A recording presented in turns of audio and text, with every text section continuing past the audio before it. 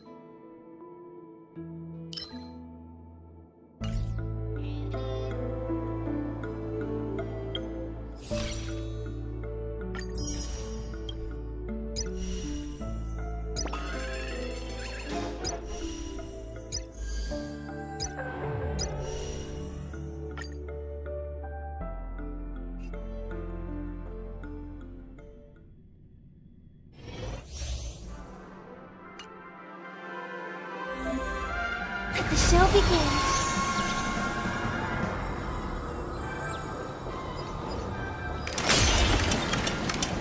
The show begins. I hear some disharmony.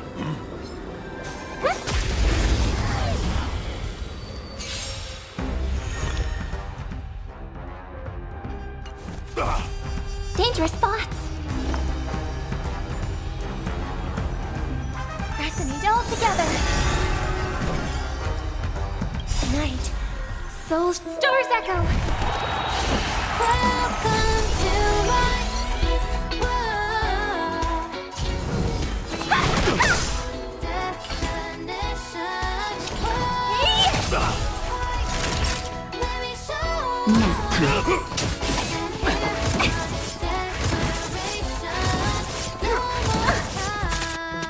Let me through.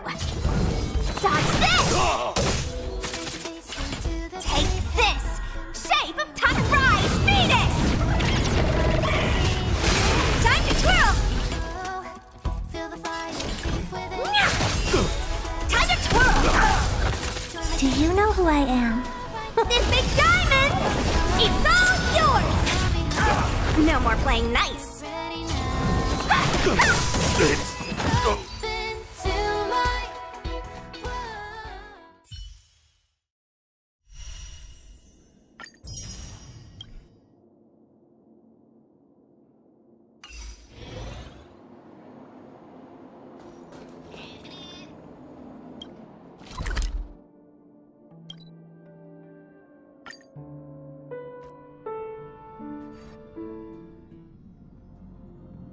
Newsflash! Penacony's Charmony Festival has entered its countdown phase. Accompanied by Clocky's TikToks, after 12 system hours, this grand celebration will commence with much fanfare.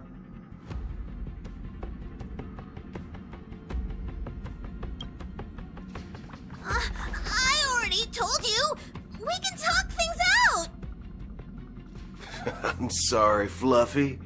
I really have something urgent to attend to, so I had no choice but to resort to asking this favor of you all. Since you already know what you're doing, I'll also have to remind you of its risks. Hey, partner, what's with the hostility? I thought pulling this thing out was just a way of saying hello.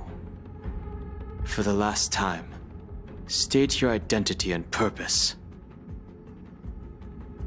My name's Boot Hill, and I'm a Galaxy Ranger. A Galaxy Ranger? You look like you seen a ghost. Did you think we all went extinct? Well, that's the price you pay for being off-grid for too long. The righteous heroes of the hunt would never hijack the Astral Express. I ain't hijacked anything. What, chatting with someone while holding the gun is considered a hijacking? It probably is. pardon my frankness, but there are plenty of rumors in the cosmos regarding the Galaxy Ranger's current status, and none of them are pretty stories. I have a hard time believing you.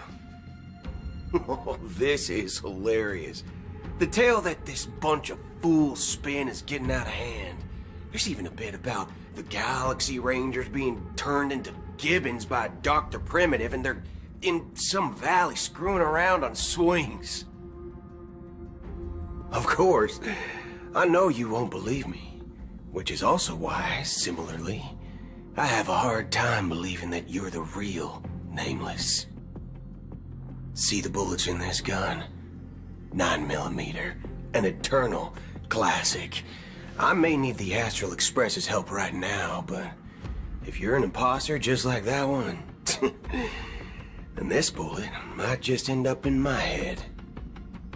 I can't allow myself to be exposed to danger. That's just the way it goes, so you all have to first prove yourselves. Huh? Where are you going?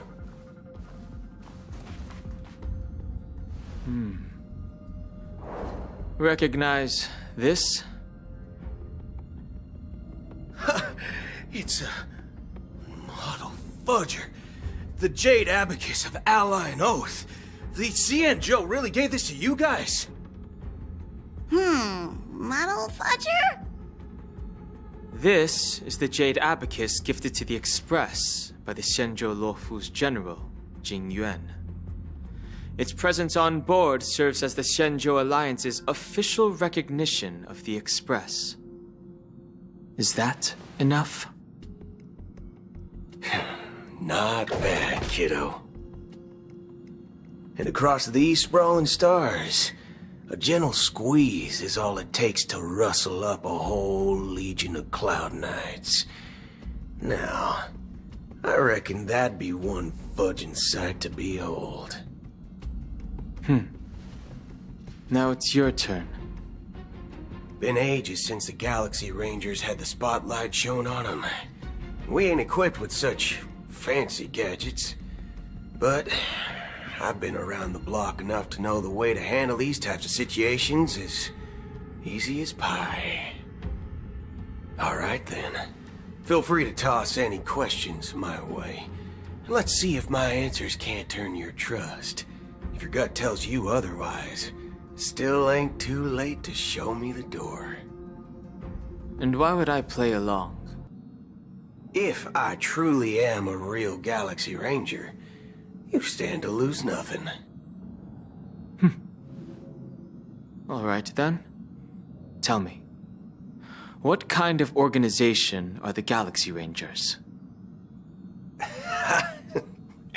My friend, this question is a hard one. I don't think I can even consider us an organization to begin with.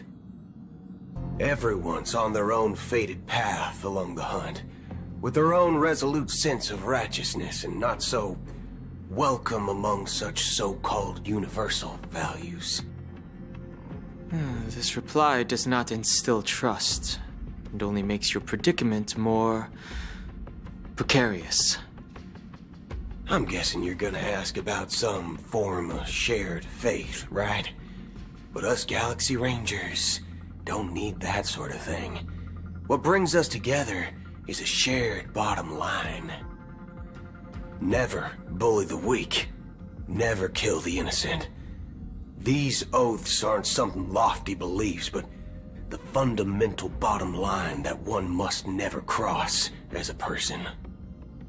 As Galaxy Rangers, we strictly adhere to the bottom line.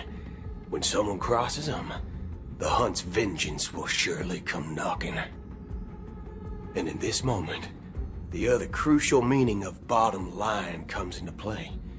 As long as you don't cross it, you're free to do whatever you please. You catch my drift? Second question. Why do you seek trouble with the Astral Express?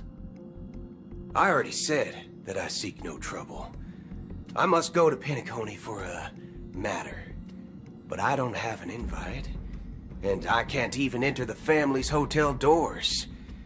If only I could borrow the Nameless's identity. The entire cosmos knows your guess of the family. Aren't the Galaxy Rangers also esteemed guests? Oh, you've hit the nail on the head. This is why I'm here. It's fine if I tell you. The Rangers are pursuing an imposter. A son of a nice lady posing as one of us. She's on Penacony right now. My informant is a memo keeper. She's the same as all mimetic organisms, appearing one moment and gone the next. She scares the fudge out of me. Still, she gave me some vital info. That Galaxy Ranger imposter. Who is it? Is that the third question? Is it a hard question? It isn't. Just that you might not believe me. That person calls herself Acheron. And according to our informant, she could be an emanator of nihility. That's impossible. That's what I said. Don't worry. When I first received the news, I had the exact same reaction as you. IX never gives anyone so much as a first glance, and that's perfectly normal. What reason would they have to bequeath strength unto mortals? Then you must know that emanators can also conceal their own identities, which, for many people, it's better that way. Otherwise, there'd be wanton bloodshed across the cosmos, or even, perhaps, turning their back on the path they're supposed to follow. I had the good fortune of running into an elation emanator. Its appearance was no different than that of those clowns. If it weren't through sheer luck that I got it drunk, I would have never known of its eminent status. Even in the purest hunt, you'll find the Xianzhou Alliance under the spotlight and Galaxy Rangers lurking in the shadows. Paths are inevitably concepts created by people and exist in planes beyond our understanding. To reckon that nihility emanators don't exist, well, maybe we just ain't nihilistic enough. So, do you understand now? Your companions are in danger, and it's pretty harrowing. If you don't want to believe me, you'd best send a message to them, but I'd advise you to move fast. We don't know what's happening in the dreamscape or how much of what the memo keeper said is true. And that Acheron, who knows what she intends to do?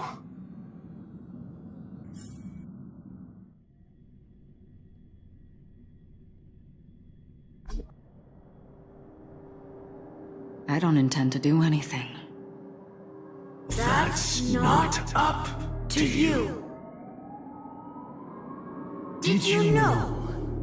People who come to the land of dreams for the first time, they'll subconsciously stop to reaffirm that they're still walking on solid ground. And then they will unanimously raise their heads to gaze at the sky. Be it reality or dream, staring at the sky is instinctual for humanity.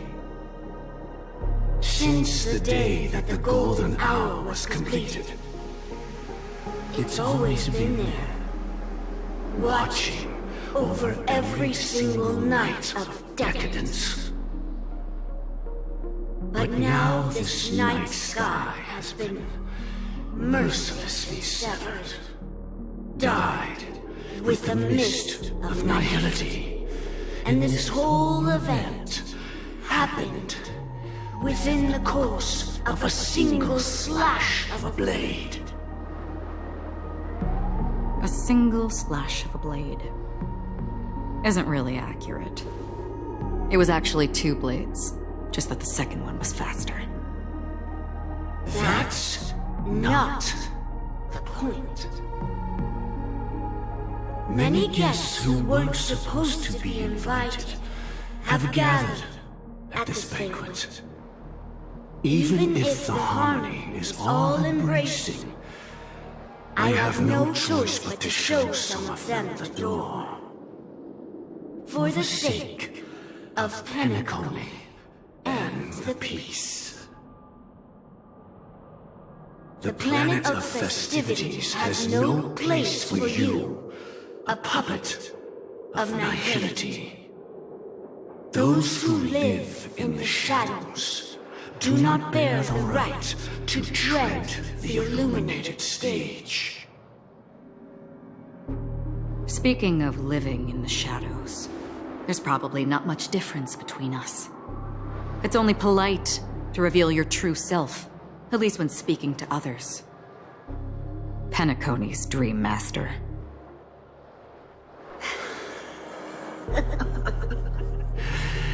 That's just another reason that you can't stay. Whether you believe it or not, this is the real me.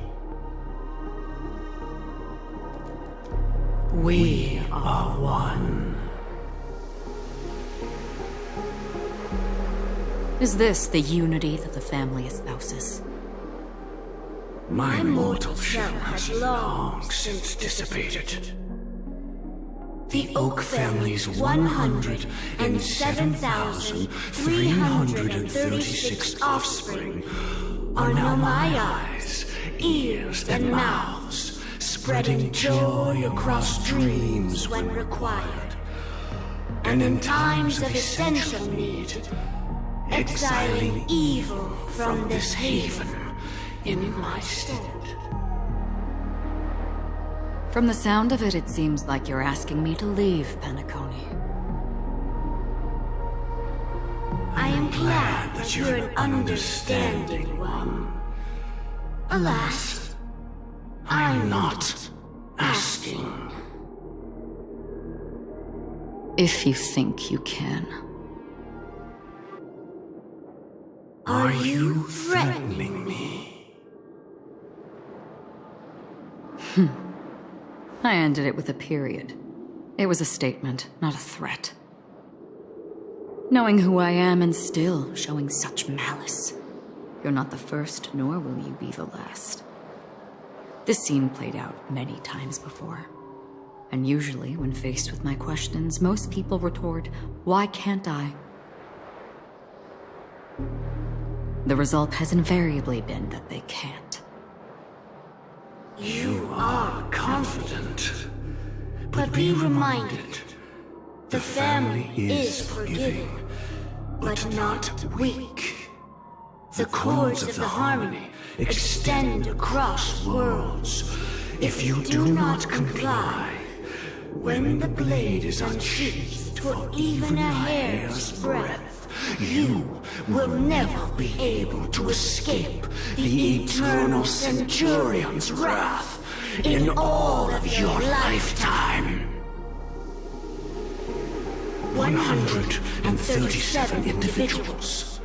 That is how many heathens I have exiled since I became Dream Master. Among them were those who once severed my wings, and those who immolated my body. And here I stand again, about to add another mark to the tally. And you will die.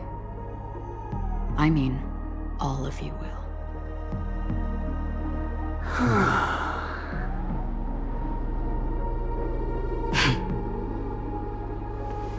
But that won't come to pass. I'll do as you ask. I'll leave. A wise choice. I wasn't aware there was a choice. To you, that surely is the only option. Please bear in mind, you and Penacony are of different worlds. Those born on the far bank cannot seek solace across the river. Leave and never return. The radiance of the planet of festivities is overwhelmingly bright, luring in tricksters, wrongdoers, and criminals. But even the harmony itself will never welcome the self-annihilator of nihility. And even more so, when this self-annihilator heralds the destruction of everything. Your strength is obviously a gift of the sleeping and shapeless, immeasurable and fathomless, like a tributary spawned from the abyss that brings death and sin to all. Acheron, a befitting name. Take it from someone on the other side of your so-called river. You know better than I do that Penacony has already deviated from the harmony. Whatever your intentions may be, I foresee only one outcome. Its future holds nothing but nihility, just like all the worlds that have drowned in their shadow.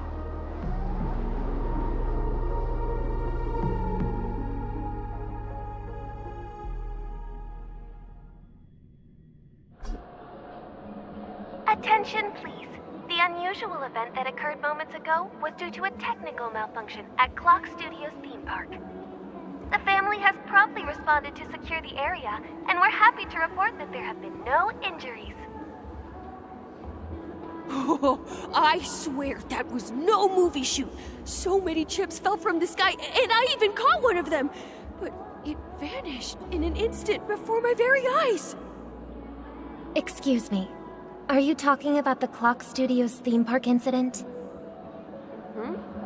Yeah, what about it? Oh, Miss Robin! Am I seeing things right? No need to worry. I apologize for any inconvenience caused to your delightful dream journey. What you just mentioned about the chips really piqued my interest. Would you mind providing more details about the incident? Oh, it was just those chips you normally see everywhere. The green ones? They fell from the sky as if it were raining. And then those chips simply disappeared. It appears to be the dream sim tech the Iris family has been developing. Huh? Miss Robin, you mean those chips were all part of a performance? But I really... Shh.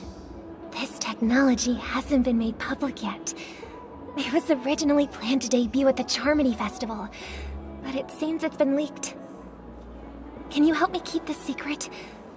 The raining chips were supposed to be part of my act. Oh, I see. Then it all makes sense now.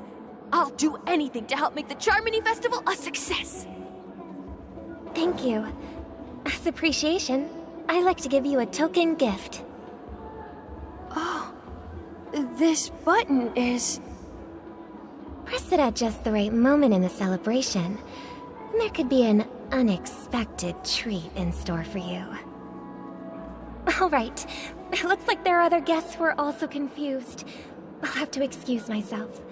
Please, enjoy the dreamscape. So many people talking about it. This commotion at the theme park definitely made waves. Don't worry, I won't tell anyone. I can't wait for your performance, Miss Robin. Let the show begin.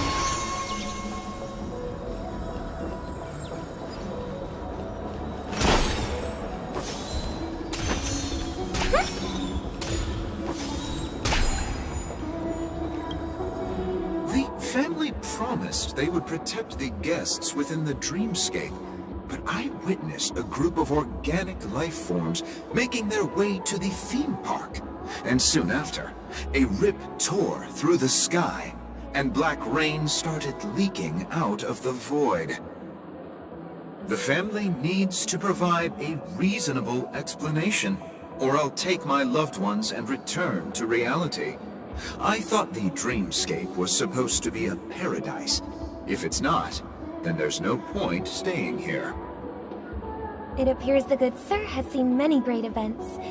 And it's true that an uninvited guest has unexpectedly entered the dreamscape. However, their target is not the ordinary guests, but the ambassadors of the IPC. The family will certainly ensure that the safety of the guests is of the highest importance. Miss Robin, I know the Bloodhound family has already sealed off the theme park and has control over the situation, but it won't resolve the problem.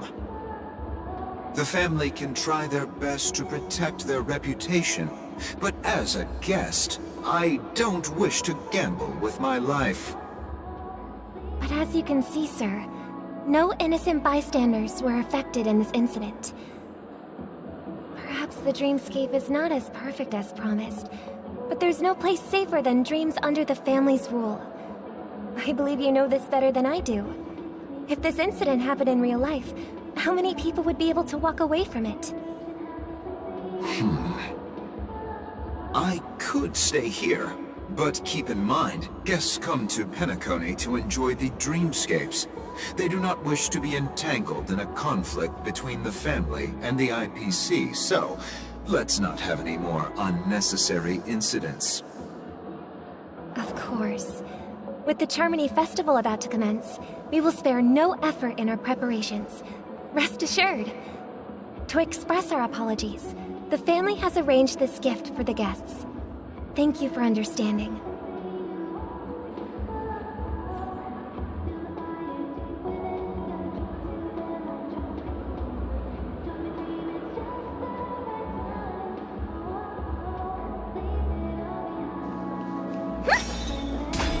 You've had quite a bit to drink.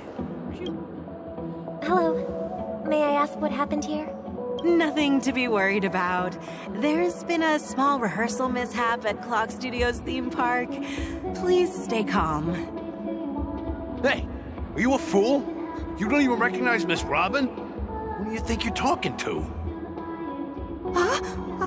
I'm sorry. I've just been transferred to the Bloodhound family, and I'm still not too used to working on the streets. I didn't realize it was you. I'm so sorry. Hey, don't sweat it. You guys have a tough job. I know how it is. How's the situation looking?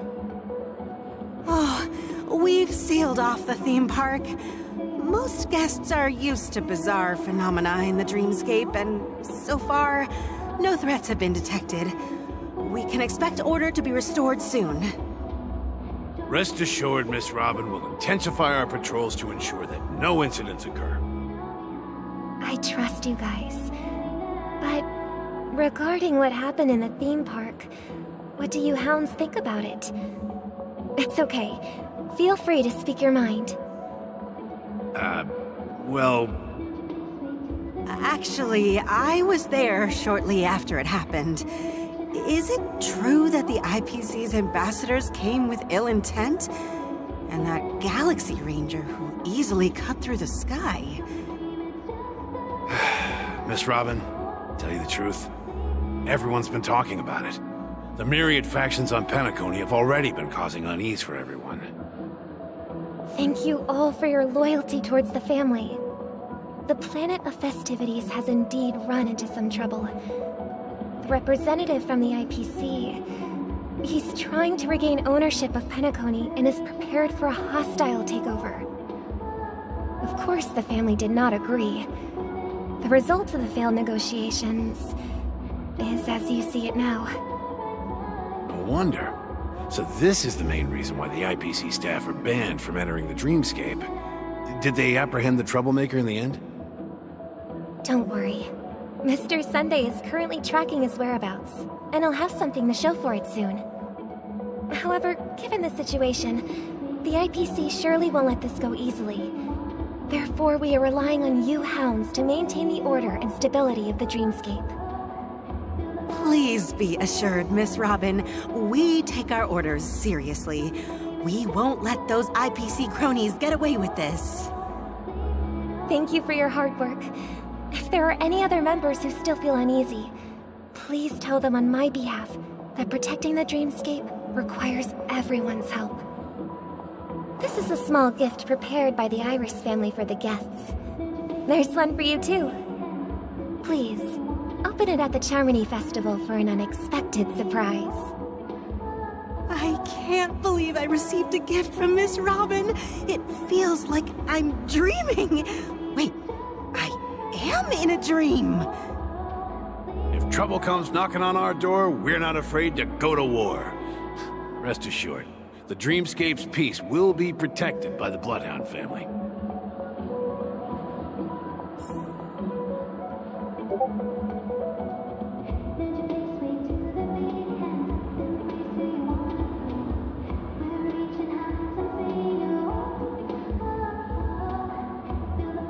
You've had quite a bit to drink. Are you sure you're okay?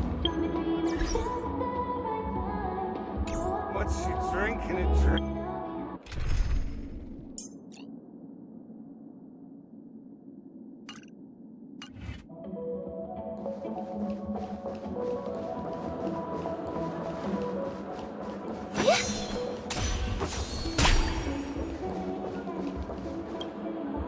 Miss Robin? That's the renowned cosmic superstar, Miss Robin! I didn't expect to meet a fan here. I'm honored. Welcome to Penacony, a world filled with wonderful dreams.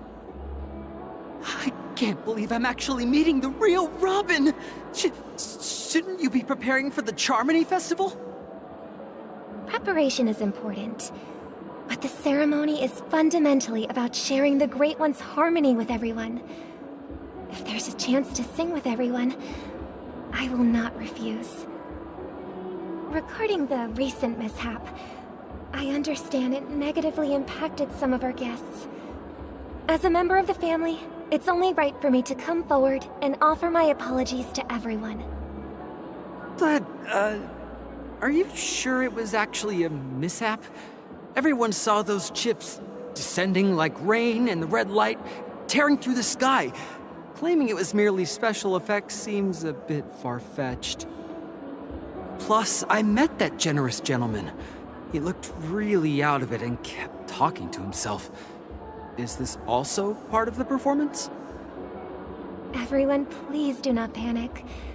I believe that the family will give everyone a satisfactory answer in due time. Even if you say so, Miss Robin, it's hard to believe. Some people just never listen, do they? It's never ending. It just goes on and on. I'm getting really tired of this. Miss Robin? Still, I suppose I should keep on helping everyone. I am the epitome of joy, kindness, and goodness, after all. Huh? What was I just doing? And, who might you be, miss? Here, take this, little guest. This gift has been specially prepared for you by the family. Make sure to take good care of it until the opening of the Charmony Festival. Then, when the show reaches its climax, press the button together with the others around you. You never know. Something very exciting might happen.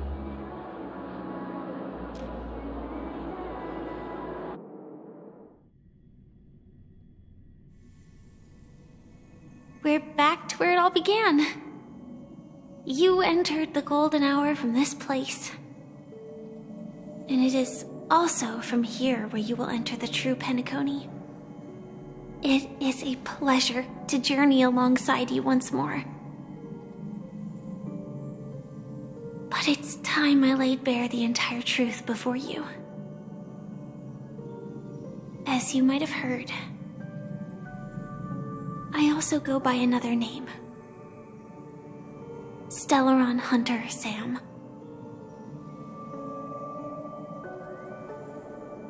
I'm fine. Sorry, I hope I haven't scared you. I know you have many questions. Do you remember when we encountered death in that strange dreamscape? When I was caught by that meme?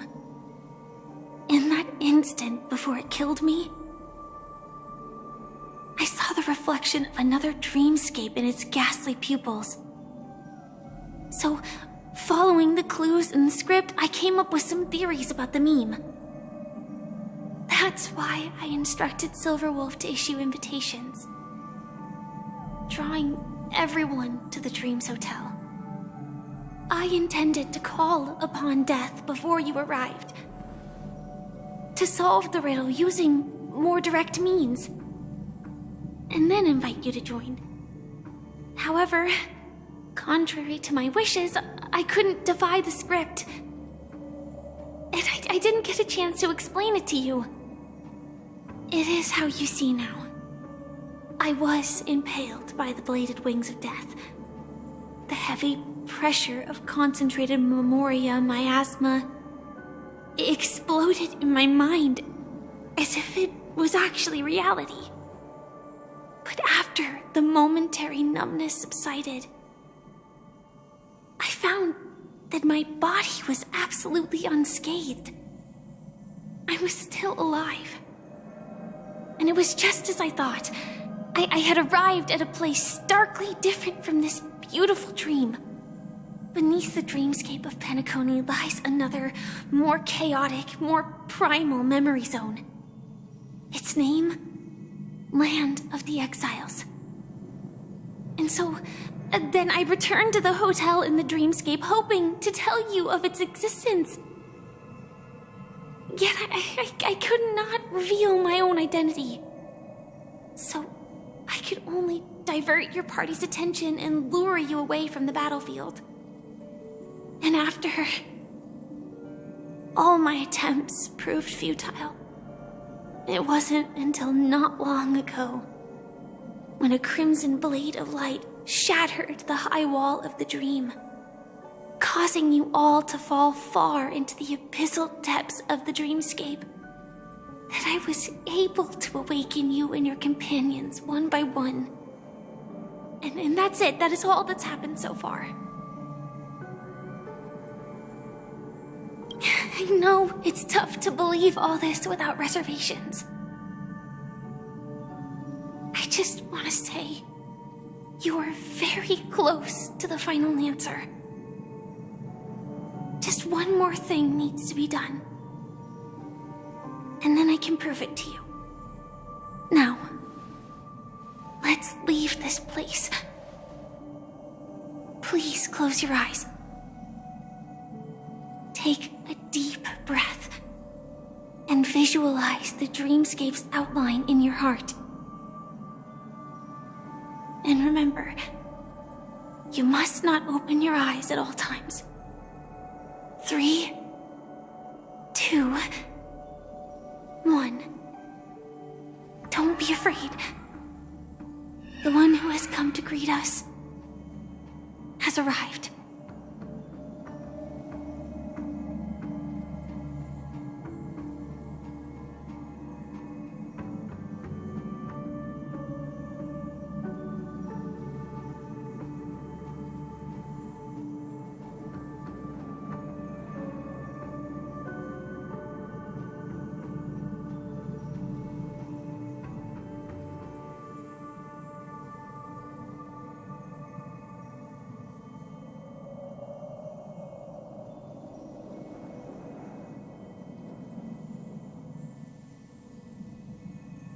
I never knew you could do this. Do you have a driver's license? I do. That is surprising. Why? Because this is Japella, the city of sins? No, it's nothing. I'm just thinking that you haven't slept in 20 system hours. you sure you're okay? I'm fine. I'll survive. Same goes for you. I'm not so sure about that. Slow down a bit. Infiltration is over. Feel free to activate Sam anytime you like. There's still some time before the next part of the script unfolds. Let me stay a little longer in this body.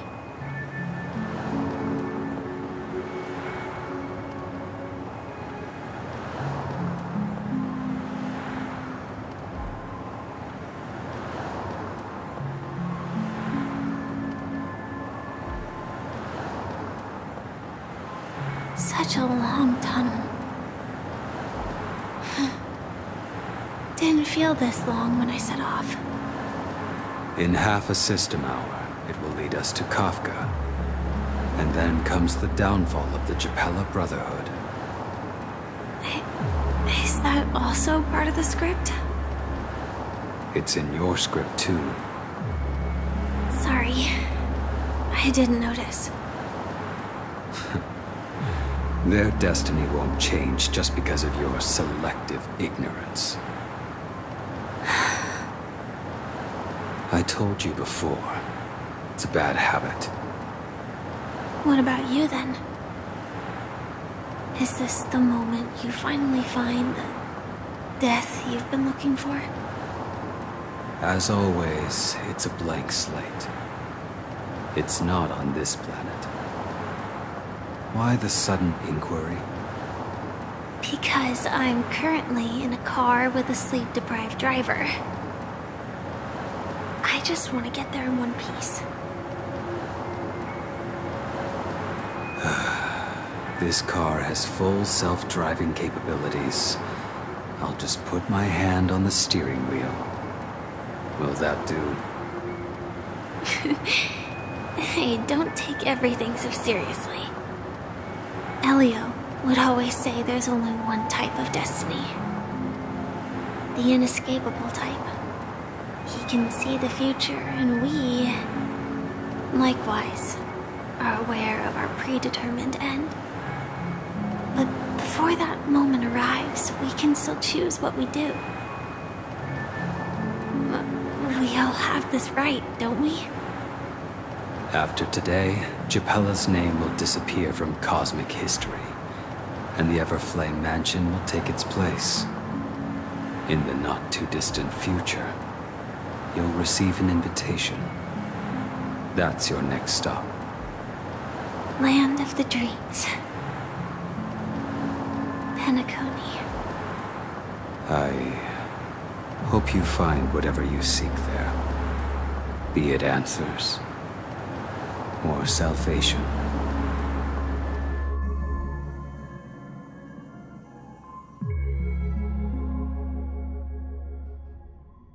Yeah. Glad to see you're safe and sound. Close your eyes. This is the answer. Isn't it incredible? The monster that we have always known as Death is actually the guardian of the land of the exiles. It abides by a certain rule, abducting people from their dreams and bringing them here. The question that has been perplexing us, does death really exist in the dreamscape, appears to be a cognitive trap. It was laid by those orchestrating events from the shadows to cover up the truth behind the disappearances and the existence of this fortress known as Dreamflux Reef. Every emergence of that meme is related to the Watchmaker. Since Dreamflux Reef is where it brings its captives, it's likely that many of our long-standing questions will be answered in this place. The atmosphere here is starkly different from the beautiful dream. There are no regulators here like the family. And they all look like they're mildly dazed. But from the whispers of the residents, they've heard a familiar name. Gallagher. It's that man again. Always in the right place at the right time. Though that does save us the trouble of looking for him. Himiko and March have already made a move. Get ready. We're about to set off. The real dreamscape. The land of the exiles. Before we go, should we speak to everyone first?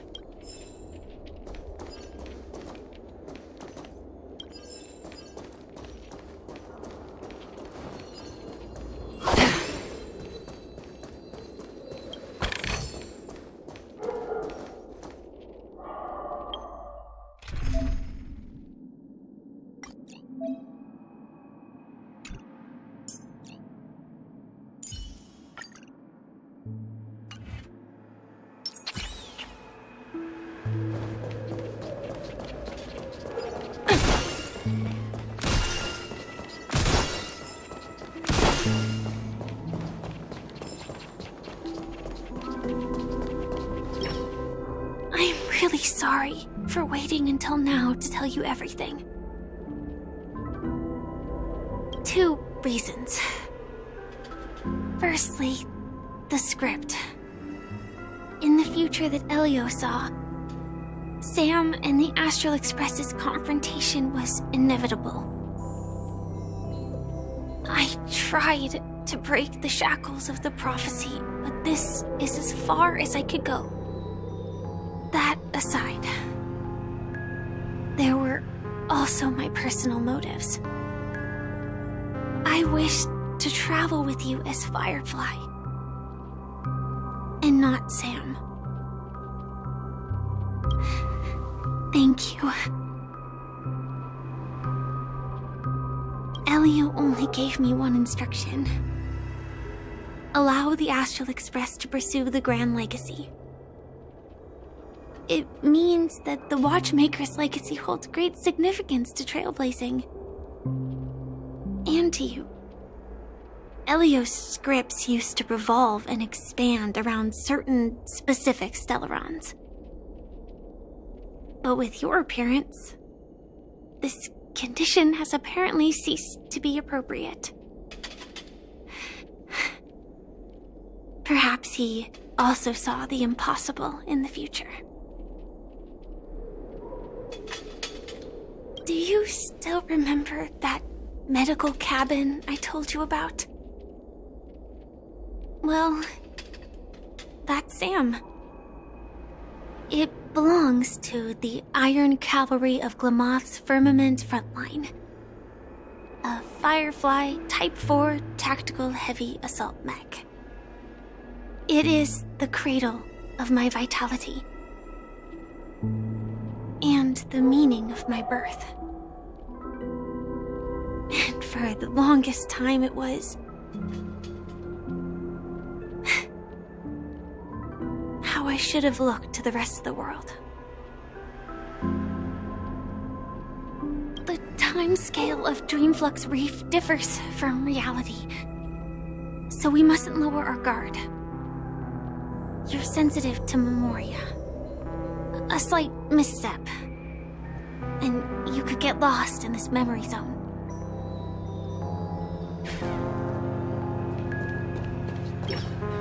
Something on your mind? Let's talk about it. No wonder Miss Acheron is so averse to drawing her blade. It's hard to imagine such terrifying power could reside in an ordinary sheath. If it weren't for the fact that Aventurine's power originated from the preservation, the entire dreamscape would have been affected. Don't feel burdened by this. Even without that Stellaron inside you, Aventurine would still have found other methods to accomplish his goal.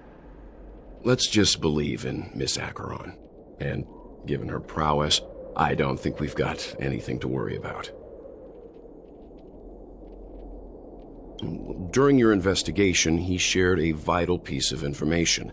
Mikhail, the former watchmaker who collaborated with the family to construct the Penacony we're familiar with today, had a falling out with the family for specific reasons. But this is precisely where the problem lies. You were clearly investigating a murder, so then why, as a security officer, is he changing the subject to talk about his past with the watchmaker? And now, with Firefly mentioning his name again, it's hard not to be suspicious.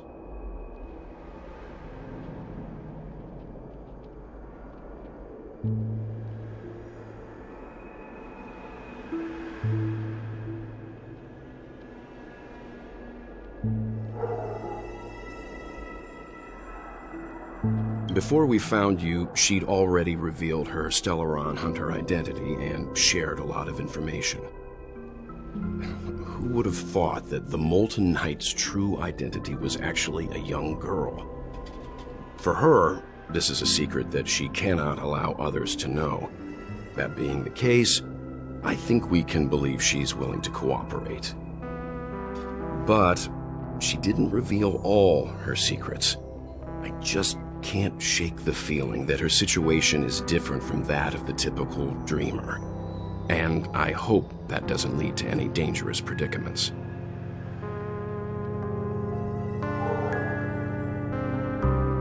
I hope you've regained a little composure. We'll move out when you're ready.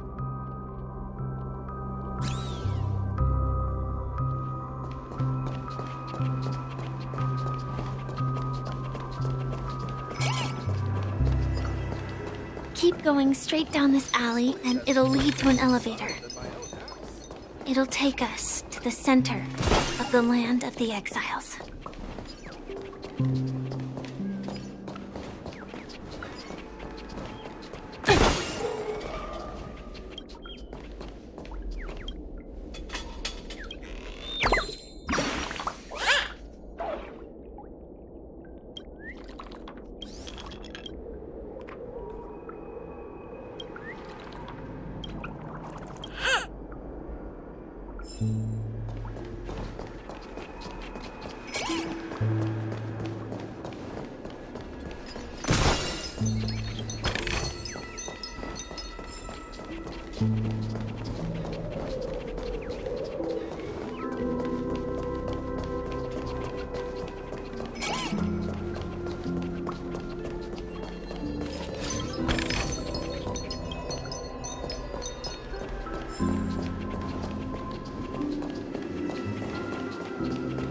What a huge clock key. Looks like the watchmaker also left his mark on Dreamflux Reef.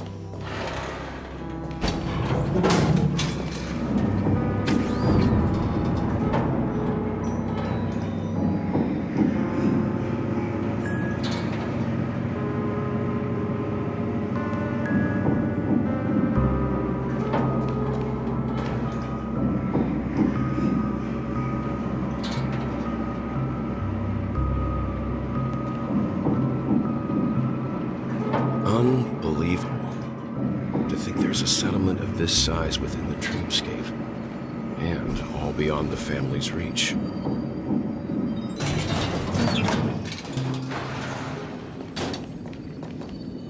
The atmosphere in this fortress is pretty different from that in the beautiful dream. When I first saw it, I was in awe, too. The sky here, it's like a reflection of the 12 dreamscapes. What's even more bizarre is that this place is also separated into trade and residential areas. The layout may be simple, but the facilities are very comprehensive. It seems that there are quite a number of people living here. Though both dreamscapes have distinct styles, the architectural designs are quite similar. Works of the same hand, perhaps. Hard not to speculate on the connection. But there's no point in overthinking things. Let's meet up with Himiko and the others first. Take a right turn at the end of this road and you'll reach the trade district. There are more people there, and perhaps someone knows where she is. Not coming with us? The Astral Express likely needs room for some internal deliberation. In the meantime, I'll try and locate Gallagher. Sure. Let's reconnect later. Letting her go was the right decision. Further observations are needed before we decide whether to trust her.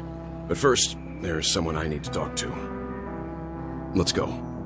I'm sure you've already noticed him.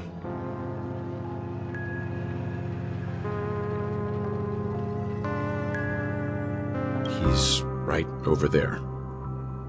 The Reverie Hotel's bellboy. How did he end up here? And right after Miss Acheron severed the beautiful dream. We'd better check, just to be sure. Trash can is perfect for me, and perfectly legal for me to stay.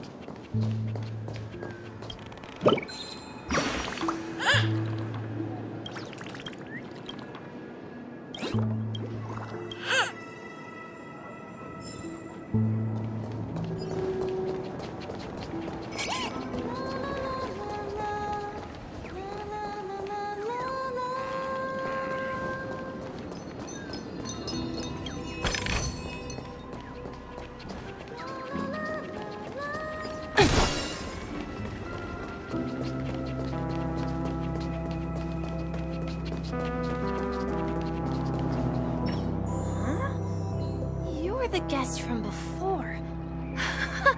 We meet again! And a new friend. Forgot to introduce myself. I'm the hotel's bellboy, Misha.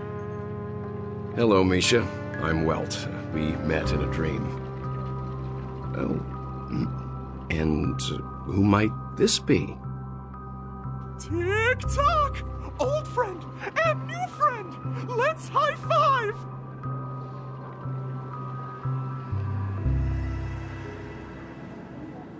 Your, memory zone meme? Nope. Clocky is a good friend of mine. We all live here. How did you two get here? This dreamscape isn't supposed to be open to the public. I wonder if it has something to do with Sleepy. So, this is your home? Yep. After my work in the beautiful dream ends, I'll go back home. Commuting used to be more convenient, but ever since travel became cumbersome, Sleepy started ferrying people back and forth between the two dreamscapes. This Sleepy. Can you describe what it looks like? Sleepy is a memory zone meme. Looks fierce and has many eyes. But it's actually really well behaved. Gallagher's been taking care of it. Based on the description, that meme is indisputably death. A nightmare for the family, but for the people who live here, well, that couldn't be further from the truth. Death? Not in a dream, surely. Sleepy's just a little aggressive, and sometimes messes up by fetching the wrong guess. But it would never hurt anyone. I see. Has it brought back any guests recently, say, in the last day or two? We're currently investigating a missing person case that occurred within the beautiful dream. I see. Then you'll have to speak with Gallagher. But he's currently busy hosting a visitor from the Oak family and specifically asked not to be disturbed. Mr. Yang, the person you're looking for, is it Miss Robin? just as I thought. Considering what happened with Miss Firefly, this doesn't come as a surprise. If you're looking for Miss Robin, I can lead the way. She told me that she'd be willing to meet with outside guests. If it's not too much trouble. Also, we're looking for our missing companions. A woman with red hair accompanied by a girl with pink hair. Have you seen them? Oh, I haven't. But please, rest assured. Dreamflux Reef is a small place, and it's not as bustling as the beautiful Dream, but its safety is unmatched. How about this? Since it's your first time here in Dreamflux Reef, I'll be your guide and help you find your companions. And then we can all go visit Miss Robin together. She's gone to Mrs. Grace's to visit the children. She won't be leaving anytime soon, so there should be enough time. All right then, we'll follow your plan. Well, we now know the answer to both murder cases that have caused such commotion in Penacony. As for the intentions of the mastermind behind it all, we're still none the wiser.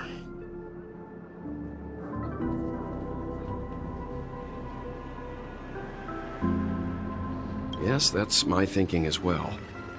I'm not entirely certain, but we still have to find him one way or another. Say, you mentioned before that you saw a clocky that only you could see, right?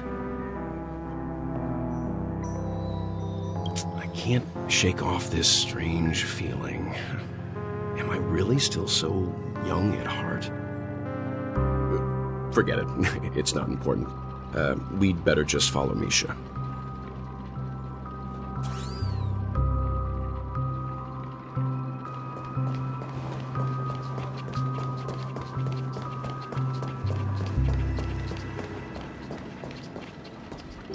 Everyone, look! From here, you can see the most spectacular view of Dreamflux Reef. A black hole?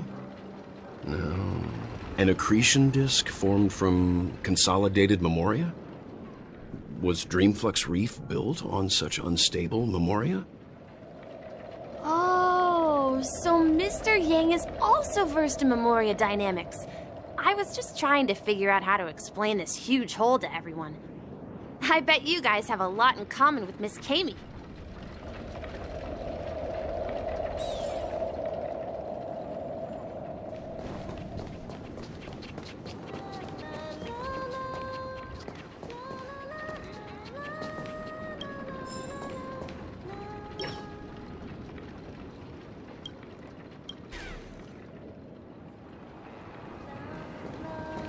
Look!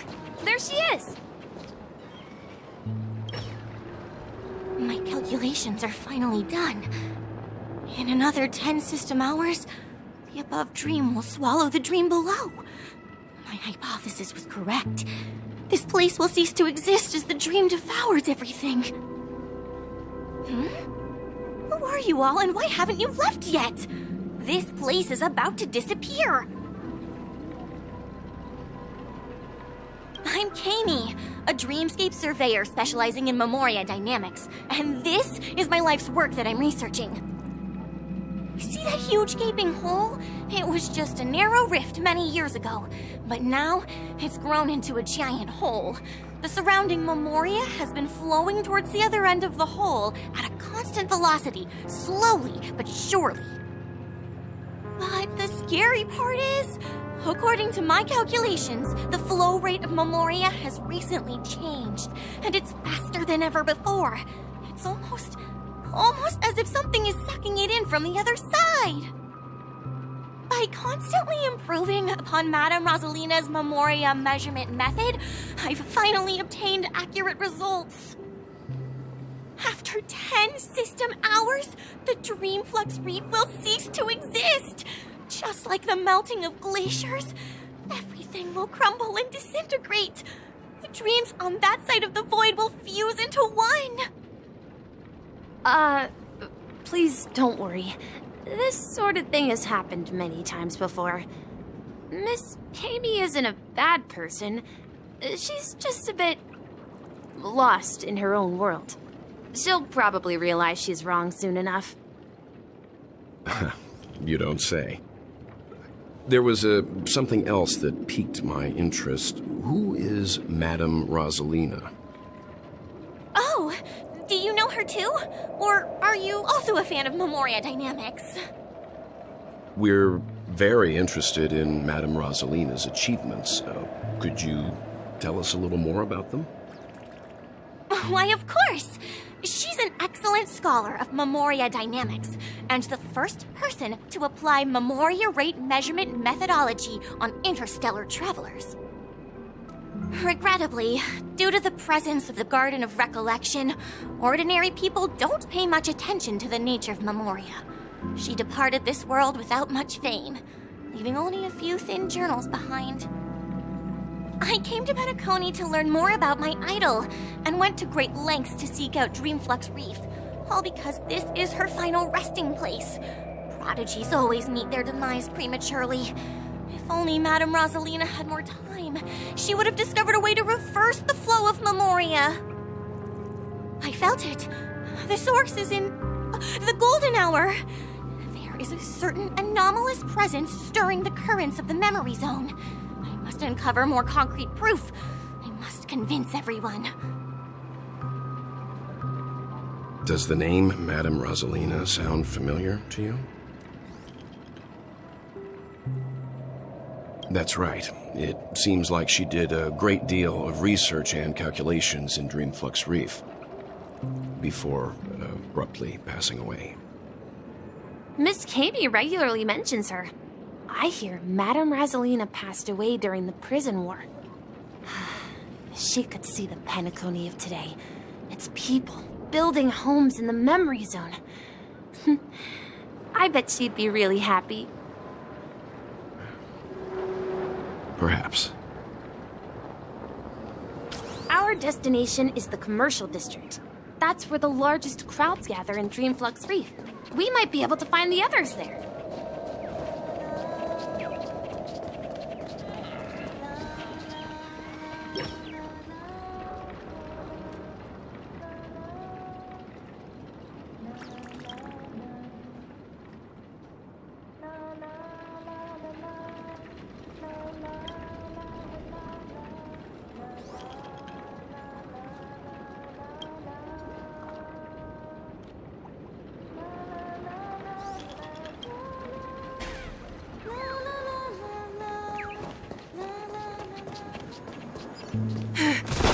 Let me go!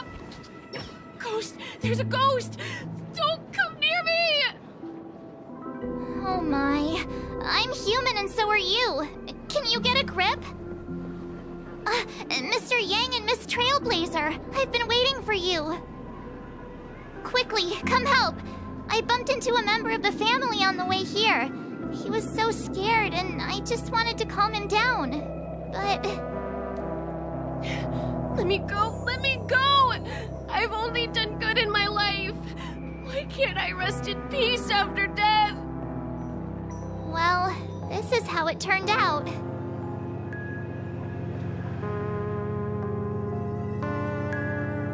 Ha ha, you're a regular comedian. He thinks he's dead. Although, when I first fell in, I also thought the same. Dear guest, this is not the afterlife. This is Dreamflux Reef. That's right. Did you hear that? Repeat after me. Dreamflux Reef. You're talking to someone invisible. If I'm not dead, what am I? I shouldn't have pushed my luck and tried sleeping in my dream. Curiosity kills the Papeshi. Stop asking! You'll alert the monsters! All the dead are right here. All of them! You're not talking about the memory zone meme, are you? Don't say that name! It's all your fault. They're coming!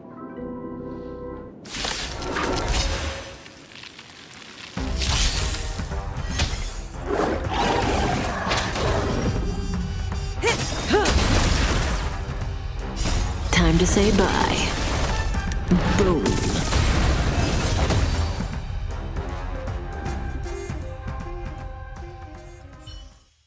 He passed out. His intense negative emotions attracted the nearby memory zone memes. I see. But why aren't the other people around here scared? Unlike in the Sweet Dream, people here don't see memory zone memes as dangerous monsters. And even if they pose a threat, people can easily escape by forcing a wake-up call. But we can't just leave this man here. Can we take him somewhere safe? We can ask Jessie for help. I've gotten to know many locals while waiting for you guys. Everyone here is living a self-sufficient life. I don't know how to...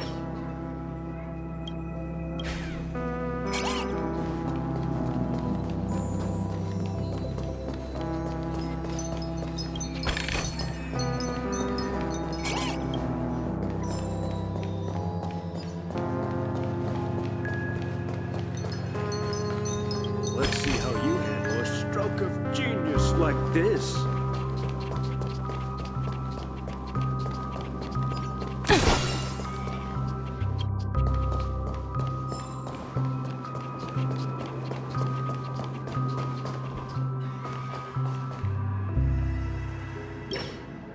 Evening, Jessie. Is it evening? Welcome, Miss March. Who might these be? These two are my friends. As for the man lying on the ground, he's a scaredy cat who fainted from fright. I see. Another poor guy who accidentally ended up here. I'll take care of him. There have been a lot of new faces lately. Things must be tough in the beautiful dream. The few remaining havens of freedom in Asdana will soon face trouble. Do such things often happen here? Not really, but they're becoming more frequent now. Guess it's one of the signs of the Sweet Dreams collapse. This man has had quite the shock. Could you help me find a Halovian lady, March? Her songs can heal mental wounds. A Halovian lady? That must be Robin. She's also here in Dreamflux Reef. Huh? Robin? But I thought she... Oh, right. If Firefly is here safe and sound, then it means Robin must be okay too. Misha's about to take us to her to find out what happened. But before that, let's meet up with Himiko. You were with her earlier, right? We met some stowaways in the residential area. Most of them came from neighboring star systems. I heard that places like Dreamflux Reef are scattered throughout the memory zone of Asdana, like islands in the ocean. They existed before the family arrived. I also heard that when Dreamflux Reef took shape, it was the center of all dreamscapes in Penacony.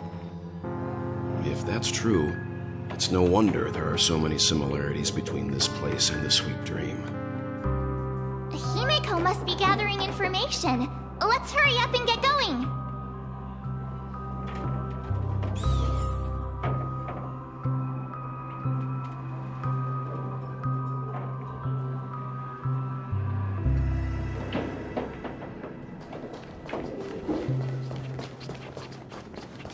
I knew you couldn't hold your liquor. Tried to warn you, too.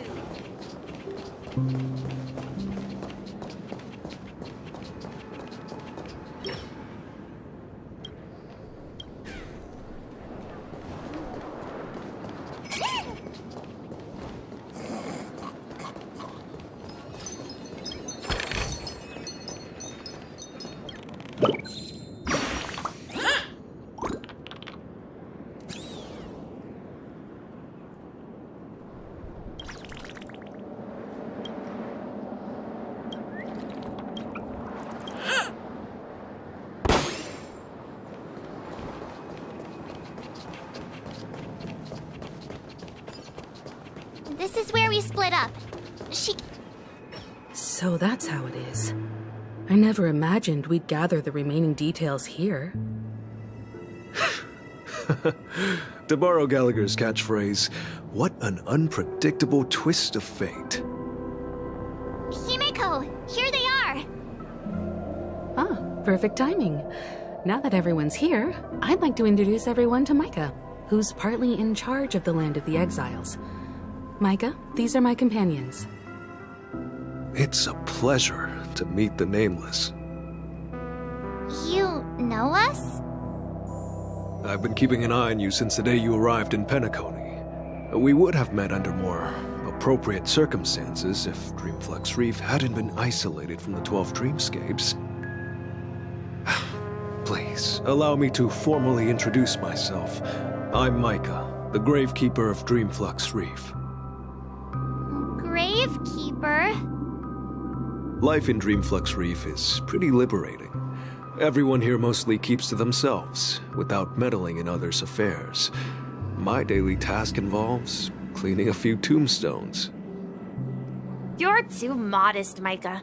When lost dream chasers stumble upon this place, you're the one who takes care of them, guiding them back to the sweet dream, or showing them how to survive the wild dream chaos. So, a guardian of sorts. Were you talking to me, Mr. Yang?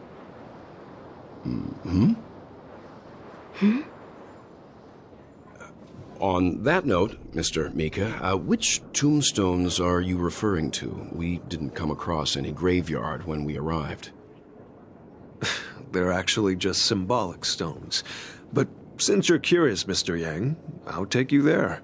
I have a feeling you might find something of interest there. But before that, you have an important guest joining you. An important guest? Who could it be? This way, please. The roads here in Dreamflux Reef are a bit run down, so watch your step.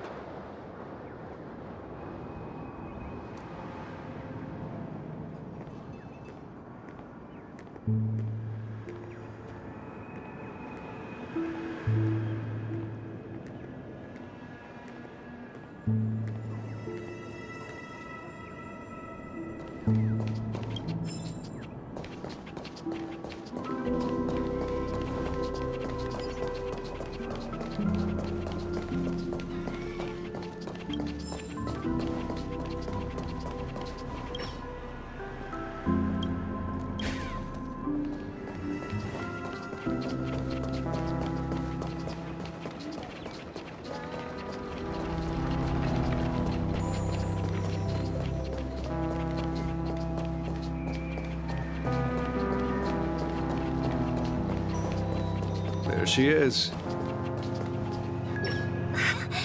Everyone sang so wonderfully. It's not often that I tried this music style, but I've gained some valuable insights from it. Oh, I can't thank you enough, Robin. Well, these kids have made incredible progress in only a few days. It was nothing, Grace. I merely taught them how to sing. It was you who brought hope into their lives. Life must be quite difficult for them in reality, I imagine. That's right. Whenever it's time to say goodbye to these kids, they're reluctant to leave. But I've explored every corner of Dreamflux Reef, talked to everyone I met, and they all told me the same thing. This shattered dream is not worth clinging to. It seems you truly are a child of the Harmony. Emma and Andy are orphans I took under my wing. Carol there, with her blind eyes, used to work at a nutrition center in the outer ring of Penacony. And as for Gary, he's been living with autism since he was a child. They're not old enough to enter the sweet dream managed by the family. If we compare people to birds, these kids are like fledglings with impaired wings. But in this dream, well, they can fly freely. Even if they stumble along the way, well, they're still relying on their own strength. And me, an old lady with no legs. Well, without this dream, I couldn't even walk toward them. I'm glad that you found a new life here in Penacony. It's just... Don't worry, Robin. Dreams have their significance, but they aren't everything. Both the children and I understand this. No matter how long we fly through this dream, we will one day return to reality. But you know what? Emma and Gary aren't plagued by their insecurities anymore. No, and Carol is learning how to cope with her blindness. And Andy is livelier than ever. Well, even I've become more optimistic. You see, in dreams, we learn how to live.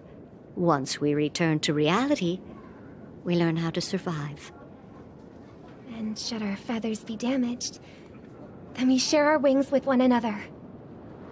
There's no need to covet an illusory sky in dreams, because we have the right and the ability to fly towards a broader horizon. It's a relief to see you safe and sound, Miss Robin. It's nice to see you all again, Astral Express crew. I heard my disappearance caused quite the commotion out there. I'm really sorry about that. Since you're here, can we assume that you're fully aware of the situation in Penacony? Ever since I returned to Penacony, my voice started to change, until it gradually faded away. At first, I thought it was a temporary ailment, perhaps due to having been away too long. I thought maybe it just takes some time for my body to acclimate to the high concentration of Memoria and Asdana. But now it seems the root of the problem goes way beyond me. There are elements around me that don't align with the harmony. And losing my voice is just one of the signs of the Sweet Dreams collapse. The Sweet Dreams collapse. That memo keeper mentioned the same thing. So it's real. While I was away from Penacony, the boundaries of the 12 dreamscapes kept expanding outward. But whenever I mentioned the anomalies in my dreams, all the family heads refused to talk about it. Only my brother was willing to respond. Later, I discovered the secret letters from the IPC ambassador, which further convinced me that there are hidden secrets beneath the surface of Penacony. So, following the clues in the Oak family's dossiers, I found my way here. The land of the exiles, concealed by the family under the guise of death. A dream within a dream, where Penacony's past is buried. Hearing you speak, it sounds as if your voice has made somewhat of a recovery. I hate to admit it, but the harmony in this place resonates more broadly than within the Sweet Dream. It's regrettable, but the family has experienced betrayal. The traitor, or traitors, abandoned their original principles and, using the name of harmony, exploited people's weaknesses to turn Penacony into the planet of festivities, trapping everyone in the illusion of the Sweet Dream. This is not the strong defending the weak, but rather the strong exploiting the weak. A world without equality won't ever be favored by the harmony. And naturally, those voices blessed by them have lost the ability to sing. Could there be another force influencing the family's shift in philosophy, Miss Robin? Considering what happened with Acheron, it's difficult to conceive of another entity within the realm of the harmony capable of influencing everyone. Unless a power surpassing that of an emanator is involved. I'd heard about what happened to the Xianzhou Alliance, but as far as I'm aware, the family hasn't faced any such external interventions. Who knows? Perhaps I've just been away too long and missed something. Regardless, I cannot accept my home is moving towards the very opposite of what the harmony represents, while still claiming to uphold it. I must uncover the reason why Mikhail cut ties with the family, and who exactly it was who betrayed us all. Do you remember our arrangement, Mr. Micah? Well, here's my answer. I've decided to forgo my role can never step foot on the Charmony Festival stage again.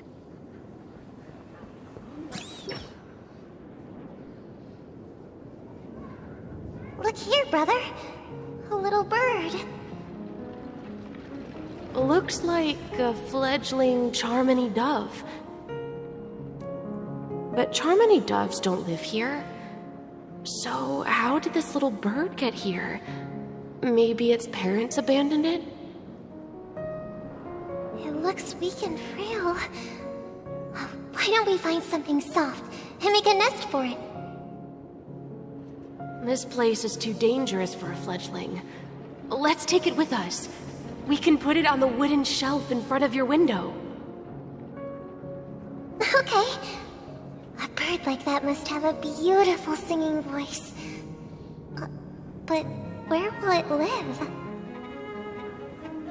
I'll ask the family head to build a cage for it. A cage? But then it won't have the freedom to fly, right? Let's see. What is it that has captured the attention of the two best interpreters of the Great One? To the point that they've forgotten how to enjoy their dessert. Oh, poor little thing.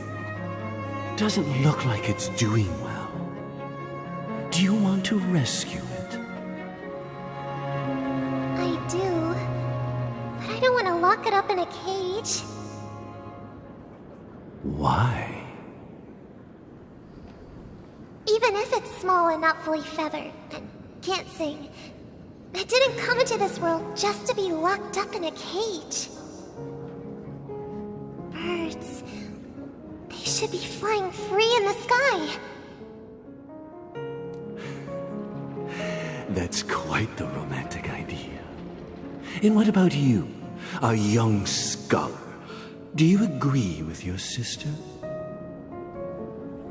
I think she's right. But if we leave it out in the wild, it won't survive for more than a few days at best. Ah, I see.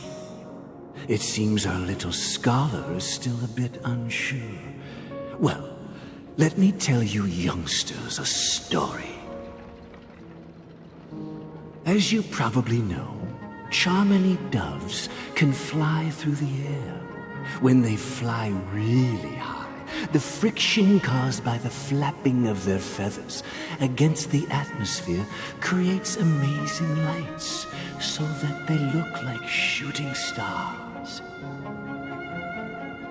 We've seen this spectacle so many times that we think it's just something they can naturally do. But that's not the truth. Their radiant display is the result of countless struggles against nature over generations. Their ancestors were too weak to survive on the ground, so to escape predators, they started seeking new opportunities in the air. After countless attempts by many generations, one of them finally figured out how to fly. It soared into the sky and never looked back at the ground again. So, you mean birds aren't born to fly, but they find a way to do it through their determination, right? Well, that's an idealistic way of putting it. So, what are your thoughts, Sunday?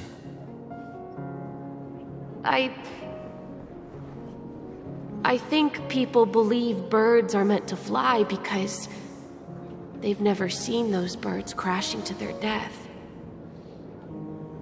That's an interesting perspective. So, have you decided what to do with the bird now? For now, I'll keep it in a cage until it can take care of itself because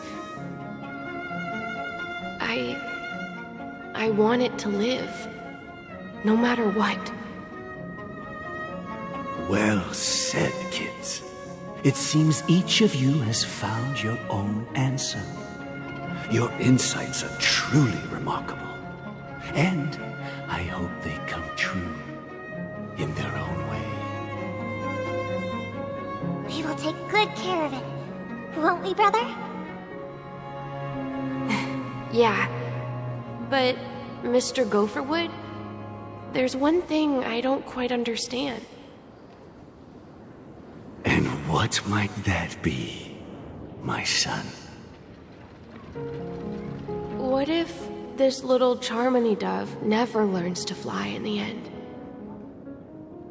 I mean, if there are fledglings in this world that can never fly throughout their lives, should we let them go back to the sky, only to see them crash to the ground and die? Talking in your sleep, Birdie? Time to wake up.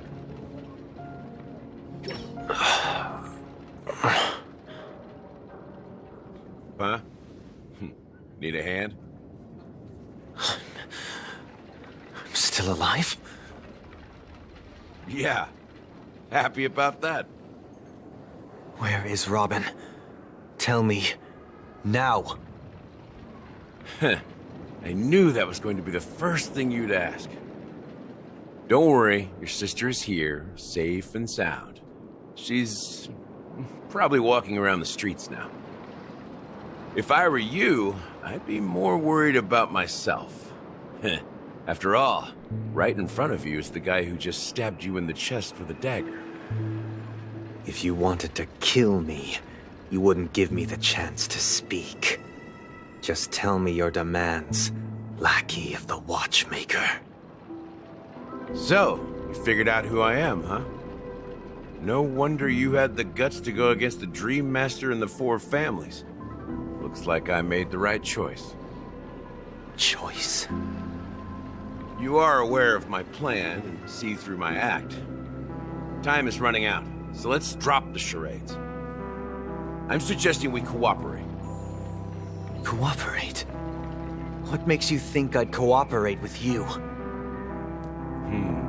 The fact that the famous Robin has chosen my side. Plus, some clues about a traitor and a bright future for Penacony. Any of that catch your interest? I find it hard to believe a man who's full of deception. Fine. You don't have to trust me. What you should trust is the sense of justice inside of you. Show me Robin first. All right, as you wish. Here she is. Huh? What's your trick this time? Just kidding. I mean, this lady will lead us to Robin, right? And the crew, too. There are too many people who you owe an explanation. That'd be great. Please follow me, Honorable Oak Family Head. Now, all the actors are on the stage.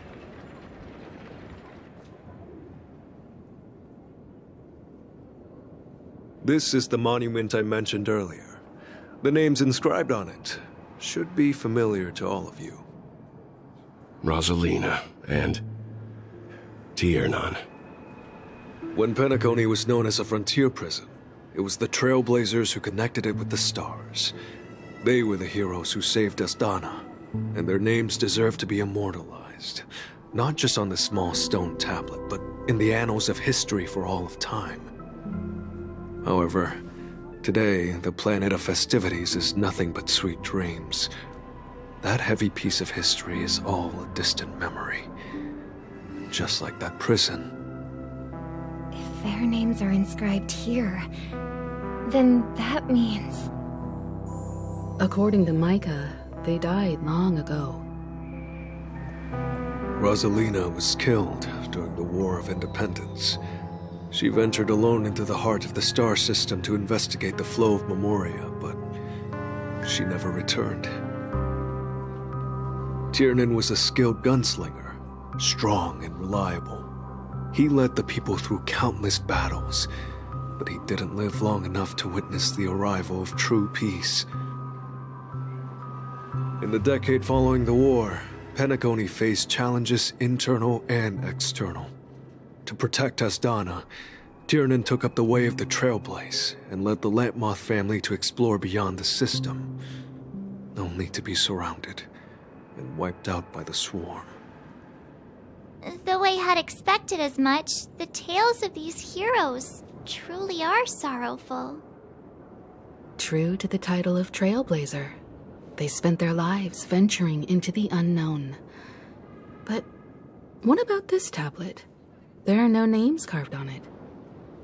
When Dreamflux Reef was created, its owner was still alive. However, he insisted on erecting a monument for himself, saying that it will happen someday. Here we meet again. Everyone from the Astral Express. Robin.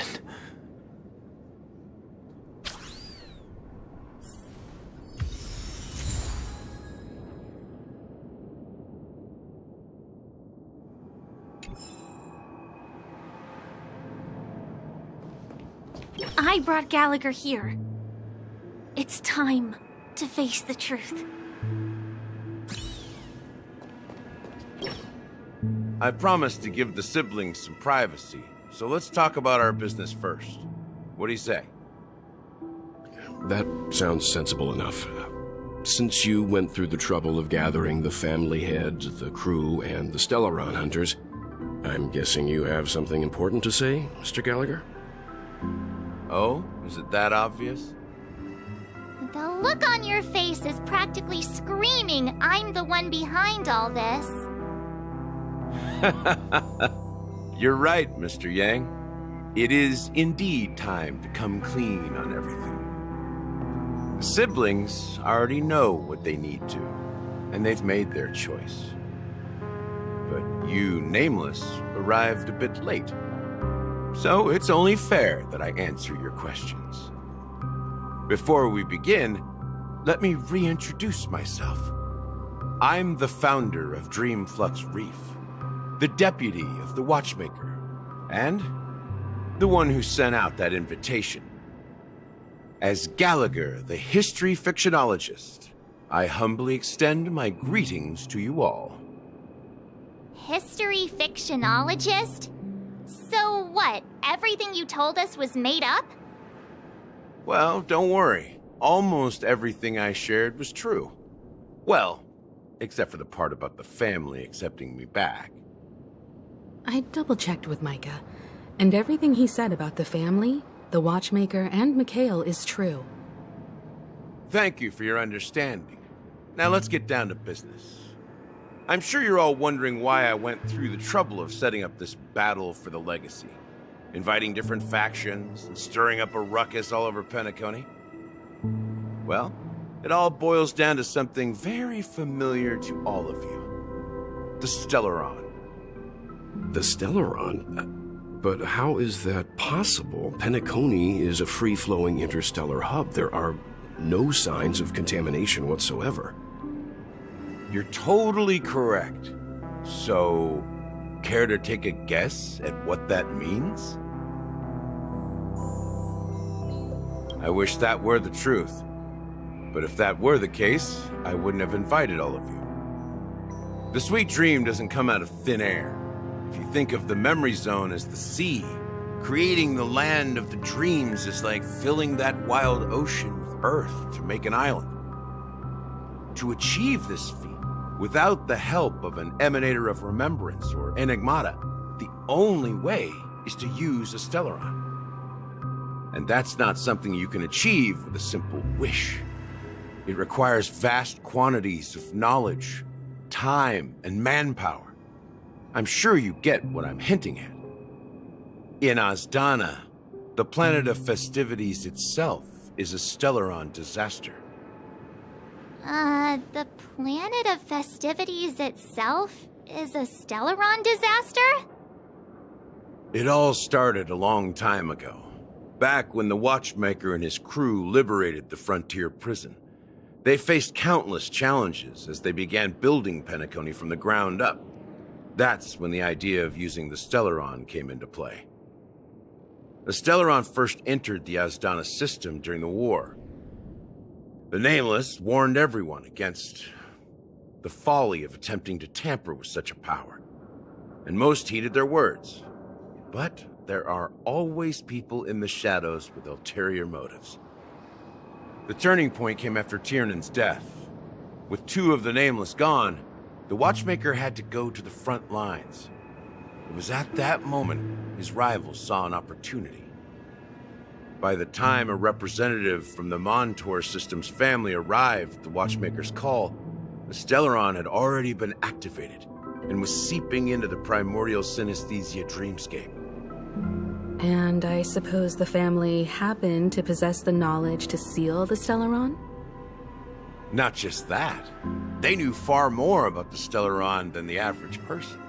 They helped Mikhail swiftly quell the civil unrest and played a part in building Penacony under the disguise of the Harmony. Those 3 eras were known as the Age of Dreaming. The Watchmaker, who had been left in the dark, sent out invitations across the universe, spreading the hype around the land of the dreams. Then, how did they turn against each other? Remember the island in the ocean metaphor? The truth is, the Stellaron was never truly sealed. It existed in a different form within the dreamscape. Think about this. What would it cost to create and maintain such a lavish dreamland? It's people's lives. The opulent dream is built upon the decay of spirits, with a toxic elixir called pleasure flowing through the dreamscape. It tempts people to indulge in the dreamscape, and gradually their minds succumb, becoming nourishment for the sweet dream. Confusion, laziness, and cowardice, weaknesses that plague humanity, were magnified and nourished by the family. Penacony became a new kind of prison, even more impenetrable than the previous one. Sadly, we realized this far too late. By then, the family had a firm grip on Penacony, swiftly quelling any opposition that arose. At my wit's end, I had to use the power of the Enigmata, and sought refuge in this chaotic realm. Over the years, I created a meme within this dream for our use. Dormancy. That's its real name. We exploited a loophole. You see, regular people can't fall asleep again while they are inside the dreamscape. So this is the true meaning of the impossible. You sent out invitations in the Watchmaker's name to find forces capable of resolving the Stellaron disaster and draw them into Penacony to uncover the truth. It's not just that. Above all, I wanted to see what happens when the major factions engage in a struggle for the legacy. Since this is the Watchmaker's first announcement in decades, the traitor within the family is bound to reveal themselves. So, the legacy is just a facade. If you want to consider the Stellaron as the legacy, I'm totally fine with that. If that's the case, where is the Stellaron now? That's a question for Mr. Wings. The Stellaron is still under the family's control, and as the head of the Oak family, I'm sure he holds all the answers.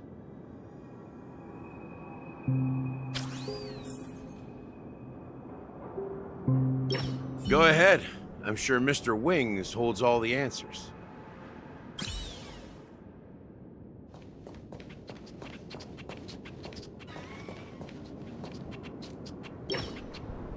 Are you done talking? So, will you tell us where the Stellaron is? It is the Penacony Grand Theater itself. As I suspected, it's the embodiment of the family. The edifice that first materialized within the sweet dream. That's what turned Penacony into its current state. As for the person who employed its power, it is in fact Mr. Gopherwood, the current Dream Master. Well, that was easier than I thought. Did you conduct your own investigation already? Correct. when I was trying to track down the person who murdered my sister, apart from you. Gopherwood was my second suspect. Confronting me first turned out to be a smart move on your part. I didn't have other options. The Dream Master has been elusive, and even the heads of the families can hardly get an audience with him. Moreover, Mr. Gopherwood has been kind to my sister and me. And I didn't want it all to end like this. What do you mean by that? To be honest, my brother and I are also victims of the cancer of all worlds. We grew up as orphans, and were adopted by the family when they came to help. Mr. Gopherwood recognized our potential and brought us to Penacony. But I can't just stand by and watch Mr. Gopherwood become an enemy of the Harmony. I won't use my voice to support an evil cause. I won't step on that stage and sing, no matter who the traitor is, or what orders they give me. I won't let the Charmony Festival become an event that destroys Harmony itself, or the paradise in our dreams. Indeed. For the paradise in our dreams. As the head of the Oak family, I'm responsible for ensuring Penacony's promising future. Robin and I will head into the Sweet Dream and confront the Dream Master. And if it turns out that the family has truly strayed from the Harmony, I'll fight alongside you. We'll put the Charmony Festival on hold and make sure Mr. Gopherwood pays for his blood debt. The enemies you are about to face aren't like this old dog here, who can barely even bark. Since our interests are aligned, why don't we team up? Maybe, just maybe, we'll have a shot at success. We have always been following in the footsteps of our nameless predecessors, and there's no reason to stop now. Yeah, we Nameless won't back down from a challenge. Isn't that right, Miss Trailblazer?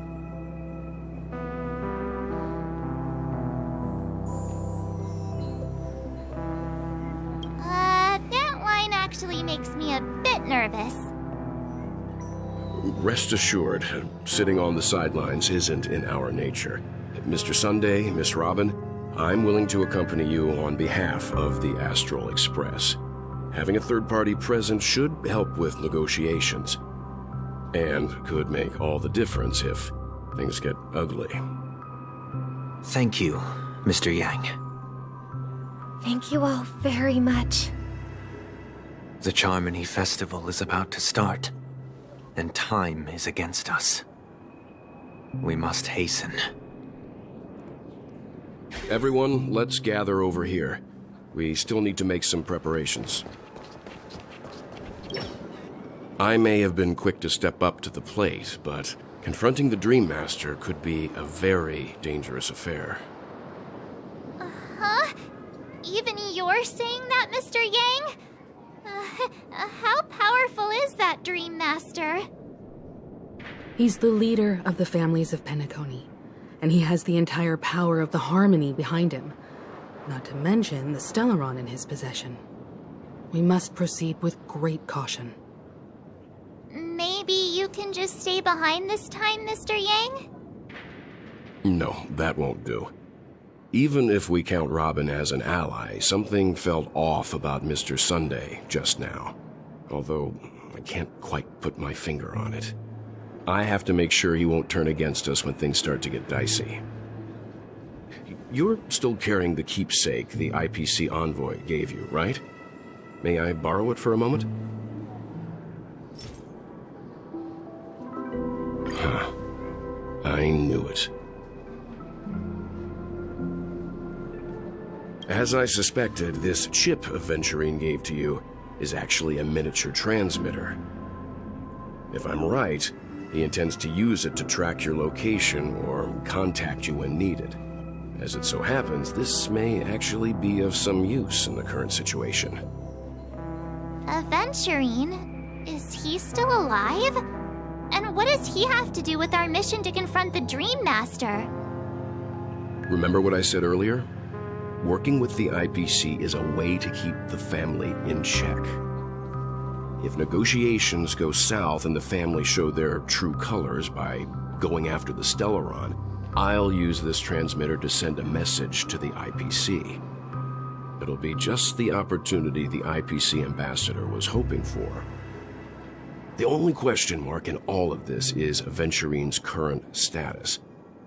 But the IPC is always listening, especially senior strategic investment department heads like him. Getting the message across shouldn't be a problem. Good luck to you, Welt. Well, you take care too. If anything goes wrong, don't worry about me. Just make sure to seal the Stellaron. Spoken like a true hero. Even if the Dream Master is innocent, the family's corruption runs deep. I won't make the same mistake Mikhail did. Let's wish him the best of luck. Don't you have something else to tell us, Gallagher? Why would you say so? Before we departed, the conductor asked us to inquire about the 3 nameless in Penacony. We've already collected intel about Rosalina and Tiernan, so the only one left is legwork. If I'm not mistaken, we've already met him somewhere, haven't we? It's not enough to say meet, but the answer is pretty obvious. After all, I've hinted at it in quite an evident way. I've been watching over you ever since I received the reply from the Astral Express, and I've seen the great effort you all put into linking different realms together across the cosmos. And now, after getting this far all in one piece, you have truly proven yourselves. Miss Himiko, were you the one who repaired the Express and got it sailing through the cosmos again? Yes. And you two, young Nameless, you have very interesting life stories and extraordinary skills.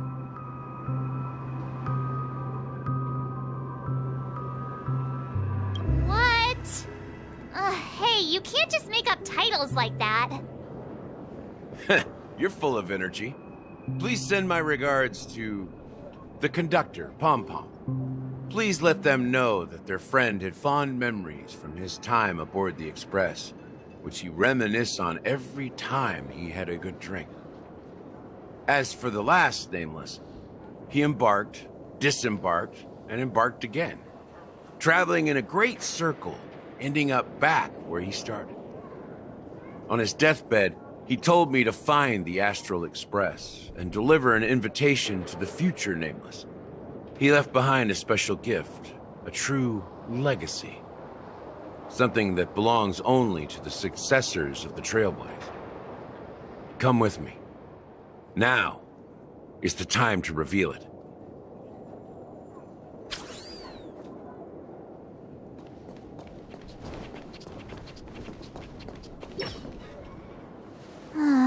Back here again. Sometimes I feel like you're still alive, old friend. Like you've still got so much to say and do. I've kept my promise, brought the future Trailblazers you've waited so long for.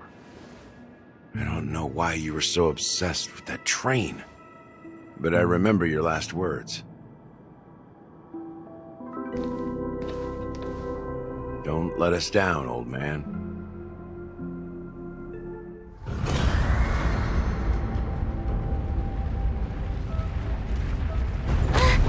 What's happening?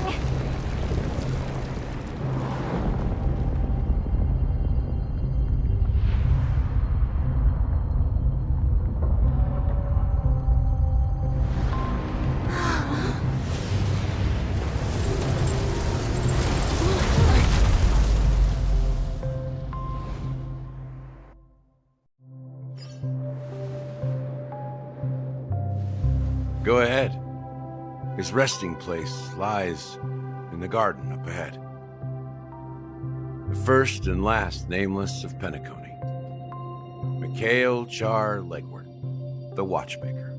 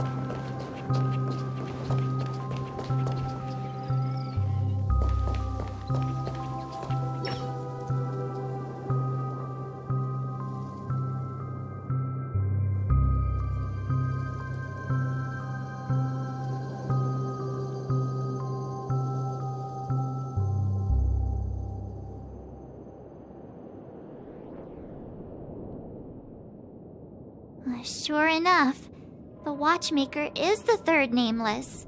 Even I could guess that one. The legacy he left behind was a dream bubble. I believe inside that bubble, there's something that holds meaning only for the nameless. After all, when I checked its contents, I found nothing inside. Maybe some Trailblaze runes? Even more mysterious than me.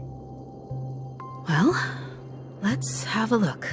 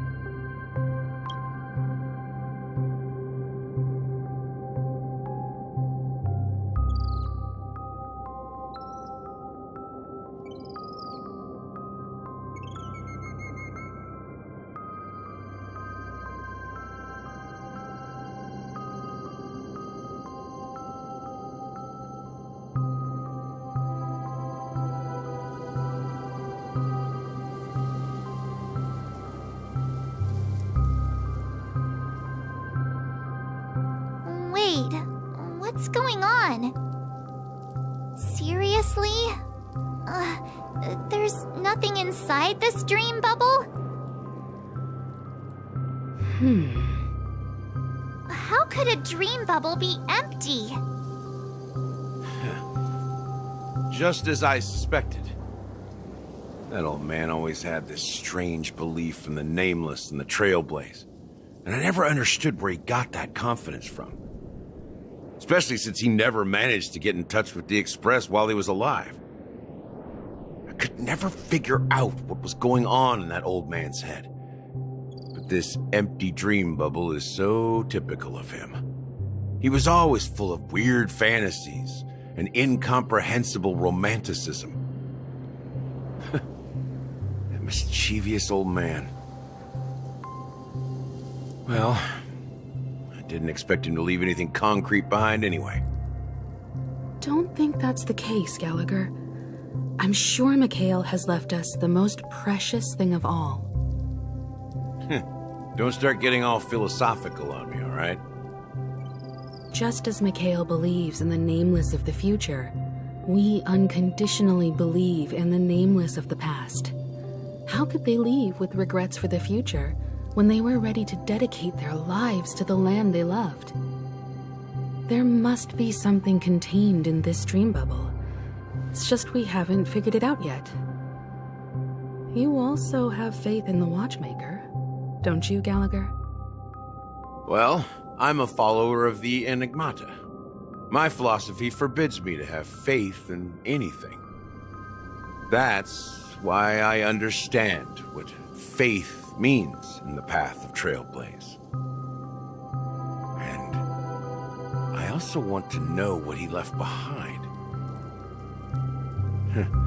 I'll leave it to you guys then. Can I borrow your pet? I need to make a trip back to Golden Hour and check something at the Dreamscape sales store. It's for Mikhail, and for the future of Penacony.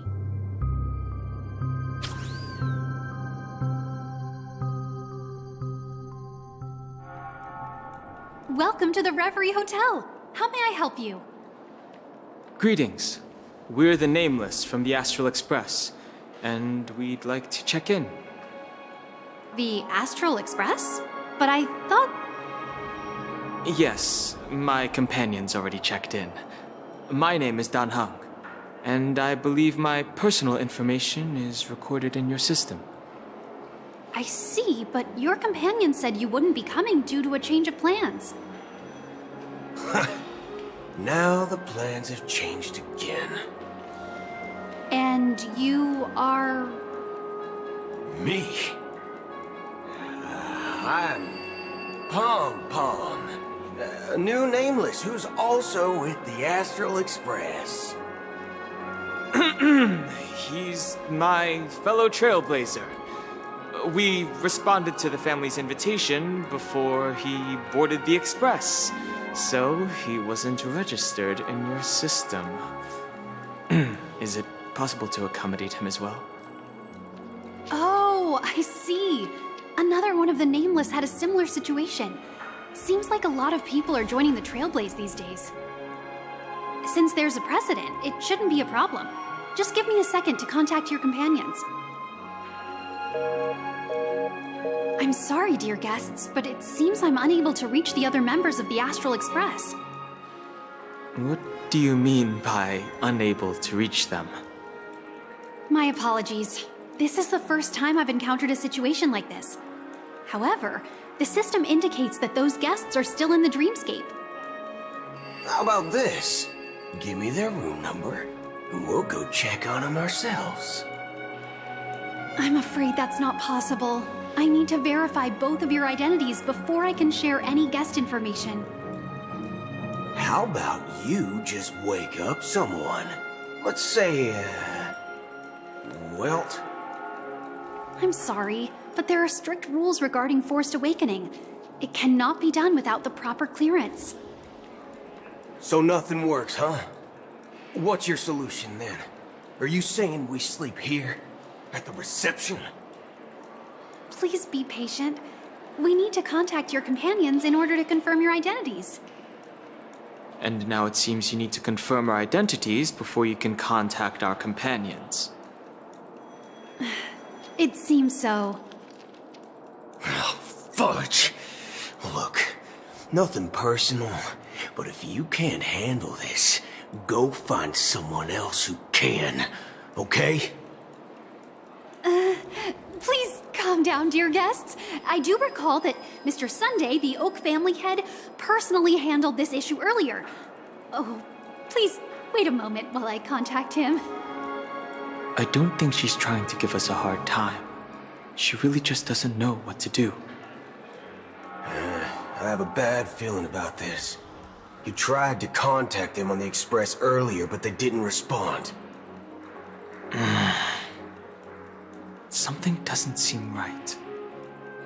I need to leave for a moment. You can stay here with the receptionist.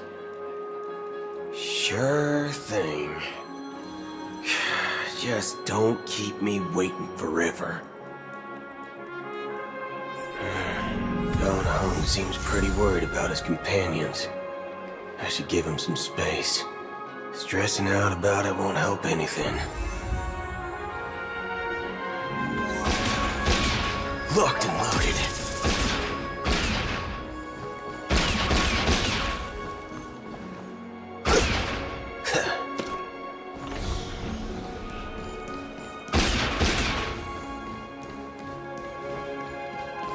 Everything here is so tall. The Charmony Festival is about to start. I'm so excited! Hey, you guys here for the Charmony Festival too? Well, I didn't come all the way here specially for the festival. Honestly, I don't really even know what it's about. But I heard it's a lot of fun! Well, back in my homeworld, Anaria, we have festivals like that all the time. My dad threw me a birthday party one time that was just as extravagant as the Charmony Festival. Oh, come on! The Charmony Festival is a once-in-an-Amber-era event! How can a birthday party compare? Well, you never know, right? Maybe on her world, birthdays only happen once in Amber Era. Anyway, let's forget about that. Have you heard about the, unsettling things happening in the dreamscape? Unsettling things? What could possibly go wrong? It better not ruin the Charmony Festival! I've been looking forward to it! Relax. With a big event like this, there's bound to be lots of gossip and rumors. Don't worry. If anything does happen, the family will be on top of it. Oh, that's a relief. I didn't come all this way to see the festival go down the drain. Well, looks like I won't get any fudging clues out of these two. They're clueless.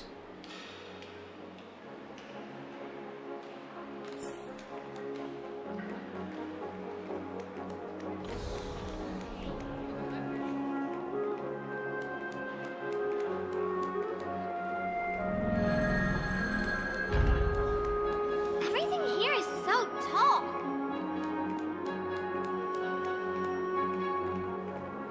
Oh, look! My feet are dangling in the air. Locked and loaded. Greetings. I'm Cody of the Bloodhound family, head of security for the hotel. How may I assist you? Hello. So, there's something I wanted to ask about. I've been hearing some unsettling rumors about certain incidents that might affect the Charmony Festival. Do you think there's anything to be worried about? I've traveled all the way from the Hayaii Federation, and I don't want my trip to be ruined. What do you mean? Wait. You haven't heard? I'm not sure where you heard those rumors, but they're completely baseless. I can assure you, as a representative of the Bloodhound family, that everything is going smoothly for the Charmony Festival. At present, all of the families are focused on making sure the festival starts on time. Even the Dream Master himself has arrived. So don't worry, your trip won't be in vain. That's a relief to hear. She doesn't appear to be acting. So, it seems that even the hotel staff are out of the loop.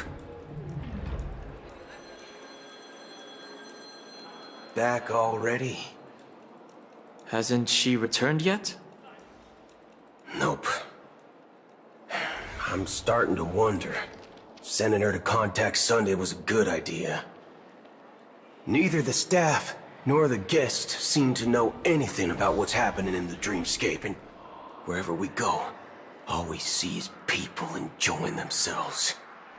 Definitely not a good sign. I agree.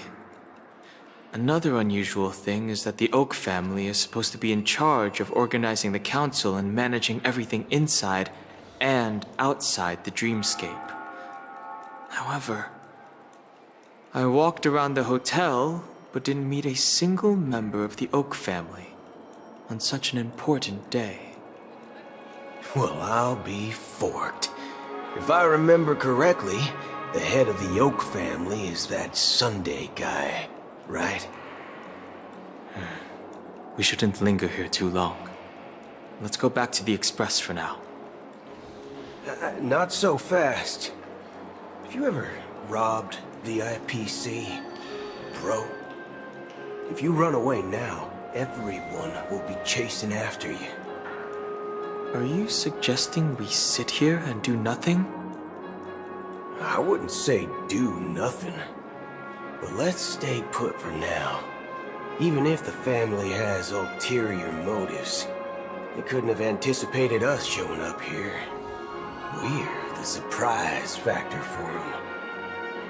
They don't want to attract unwanted attention from certain outsiders, so they won't do anything reckless. See? The IPC lackeys are keeping a close eye on this hotel. If I were a family member, I'd find an official excuse and keep the surprise factors here. If we just wait here, that would be like walking into their trap. Of course, we don't need to walk into their trap. I gave a backup plan to the memo keeper. If it turns out we won't be allowed to enter the dreamscape, she'll order a drink for me in the VIP lounge at the hotel. In reality... a secret signal. That's right. Oh, a concrete object can indeed help the memo keeper establish a connection with you. But Boot Hill, if you have more backup plans in the future, I hope you'll let me know in advance. I'm sorry, but it's one of my quirks. I have too many unreliable friends. And if I reveal that I have backup plans, things can go awry. And that would leave all backup plans completely useless. How do we get into the VIP lounge?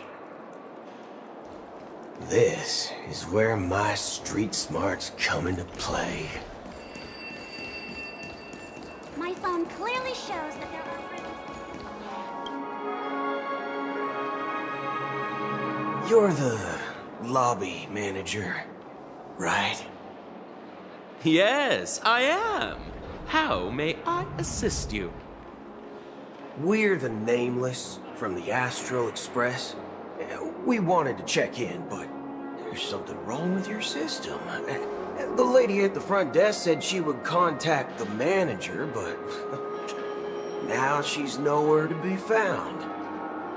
Now, we've been waiting here forever, without any food or water. What the fork, man? Is this how the family treats its guests? Is this your idea of street smarts? Starting an altercation? It's called standing up for your rights. I apologize for the inconvenience.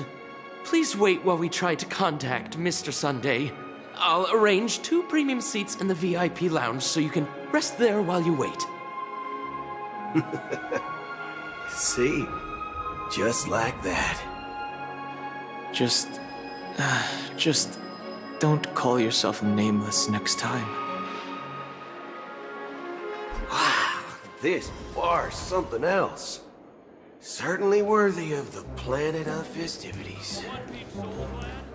Shaken, not stirred. Good evening, gentlemen. Hey, I have an order for a bottle of Hasdana's White Oak. Can you help us find it? Hasdana's White Oak? I think there might be a misunderstanding. We don't serve that here. Oh, no way. Are you sure you're not mistaken? If someone had reserved such a beverage, I would definitely remember it. It sells for hundreds of thousands of credits per bottle, after all. I couldn't afford to cover for such an item if it were broken or lost. That's strange. Well, could it be that the memo keeper couldn't afford it? Then what should we do now? Oh, no need to rush. Let's grab some drinks first. Maybe I arrived too early and he hasn't come yet. Let's see what kind of juice malts you all have here. Well, give me a glass of Heenum Valley, 40 years. I'll have it neat. No ice. Well, that's the most expensive one on the list. You have a taste for the finer things. It's on the house, anyway. What can I get for you? Anything you recommend is fine. Then I would recommend today's special, Glass Village. It's classic Soul Glad mixed with Laboom juice. It's refreshing and suits your cool demeanor. Just 1 minute. Ah, this flavor. Dynamite barbecue with rocket fuel. Ooh! Really hits the spot. Truly the finest sherry cask-aged malt juice in the cosmos. Dynamite barbecue with rocket fuel. Is that really something that humans enjoy? Hey, this guy doesn't know anything at all. As long as you're satisfied, dear guests, please enjoy. Let's give the memo keeper another half-system hour. If she doesn't show up, we'll need to come up with a new plan. In the meantime, let's take stock of the situation. What do you think? The situation is unclear. Something must have happened on the planet of festivities, but the public is unaware of it. Someone in a position of power within the family must be covering it up. It's unusual for the followers of the Harmony to invite other factions, let alone the IPC and the Masked Fools. If what you said about the Emanator of the Nihility is true, the situation in Penacony is a little complicated, to say the least. Actually, there's something else I'm concerned about, regarding Acheron. As you know, the faction that follows the path of the Hunt are some of the most dangerous folks in the cosmos to mess with. I mean, who in the right mind would impersonate the Xianzhou Alliance or the Galaxy Rangers? It's like asking for a death wish. Isn't there a saying among the Xianzhou people that the Rainbow Sect lets their Lux arrow do all the beating? Talking. Do all the talking. Well, you know what I mean. Even though the Galaxy Rangers have been out of sight for years, we've been keeping an eye on this region. Even the dumbest criminals know better than to mess with the Annihilation Gang, much less the Rangers. But that Acheron lady, she doesn't seem like a lunatic at all. On the contrary, she's highly logical and organized. She knows exactly when to hold back and when to strike without mercy. And you believe that someone like her would have an ulterior motive for impersonating a Galaxy Ranger? I'm not entirely sure, but I do have my suspicions. Maybe she knows a Galaxy Ranger, or perhaps she's trying to lure us out for some reason, which I can't figure out. Anyway, what worries me more are the anomalies within the family. They've summoned followers from various paths for the festival. No matter how generous such a gesture is, this move seems highly unusual. Unless the invitations weren't sent by them. If that's the case, it's even more intriguing that the family insists on organizing the Charmony Festival, despite the chaos. Maybe it's Shipei the Harmony pulling the strings. You find it beyond human understanding because it wasn't arranged by humans at all. People do stupid things out of irrational impulses. They abandon their principles when self-interest is involved. They believe in things they know they shouldn't, and fudge, they even break their own rules. But Eons don't. They stick to their determined path and never turn back, even if they reach a dead end. You think Shipei's will is behind all this? It may not necessarily be Shipei. There's definitely some higher entity involved.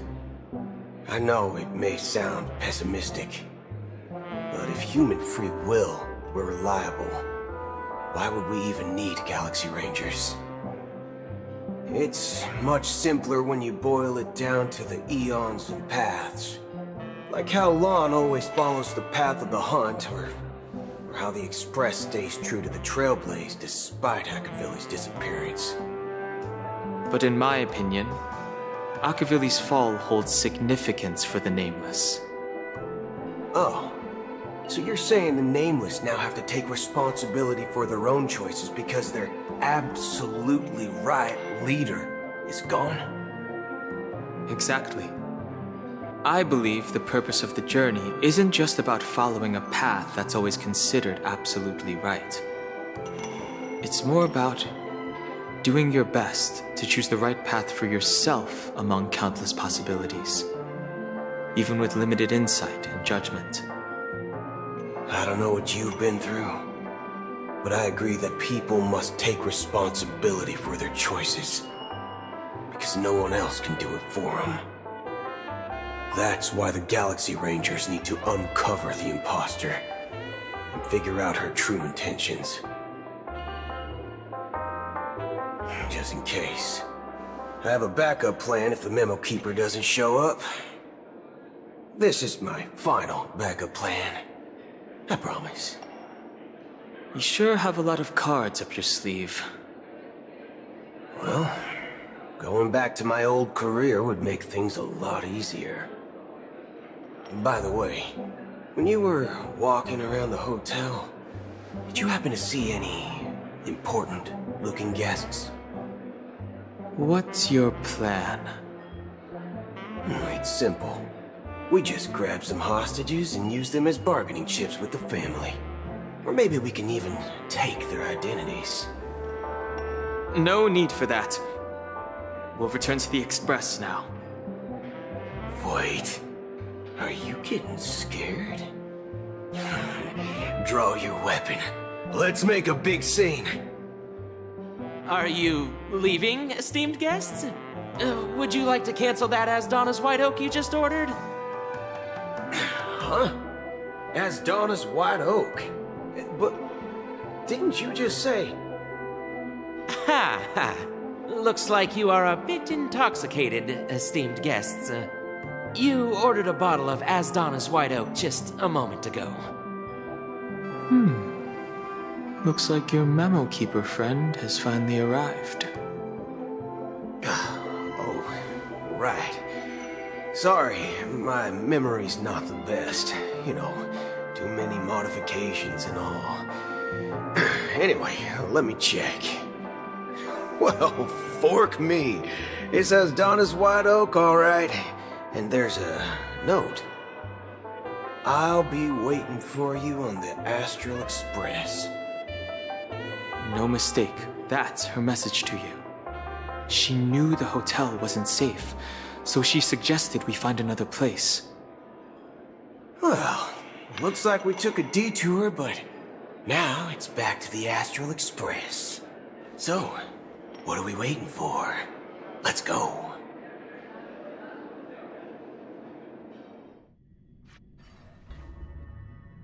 You're back? 2 guests just boarded saying they were looking for Boot Hill, so I told them to wait in the parlor car. Oh, just in time. 2 guests? Yeah, or 2. Look, we welcome all passengers on the Astral Express, but sneaking in like that, you have no regard for etiquette. My apologies, conductor. It was an oversight on my part. I assumed you were already acquainted with the garden. Given the chaotic situation in Penacony, the Nameless are the only ones we can truly trust right now. You are the memo keeper. Pleased to meet you, Dan Hung. I've seen you in others' memories. And as for Boot Hill, this is our first face-to-face meeting. I hope you enjoyed that bottle of Asdana's White Oak. You sure have a refined taste. Finally, Memo Keeper. Well, let's cut to the chase. Spill everything you know. That's precisely what I intend to do. But before that, please allow me to introduce myself. My name is Black Swan, and I serve the Garden of Recollection as a memo keeper. As for Acheron's story, I'm sure she knows it better than I do. Greetings. I'm Acheron. What? You Garden of Recollection shirtbag! You betrayed me! I apologize, but she did that at my request. Due to certain reasons, I have been exiled by the family. Thankfully, this memo keeper came to my aid and helped me escape their surveillance unnoticed. To be honest, it was more like stalking than helping.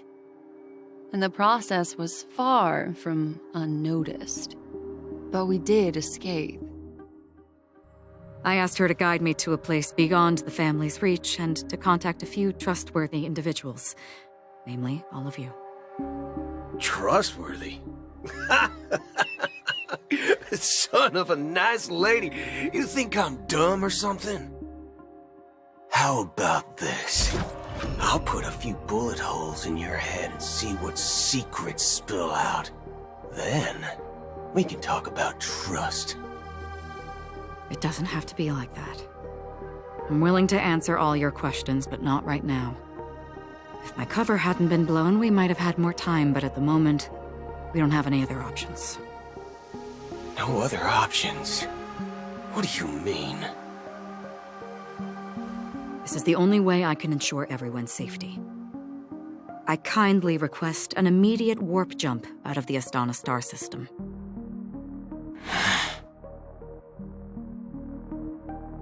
This passenger is requesting... As far as I can tell, she's not a threat, and seems to be telling the truth. I've briefly traveled with your companions and know their whereabouts, Dan Heng. Please rest assured, your nameless companions are safe, but they need our help. As for Boot Hill, you may have guessed. I've been waiting for you. Galaxy Rangers are known for their elusive nature and limited contact with each other, so this was the only way I could reach out to you. Only by doing this can I find a true Galaxy Ranger and fulfill a long-standing promise. To return his relics to their rightful owner. Someone once told me that every rainfall is like a gift from the heavens, a sign of their mercy upon the world. Raindrops are said to be the tears of the gods, shed in response to the sorrows of the world. Their constant pouring is a reminder that the gods haven't abandoned us yet. So, how long has this rain been going on for? I used to believe, just like you, that it would eventually stop. Years and decades passed. And in the end, such hope faded away before the rain did.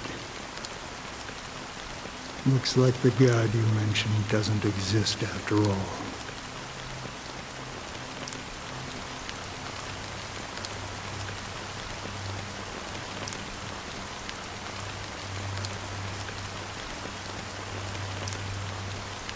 Well, let me share a story with you. Mortals who walk the paths are like sailors on a vast ocean, leaving behind a trail that creates countless ripples of possibilities. These ripples last longer than the fleeting lifetimes of humans. And for some, their presence leaves such a strong mark that it's reflected in the waves. Like those shadows on the ocean. Sin-thirsters, the obsessions of the Pathstriders, they emerge from the depths of IX, seeing themselves as masters of their own destiny, unknowingly repeated the actions of their past lives. They emerge from the nihility and head toward it, leading purposeless lives. However, these hollow phantoms, they were once my dear companions. A group of Galaxy Rangers. Are you watching over them? Watching over them? No. I'm guiding them toward transcendence. It was a brutal war. A crusade that shook the universe. The universe witnessed the fall of Zulo, the Lord Ravager, but it came at a price. A price so hefty that only those who were there still remember. The unwavering determination of the Hunt followers persists even in death. So someone must guide these lost souls to their life beyond. They were heroes in their time, and they shouldn't be reduced to mere puppets of nihility. As for me, I've suffered too many losses on that battlefield to advance any further. And that makes me the most fitting person to carry out this task. But you know, these sin thirsters, they're not who they used to be. Does this seem pointless to you? Well, some tasks have to be done, even if they are pointless.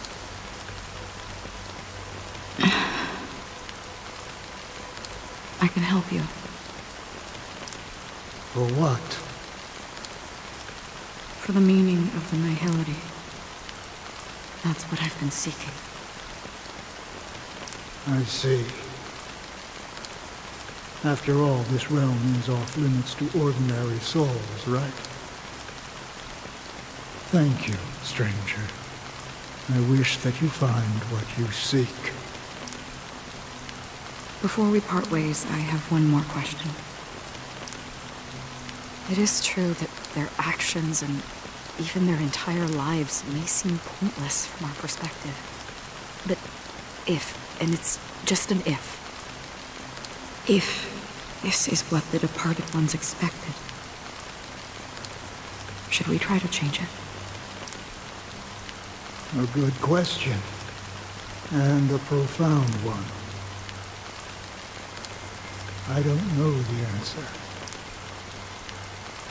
What I do know is that one day I too will pass away. And when I bid farewell to this world, someone will stand at my grave and place a bouquet of flowers on it.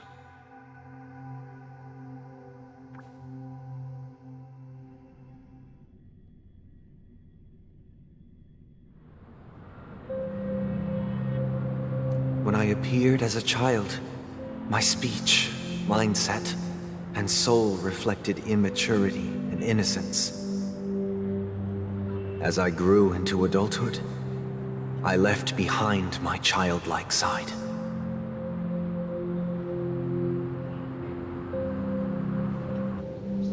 I humbly request your blessings, esteemed advocate of Shipe.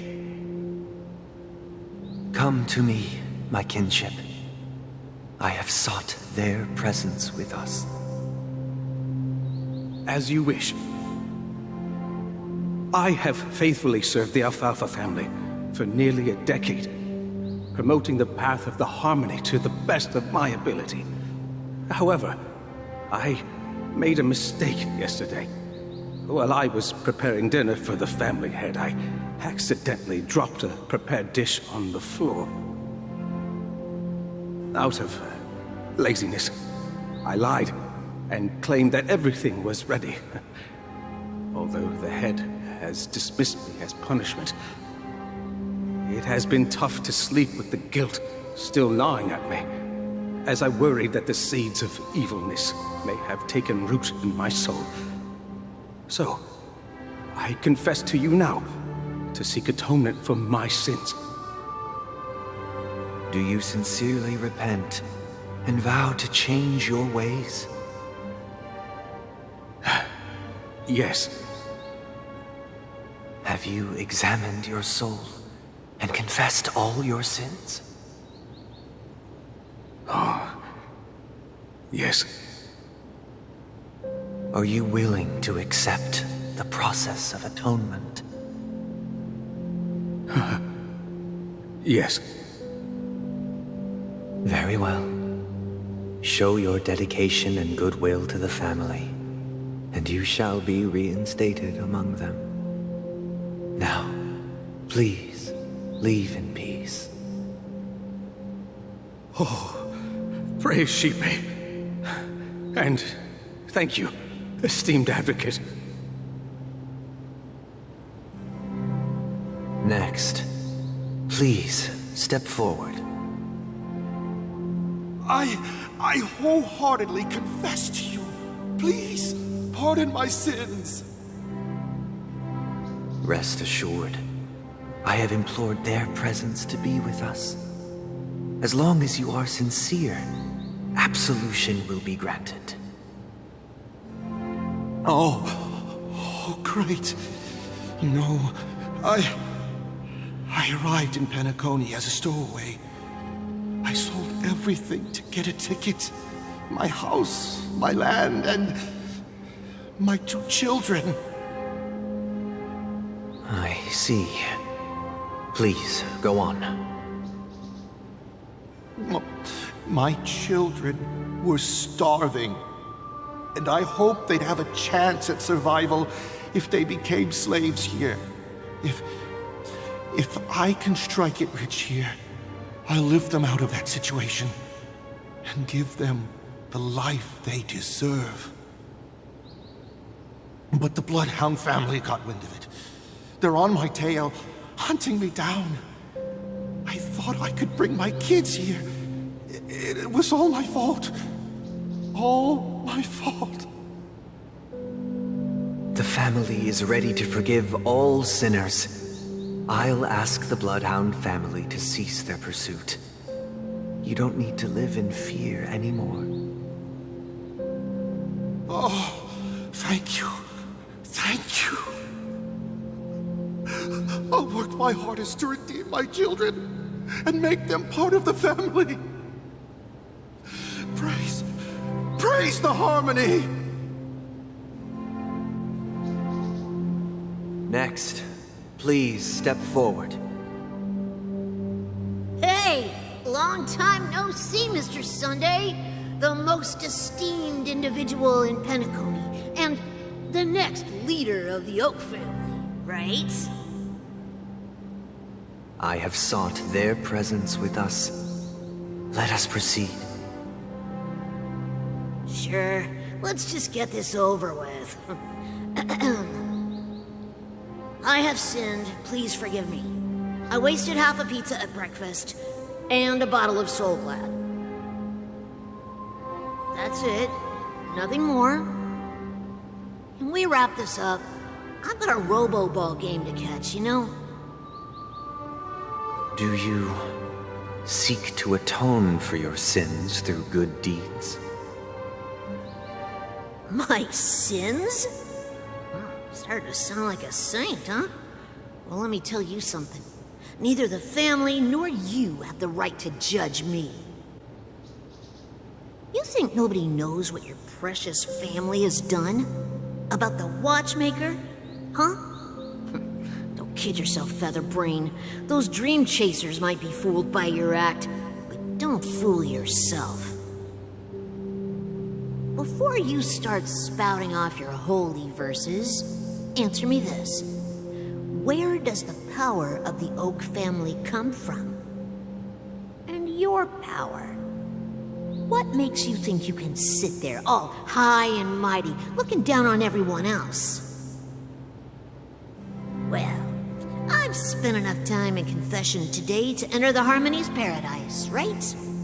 Then I'll take my leave. Good luck with your election, and, don't make me regret my investments in you.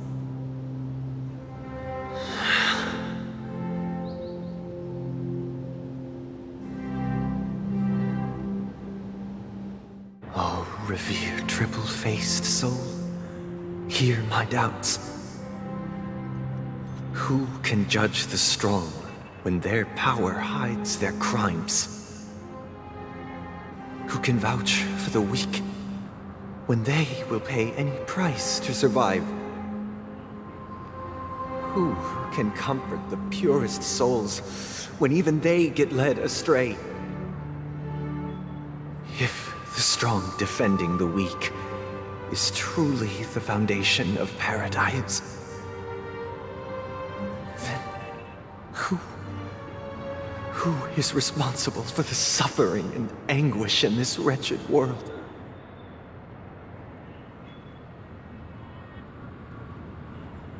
Brother?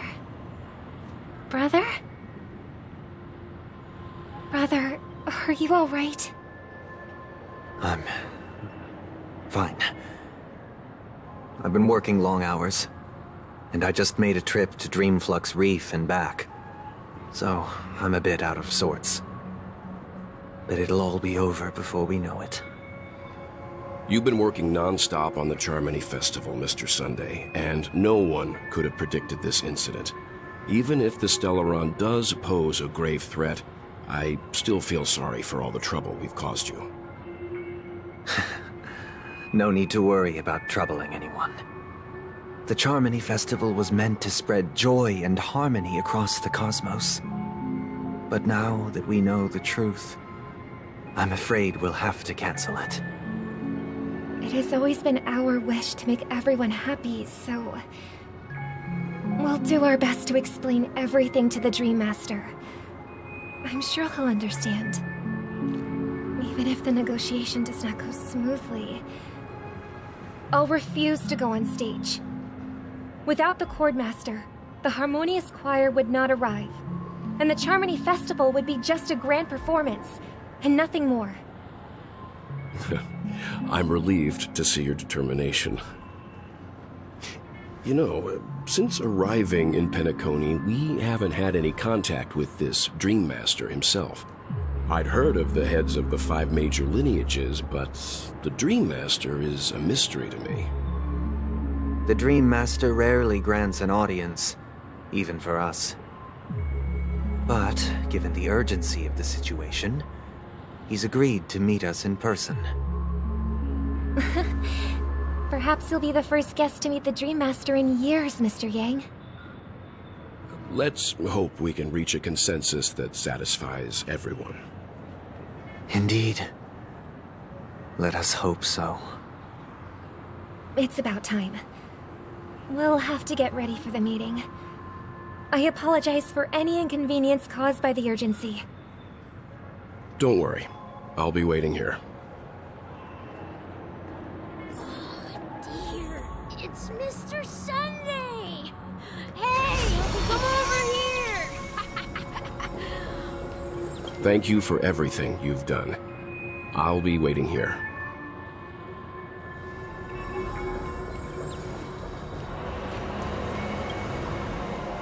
Mr. Sunday. Hey there! Okay, see the moon in the sky? It's about the size of the cap on my Soul Glad bottle. If I just reached out my hand, I could grab the moon, couldn't I? The moon? You mean the Grand Theater? Yeah. Look at me. I've been away from home for too long. I must be missing that moon. But it's no big deal. The Grand Theater here looks much better than the moon back home. It's just magnificent. They told me not to sell everything I had just to come to Penacony. How short-sighted. Selling everything you had? Why would you go to such lengths? Why? Can't you see? Life back home is miserable. It's not really living at all. It's better to be here at Penacony. No pain, no worries about tomorrow, just sweet dreams. You can do whatever you want. That's what I call living. Yeah, now this is the life. Is this truly living? Huh? What did you say, young lady? I didn't quite catch that. Oh, it's nothing, sir. You see, the traffic on Glock's Avenue can be dangerous. How about I ask a Bloodhound family member to escort you to Ideen Park over there, so you can continue enjoying your sweet dream? Oh, yeah, that's a great idea. Wow, no wonder you were the leader of this sweet dream. You're totally a lifesaver. See you around, Mr. Sunday, and it was nice chatting with you.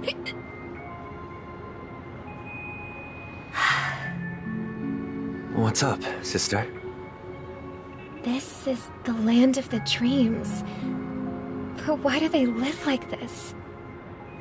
The man we ran into, he doesn't seem happy at all. Even though sweet dreams are nice, they're just illusions.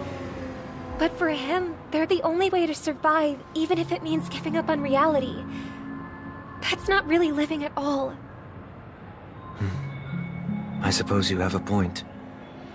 But, in my opinion, that's how most people live their lives. Why do you say that? You think that man is not actually living, but that's not quite accurate. Even without Penacony, people create their own illusions called self-value. People believe they have a predetermined value to fulfill. Gaining value means gaining power, and those deemed worthless are seen as the weak. However, value doesn't come out of thin air, and there's a limit to it. To accumulate value, people have to take from others, so the weak get exploited and oppressed. Are you suggesting that this is not how things should be? Exactly. But, ironically, people don't think there's anything wrong with it, because they uphold the illusory notion of self-value, and even the weak believe in it. The survival of the fittest. That's where all the tragedies in the world come from. People come to the sweet dream in Penacony to escape from that reality and find solace. No tragedies exist here. Only happiness, although in its nascent form. Isn't that the same paradise we yearn for in our dreams? Perhaps that man is just an exception. Let's not jump to conclusions. We should experience the dreamscape ourselves, just as I did at Dreamflux Reef. Yes, seeing is believing. I'll accompany you. The Dream Master hasn't shown up yet, so we have some time for a stroll.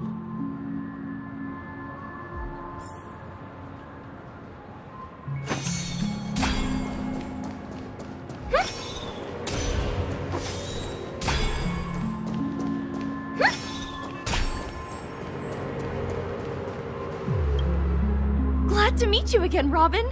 How are the preparations for the Charmony Festival coming along? We're all so excited about it. It's going smoothly. Thanks for making the trip to join the festival. You're too kind, Robin. It's a pleasure to have guests from all over the universe celebrating day and night. I can't stand being lonely or bored, so this jubilant dreamscape is perfect for me. But if this went on forever, would it get boring too? Nah, not at all. Who would get tired of having so much fun? Every day, you get to wear fancy clothes, explore all sorts of dream bubbles, indulge in delicious food without gaining weight, and you never get old or sick. As long as you can afford a room, this place is the ultimate paradise. But you know that only a few things can be brought back from the dreamscape to reality, right? That's exactly why I don't plan on bringing anything back. Just enjoying the dream itself is good enough for me. I mean, I'm not one of those long-living species. I only have around 60 or 70 years in this lifetime, and there's so much to worry about. Being happy here is pure bliss. Only in this sweet dream can I truly feel like I'm in control of my life and fate. Who would want to go back to reality after experiencing this bliss? I see. I genuinely wish you all the happiness in the world. And I wish you a fantastic performance, Robin! I'm off to the Blue Hour for the ball. See you later.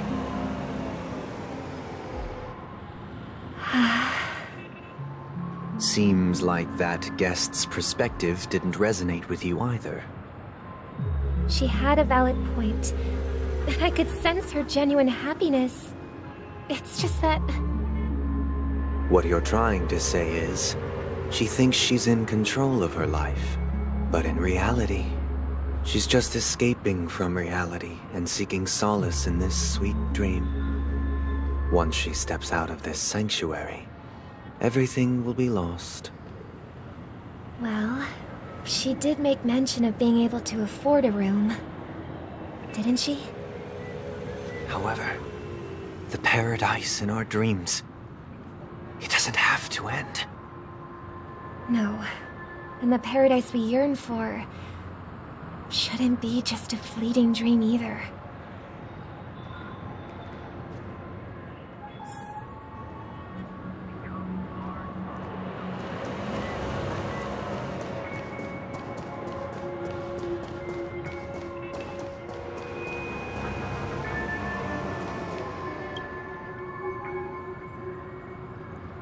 The scenery in this dreamscape is truly breathtaking, isn't it? Oh, Robin. Can't believe I'm meeting you in person here. What an honor. You're right. Even though time stands still in this dreamscape, it always feels fresh. I find something new every time. A philosophical mind. I hope I'm not intruding. Oh, not at all, no. With little time left, I yearn for meaningful conversations, especially with someone as esteemed as you. Do you mind if we chat? It's my pleasure. No need to be formal. Just speak your mind. You said, with little time left. Please, forgive me for being blunt. But is that why you came to Penacony? Yeah. I was part of a war, and while escaping from the Sarkosian mothership, I got exposed to some radioactive materials. And then, all my comrades died, and my hometown was wiped out by neutron bombardments. I couldn't bear to live with everything I knew gone. That's when I heard about a possible solution here, so I came. How heart-wrenching. I hope the family has been able to help you. They have, and I'm truly grateful for that. They provided me with a comfortable room, the most advanced life support devices in the cosmos, and a stellar team of caregivers. My physical body is now in the dream pool, sustained by life support. The me you see here is whole, rational, and no different from any other person. But I can't say the same for the me in the hotel room. My true appearance? No. I hope you never have to witness it, Robin. So, you'll be living forever in this dreamscape, right? Just being able to live at all is good enough for me. Whether it's in this dreamscape or not, well, I don't really have much say in the matter. My world has been torn apart, and my life could end any second. So, even if this whole place is an illusion, it's still my paradise, and I'll treasure every moment I spend here. How I envy those everlasting things. man's story. It's so tragic. Fortunately, this sweet dream gives him joyful memories to hold on to for the rest of his life. That's precisely why this sweet dream in Penacony exists. However, even the sweet dream has its limitations. While it provides solace to the disillusioned, it can't completely eliminate pain in reality. There will be a way out. Penacony is already on the right track.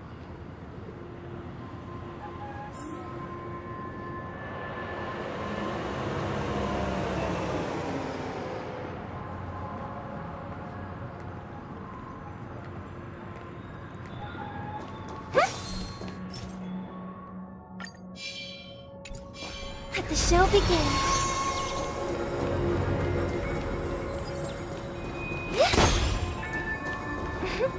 Look what we have here. A lovely young lady. Wait, is that me?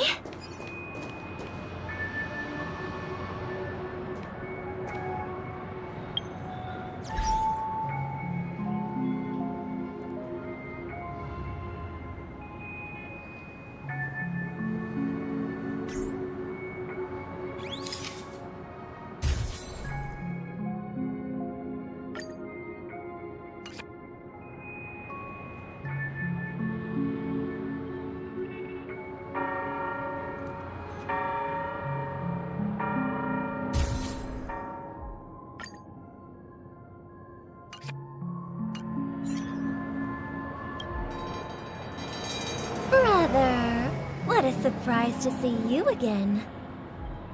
Show yourself. Your trick won't work on us. I've heard that a skilled masked fool received an invitation too. That must be you, right? Did you enjoy yourself? Barely. The people here are way too gullible. A little bait is all it takes for them to bite.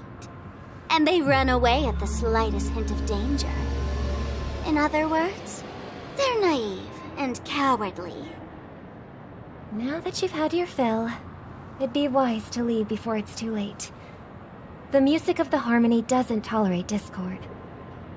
What? Now that you have the real Robin, I'm useless? Oh, how disheartening. I've done so much for the family. You should be thanking me, because if it weren't for me cleaning up this mess, Penacony would still be in shambles. Don't you think?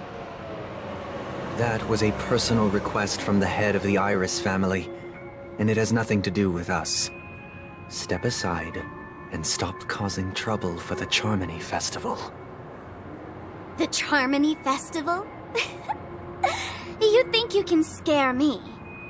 You think I've no idea what you're planning? I don't care what you're thinking, chicken wing boy. But I'm pretty sure lovely Robin won't be appearing on stage. After all, you're well aware of what a sorry state this dreamscape is in under the banner of harmony. Penacony, the land of the dreams. Is this truly the paradise you desire? Stop it. What's the rush, chicken wing boy? Did I get to you? Our paradise is none of your concern, masked fool. Leave now, or the family won't tolerate you anymore. All right. I'll go. But Robin, I suggest you seriously consider this. Do you really believe those living in dreams can escape pain and find true happiness? Well, I've done my part, and now I'm simply waiting for the fireworks to begin. Here, the last 2 gifts for both of you. And don't lose them. If by some unfortunate chance the Charmony Festival starts against all odds, remember to use them during the show. And it'll be thrilling. Bang! I heard a raven cawing in the distance. It seems the Dream Master will arrive soon.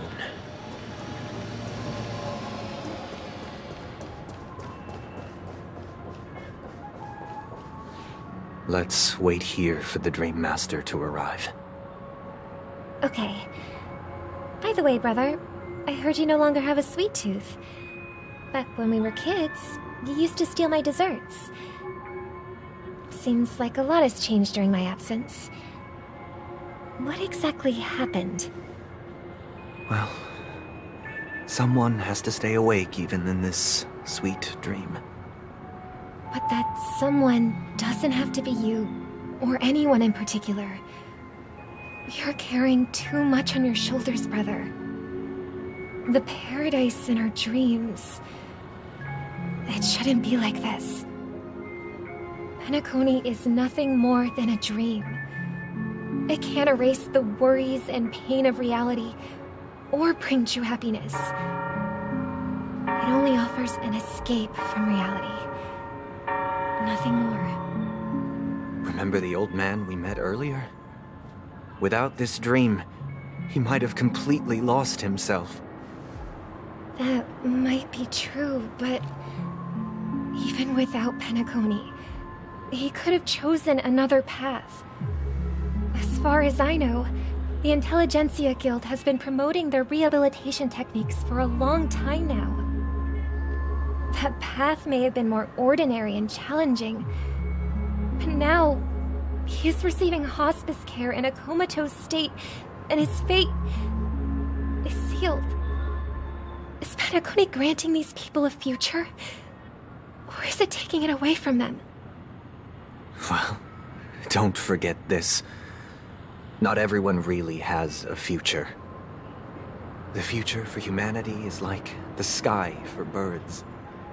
People mistakenly believe that flight is inherent to birds because they've never witnessed those birds crashing to their death. Do you remember how we took in that little Charmony dove when we were young? Yeah, we took care of it. Provided food and water, groomed its feathers. And later, when I decided to leave Penacony, I opened the cage and set it free. Well, I didn't mention what happened to it in my letters because I didn't want to upset you. Shortly after you left, it crashed to its death right in front of your window. I had surmised as much. I knew you wouldn't have avoided mentioning the bird for no reason. Despite that unfortunate outcome, I still believe it was the right decision. Birds aren't meant to spend their lives in cages. They belong in the sky, even if they can't fly. But here's the thing. If there are birds in this world that can never fly, can we really assert that they belong in the sky? Are you implying that the same goes for humans too?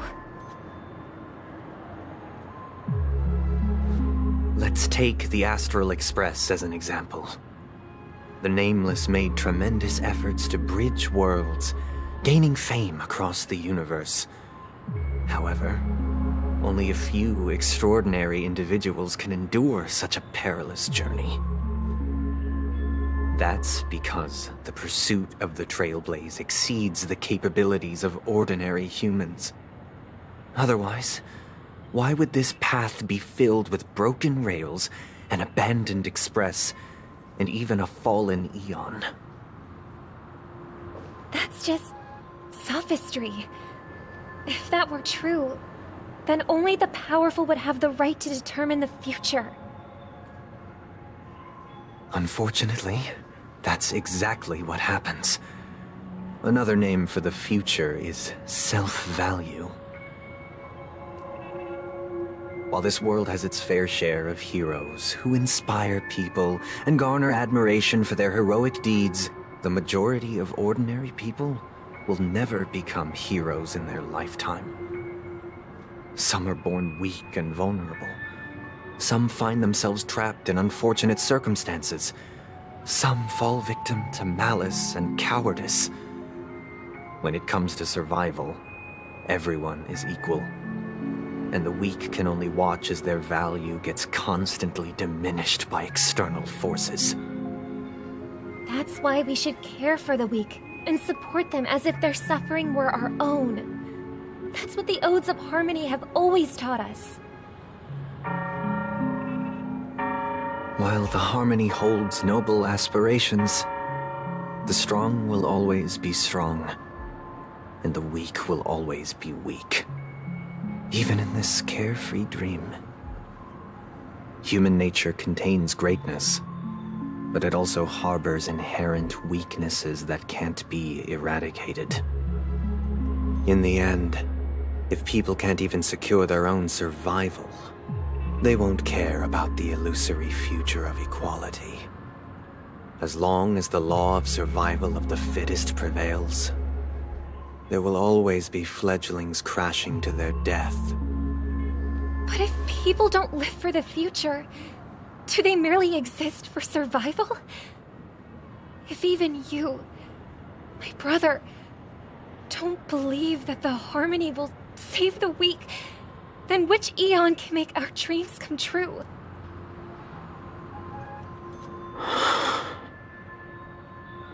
People often forget that when the first bird took flight, the entire world envisioned a future where no more fledglings would ever crash to their death. Are you reading, sister? What are you reading? Mr. Gopherwood gave me a picture book. It's about the story of the harmonic strings. If I could become a chord master, I'd like to summon Dominicus, the harmonious choir. I want to sing with everyone and spread our wishes so that all can feel happiness and joy. I see. Then, I would summon the harmonious choir too. Don't you have a wish of your own, brother? Of course I do. It's just that it includes your wish and everyone else's. I long for a true paradise where everyone can find peace. Then, let's build a stage there and invite everyone to our performance so that both our wishes come true through the power of the harmonious choir. It's a deal then. Yeah, it's a deal. But how can I become a chord master?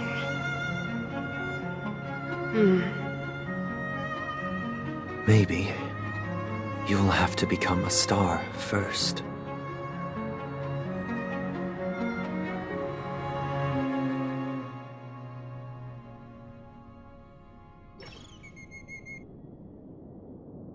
You're back sooner than I thought. Any results? Yes. And now, it's up to us to forge ahead. Since he's already carried out his last wish, my final mission is complete. But pardon me if I sound curt. It's good to have determination. The path Mikhail left for you is not an easy one to tread. Why else would he have chosen to sleep in solitude, staking everything on some nameless in the future? But you have the numbers, and in numbers comes strength. So that might just delay your inevitable a little more. Got any more encouraging words? As I see it, relying on Welt's negotiations alone is far from enough.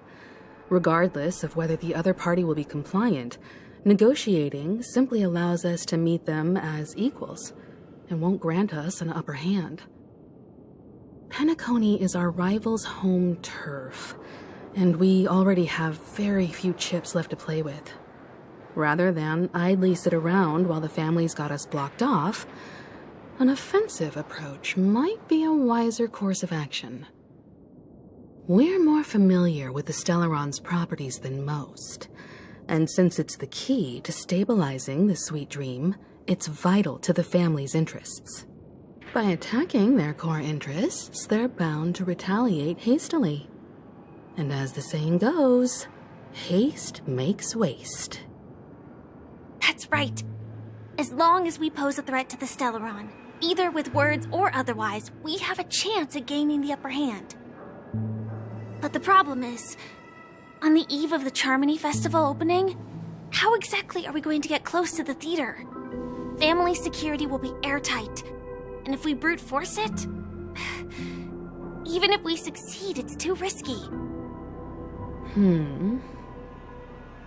So, no one's gonna say anything? Then I'll raise my hand. I know the answer to this question.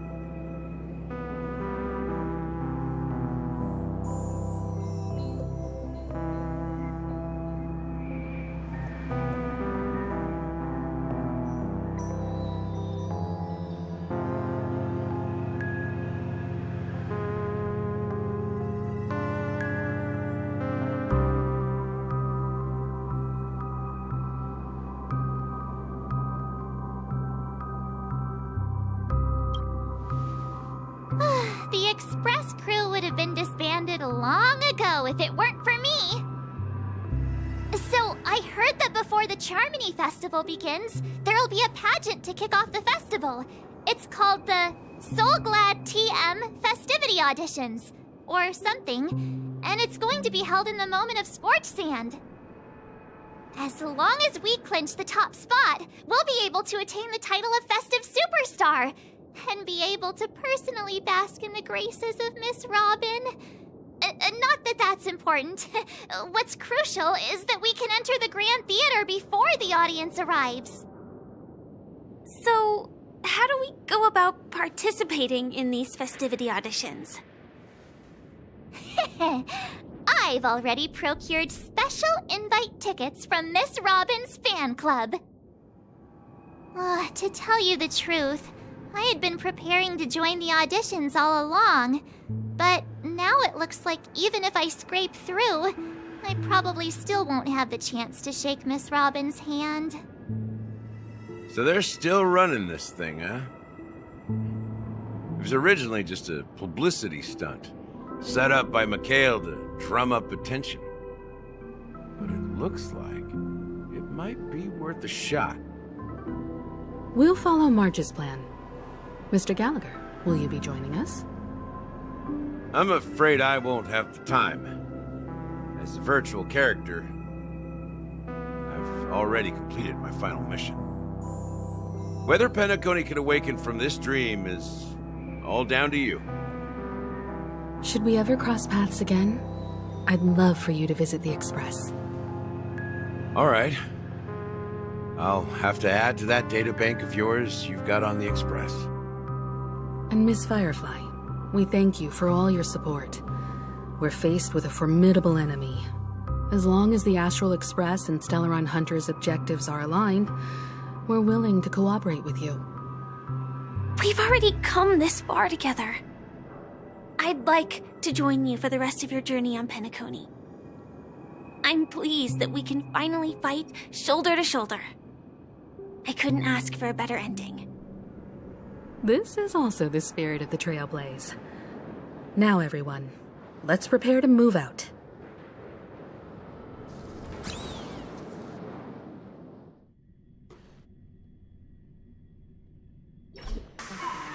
Ladies and gentlemen, welcome to Scorch Sand Hall. This is where challengers thrive and dream chasers shine, all under the watchful eye of the entire universe. If you have ambition, dream, and the drive, dear friend, the next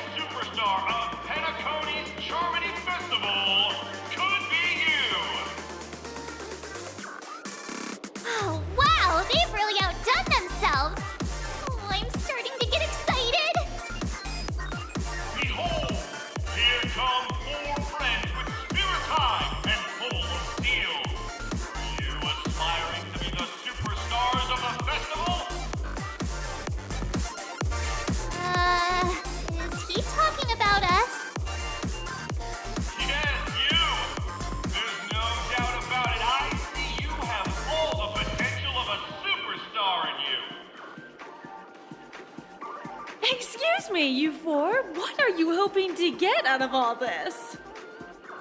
As the last group of contestants, how confident are you in overcoming all of the challenges? Would you be open to a brief exclusive interview with us? It'll be quick. Your journey is long and fraught with peril, yet under a sky blanketed by banners, you vie for the crown. The sword and rose! Protect the beauty! The beauty, the beauty! Magnificent and majestic! A knight's head is hard as steel. Brother Lance's focus is stubborn as a heel. We don't all have to be winners, but if we don't have fun, we'd all be sinners. People are pouring in. Kinda feels like all sorts of baddies are showing up. Let's get in there quickly and enter the competition. Ladies and gentlemen, please make way. Make way. Coming towards us now is one of Penacony's top 10 wealthiest tycoons and the soul-glad business empire's founder, Mr. Ideed. Allow me to introduce myself. I'm the director of Soulglad's factory, Ideed Lena. My four friends, introduce yourselves to the audience across the cosmos. Hello, everybody. I'm Himiko, a nameless from the Astral Express, and these are my companions. Don't you guys need to hide your identities? Can't hide it anyways. Penacony is plastered with our posters. And because the Astral Express is so well known, the family won't dare to make any rash moves.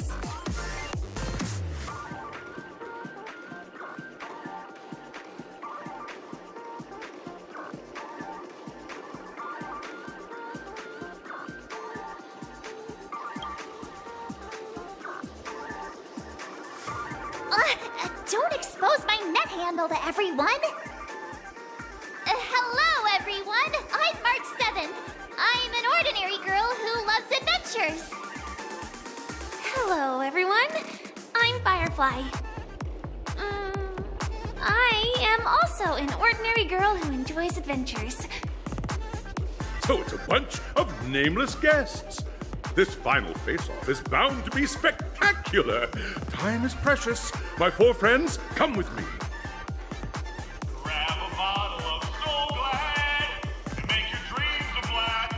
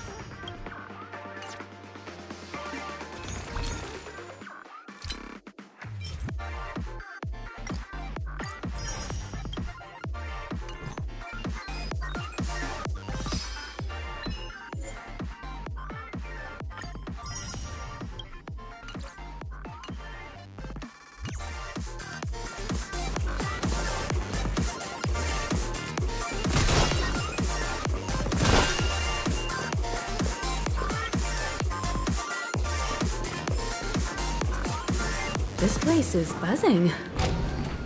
That's right. This event is a miniature representation of that time known as the era filled with boundless possibilities.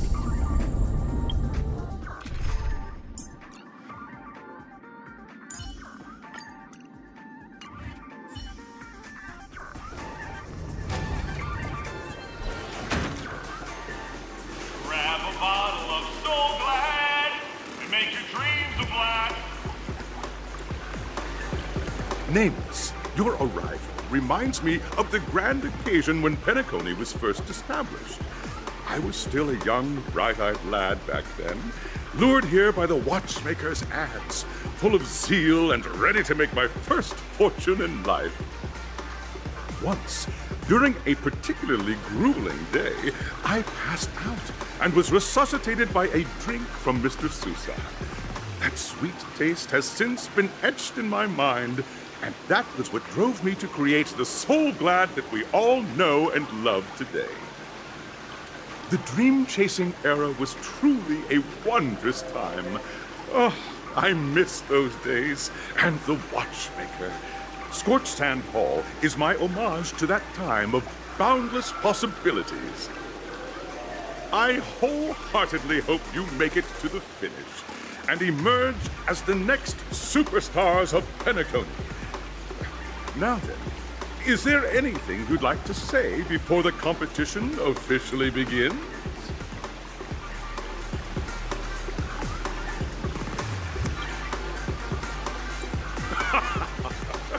There's that swift and decisive trailblazing spirit.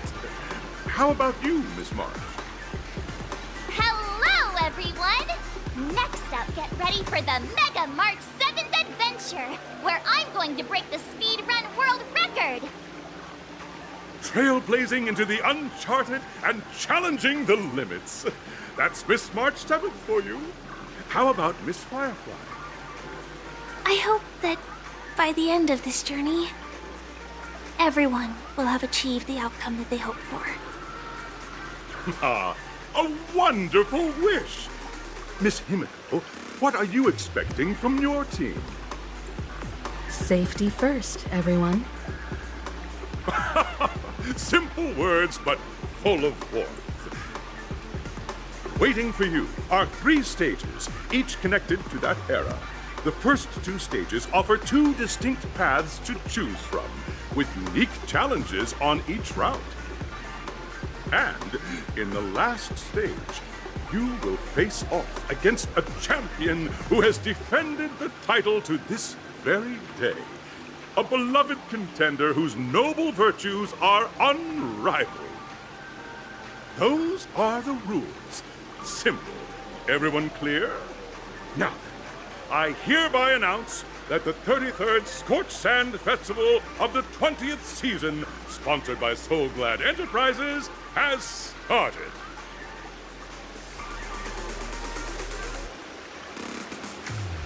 Everyone, as the Charmony Festival is drawing closer, we must reach the end as quickly as possible. Factoring in efficiency and safety, splitting up into 2 groups is the best choice.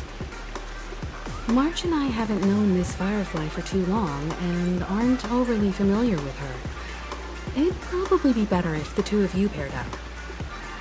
Fine by me. Let's do it. All right.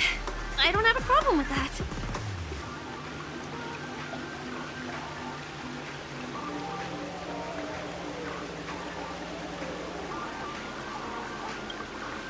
We'll split into the assigned groups then. Let's not waste time.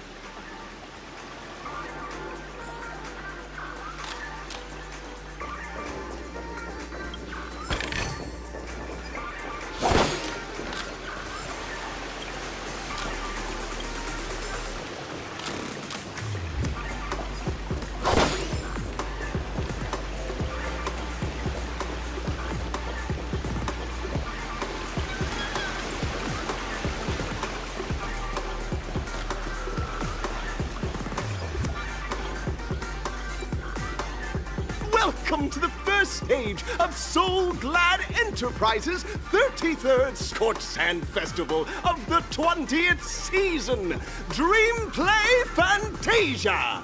In this stage, you can choose between 2 challenges, the School of Acting or School of Action. In the School of Acting Challenge, you have to complete 3 performances from 3 scripts and move the panel judges. In the School of Action Challenge, you have to defeat 3 groups of enemies convincingly and reach the end. Now, make your choice.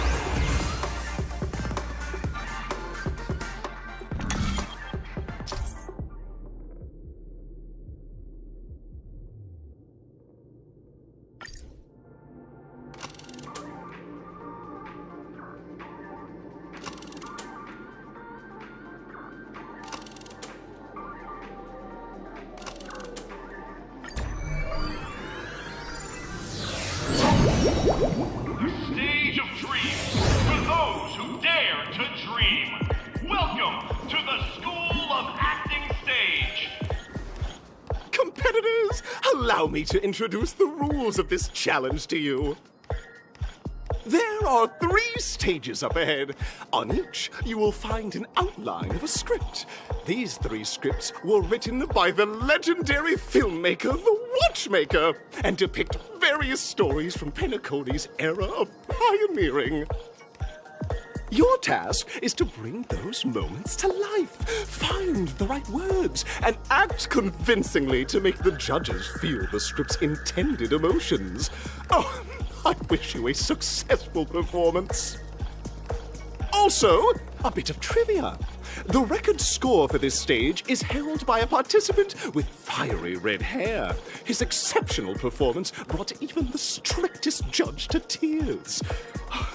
It's like he wasn't even acting at all. We are running out of time, so let's get this over with quickly.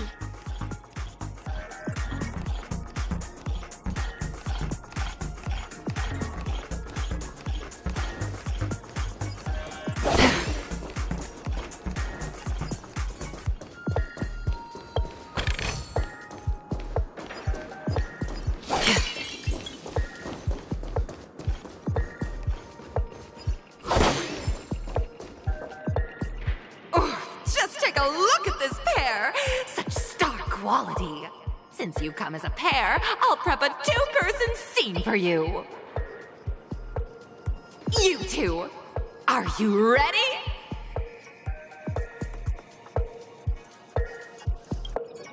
Envision that you both, driven by the spirit of exploration, are arriving at the land of dreams that is Penacony for the first time.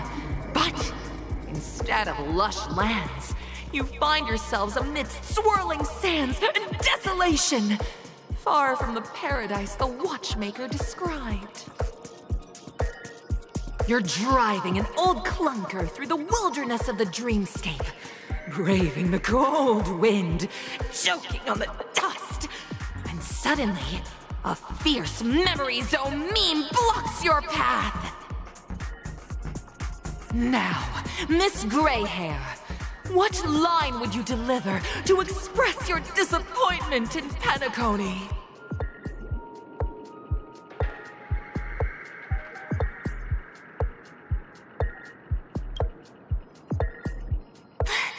Do you usually express disappointment this way?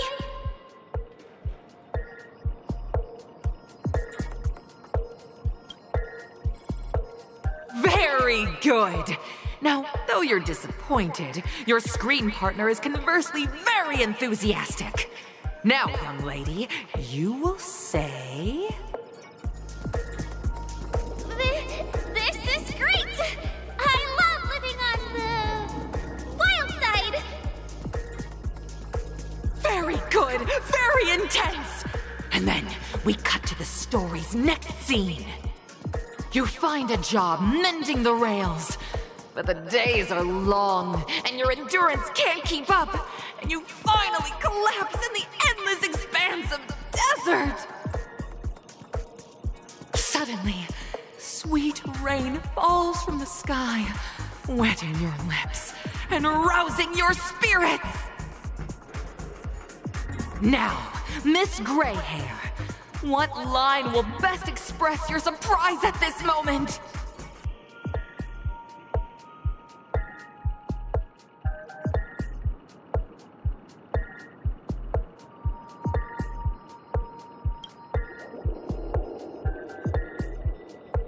But at this moment, your partner yet gazes into the sky, both her eyes closed. The raindrops fall, blurring her vision, and she tragically says... Perhaps we were never meant to succeed. Right? Fantastic! Both of you have an incredibly solid foundation in dialogue delivery. However, lines aren't everything in a performance. Please continue this story on the 2nd stage. Up next, you'll be challenged with a body language test. I hope these tests won't take too long.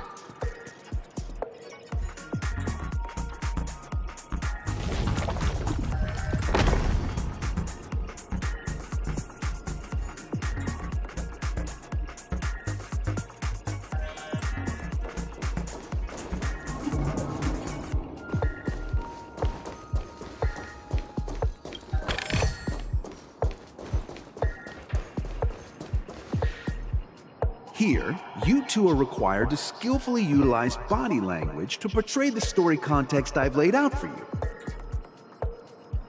Picking up from where we left off, a heavy downpour saves you both stranded in the desert.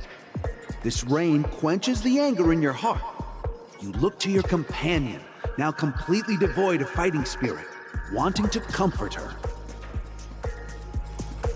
At this moment, what should you do to make her laugh?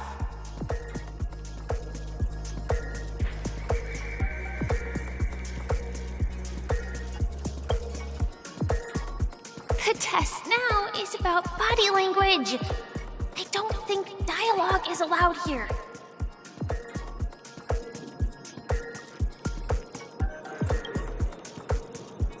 You seriously think that would make someone laugh?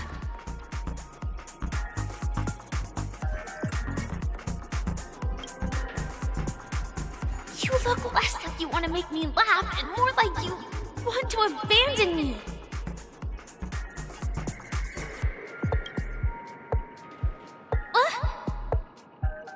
What?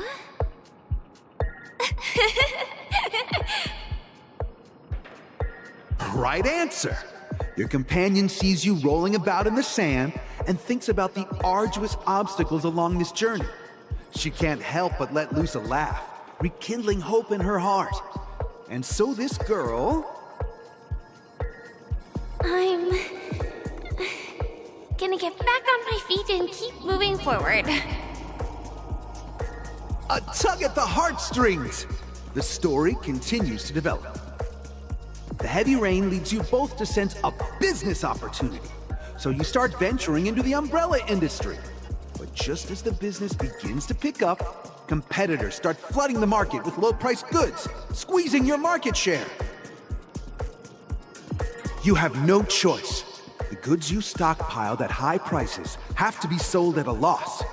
This is a pretty self-destructive move, which drives your business to the brink of bankruptcy.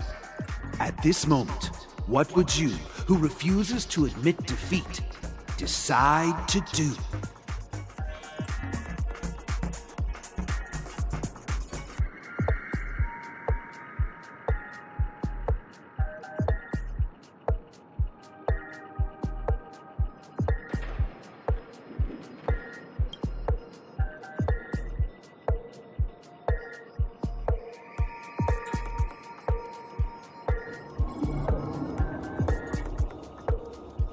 Fantastic!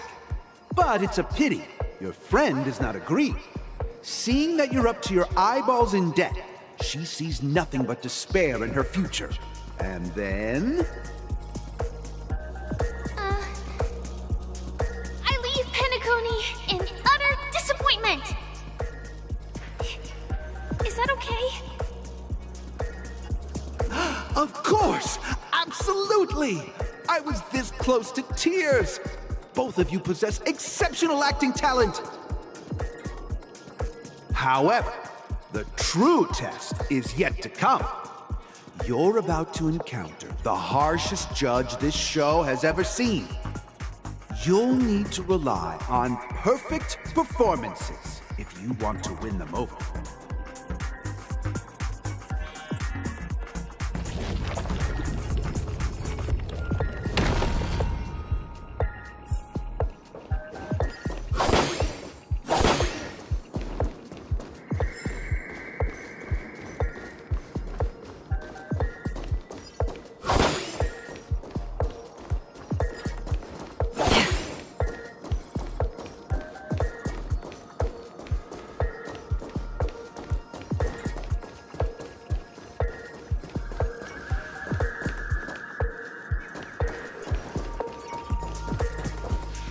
Welcome to the final stage.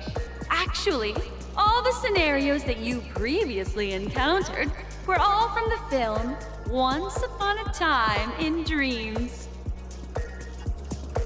Two companions arrive on Penacony with nothing but a dream.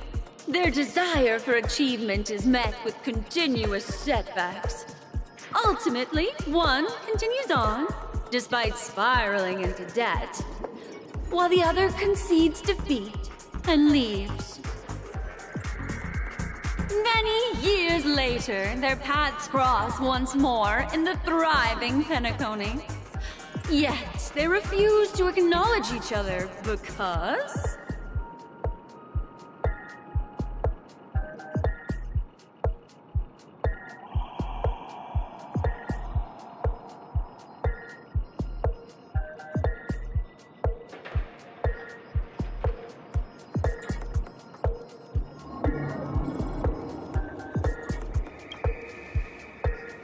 Against the backdrop of a revitalized Penacony, the joy of reunion mixes with the sorrow of past separation, the awkwardness of being strangers, and the shyness of a long-awaited encounter, all converging at this very moment. Give it a shot. Try and convey this bittersweet scene to me. Bring it to life with precise and emotive acting. Is this ever going to end? I know! Why don't you try that clockwork thing you used before?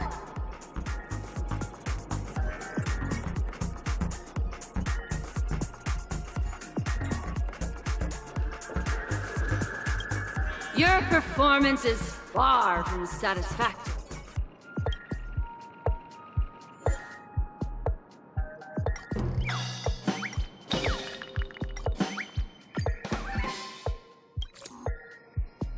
God! I never imagined that such a sad scene could be portrayed by you two in such a joyful and heartwarming way. Two people sharing a long-cherished friendship, as if time and status meant nothing to them. Huh? But we haven't even done anything! Is his imagination running wild again? Brilliant! Your portrayal outdoes the original. It's simply beautiful!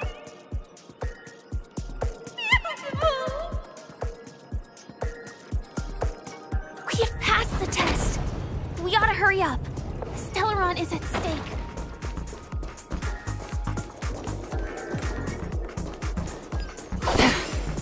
Stream forth, gleam of old blades.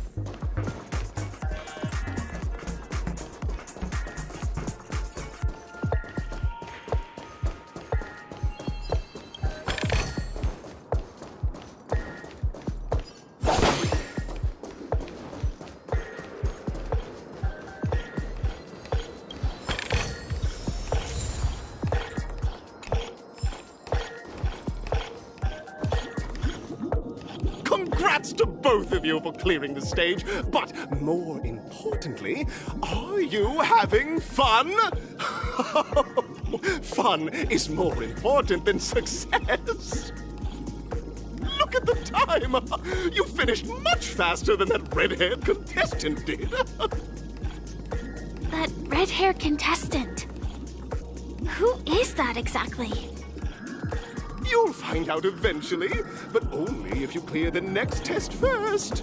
Welcome to the second stage of the 33rd Scorched Sand Festival in the 20th season, sponsored by Soul Glad Enterprises. Gunfire time! You have the option to choose gunfire and undergo Brother Hanu's trial, or time, where you'll face Clucky's trial. And now, make your choice!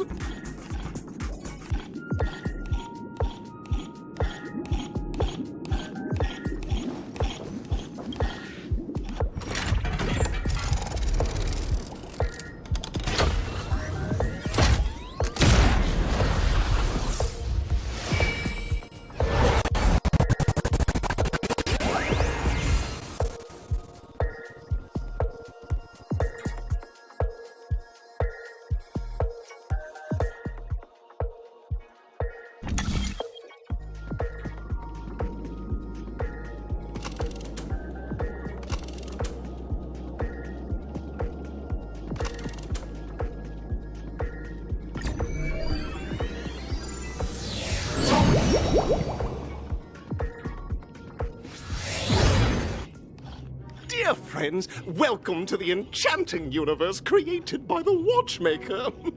Awaiting you is the morally dubious yet ever charming character from the animated Clocky series, Hanu! It is said that these cartoon characters were inspired by the Watchmaker's own experiences. According to research by Clocky scholars, the original Hanu of reality shared a deep friendship with the Watchmaker, akin to comrades in arms. Enter into the world of Hanu via the TV by the entrance and partake in an enchanting and suspenseful story with him. Good luck in there! If it's a gunfire trial, we should be able to settle this with a fight, right? I hope this won't waste too much of our time.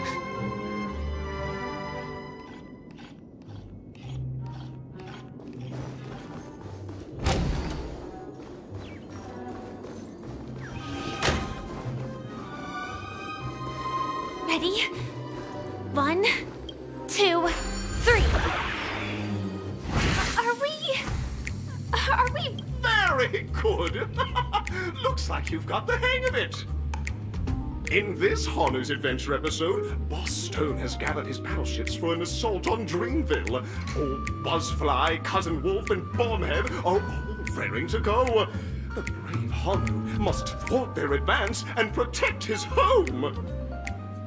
Alas, Hanu presently is ill-equipped to fend off the malevolent mischief makers, which is why he is preparing to seek out the Puzzle Gentleman's aid.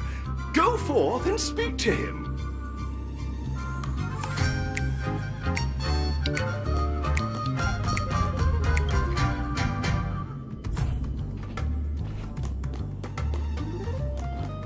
Oh, brave Hanu, you look like you could Long time no see, Hanu. You look pretty stressed out. How about an intense and thrilling game of Dream Jigsaw to blow off some steam?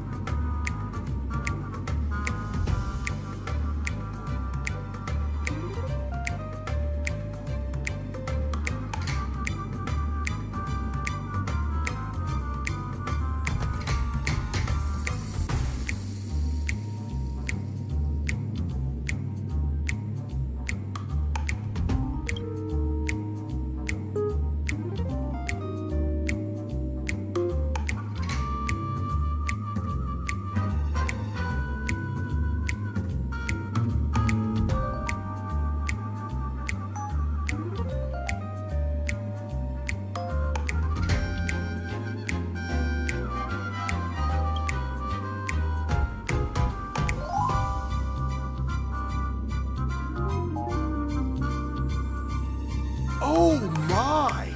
Are you telling me that Boss Stone has rallied the villains to seize Dreamville? What a dreadful twist of fate! Listen closely, Hanu. I'm aware you're in need of a suitable weapon. And I also know there's one just upstairs. But you know what? You'll have to play an exhilarating round of Dream Jigsaw first. No Jigsaw, no moving forward.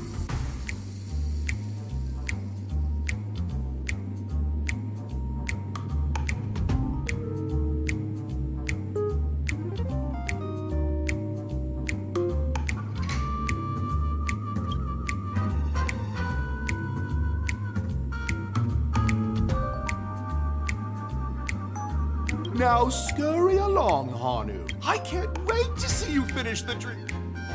Let's stay alert and make sure those monsters don't spot us.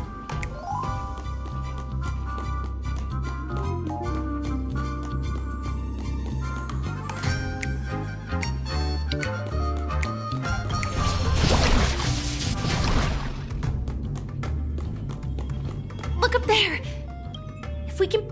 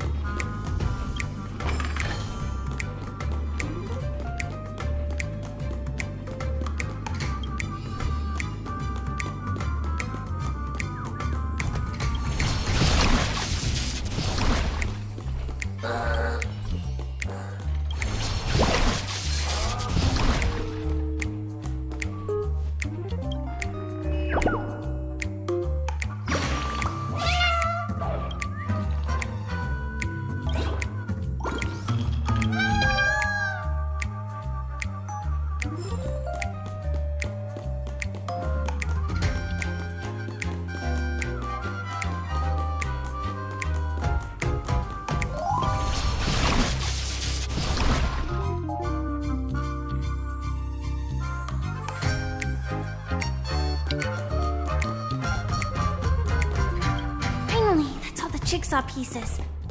Let's hurry back.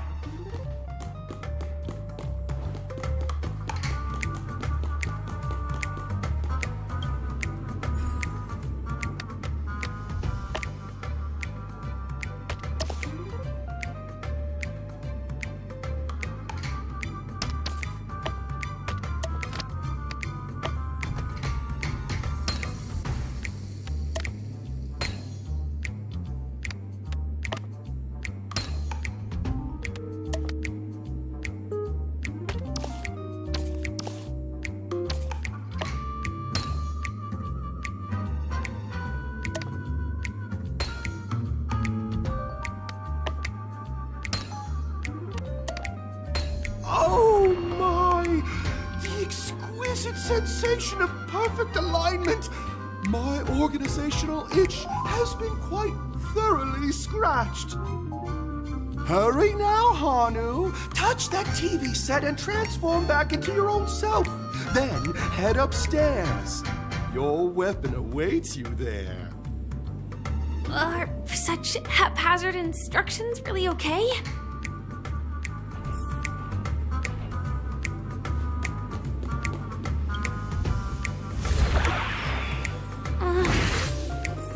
Disconnecting from that thing so suddenly has left me feeling slightly disoriented.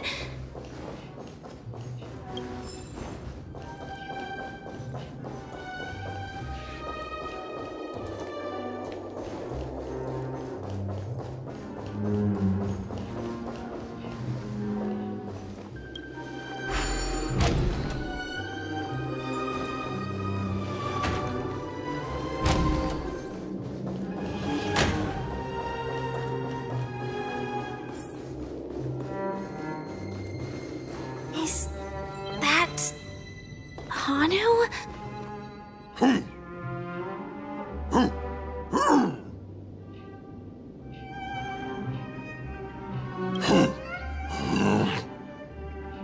What exactly is he talking about? Tick-tock! It's time for me to make an appearance! Clocky? I can also see him. Is this character part of the show? In Dreamville, Clocky is everywhere and can do anything! Like right now! I can be your translator! Tick-tock!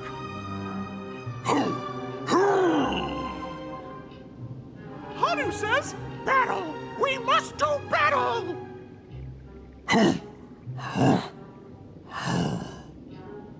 The enemy is at our doorstep, and we have no path of retreat for the future of Dreamville! Touch that suspicious-looking TV right now! So they just jumped inside that TV. Sheesh. Logic in this plot and dialogue is really being pushed to its limits.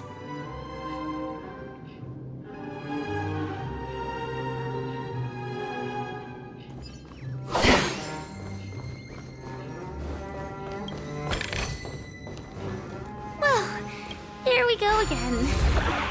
Ready? I am gradually getting used to this.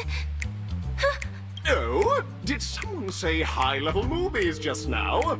Last we saw, but brave Hanu won't go down. But Guess what? Hanu's fate...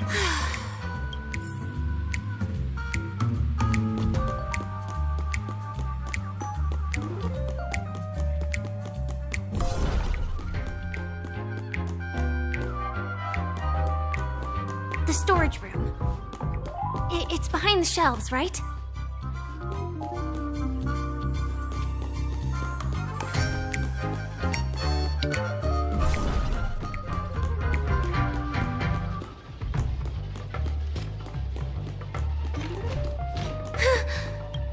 He wasn't lying.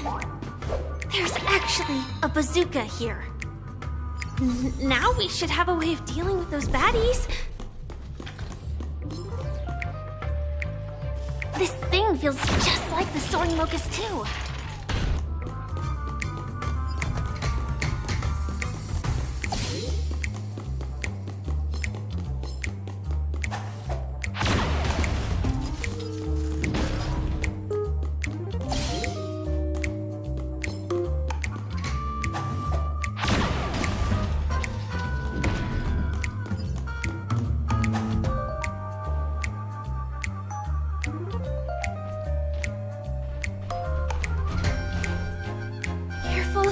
It looks like we've got more company. Get ready to fire!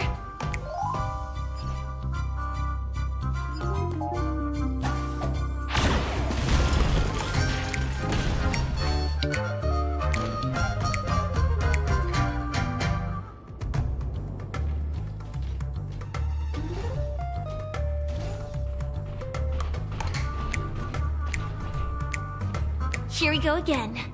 But no big deal. We're pretty handy with this bazooka now.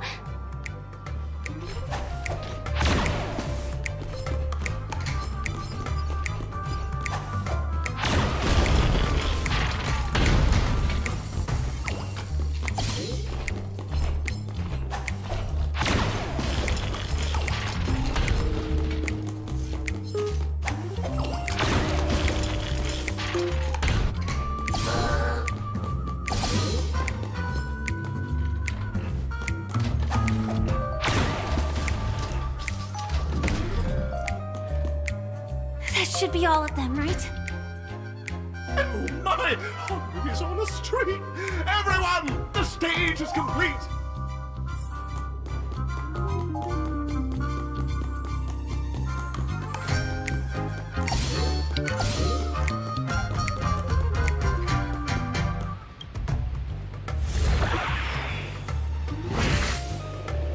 Well, that's that.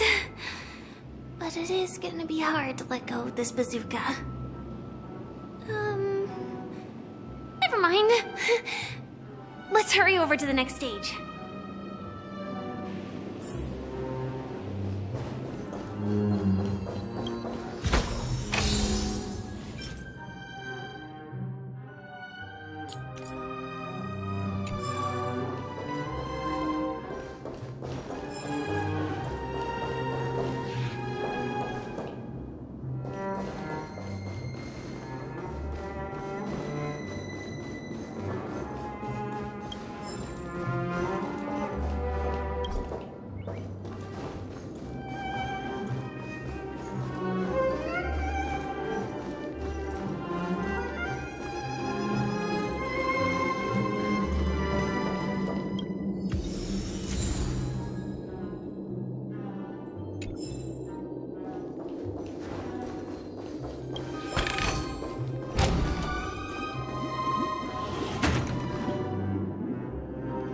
Congratulations to both of you! Oh, you've overcome all obstacles and proven yourselves!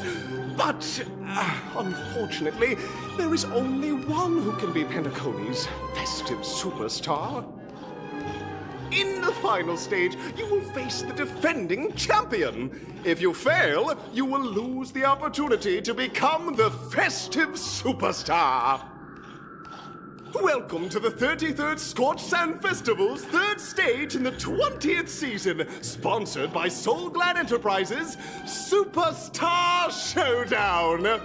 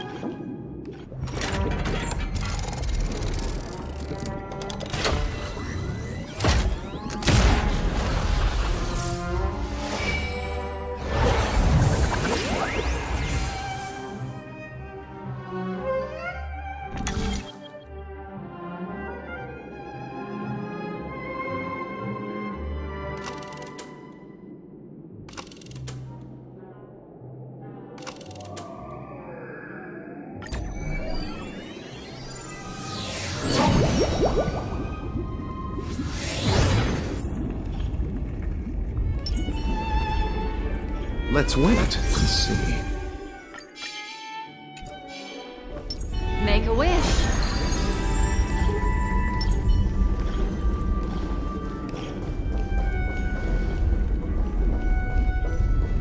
No way. I think I just saw someone. Someone extraordinary.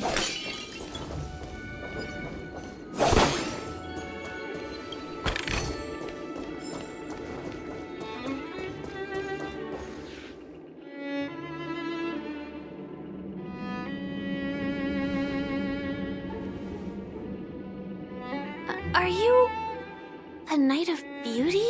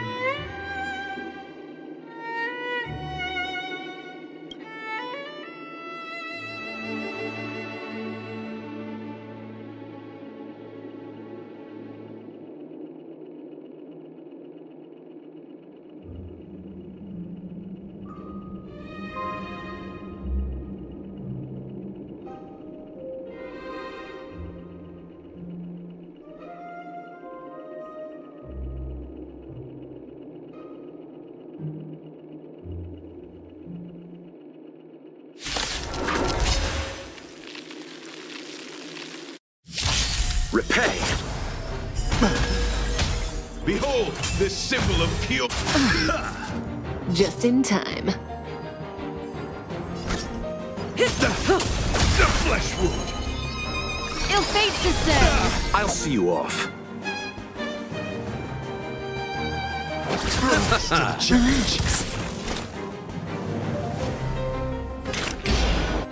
Still waters of oblivion. I weep for the departed.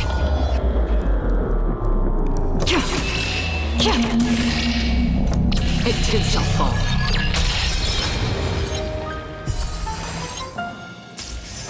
Pledged unwilling! Put forth all your might!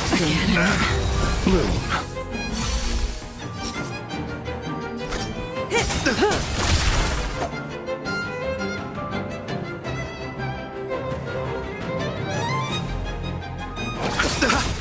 Stand still. Memories are ever changing. Beneath the waters lies an endless abyss. The flesh wound! Bear witness to Eternal sleep is not the end. the dead return! Let the duel commence. Destined for oblivion. Good times never last. Time to say bye. Boom.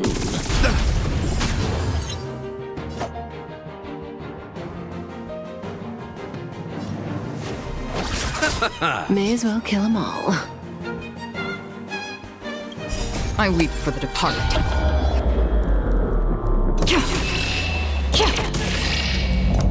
It too shall fall. Rise to the challenge.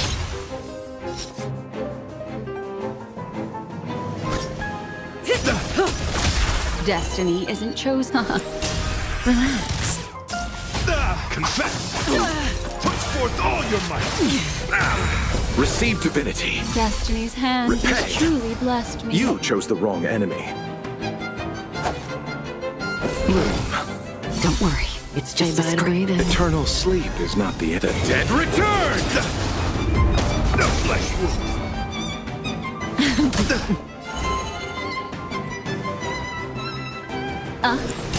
Stand still. Free will, or was it fate? Still waters of oblivion.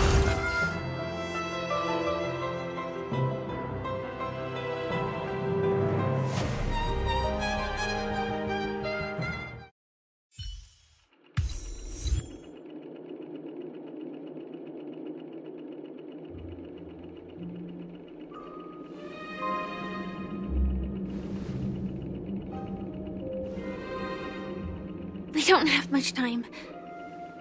May fate allow us to meet again, Knight of Beauty. In that case, let's make our way to the end.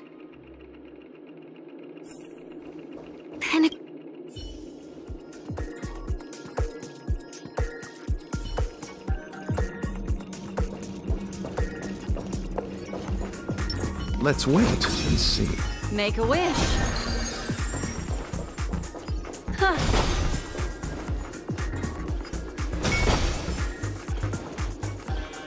Huh.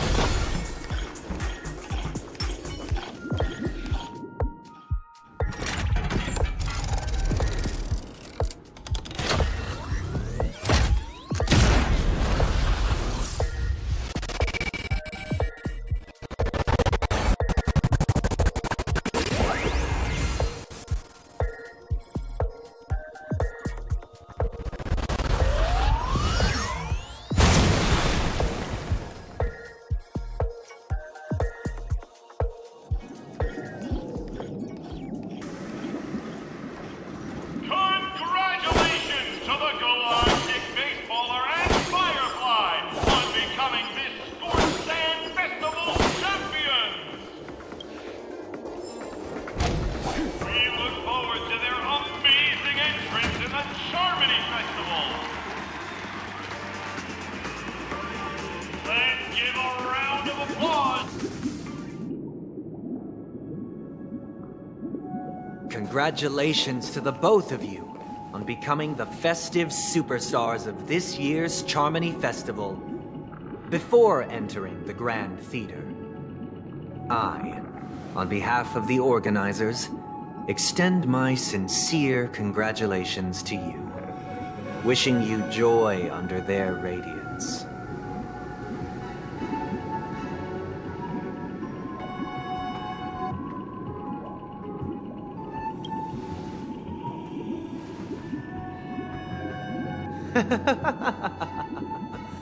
Your endeavors are worthy of extra recognition, and I've taken steps to ensure that.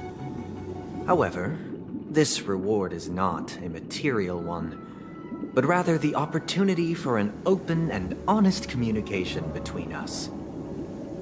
As previously promised, my sister, Mr. Yang, and I have met with the Dream Master. We delved into the truth about Penacony and its Stellaron, and have come to a consensus. Both I and the Oak family cannot acquiesce to your request. Just as expected. We acknowledge the perspective of you, Nameless. Penacony does require change, but not as you propose.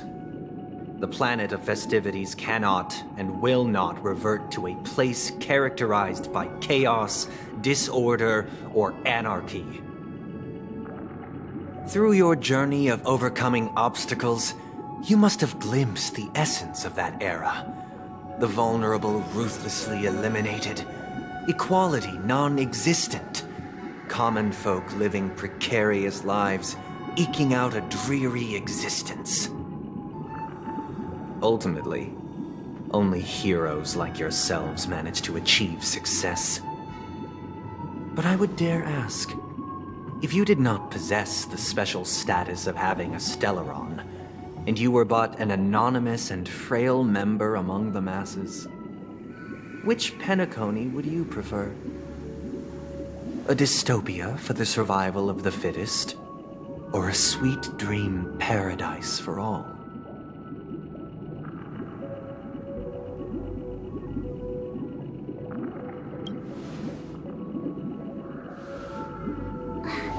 That's not the point! Don't let him mislead you! Mr. Sunday, even if the members of the Oak family can't fully agree on what to do about the Stellaron, now's not exactly the time to be holding an extensive discourse about Penacony's past and future, is it? The Stellaron issue concerns the life and death of everyone on Penacony. If anyone has a better suggestion, the crew is more than willing to listen. Also, it'd be best to tell us the ins and outs of that meeting. This way, we'll at least know what Welt and Miss Robin are dealing with, and the reason why they failed to make our appointment. Ah, Navigator. That is precisely my intention. With all present, let's begin by discussing the details of that meeting.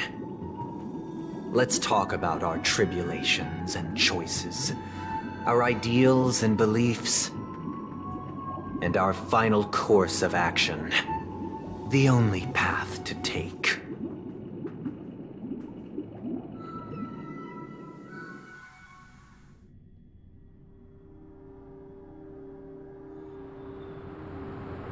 You mean to say that for the longest time, there have been scoundrels who would use the Charmity Festival that I have bequeathed to the masses as a tool to realize their ambition? Indeed, Dream Master. Once the Charmony Festival begins, the Stellaron's powers, along with the song, will be broadcast across the entire planet of Penacony. And then everyone in their dreams will be unable to awaken. This is indeed surprising to me. The dreamscape is maintained by the collective effort of the 5 families.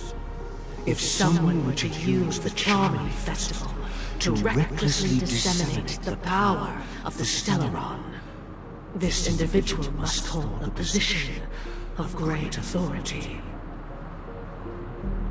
Do you have any suspects? I'd like to ask, did you really not know of the Stellaron's existence? I would have never thought that this Nameless would point the spear at me. Quite astonishing indeed. If I have offended, the Astral Express extends its sincere apologies. But the current circumstances are dire and leave no room for meticulous inquiry. We're doing this out of concern for the Dreamscape's safety. So, if you could, please alleviate our concerns. Dream Master, it's just to prove that the Charmony Festival has nothing to do with the Stellaron. If we're being overly cautious, I will return to the stage to offer tribute in song, just per the arrangement.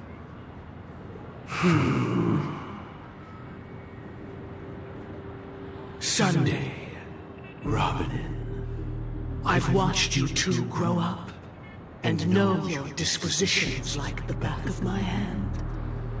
Both of you, right now, can surely be lauded as their most devout advocates. I already know your resolve. The magnitude of this matter is enormous and cannot be taken lightly. Since Mr. Yang has asked with such earnestness, I will personally respond in kind. If there is a need, the entire Oak family will be mobilized to heed your call. Someday, might I ask you to beseech them to cast their light unto me, and question me in their stead, so that no lies may be concealed? I will do as you command. Robin, could I entrust you to be present as a witness, to document the truth, and to proclaim my innocence, so that all slander may be utterly dispelled? I will do as you command. May thy will be carried out on earth, just as it is in the heavens.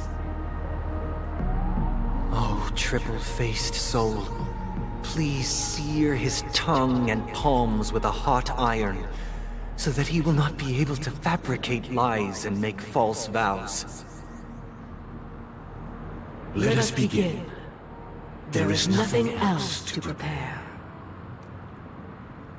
Understood. Question. Have you devoted your life to your god, never worshipping other gods? Naturally. Do you love your god as you do yourself, always heeding their admonishments? Naturally. Have you strayed from the path expected by your god, betraying their name? Never. Have you ever been inordinate with your asks of your god, coveting more than the foundation of the creation itself?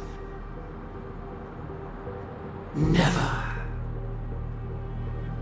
Then, a final question.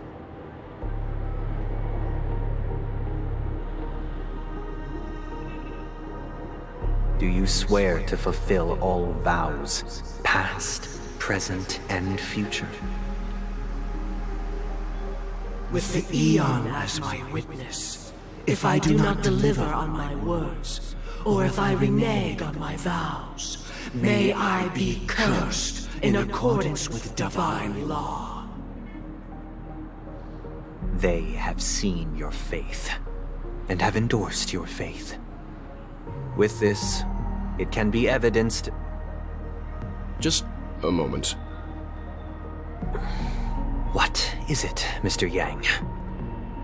I have another question I hope to have answered.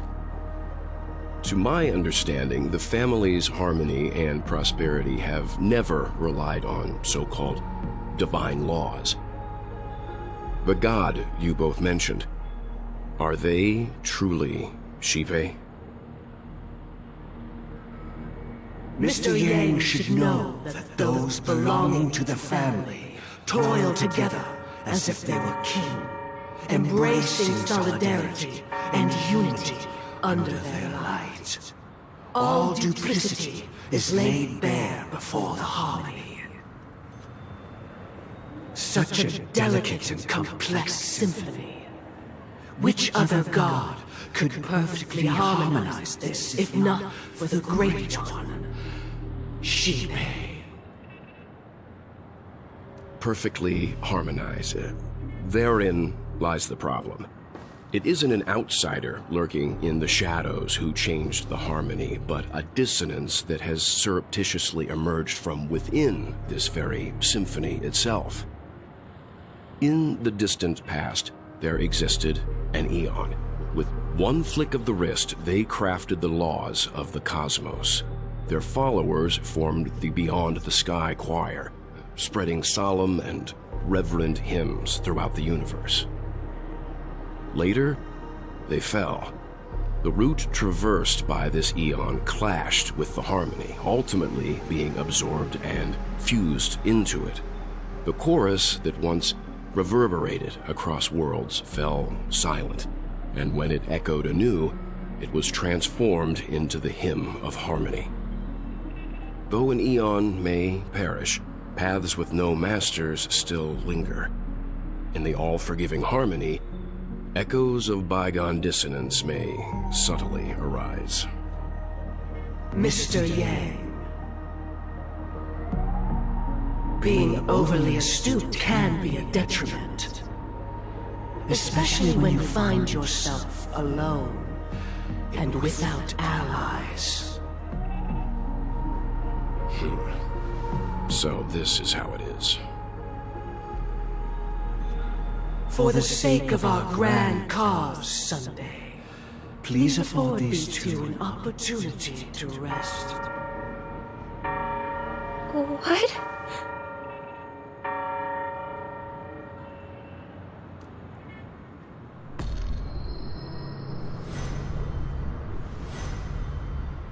Sorry, Robin. It's just you. I did not wish for you to know this. It's a pity that things have turned out this way. So, this is the true reason I can't sing? The shadow that envelops Penacony is actually... We were never children of the harmony. Our ideal paradise could not have been crafted by Xipe. True bliss can only be guaranteed by the one who transcends the many. Within the foundation of law, humanity establishes civilization, and through harmony, we obtain order.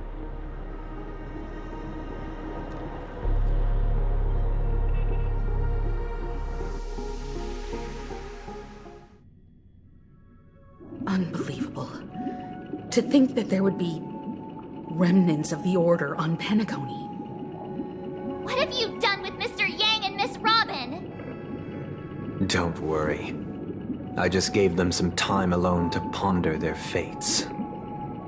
You should know that these actions make you an enemy of the Astral Express. Should we need to stand against the Nameless, it would only be myself and the Oak family involved. But we haven't reached that point yet, have we? Your efforts for the justice of Penacony are evident to everyone, and have been widely observed.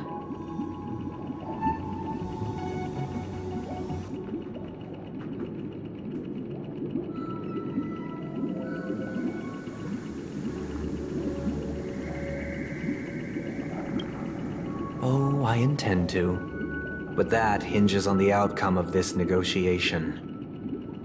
If it is the Order that drove you to imprison Welt and Robin, and you're using them to coerce our compliance, then there'll be no point in entertaining any type of discussion. You're mistaken, Miss Himiko. They are in very safe hands, and just as the family has always proclaimed, no one can be harmed in the dreamscape, least of all in the beautiful new world belonging to the Order. Penacony and the entire universe have witnessed far too much innocent bloodshed. The strong wield their blades against the weak, and the victors push the vanquished to the brink of life. Natural selection. The world abides by this principle, establishing the well-being of humanity atop the corpses of the downtrodden. Only we, or rather, I, possess the power to put an end to this farce. So you've decided to resurrect a dead Eon? No one's ever done such a thing. If Miss Himiko is interested, let's draw back the veil and speak candidly. I've always firmly believed that people can understand one another through peaceful means. I'm willing to divulge the unembellished truth as to the intentions of the Order's Pathstriders, so that you will make better judgment for the Astral Express, for Penacony, and for this stretch of the universe. Words can hardly do justice to the beauty of that ideal. So, Come with me, everyone. Let us retrace our steps and see once again where this road leads. Huh? Where'd he go? Welcome. This isn't any location in Penacony's dreamscape. It's my inner world. The reason the scenery before you remains unchanged is because your consciousness has drawn on similar concepts to fill in the gaps.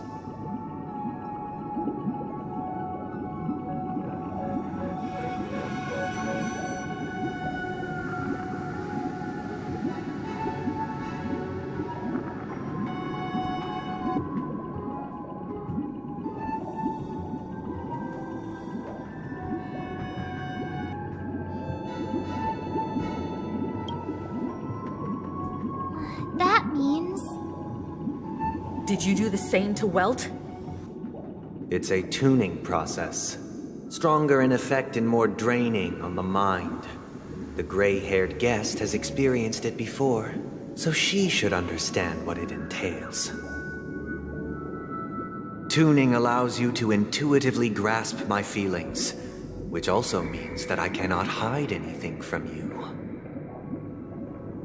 Now, everyone, please look at the huge screen. The road we once took begins here. From this point on, you will witness the numerous decisions I've faced. I've selected a portion of these to share with you. I believe after going through similar predicaments, you'll be able to better understand my thoughts. Let's begin. The first decision. A story about a baby bird.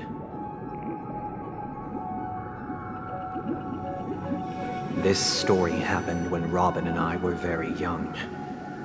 We were victims of the Stellaron disaster, and the family's Mr. Gopher Wood, who would later become the Dream Master of Penacony, saw that we siblings had no one to turn to and took us in.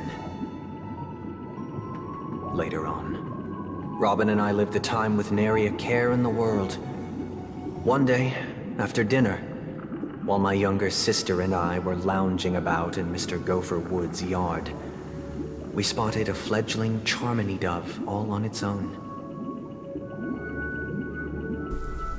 That baby bird was tiny.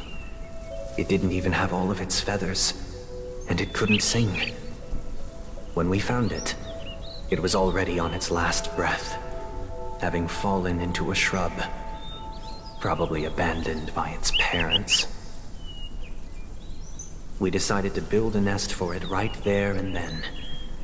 However, thinking back, that winter was unusually cold, with fierce winds at night in the yard, not to mention the many poisonous bugs and wild beasts in the vicinity.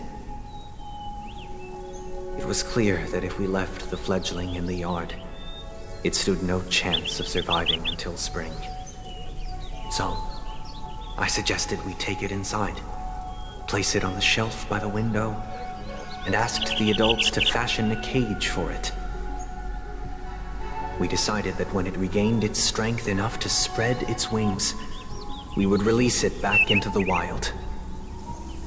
The tragic part, something that we'd never considered, was that this bird's fate had already been determined long before this moment. Its destiny was determined by our momentary whim. Now, I pass the power of choice to you all. Faced with this situation, what choice would you make? Stick to the original plan, and build a nest with soft net where the Charmony dove fell.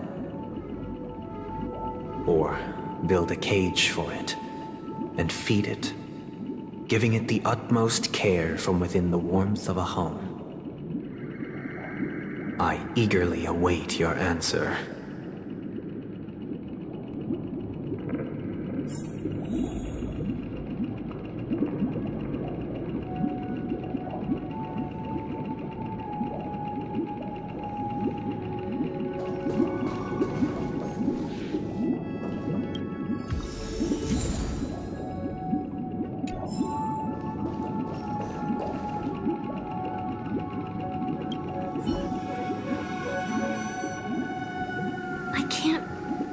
decipher his intentions right now, but based solely on that question, I would probably choose to build that dove a cage. Even if I was gonna release it back into the sky, it'd have to be strong enough to fly first. If I left it where I found it, I fear it'd never get the chance to fly ever again.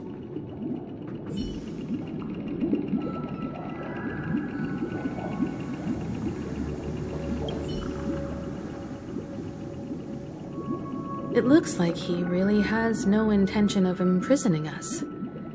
If it's just a quiz, I suppose it's fine to humor him. Back to the question. I would personally choose to build the little Charmony dove a cage.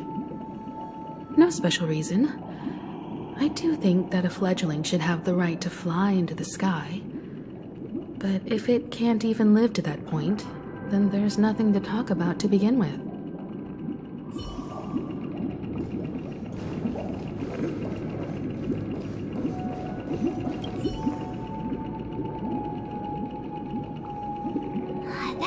Casually throws this kind of question at us? What exactly is his deal? But fine, I'll answer, I guess.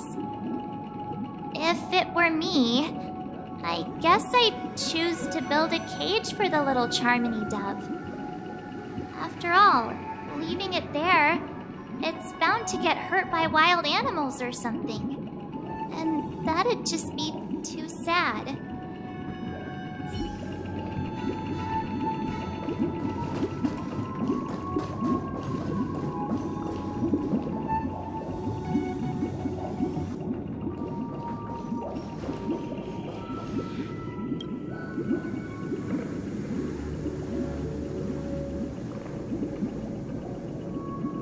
I'm happy to see that you made a choice similar to ours. If your mind is made up, let me reveal the outcome of this choice. We passionately nursed it back to health, preparing only the best food for it every day. We even preened its feathers. Later, on the day that Robin left Penacony, we opened the cage door and let it fly back into the sky. I watched it for a long while by the window, probably about 3 or so days. In those 3 long days, the little Charmony dove tried again and again to spread its wings to fly into the sky, but fell to the ground, only to keep trying. Finally, on the 137th attempt, it succeeded. But its attempt did not go perfectly. After flying unsteadily for a while, it fell to the ground, unable to grasp the direction of the air currents. The fall shattered its wings. It writhed helplessly in my embrace. But it was all for naught, finally succumbing to a painful demise. And in that instant, our tender care, our given love and hopes, they all became the inevitable push that sent it to its death. I deeply regret the choices we made. Next, let us head to the second decision. This time, it's the story of a dream chaser.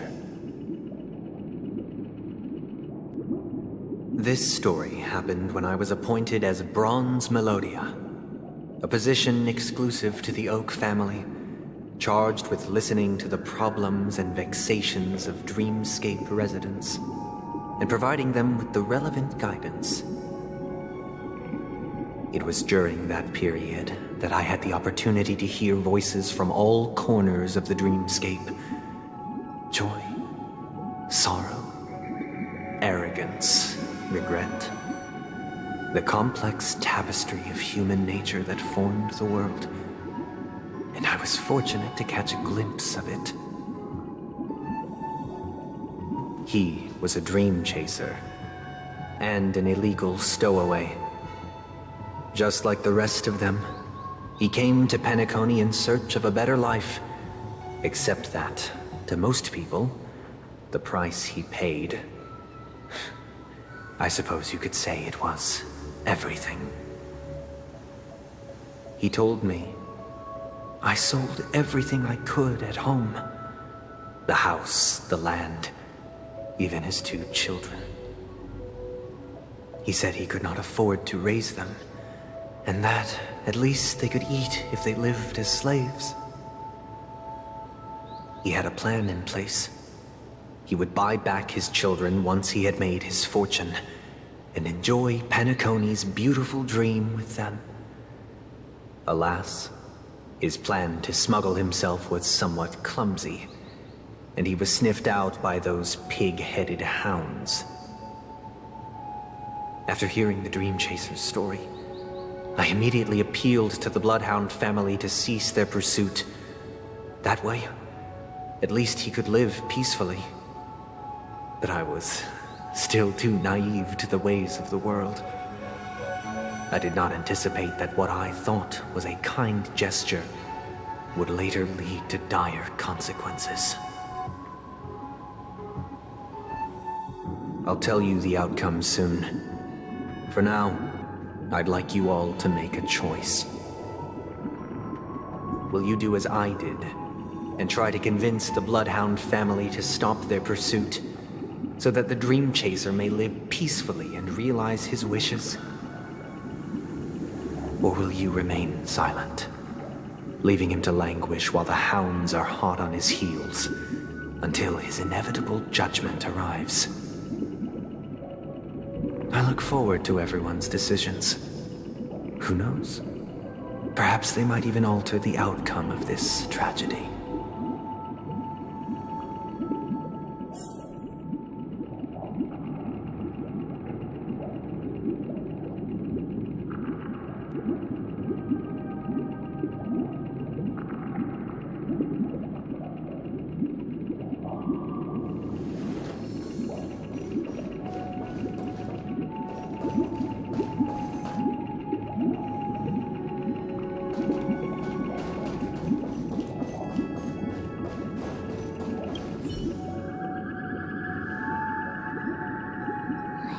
Illegal stowaways are really quite common on Penacony. But that guy in the story, I don't think he deserves any sympathy at all. He sold his kids to chase a dream. Even if he intended to go back for them, it's still insanely irresponsible. With that thought, there's only one choice. Let the Bloodhounds send him back home. This person deserves to be punished.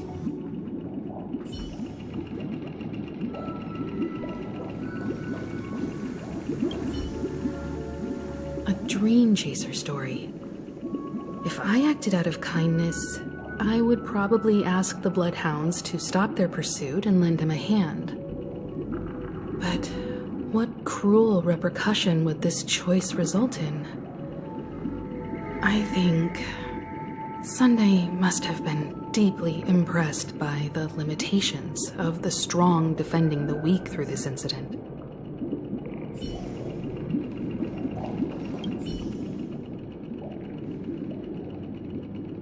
Question. Surely it has some connection to the baby bird story. And this connection is precisely the breakthrough Sunday aims to use to persuade us. I'd probably choose to ask the Bloodhounds to cease their pursuit.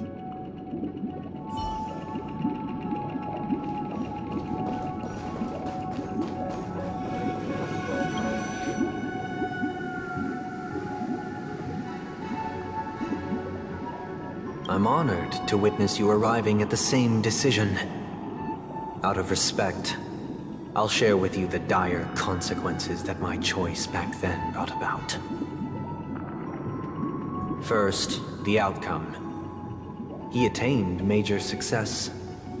After avoiding capture, he ran a business for a few years, very quickly making a name for himself, elevating his status. He might not have become a tycoon like old Audie, but he was considered a character of excellent repute. Now then, did he realize the wish he set out to achieve? No. The last time I saw him was in the real world, where the hounds were going to permanently exile him, and I was the accompanying bronze Melodia. The mission was simple. Listen to the criminal's repentance. He told me the reason he was in this predicament was because he conspired to usurp the head of the Alfalfa family. When I asked him about his 2 children, he instead responded with a question. What children? In the end, my heart aligned with the harmony, and the good deed I dared to undertake held no value, turning instead into a wrongdoing. It created a lamentable oppressor and countless oppressed individuals. As to your choice, I once again offer my heartfelt apologies. Next comes the third and final decision. And the story this time is my own. This story happened the day I was appointed the Oak family head. At that time, Mr. Gopherwood was the current Dream Master, and as per his wish, we had a private conversation. What surprised me was that the Dream Master had only come to deliver a letter to me. He let me read its contents, and it was a letter from my sister. The letter contained the usual pleasantries, anecdotes from her travels, nothing out of the ordinary. Just as I started wondering how this letter related to our discussion, the Dream Master began to speak. Do you know who wrote this letter? My sister, of course. But why would you personally visit me to hand me a letter from my sister containing mere trivialities? To help you grasp the full scope of this issue. Do you know where Robin is at this moment? From what the letter indicates, she must be in Caspelina 8, correct? She's touring there right now. Correct. Has she mentioned anything about a stray bullet? A stray bullet? What? A war has broken out on that planet. It is because of this very reason that Robin chose this destination. To spread the word of the harmony. And to save the lives of that planet. She personally made for the front lines. She hoped to ease the people's suffering with song, and was willing to brave mortal danger to deliver the IPC's medical supplies. Unfortunately, stray bullets show no such compassion. Is she all right? If the operation was successful, she should probably be recovering in the field hospital. By the eon above, the bullet struck her neck directly, yet possibly as a reward for her consistent deeds of harmony, it didn't hit any vital arteries. Once you've attended to your outstanding tasks, it'd be advisable to write her back as soon as possible. Those damned savages! I'll pack my bags right away. My gratitude for bringing this to my attention, Mr. Gopherwood. Now you understand why she always wears such elaborate neck ornaments, don't you? How could this happen? Miss Robin? It's all in the past, so please don't worry. I share this in the meager hope that you will understand the harmony's limitations and predicament.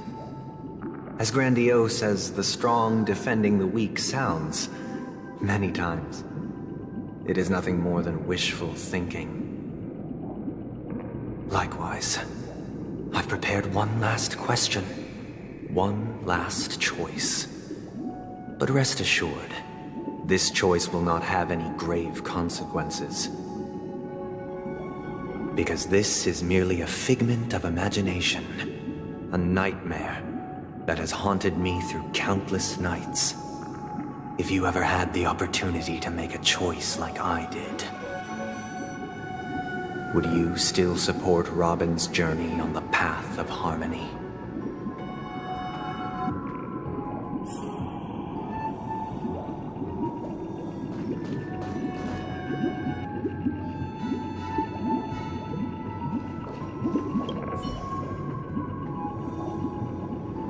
Miss Robin's courage is admirable. And here I was thinking she was just another superstar celebrity. But the fact that she's also Mr. Sunday's younger sister? No, I doubt he'd wish harm on his own flesh and blood, no matter how grand the ambition.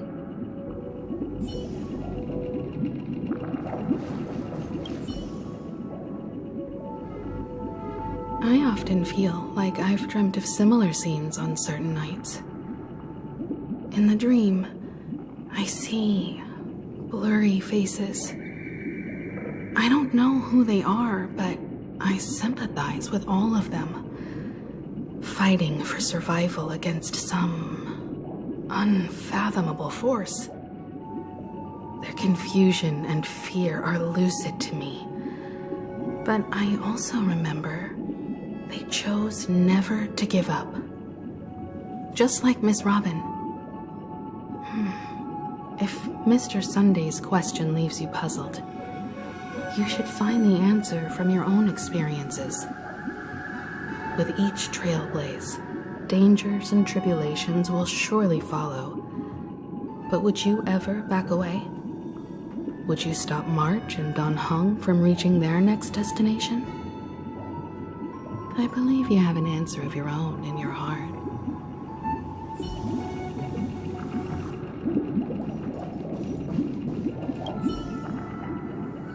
I can't believe that happened to Miss Robin. The strong defending the weak is a great mantra, but if I had to pay such a price, I don't know what I'd do.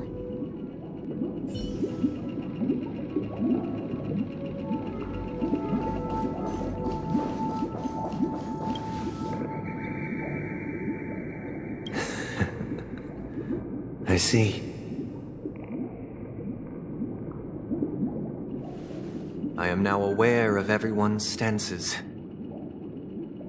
Raising these questions merely serves to illustrate one point. The plight of Penacony cannot be salvaged by the harmony. The true foundation for a sweet dream paradise can only be established through the order where the strong govern the weak. I know the suffering of being tormented, the turmoil of losing your way, how sorrow and even despair set in when matters don't work out. All of this causes me unending pain, because this is not what happiness is at all. We must teach the weak how to live a happy life. And this life isn't some noble propriety that the upper crust preaches, but in definitive terms, a way of survival that belongs to everyone. So what is your definition of living a happy life? Good question. Human consciousness is fundamentally an illusion, a cage known as self-worth. People lured in by this illusion make mistakes, yet still ask that external influences bear the burden. When one mistake after the next permeates the masses, they become impossible to trace. Thus, the amassing of these individual cages culminate to form a prison, a place dictated only by the rule of survival of the fittest. Nature is always accompanied by predation and sacrifice. Its antithesis is known as order. That is what I want to do.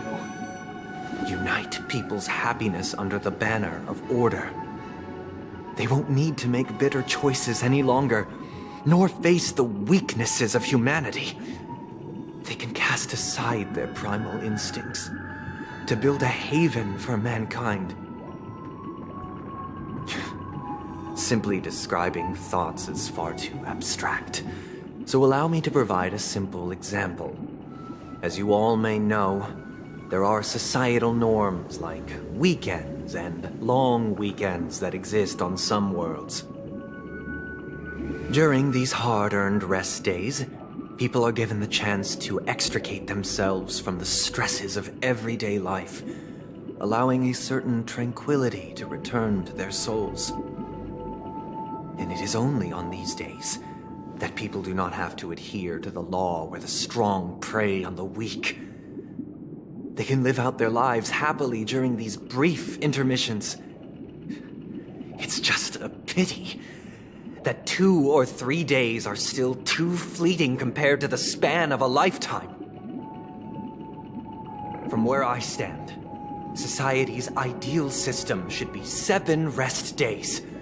Following Sunday, there should ensue a second, a third, and indeed an infinite procession of Sundays. This should be the face of the new world. Idyllic, eternal, peaceful days. And thus, every person can return to their base selves in this utopia. Some gaze in reverence at the stars, pouring their whole beings into calculating the distance between us and the isolated world of Pagana. Meanwhile, some seek refuge in quiet corners, holding one another, unencumbered by the chains of unwelcome obligations. There would be no need to bear the hardships of reality. Only in this way can humanity face the inevitable end with the purest of spirit, living a life of dignity. This is what it is to live in bliss. Miss Firefly, you who are stricken with entropy loss syndrome, you of all would surely understand this.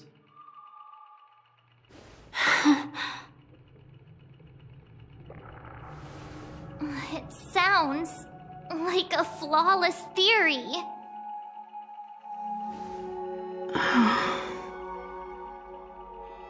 But what is the price to attain all this? The cost is minute, merely a personal and eternal sacrifice. If this paradise is to be maintained for everyone, someone must remain trapped in solitary awakening until the end of the cosmos. Awakening.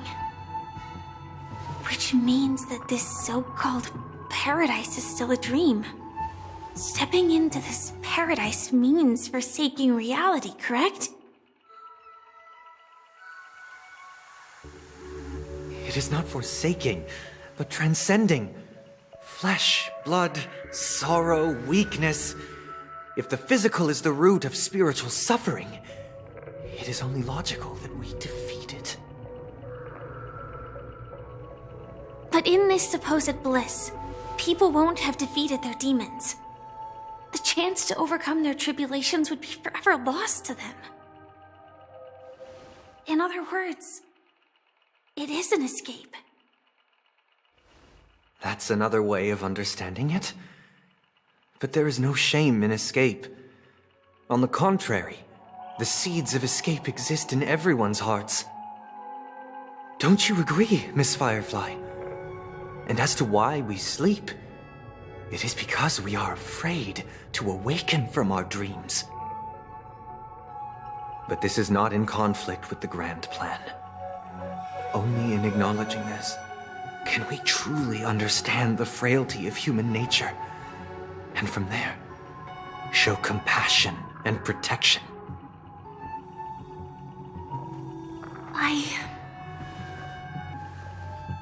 I admit that you are a born leader. Your perspective on humanity brims with pessimism. Yet you express compassion for all, even when your heart pities them. But unlike you, I live for the self. From my perspective, individuals making choices for themselves is their birthright. The want to escape may be innate in the weak. But whether they are weak or not, it is not up to another to decide. Perhaps in your mind, you also view me as weak?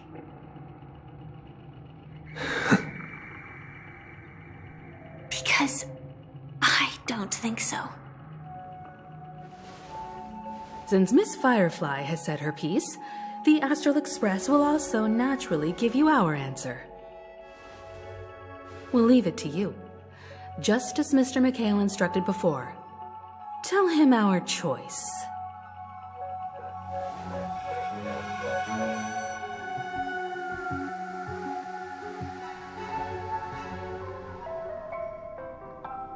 What is this place? Does this place ring any bells, Misha? I don't know, but I feel a sense of déjà vu. What is this place? It's the realm within a dream bubble. This was left to the Astral Express by a nameless, but weirdly, when we entered it, it was completely empty. Dr. Edward from the Dreamscape sales store told me that dreams are formed from memories, and a dream bubble can't take shape if its core is empty. So I thought you might be able to help us in unraveling this mystery, Misha. As a hotel doorman, you know Penacony best among us. I don't know much about dream bubbles, but if you want to figure out what this mansion is, I'll do my best. I'm counting on you then. Himeko, I still don't get it. Why were you so sure that Misha had a connection with this dream bubble? I wasn't sure. It was just a hunch. But since Misha feels familiar with this place, my hunch might be correct.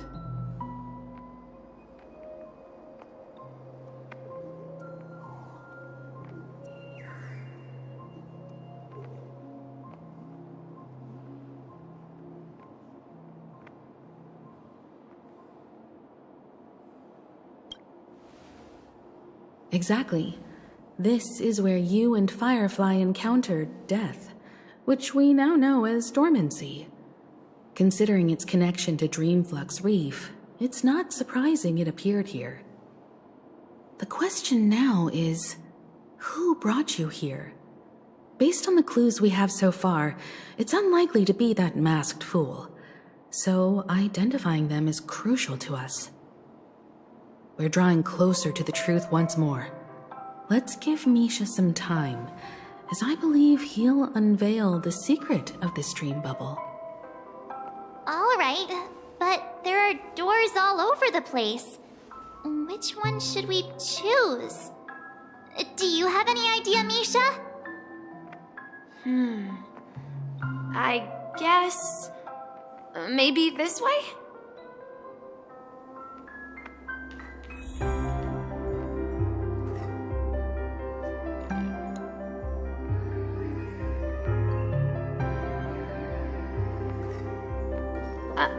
I'm not entirely sure, but let's give it a try. Wait, you managed to choose the right door on your... Weird. This place is quite different from the hotel. But I feel like I've been here before, and even lived here for a while. If I remember correctly, there should be a fireplace down that hallway. Clocky and I used to sit by the fire, listening to the crackling of firewood. And the room on the other side was the toy room. I loved spreading out all the toys from the box on the floor and making up stories for each of them. Hold on. This doesn't make sense. didn't I grow up in Dreamflux Reef? So, what is this place? This could be a case of amnesia. Don't worry, Misha. It's common for everyone to forget certain aspects of the past. Those memories haven't vanished. They're just lying in the depths of your mind. We can surely get them back. Since this place seems familiar to you, why don't we explore a few more rooms and see if you can recall anything more? Yeah, then let's check out the rooms I just mentioned.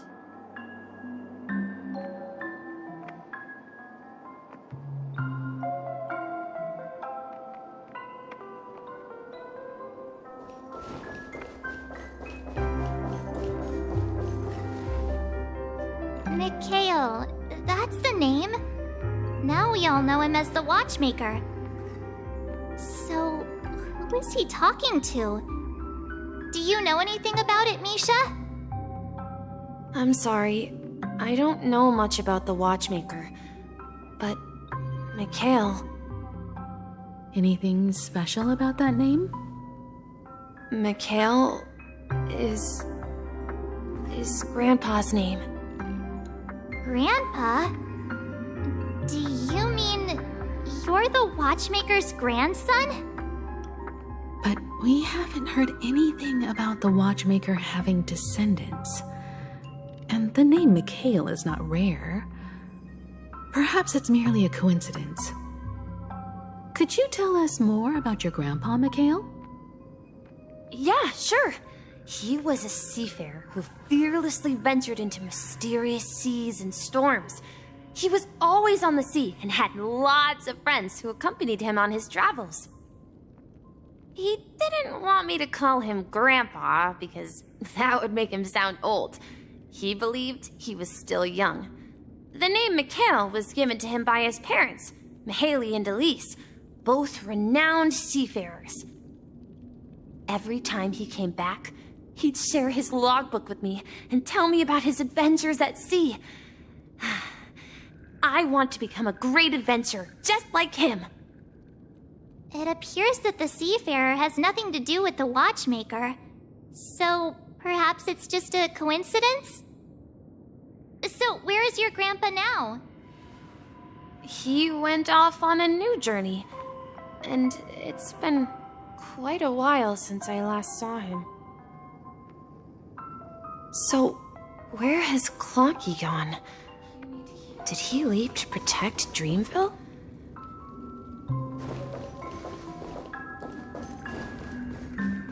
Mikhail.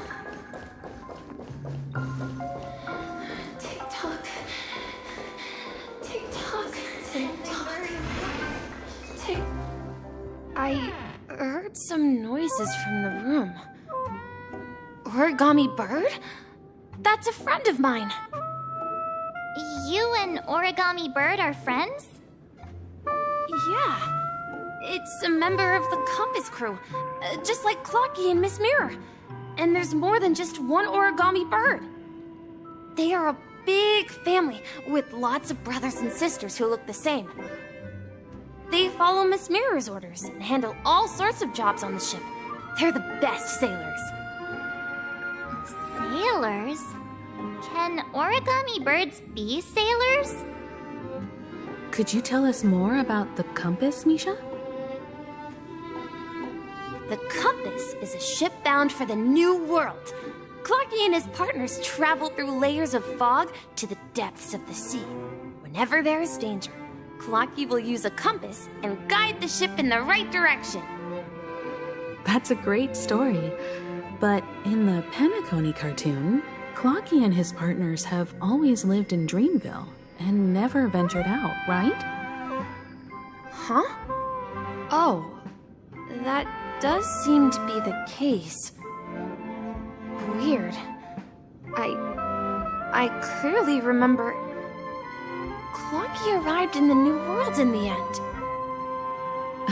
Perhaps Clocky has a hidden past. I think I hear the sound of water.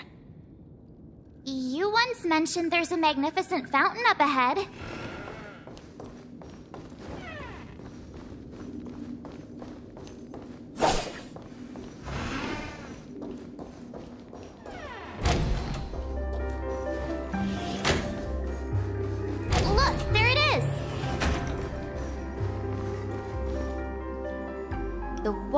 resembles a precious jewel embedded in the dreams of all seafarers.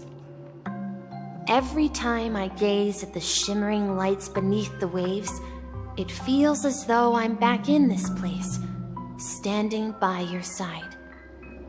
Have you recalled anything, Misha? Yeah, I saw these sentences in Grandpa's logbook. He used to say that despite the perils of the sea, whenever he stood on the deck in the afternoon, overlooking the sparkling waves, he would think of this fountain in front of his house. He often said that those moments felt like returning to his family's side, and the difficulties at sea didn't seem quite as challenging. You know, I quite understand such sentiments.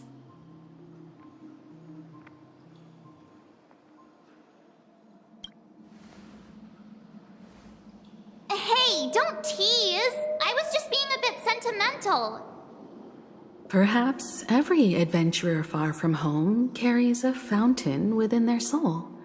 Even though the other side of the sea remains shrouded in the unknown, the fountain in front of his house serves as a compass, leading him back to his cherished ones. Yeah, while Grandpa was at home, we would stand by the fountain and place the compass, a toy boat that I made, into the pool. Back then, I would ask him when I could go on adventures like him, and he would always laugh and say I was still too young. It seems this Mikhail is truly a seafarer and has nothing to do with the watchmaker. Yeah, based on Misha's recollections, the scenes in the dream bubble appear to be his childhood memories. But this raises more questions. According to Misha, he was clearly born on an oceanic planet and led an ordinary life, with no connection to Penacony at all. Could this be some sort of metaphor? Perhaps the sea refers to the memory zone. I'm sorry. I don't know, but my memories keep pouring out uncontrollably, like water flowing from a fountain. Perhaps I'll remember more things if we go further.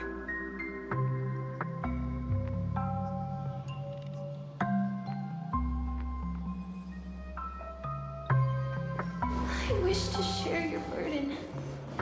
We're going to the opposite side, right? No, we should turn left here. Huh? Something feels different about this place. Up ahead is Grandpa's study. The atmosphere in this room feels totally different. Misha! You finally come! Clocky! You're here! Yeah. This is the room where we first met each other. Are those books on the bookshelf logbooks left behind by that seafarer? Yeah. Whenever he came back, he placed a logbook on the bookshelf in his room. They contain records of his expeditions to every corner of the world. He described our world as a fountain. At some point, the sea started to gradually swallow up the land where people lived. To ensure that everyone had land to settle on, he had to continue exploring the sea in search for the source of the rising seawater. On that day, he called me to his study, telling me that he was embarking on another journey. However, I could sense the gravity in his expression. It was the same look I had seen on my father's face before his final voyage. I asked him if I could go with him, but he said that my adventure lay elsewhere and told me to stay home and patiently await a certain sound at the door. What sound? He told me about a vast ocean in the sky. An ocean of stars. He spoke of a train that transports children with a desire to venture far away, traversing the sea of stars without ever stopping. He said that he knew the crew on the train, and that he had asked them to take me along. He said the journey I had always dreamed of would start there. A train? Could it be? It's the Astral Express. I remember now. Grandpa's friends are a group of nameless who came to this world to resolve a disaster caused by a star. Then, he gave his pocket watch to me. It was his cherished treasure, appearing in every one of his adventure tales. He explained that difficult times were ahead, but assured me that the watch would guide me. He said, as long as I kept moving forward, I'd eventually reach my desired destination. And then, it was as if I heard the distant sound of a train whistle, echoing throughout the room. Exactly, Misha! And then we followed that whistle, didn't we? Yeah. I think I can still find the way we took back then.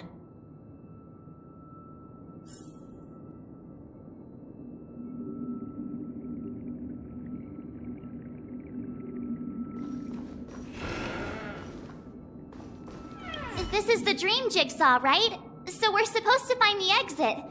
But where can we find the last piece? Do you remember?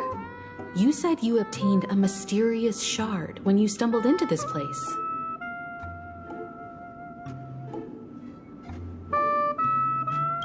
Hey, the shape seems to match.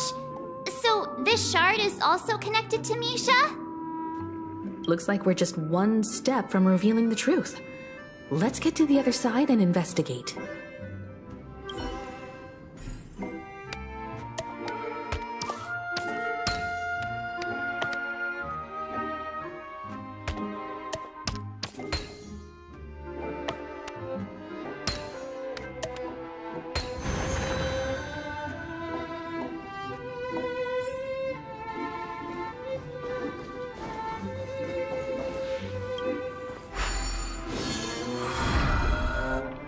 This is it. This is my room of clocks. While I spent my time waiting for Grandpa to return from his voyage, Walter gave me this workshop, and it became my secret base. Here, I learned how to repair clockwork and gears out of my fondness of precision mechanics.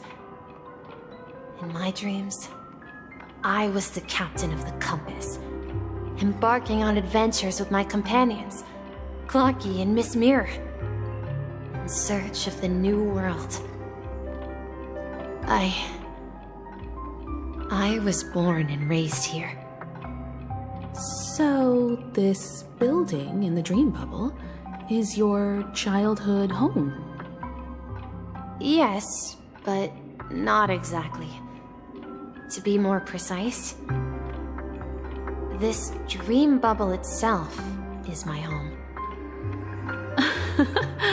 Looks like you've remembered everything now. Wait. Why does it feel like everyone else knows something I don't?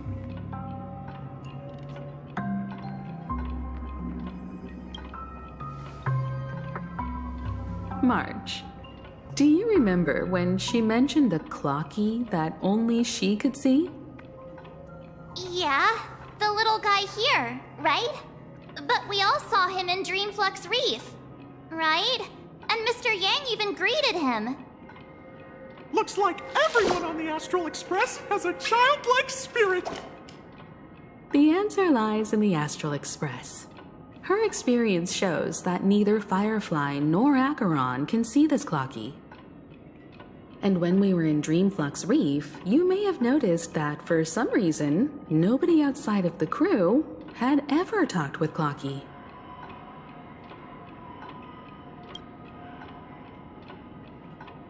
A mimetic life that can only be seen by a select few. It's just like a hidden message left by someone for the nameless. But Misha can see Clocky too, right? They even grew up together. But Misha hasn't started the way of the Trailblaze yet. That's the key to the mystery, March. Now take a moment to recall. Have you ever seen anyone outside of the crew interact with Misha? Wait. No way! That's the answer, March 7th. This dream bubble is the place where I was born. And I'm a dweller in this dream. Just like a memory zone meme. I should have stayed here and waited for you. But when reality and memories merged, I unconsciously pushed open that door and left the bubble with Clocky. So it's not that the Watchmaker's dream bubble is empty, but rather the stuff inside ran away? And the whistle you heard was the sound of the Express arriving at Penacony? That's one way to see it, but I believe there's a longer story behind all this. It's best for Misha himself to explain all the details. How about we start with your name? Now, should we call you Misha, or...? Thank you all for helping me rediscover my true self. Now, please allow me to reintroduce myself. I was born on Lushaka, in the Presmere system, adopted by seafarers Mikhail and Char. They gave me a treasure, a name that carried their hopes. Mikhail Char Legwork, or simply Misha. If you prefer, you can call me by a more familiar name, the Watchmaker. So, you're the Watchmaker himself? Unfortunately, that legendary figure is no more. I am only a reflection of his life. As for the child who has been with you, he's the innocent protagonist of Misha's childhood dream. Friend of Clocky, a young apprentice, and a future mechanic on the Express. And this also marks the beginning of his journey, devoted to the Trailblaze. At the end of the journey, I left this little flame, which I so cherished, in my deepest dreams, hoping to pass it on to the nameless of future generations. However, he somehow left the dream bubble and forgot all about his task. I apologize for all the confusion this caused. Because he was born with a desire to trailblaze, wasn't he? I don't think Misha has forgotten his role as a guide. He remembered it, and that's why he mistakenly appeared as a hotel doorman in her dream from the very beginning. The one who brought our unconscious friend here must have been Misha. If that's the case, we encountered the Watchmaker's legacy from the beginning, didn't we? Well, I have a sarcastic friend who says I always take big detours and end up back where I started. Perhaps that's what every nameless has to go through. But in the end, you found me. I'm sure you're all wondering what my legacy is. I believe my hound has mentioned the Stellaron and my wealth. If I may apologize, The Stellaron part is real. As for my wealth, however, it's nothing more than a baseless rumor. I left my homeland as a child and embarked on the journey of Trailblaze.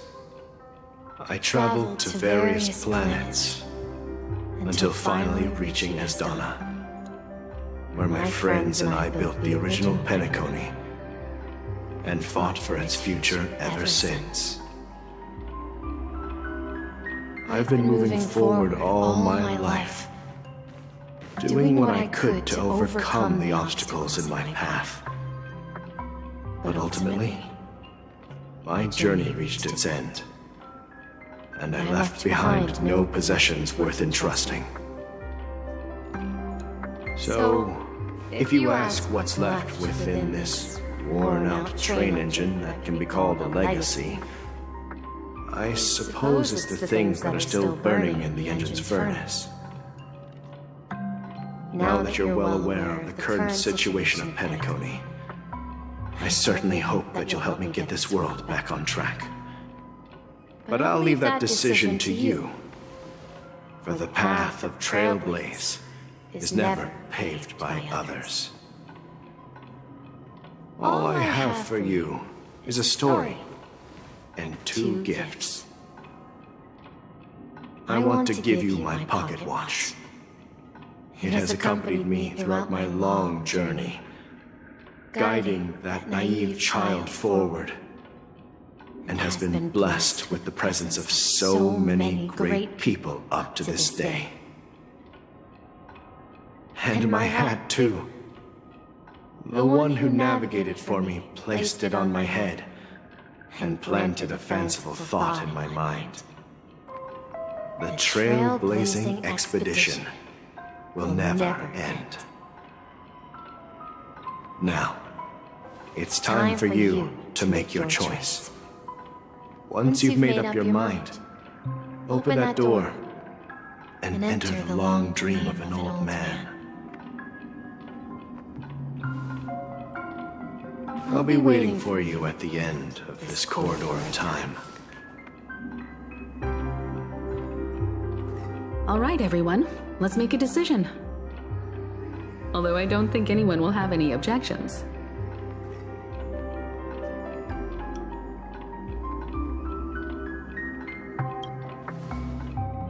Of course. We've come this far. Surely there's no other option than moving forward. In that case, it's unanimous. Then let's proceed together to the end of this stream and tell Mikhail our decision.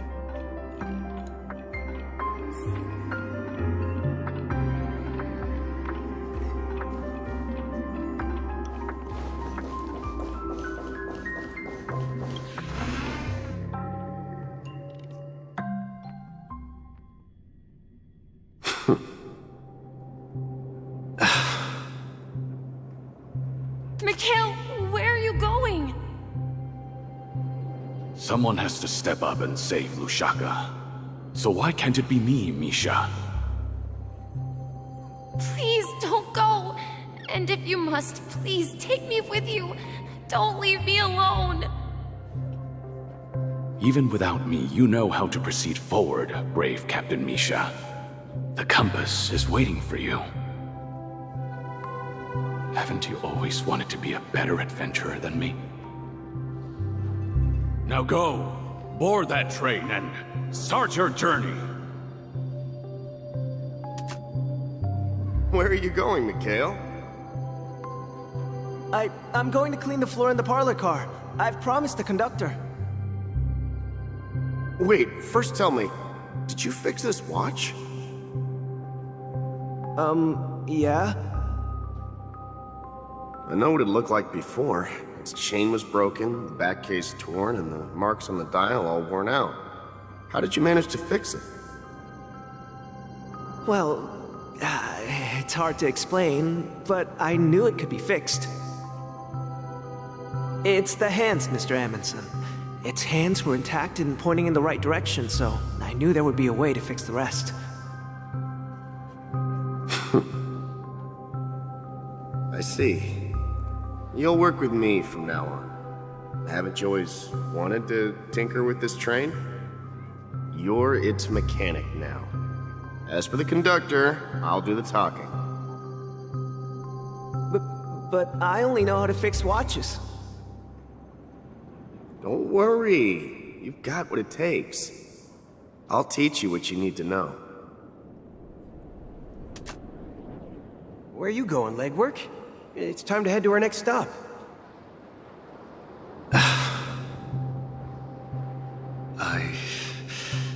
I'm staying in Astana with Rosalina and Tiernan. I see. This place reminds you of home. The people of Astana have only achieved a tiny victory and still have a long way to go towards true freedom. Hanunu needs us. Don't worry, not all journeys lead to the stars.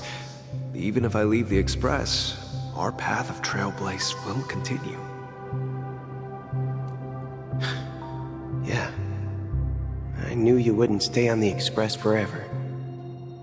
Leave in peace, my friend. And, take this with you. This is Mr. Amundsen's hat. But why? When he departed, he said he would leave it to his best student. Well, I suppose the time has come. Farewell, legwork. Take care of Tiernan and Rosalina. And don't forget to write to us.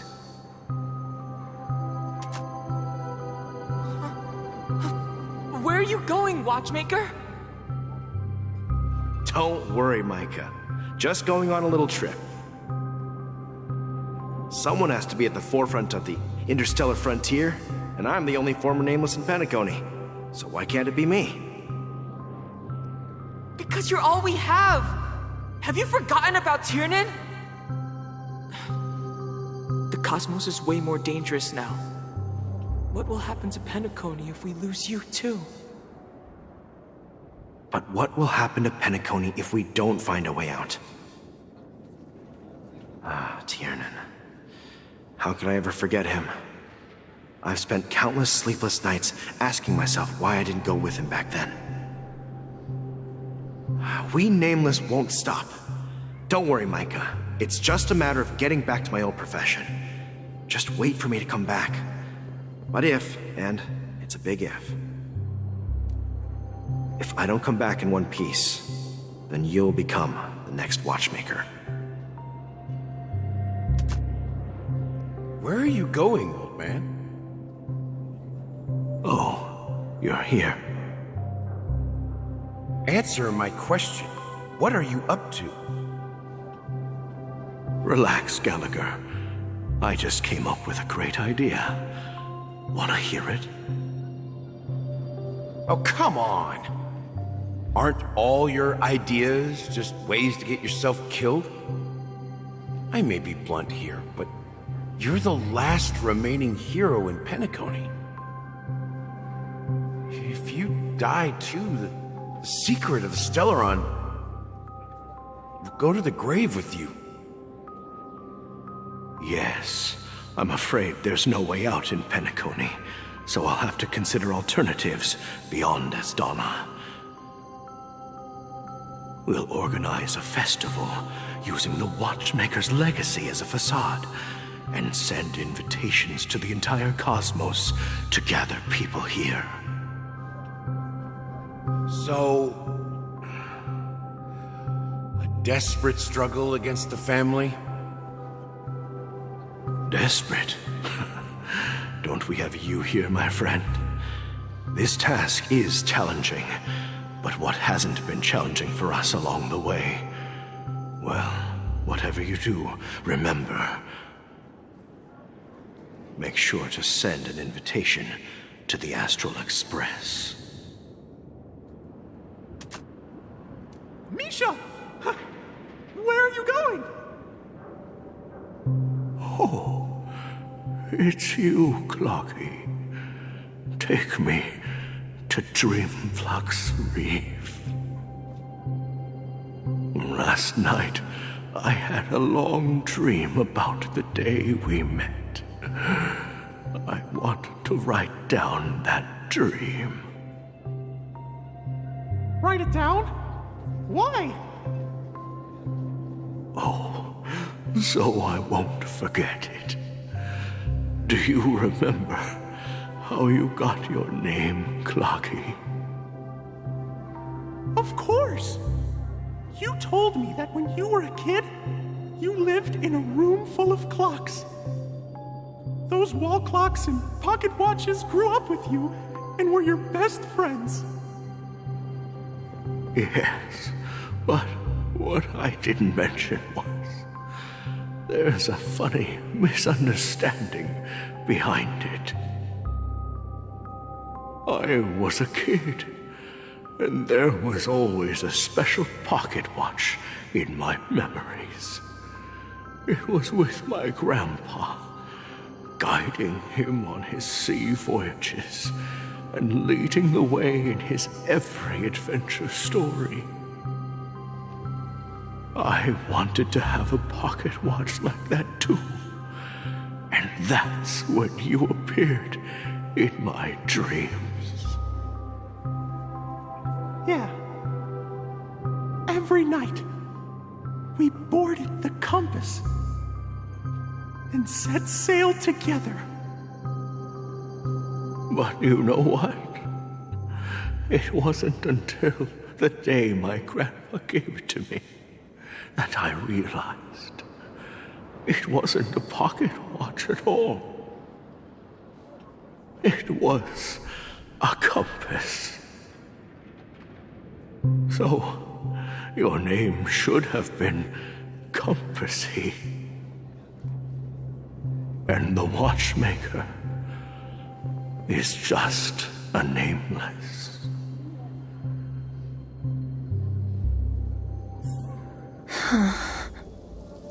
We've arrived at Dreamflux Reef. So, where to next? You know, Clocky, I don't think I'll be going anywhere else.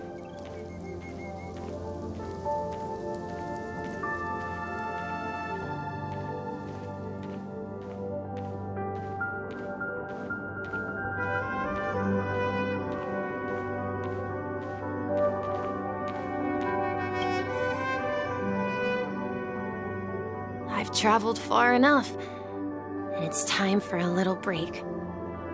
Oh. So, we'll set out again when you're rested? No, I'll stay here. And then, this is where it ends. This is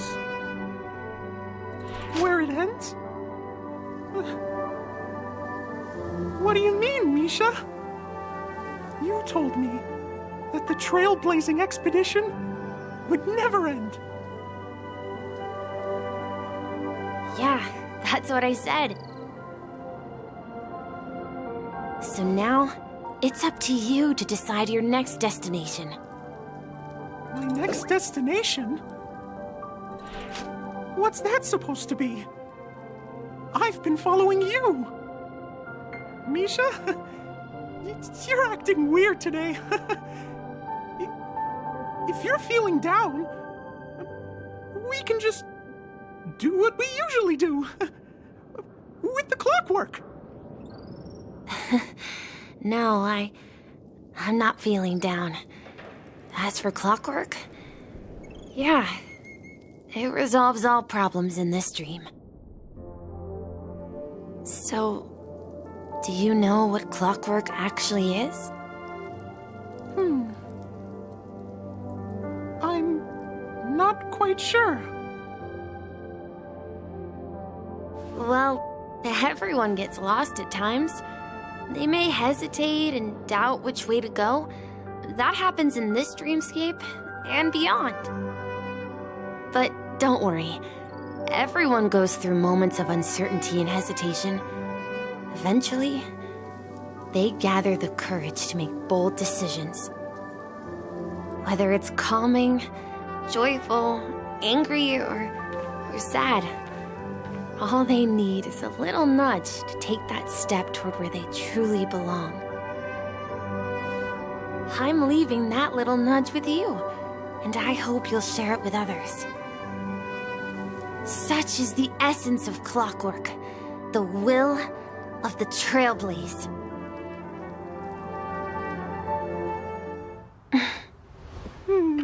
Clocky's hands spin around non-stop, indicating confusion, frustration, and weakness. But ultimately, people still need to move forward. Just like your hands, always pointing ahead.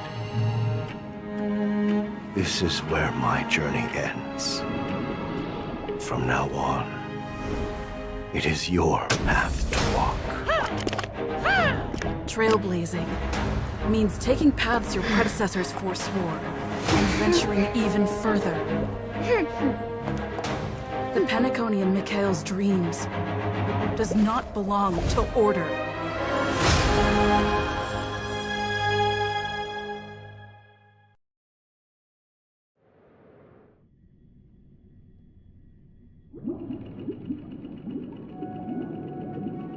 I can't believe that Eon would cast a glance at Penacony at a time like this.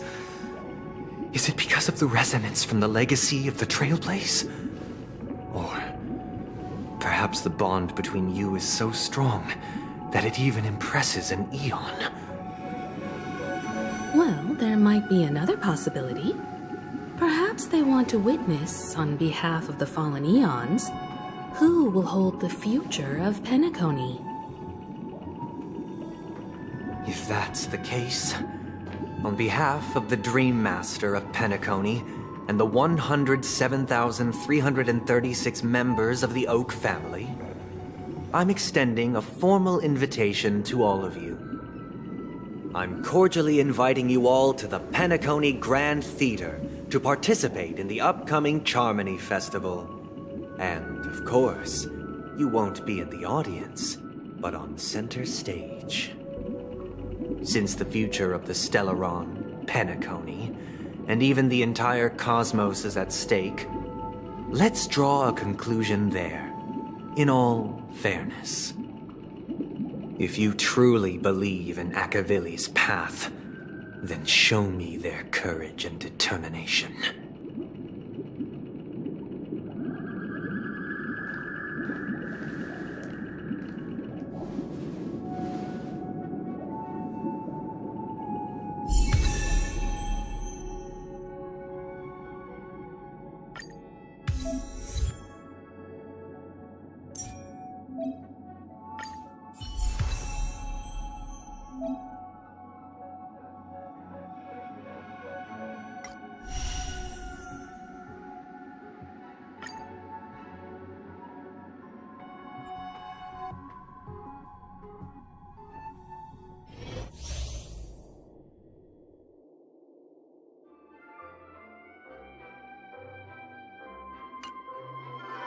Please stay tuned.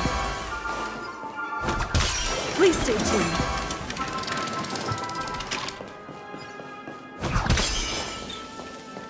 We need a strategy.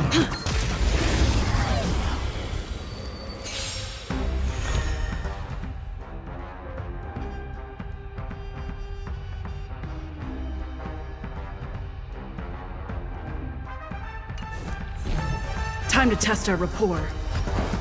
Dreams do come true.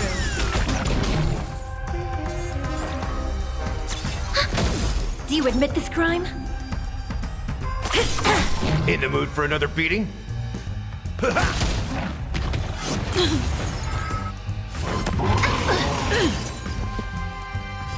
Let's improvise. The mood is set just right. Let the show begin!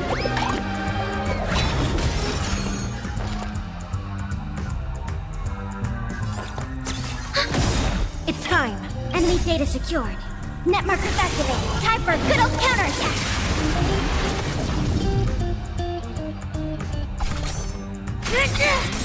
That's all you got? Dreams do come true. Commencing support.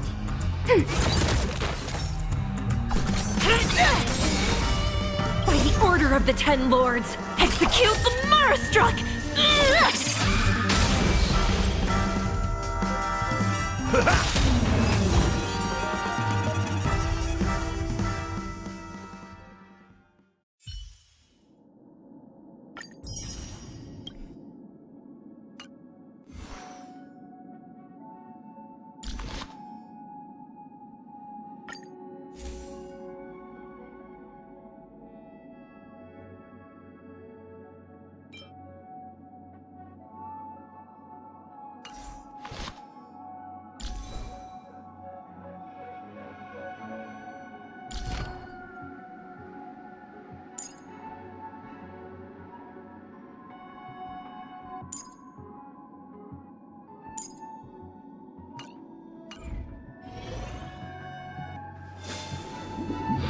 Let's wait and see.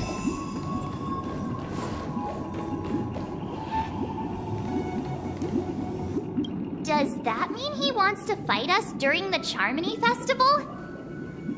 I'm afraid so. This is weird. Aren't Arc villains usually plotting some dirty conspiracy in the end? But he actually said something like, "In all fairness." Could it be that he's underestimating us? Well, in my opinion, Sunday is deeply committed to his own philosophy and genuinely wants to prove that the Order is right. I sensed a strong conviction and a desire for dominance in him. Maybe he won't accept the outcome unless he wins fair and square. That's why he'll give it his all in the upcoming battle.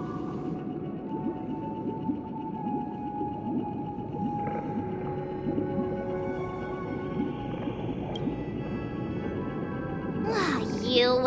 Every time an important moment arrives, you hesitate.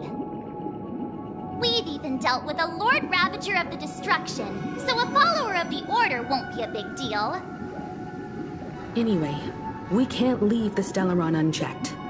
This is about trailblazing a bright future for Penacony and fulfilling Mikhail's and his predecessors' long-cherished wishes. Now that we've taken up the mantle, we can't afford to fail them. However, the same applies to the Order. Their plan didn't materialize overnight, and they have the profound collective consciousness of the planet of festivities behind them. A desire to dream, to slumber and escape reality. All those hidden emotions have given birth to the sweet dream of the Order. They've harnessed the will of an entire planet to create an Eon. This confrontation is far more complicated than a simple power struggle. To secure Penacony's future, fighting on the stage alone is not enough. What do you mean? Are you not coming with us? I believe Firefly is trying to say that she's heading off to another battle.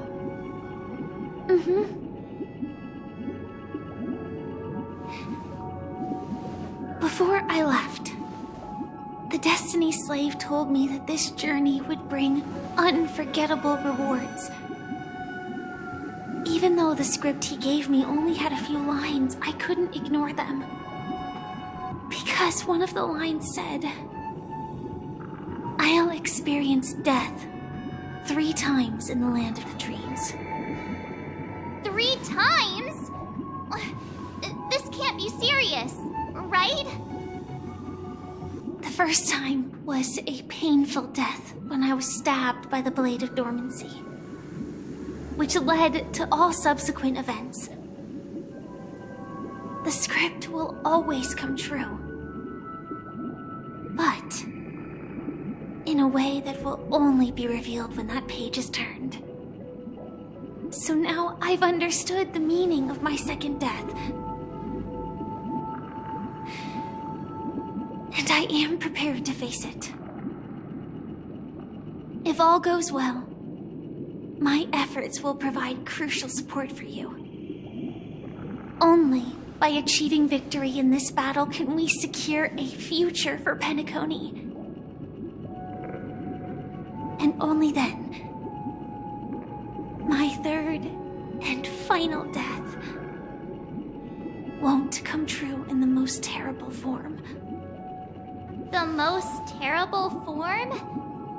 Does that mean...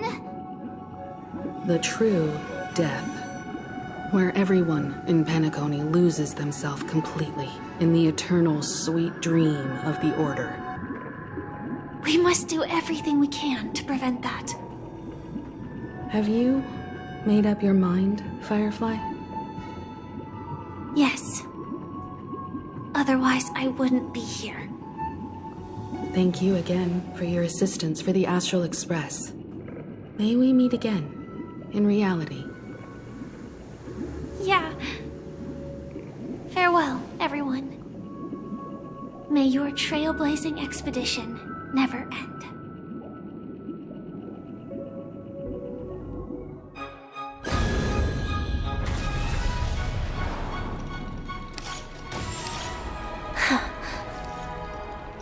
I dreamed of a scorched earth. Everyone, are you ready? A new shoot sprouted from the earth. It bloomed in the morning sun. And whispered to me.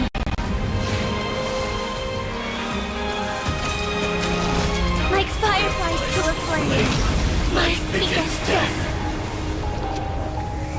May we meet again. In reality.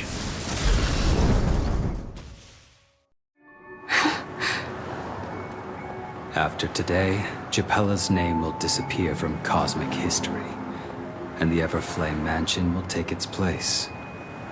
In the not-too-distant future, you'll receive an invitation. That's your next stop. Land of the Dreams. Penacony. I hope you find whatever you seek there. Be it answers or salvation. You mean my 3 deaths? Silverwolf told me about it. It's such a shame that it's not part of my script. Well, I want to live. I'm never afraid of death. The opposite of death is eternal life, and that's something I'll never desire. People die, and I am no exception. Death is like a script, a fate that cannot be defied. But that's exactly why we have to choose where we want to rest forever. Do you exist just to perish? Are you not the same, Blade? The end you desire is not one dictated by others. If I were to die now,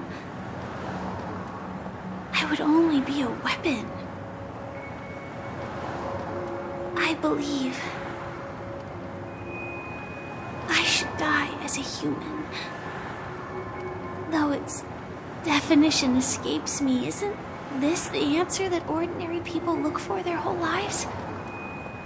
A name that can be carved onto their tombstone. The tombstone that belongs to me once bore the inscription, Glamoth's Iron Cavalry. Then it changed to Stellaron Hunter. But one day, it will bear the name Firefly. And all the brilliance she showed at the end of her life.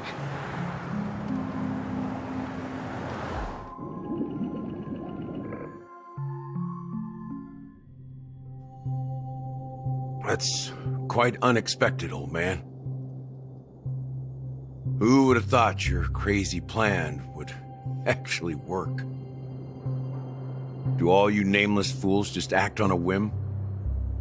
I can sense that this false sweet dream is coming to an end. The Nameless may be young, but they had the ability to achieve this goal. just like you did in your time. It's a shame you won't be able to see it firsthand. Maybe I won't either. Once something fictional is seen through, it ceases to exist.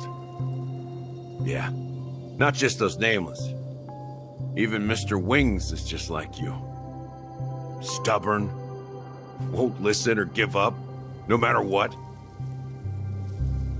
Well, fate is unpredictable, I guess. If we weren't bound by those cursed paths, maybe we could have had some good talks. But in the end, we managed to do it. Now we can find solace. Remember how those idiots cursed us? They said, "Go to hell, you worthless traitors." Well, I don't know if they really meant it, but if longing for freedom means going to hell, then I'll be joining you soon, you fool. Let's get together and have supper again in hell. Oh, I almost forgot. There's one more thing. Here's to you. A glass of hello and goodbye, Trailblazer. To the imperfect tomorrow.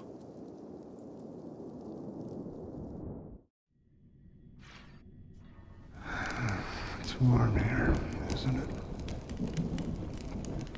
You're lucky to have found shelter from the rain. Let alone fresh berries in this desolate place. I was just following the scent of life. It's particularly strong in a place like this. It's a shame these berries don't have much flavor. Seriously?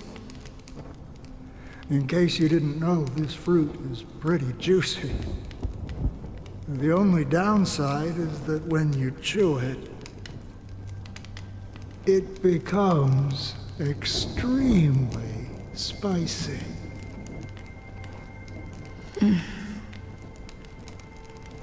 Have you lost your sense of taste? I can still taste certain things, like a faint sweetness. Before coming here, I stopped by a place called Orkron. It had barren cliffs and nights lit by bonfires. Burgundy snow would fall from the sky, and when it landed on my tongue, it tasted like raspberries. The flavor wasn't exactly sweet, but it left a lasting impression. When I think back on my past, I realize that what's tying everything together isn't the big events, but rather these small yet unforgettable moments. Don't worry about it. Losing oneself is a reality that every self-annihilator must face. At least I haven't completely lost my senses and memories yet.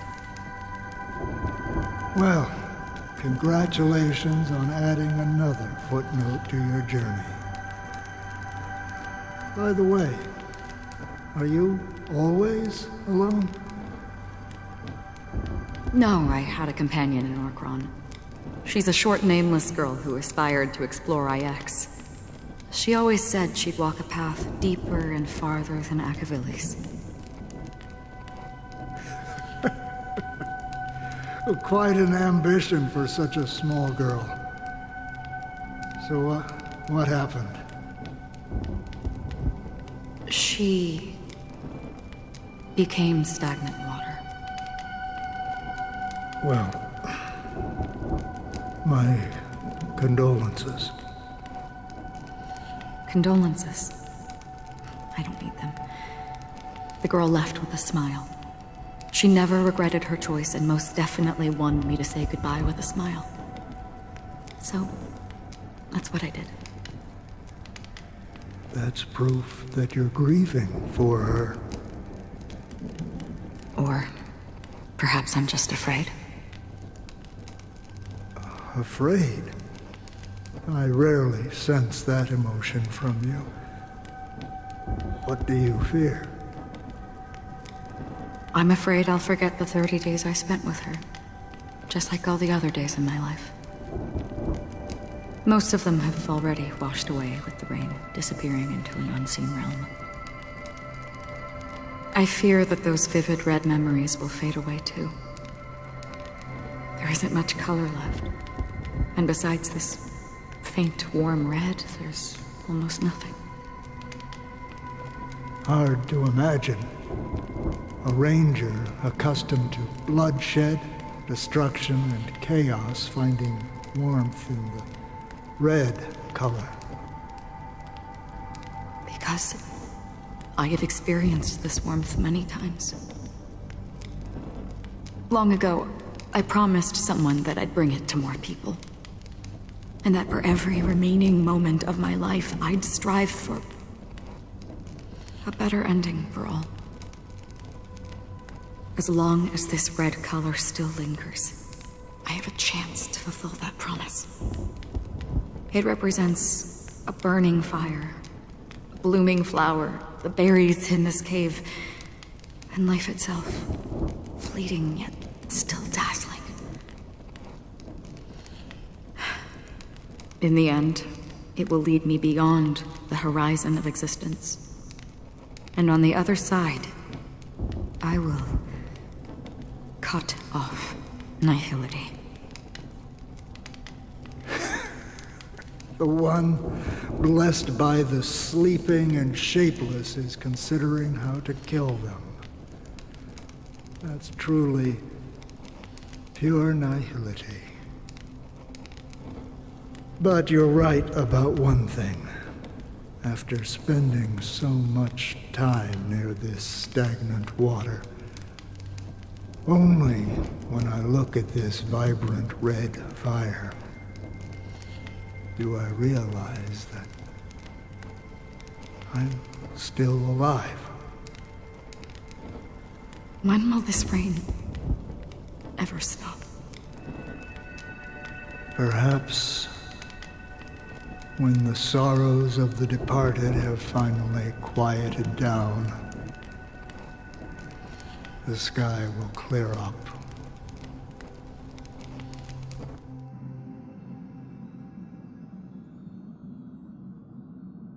Have you heard of a planet named Biaris Scamandros, Don Hung? It's one of the Paradise Kingdoms under the influence of the Harmony. A sought-after wonderland for the inhabitants of the Dardanu Major and Minor systems.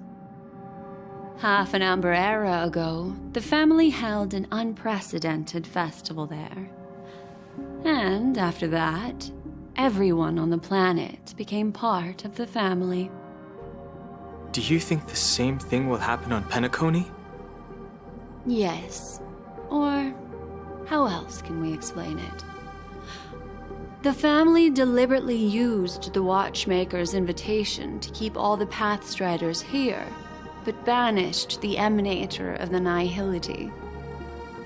Because of the Nihility, I'm rarely affected by the power of other paths, but somehow I can unconsciously infiltrate them. Maybe that's the risk they're trying to avoid. I would disagree. Biaris Scamandros is not part of the credit system or connected to the Silver Rail. It's nothing more than a remote civilization sheltered by the Harmony. But Penacony is different. If the family messes with Penacony, that would be like declaring war on almost half of the factions in the cosmos. They have no reason to do that. No, they don't. If they truly serve the Harmony, that is. What do you mean? The path in Penacony is impure. The Harmony here has impurities. Do you remember the Ancient Swarm disaster? Tazerond, the propagation, brought endless havoc to the universe, and it eventually evolved into a fierce battle among all eons. 2 paths lost their eons in that war, the propagation and the order. Coincidentally, their downfall is related to a certain eon. Shipe, the Harmony. Legend has it that they participated in the crusade against the Imperator Insectorum and devoured Anna the Order for unknown reasons. Holy forgaroni. So you're saying that the two leaderless paths are working behind the scenes? But I don't see any descendants of the propagation in Penacony. Could it be that the remnants of Beyond the Sky Choir are hiding within the family, trying to resurrect a fallen eon? I can't say for sure, but they're definitely planning something for the Charmony Festival. This is getting way too complicated. Is this why you want us to leave Astana right away? Are you giving up? The Charmony Festival will start soon. There's one thing that I need to confirm no matter what. A warp jump is the best way to do so. Time is running out. I have another plan.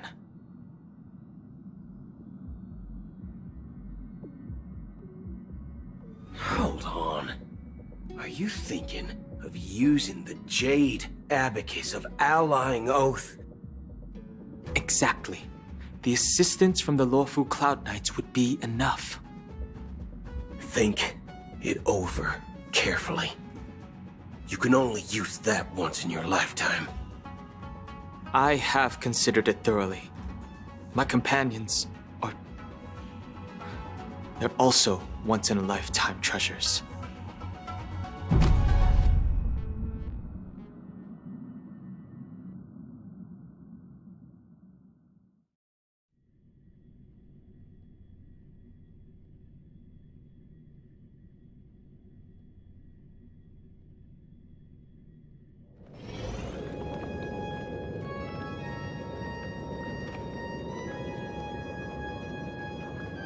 Are you the only one here, my child? The Nameless is quite the diplomat. Our secrets have spread like wildfire within the family. And IPC starships are gathering towards Astana. This is a crucial moment for us. So, where is the Chosen One who harmonizes the varied sounds?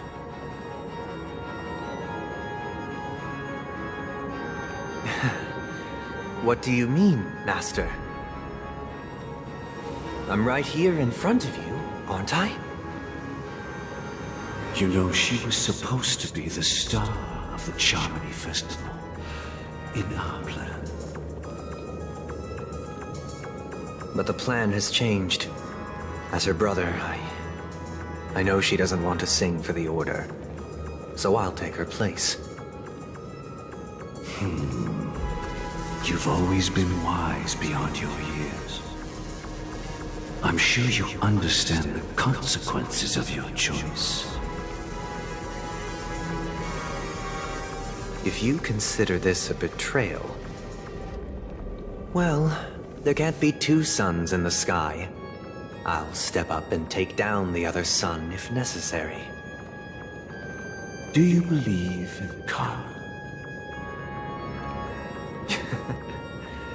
If karma exists, then everyone has their own karma. You have yours, and I have mine. And my karma has nothing to do with you, Mr. Gopherwood.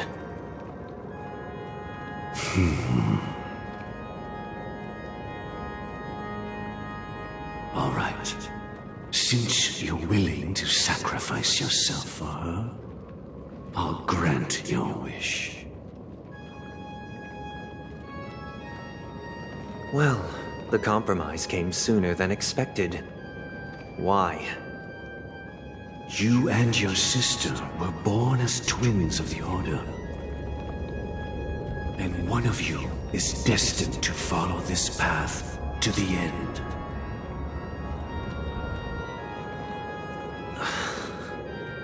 Is this part of your plan? Of course.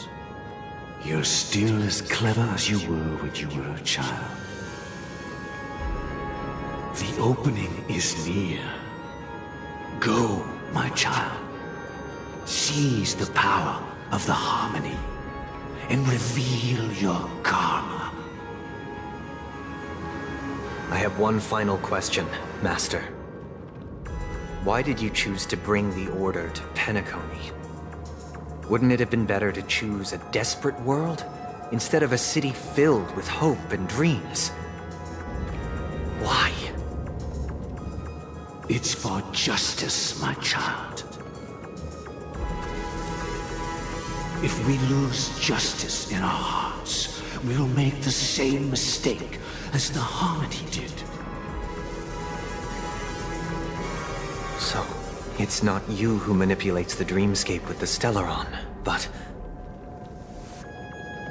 Well, that's where our conversation ends. Go ahead. The 107,336 souls of the Oak family have dreamed of this moment too many times.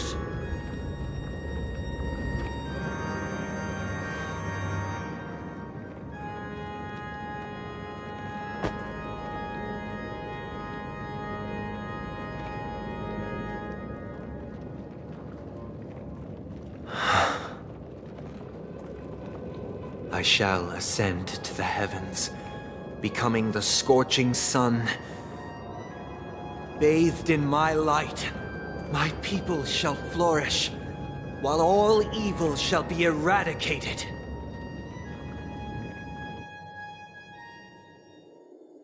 This is the interior of the Penacony Grand Theater. It's quite exhilarating to be flushed into the air by Soulglad. But why is the venue still closed when the Charmony Festival is about to start? And not only that, the entire theater is eerily quiet. No audience, no staff, no one around.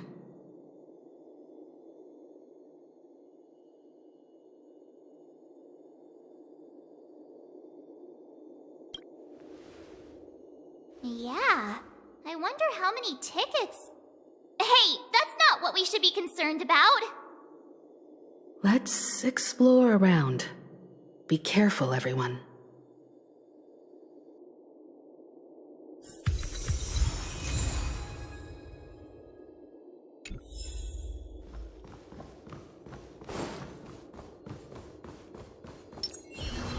Stream forward, gleam bold blades.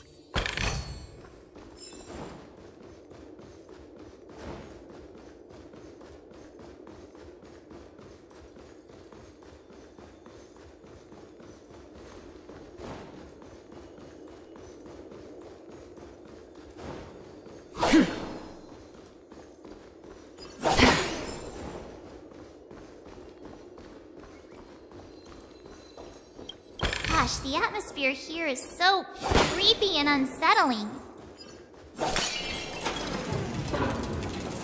Even if there's no audience yet, there should be some staff around. Why is it so silent?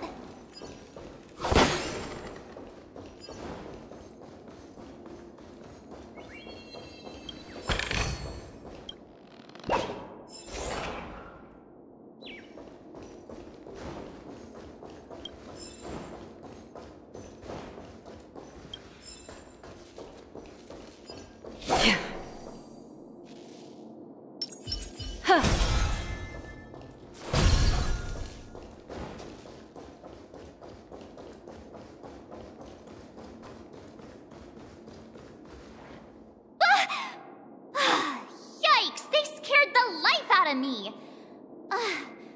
Why are there so many puppets at the ticket office?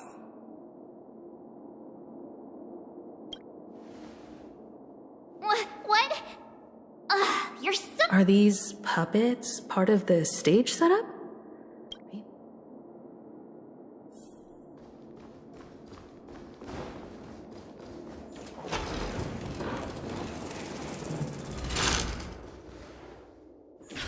Something feels off. We're in the right place, right? There's no other grand theater in the dreamscape. So Sunday's messing with us? He said we'd have a final showdown on the stage, but why is there no one here? My apologies for the delay, March 7th. You scared me! Where are you now? I'm waiting for you behind the curtain.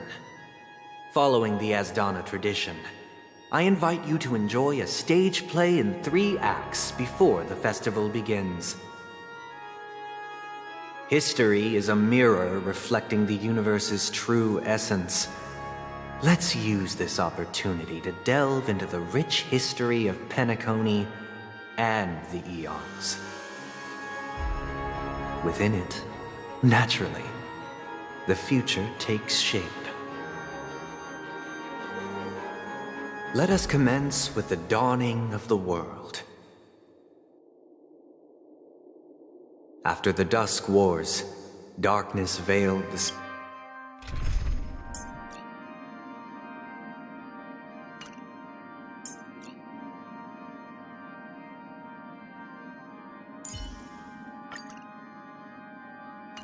sky, and chaos consumed the earth. Anna the Order emerged, destined to restore all existence. That marked the first day.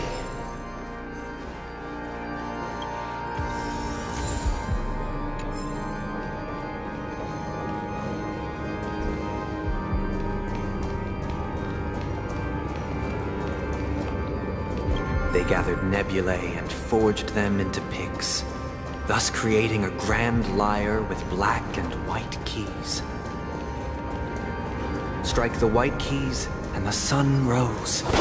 Strike the black keys, and the moon rose.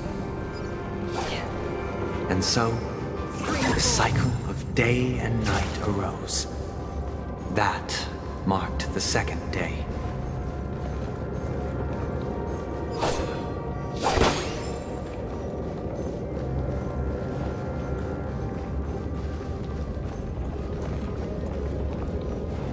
Stream forth the gleam of old blades.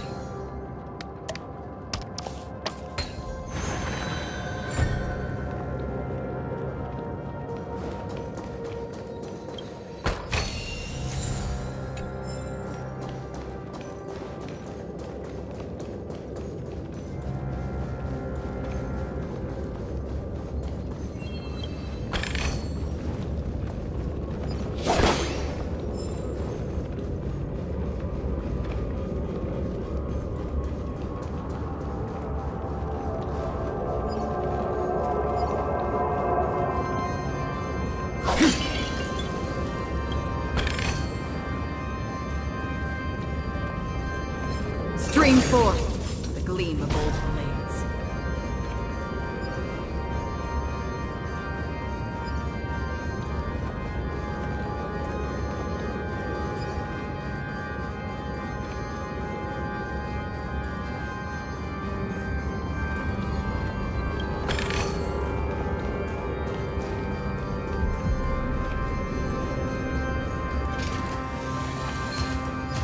Stream forth the gleam of old blades.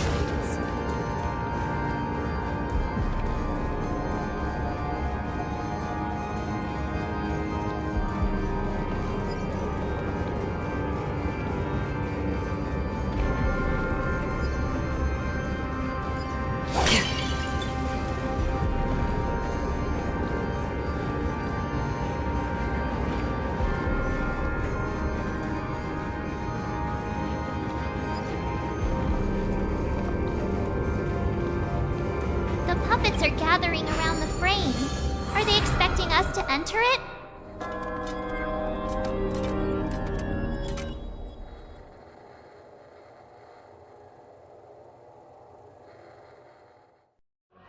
Where are we now?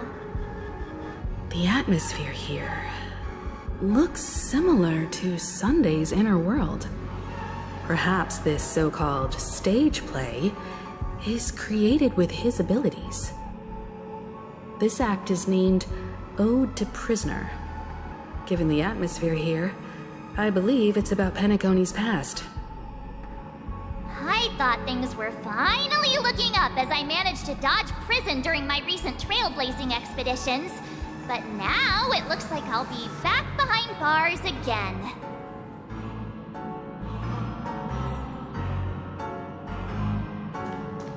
I genuinely wish to avoid a violent clash with my esteemed guests from afar.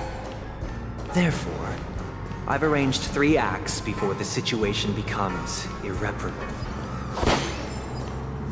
Where shall we start our narrative? Well,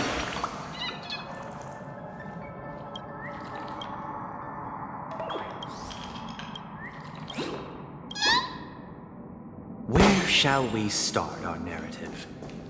Well, let's start with the time when Penacony was still a frontier prison.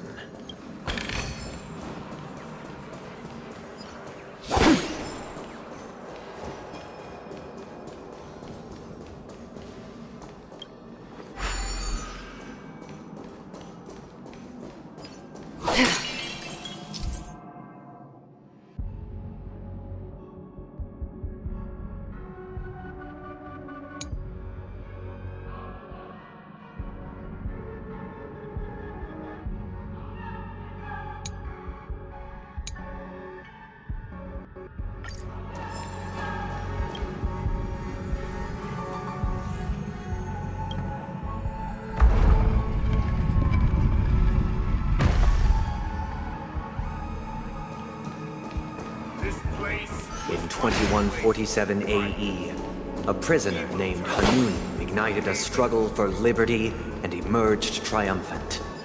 IPC referred to it as the War of the Frontier, while the Asdanians dubbed it the War of Independence.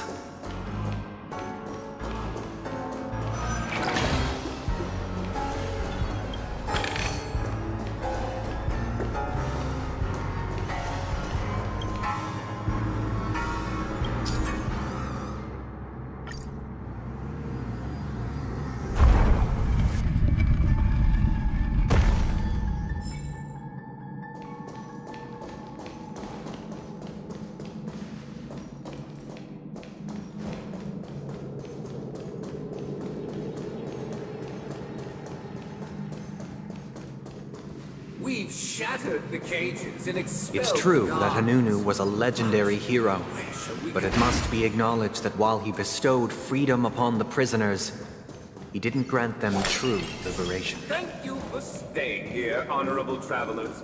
However, The 3 nameless stayed on the planet, endeavoring to spread the tenets of Trailblaze throughout the frontier prison.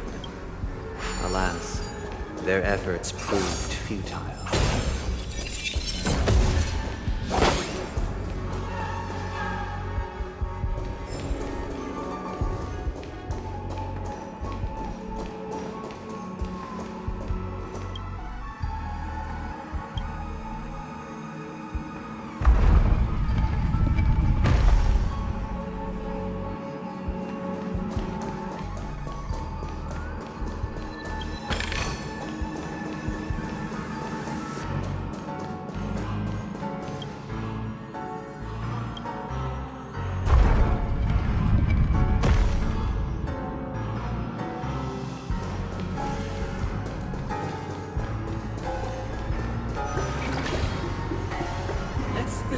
another prison.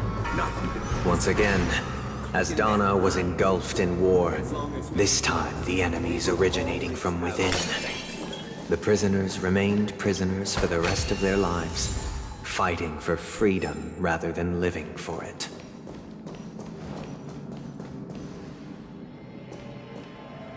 I hope you like this land of freedom on a scorched earth. As you can see, their sentences have long ended, and the IPC guards have long been expelled. Yet, these prisoners remain enslaved, not by external forces, but by the confines of their own minds.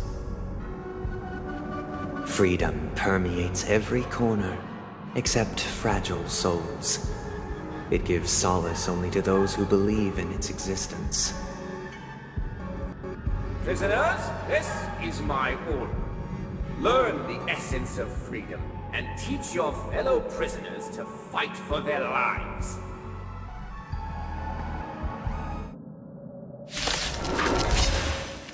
Hey! Why do we have to fight while enjoying the show?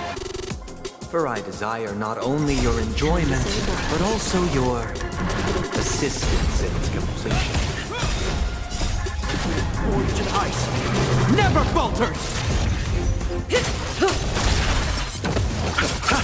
Stand still. Not bad. Destined for oblivion. I weep for the departed. It too shall fall.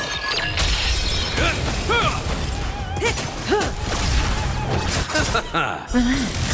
On the still waters of oblivion. Time to say bye. Boom.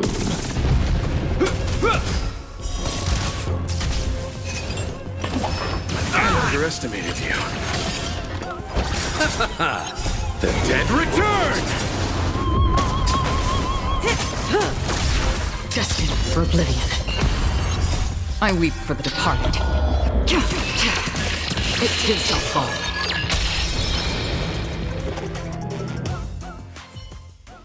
No one can restrain you anymore. You are free. Thus concludes the first act.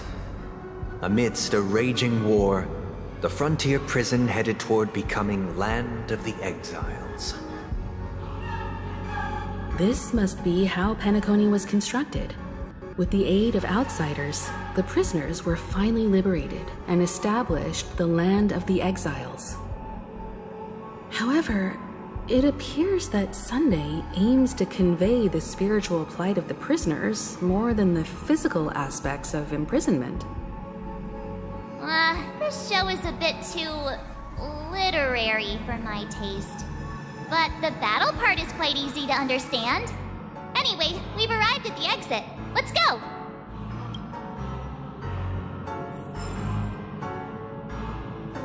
These puppets... Where are they guiding us this time? Let's wait. I'm with you.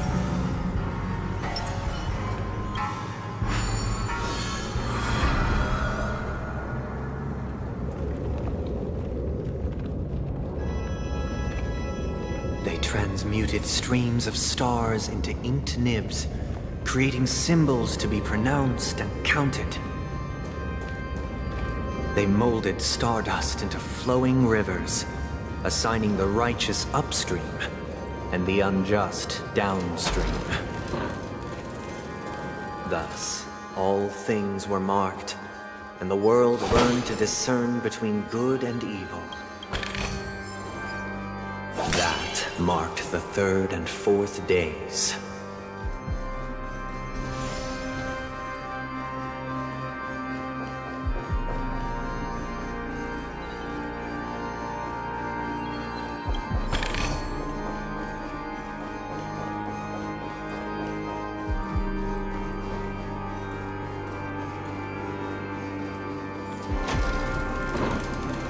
Look!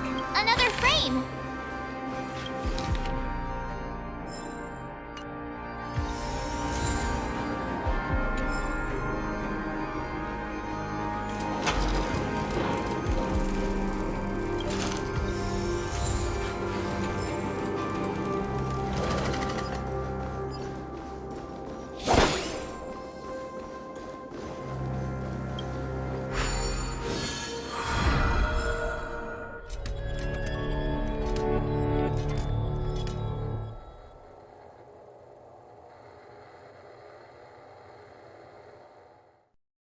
Ode to Fool.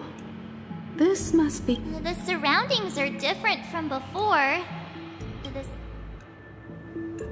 Behold the ensuing tale, a struggle for power. Penacony witnessed the ascent of the 7 major lineages: tree, grass, flower, bird, beast, fruit, and insect. My child. Peace never truly... The leader of the Alfalfa family sought to defect to the IPC, trading freedom for survival. However, his eldest son slew him in the name of righteousness and ascended as the new family head.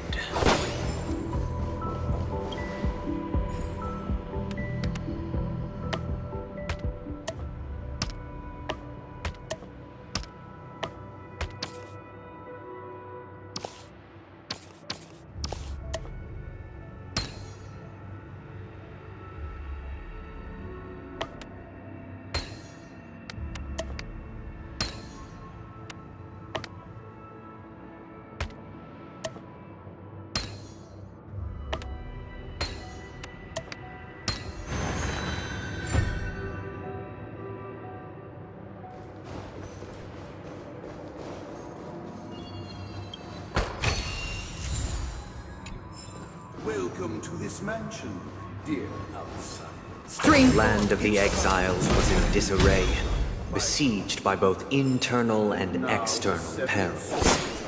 Though the 7 major lineages appeared united on the surface, each harbored their own ambitions, leading to ceaseless conflict.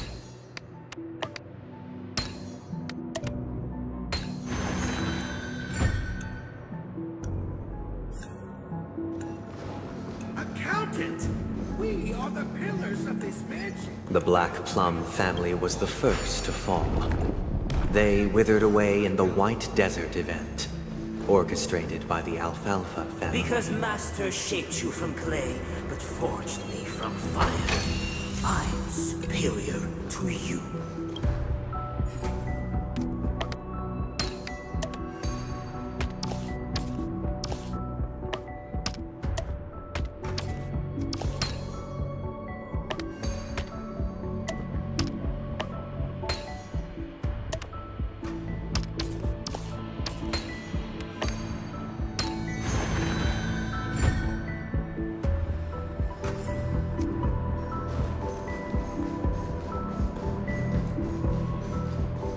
Those who dance with these are bound to... The Lamp Moth family endeavored to extend the silver rail left by the Express, only to be eradicated by the remnants of the Swarm, leaving nothing in the unforgiving cosmos.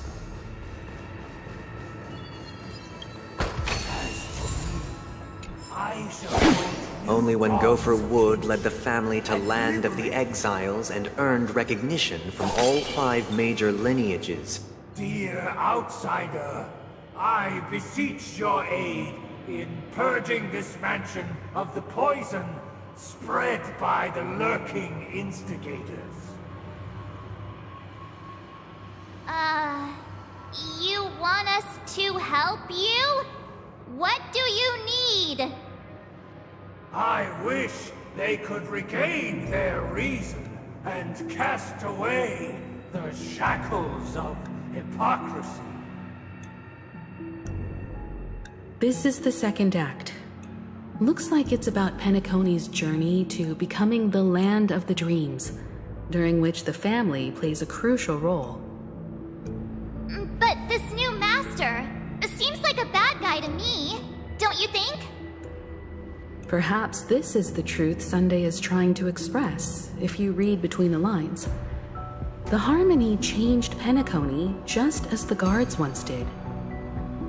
Looks like we've gotta help those guys kneeling down over there calm down a bit, right?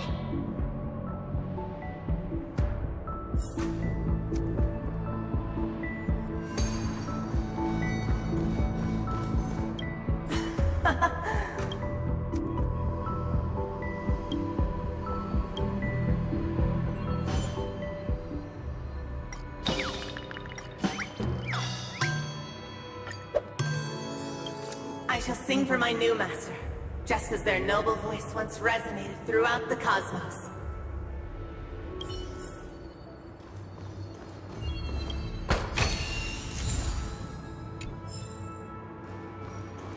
Master! Hope you will return in due course, and...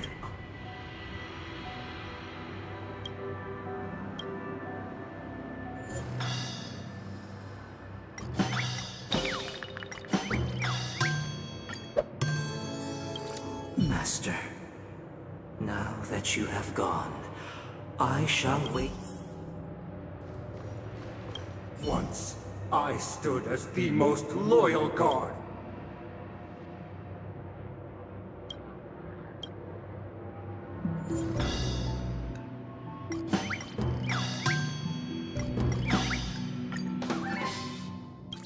This puppet isn't responding at all.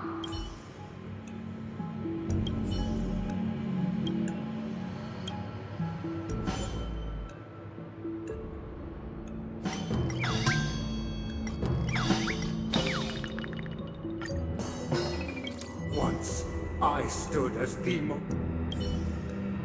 Once, I...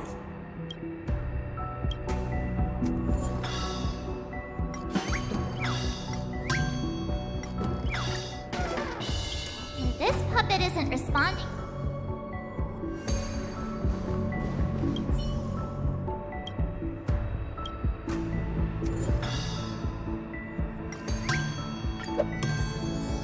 My former master has long departed.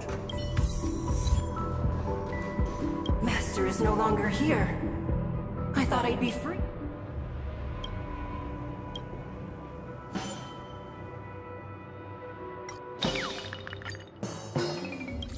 This puppet isn't responding.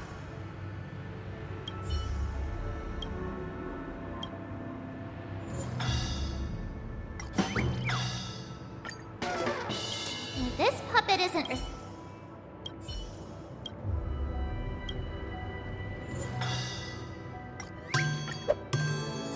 Master is no longer here. I must seek a new master and serve them faithfully. Either I shall be my own master.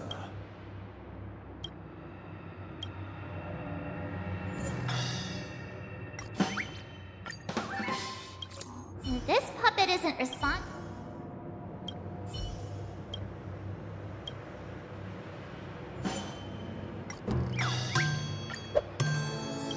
Without a master, who can... Thank you, dear outsiders. My servants have regained their sanity. Heed me, one and all. Your former master shall not return. It is through righteousness and unwavering support for one another that we shall attain true perfection. Cast aside the veils of hypocrisy and embrace one another. Get ready. Looks like another fight is about to begin.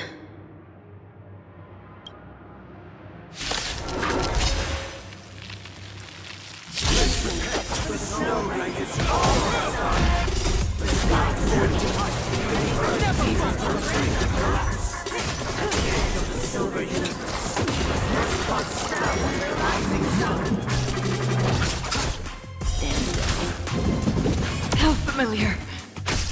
Destined for oblivion. I weep for the departed. It too shall fall.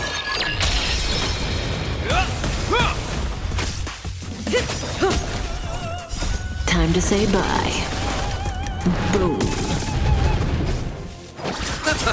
Relax.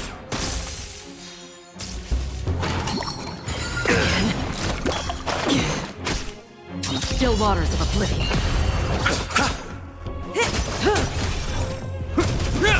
Stand still.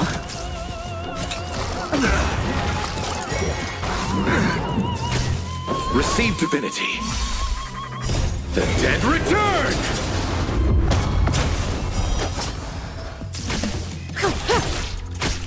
Destined for for oblivion. Relax. I weep for the departed. It too shall fall.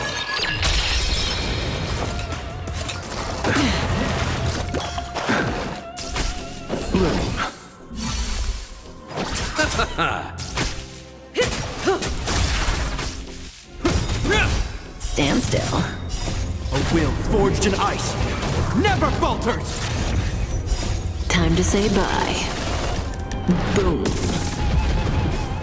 On the still waters of oblivion.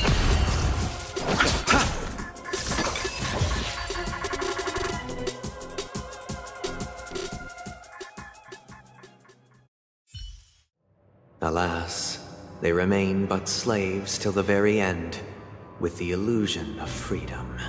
Thus concludes the second act. Amidst an illusory harmony, Land of the Exiles charted its course toward becoming the planet of festivities.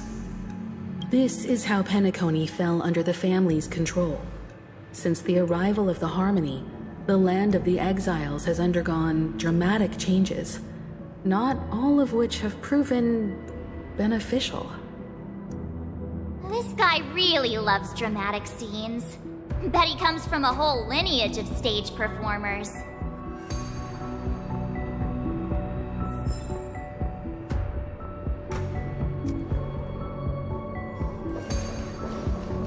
Let's wait and see. I'm with you.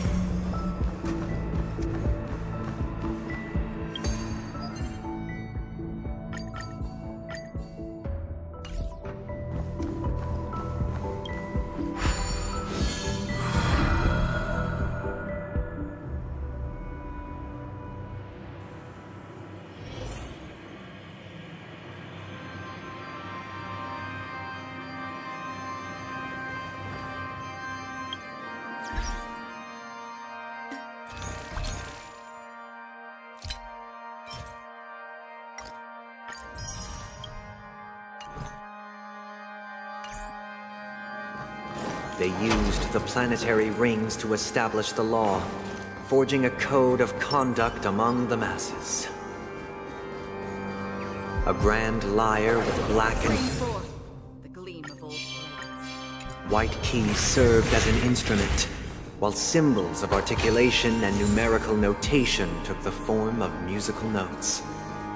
The downward flowing river became a melody.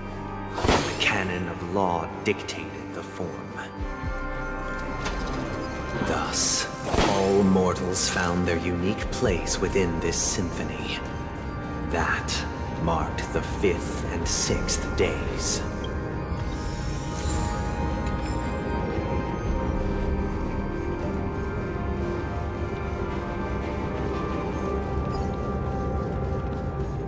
This guy is really into these puppets.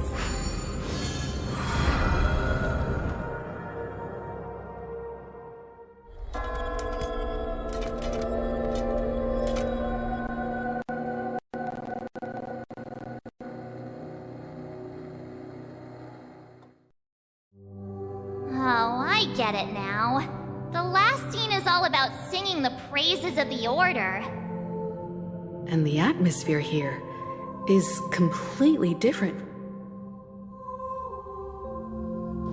This is the concluding act of this play.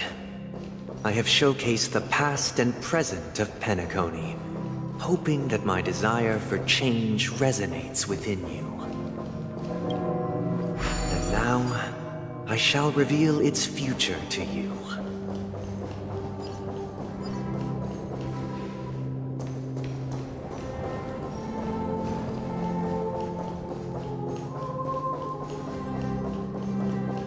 Stream forth the gleam of old responsibility for the people.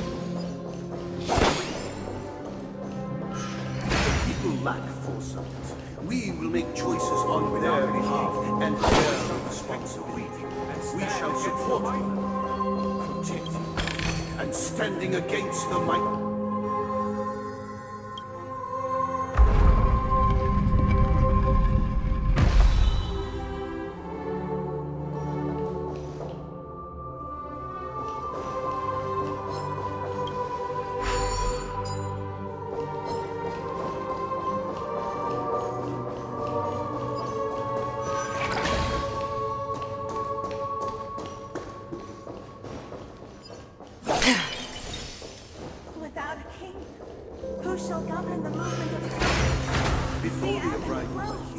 forth.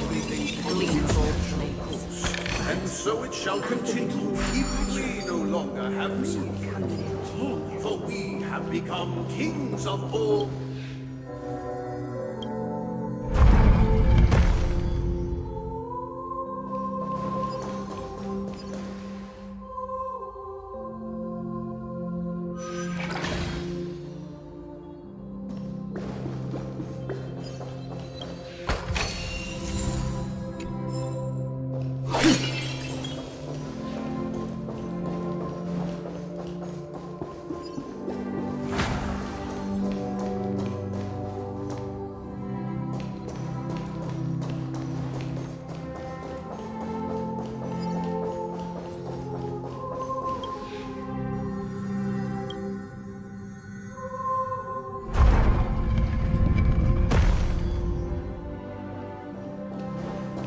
Stream forth the gleam of old blades.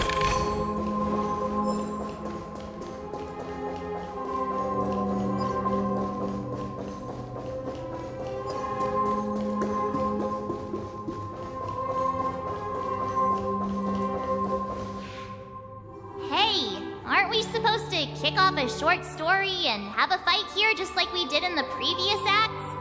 What? Perhaps we'll need to complete the story ourselves, just like we did. So, do you think they're mine?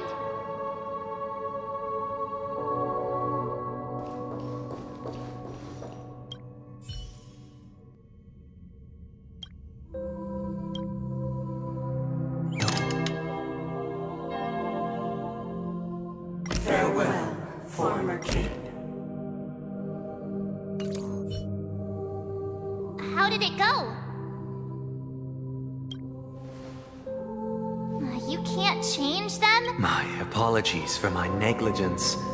I forgot to inform you that the final part was scripted long ago. Let our previous king recount it to you. Now it is time for the fight. Prepare for battle. Looks like we'll have to fight again.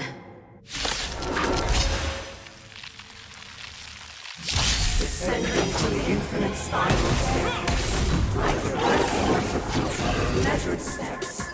No need to remember or seek my assistance. For the contours of my heart shall insight the father's experience. Destined for oblivion. I weep for the departed. It too shall fall.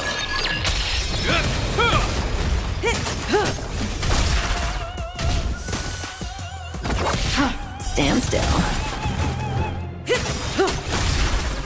Time to say bye. Boom. A will forged in ice never falters!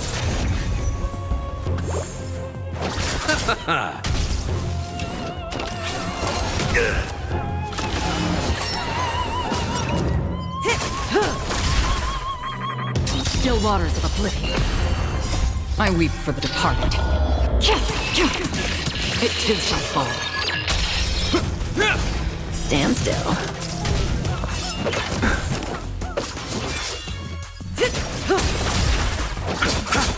Relax. Destined for oblivion.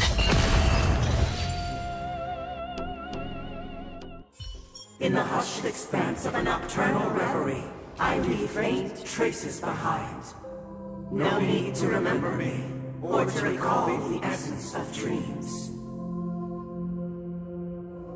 What is mine shall wane, while you shall transcend its delicate nature.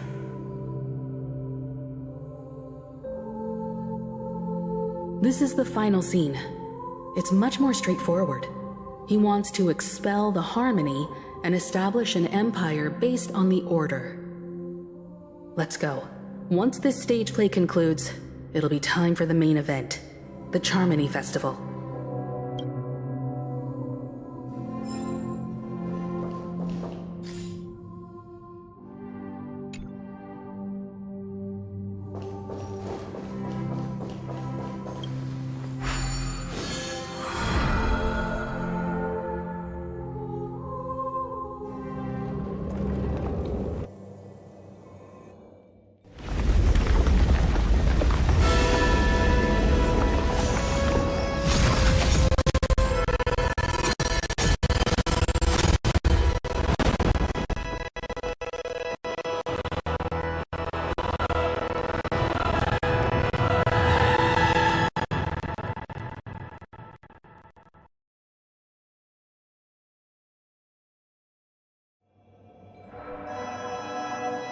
imbued the world with meaning, perfecting all things in the heavens and on earth.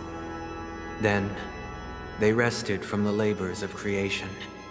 Yet, all beings cried out to Enna. Under the ban thus, on that day, all beings united and cast the Eon into the abyss of oblivion. This Grand Theater looks totally different. Is this the power of the Order? Everyone, get ready. This could be a tough battle.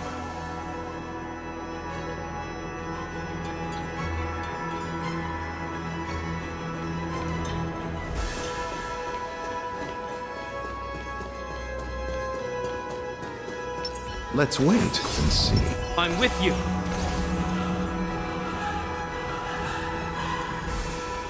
That marked the 7th day.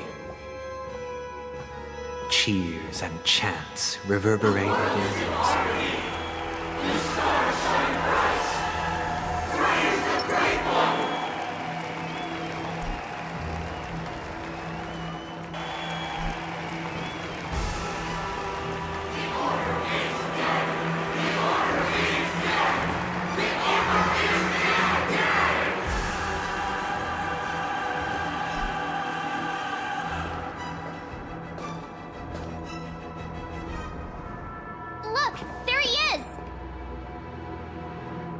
That concludes everything related to the Order.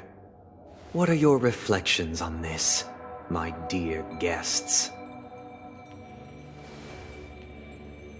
Nevertheless, this is but a trivial blip in the annals of galactic history. What truly matters is the course this river shall take in the days to come. You've arrived at the perfect moment. The Charmony Festival is about to commence, and it would be a shame if you were absent for the Harmony's prologue. Allow me to extend my warmest welcome once more. Welcome to Penacony Theater, the very core of the Sweet Dream, the abode of the Stellaron, the grand stage of the Charmony Festival, and the very place where the future of Penacony shall be determined through conflict.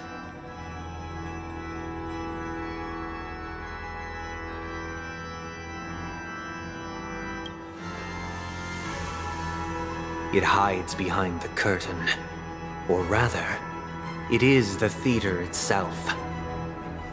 However, if you want to see it, you must display faith equal to its immense power. True goodness can only be achieved through faith. Allow me to point out that falling into a permanent slumber is not happiness, especially when those people are driven by someone else's will in their sleep. Do you still believe that the Order only seeks to control the universe as their puppet, Himiko? No matter how perfect your vision of paradise may be, a cage remains a cage. People will never achieve true happiness in a world like that. They would just be toys for the Eon. It seems you have misunderstood my intentions. Allow me to clarify. My desire is not to resurrect a fallen Eon, or become one myself. My sole objective is to create a paradise free from Eons, where the Order ensures the dignity and happiness of all humanity. A paradise exclusive to us human beings. That's not the case. If people are to live with dignity, there must be nothing and no one above them. In your so-called paradise, you would be the one reigning supreme. Looks like we won't be able to convince each other. Now that our conflict has been destined, let's unveil our paths and reveal to the universe the true path. However, before the prelude to the future begins, please take a moment to ponder the questions I've posed. Is darkness equal to daylight? Are sinners equal to the righteous? If you are born weak, which god should you turn to for solace?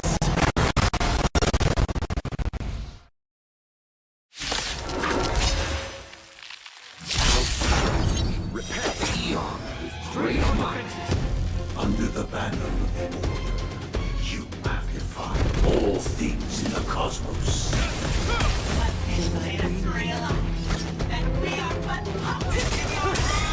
I'll see you off. Stand still. Time to say bye. Boom.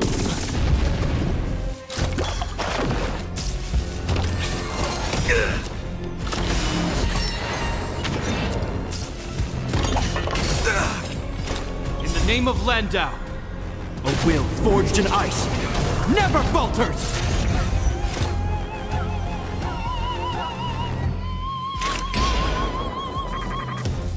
On the still waters of oblivion, this ends here! I weep for the departed.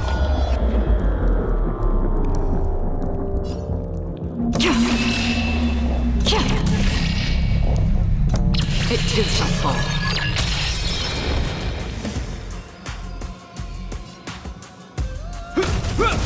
May as well kill them all. Let's settle this. Relax. Eternal sleep is not the end. The dead Return!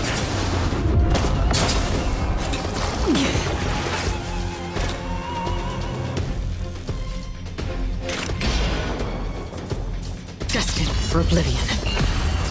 You chose the wrong enemy.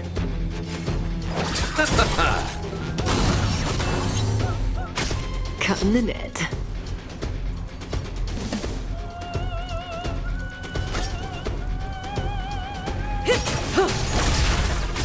Hope you're prepared.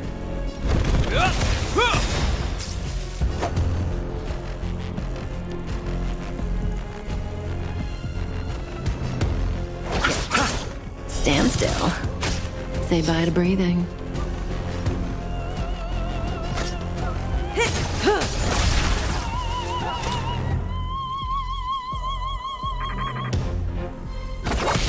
Relax.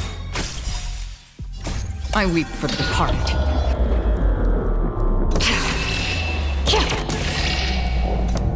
It too shall fall. This ends here.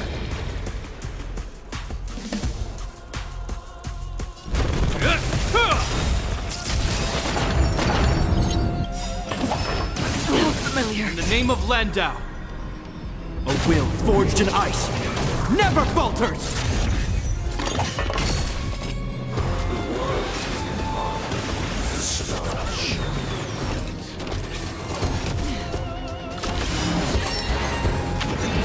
Good times never last. Time to say bye. Boom. I'll see you off.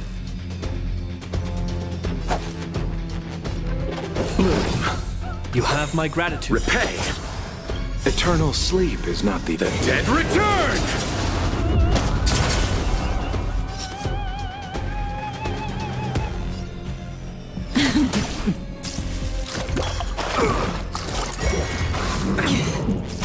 Hope you're prepared. Stand still. Still waters of oblivion. I weep for the departed.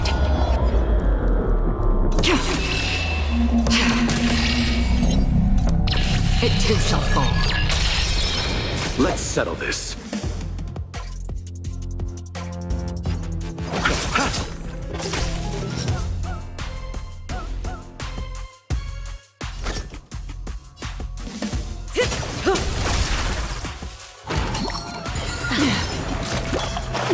This ends here.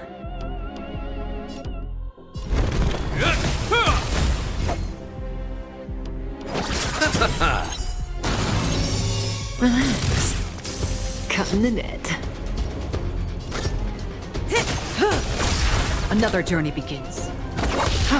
Stand still. You chose the wrong enemy. Hope you're prepared. May as well In the name kill of them all. Landau, a will forged in ice never falters!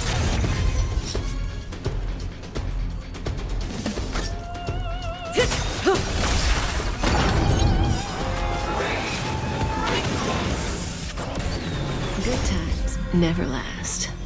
Time to say bye. Boom.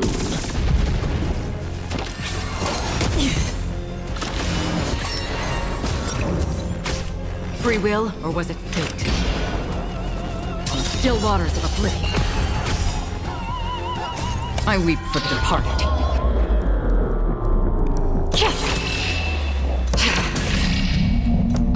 It too shall fall.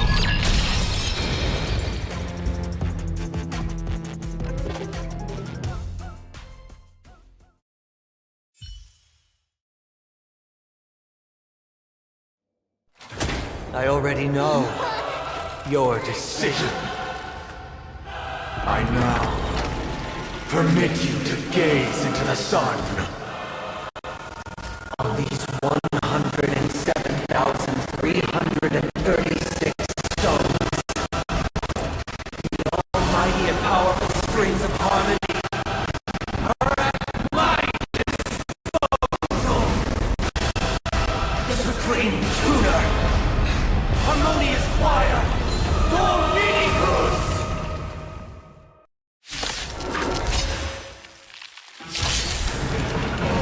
Lost souls, come and meet your master! The embodiment of the harmony? So the true purpose of the Charmony Festival is to usurp it? That breathing sensation. Remember it. I'll see you off. Relax. Eternal sleep is not the end. The dead return! Another journey begins.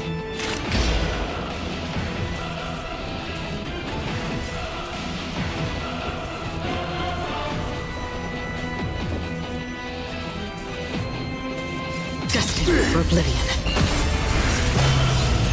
I weep for the departed.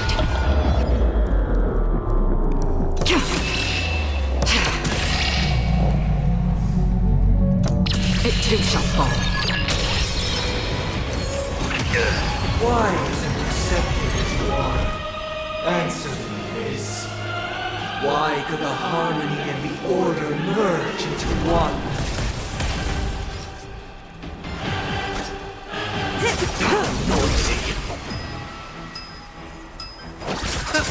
Stand still.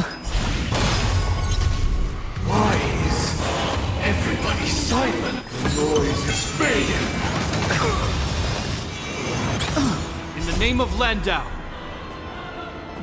a will forged in ice never falters! Is that all? On still waters of oblivion.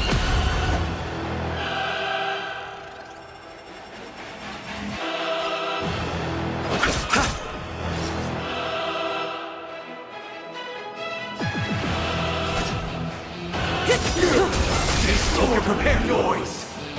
Good times never last. Time to say bye. Boom. Feeling like there's another world in front of my eyes. It's the power of tuning. Don't let the song distract you. I weep for the departed. It too shall fall. Let's settle this. Disorderly noise! Disorderly noise! Enjoy eternal peace. Free will, or was it fate? Destined for oblivion. Noisy.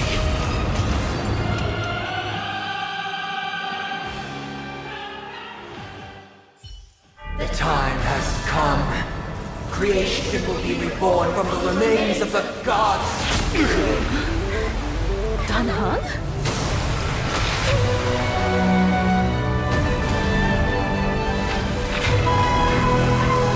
Radiant spirits, heed my word. Show no mercy!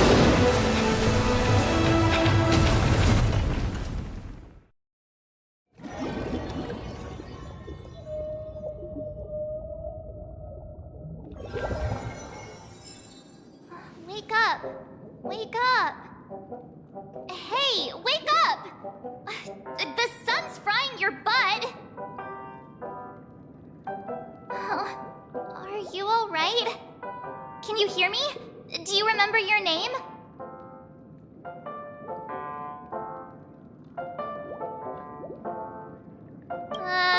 Kind of. It was General Qing Yuan who helped us shoot it down. In any case, since you remember what happened just now, well, that's put my mind at ease.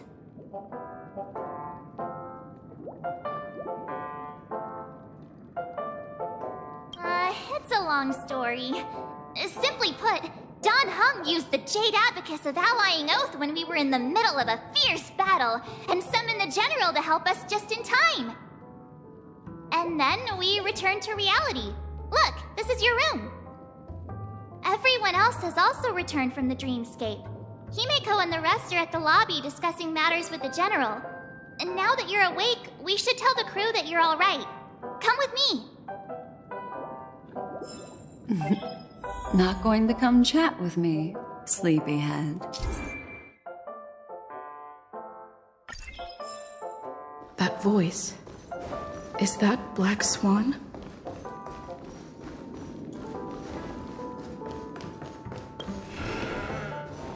Hey, where are you going? Hey, we meet again, sleepyhead. What's Miss Black Swan doing here? Nothing, Miss March. I noticed she was awake and wanted to check to see how she was doing. Though the strike from the General was timely, its destruction was also immense. When emanators collide, ordinary people inevitably suffer. But, luckily for them, the dreamscape is my home turf. Thankfully, I managed to get everyone out before the harmonious choir collapsed. Oh, so that's what happened!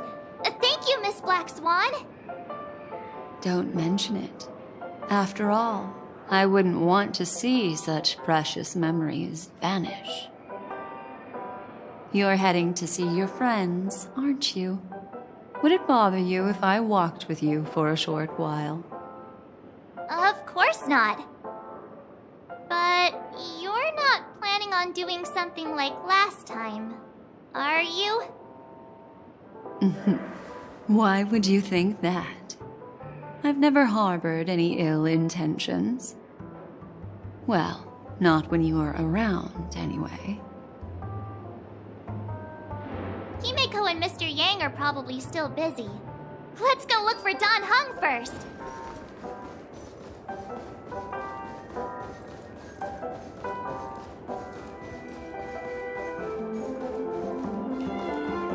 Look, he's still talking to that cowboy. One-Piece Soul Glad? You're awake. How do you feel? Well, fork me. You must be that Stellaron they were talking about.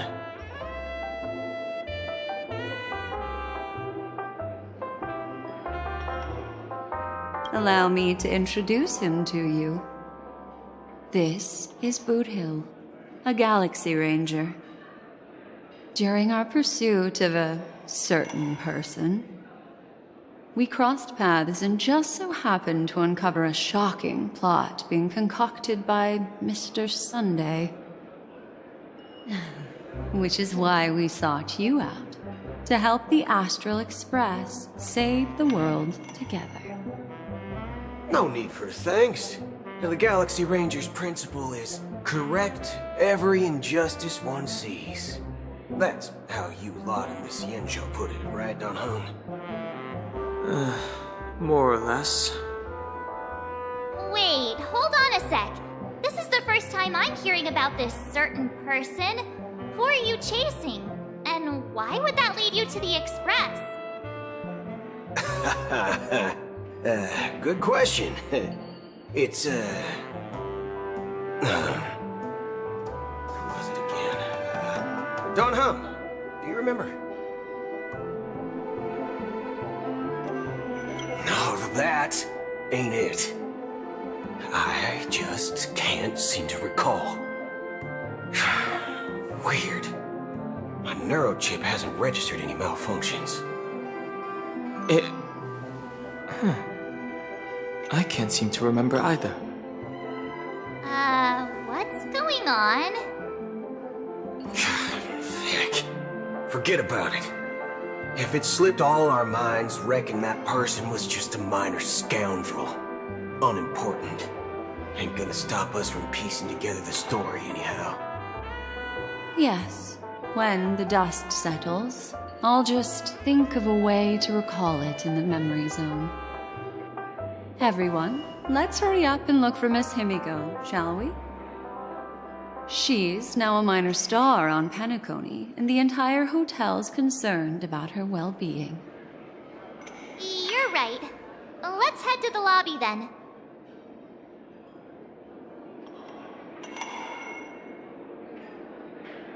You guys go. I'm an outsider, after all.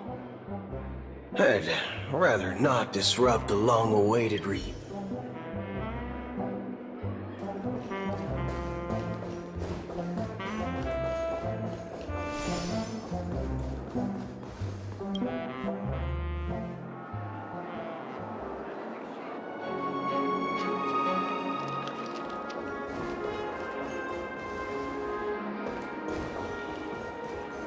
Look, they're with the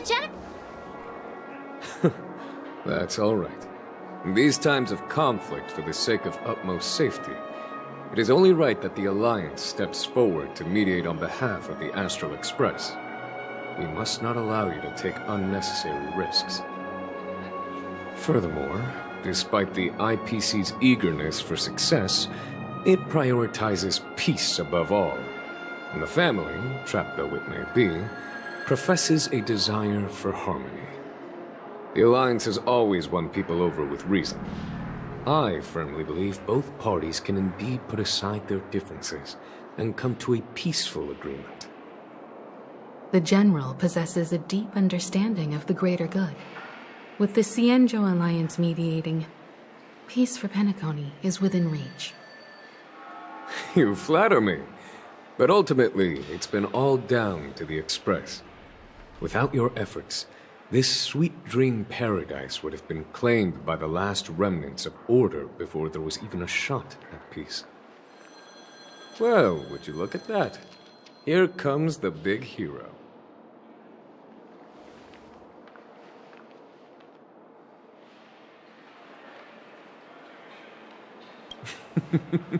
Here's the galactic baseballer, the paragon of both heroism and humility. Are you okay? I heard you couldn't wake up. Are you feeling unwell? Don't worry, Mr. Yang. There's nothing wrong with her. She practically burned through a lifetime's worth of jokes on the way here. What about you, Mr. Yang? I heard that even Miss Robin wasn't spared. And that guy locked you both up. It's a long story. But at least Mr. Sunday took it easy on us. He used an ability called tuning to connect our consciousnesses with his. In other words, he imprisoned us within his consciousness. Thanks to General Jing Yuan's destruction of the Harmonious Choir, we were able to escape. He used that tuning on us too. Does that mean that we were almost imprisoned as well? I can confidently say now, he was truly after a fair fight with us. Had he wanted, he could have easily taken us down, without so much as lifting a finger. Speaking of the Oak family head, where is he now? It's complicated, but in a nutshell, He's now the former Oak family head. The IPC has named him the key figure in the family's Penacony split, citing a threat to cosmic peace. He must represent the family and answer for the unrest caused. His trial is set to take place at Pier Point. The family quickly labeled him and the remnants of the Order as enemies, declaring the turmoil an internal rebellion. This move effectively barred the IPC from intervening in family affairs on both moral and rational grounds. Everyone really has their own agenda, after all. Then, what's going to happen to Miss Robin? She and Sunday won't be able to deny their involvement in the Charmony Festival. They're siblings, after all. Why the sigh, General? I can only say that this incident is an unexpected mess for the girl. The Alliance will try to persuade the family to consider this matter carefully during mediation. It's time, everyone. The IPC's key members and I have agreed to consult one another before the upcoming negotiation. Do any of you wish to sit in? Given the General's invitation and the matter's significance to the universe, the crew will naturally accept. However, if the IPC has any reservations... Why, of course you're welcome. They've mentioned that your team is a trusted ally of the IPC in Penacony, so there's no reason not to welcome you. Besides, if there can be reliable observers from the Astral Express present, discussions will go more smoothly. So, what do you all think? Well then, we shall oblige. I'm kind of allergic to those types of situations. I think I'll just head back to my room and start packing. Not to worry. Himiko and I will take care of things. I'm afraid I'll also have to return to the Express first. The conductor is worried about us. It's best I go and explain the situation. Thank you. What about you, Will you join Welt and me? Or have you got other plans?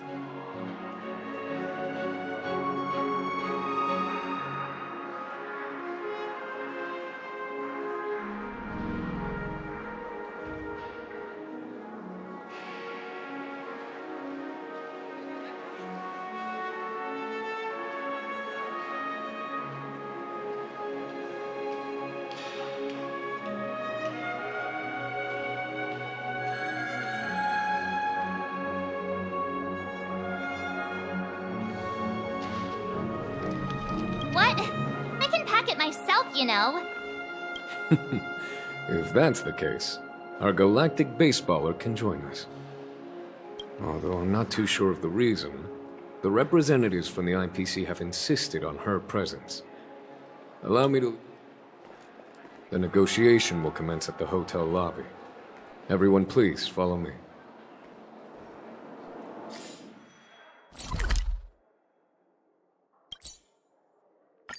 Mr. Aventurine and Miss Topaz are here too. Oh, and who is that over there? The Intelligentsia Guild's Dr. Ratio. This assembly is quite something.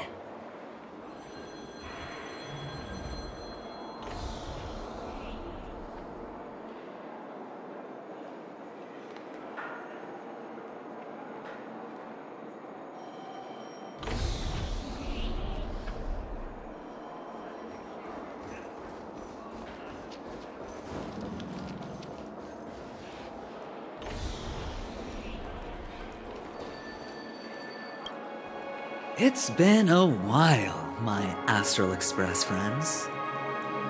I would also extend my sincere thanks to you, General of the Lawfu. The presence of everyone here assures that the talks will likely reach a conclusion that satisfies all sides. Oh, looks like everyone has come with expectations. Care to share? Of course. Topaz, if you please. Sure, leave it to me. In summary, it's good news.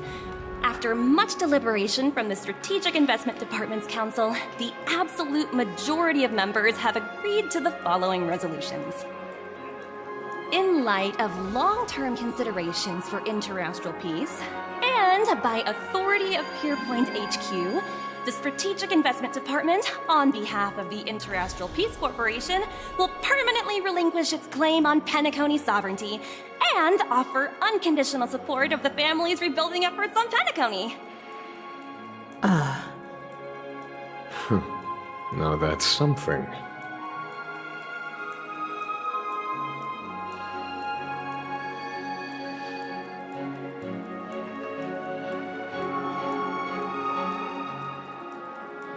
All in the name of peace. That's our motto. Has the IPC finished sharing all its thoughts? Then it's our turn. The Guild, much like the Genius Society, has taken a keen interest in the recent calamity in Penacony. Ultimately, both parties have agreed to a comprehensive collaboration, offering technical support for the reconstruction of Penacony. The floor is yours for the finer points, Mr. Screwlum. Enlighten us, please. Organic life's unrelenting search to understand the realm of inner spirituality is something I both admire and envy. Inorganic life has no mechanism to evoke dreams. But when my mechanical impulses are activated, my inspiration circuits will start to operate, and I will enter a state defined as imagination. Every time, within the realm of imagination, there emerges a fire from the shadows. It is warm, bright. I frequently ponder this flame might represent the essence of intelligence, a cluster of inspiration ignited by high temperatures. The future direction of the universe may well lie within it.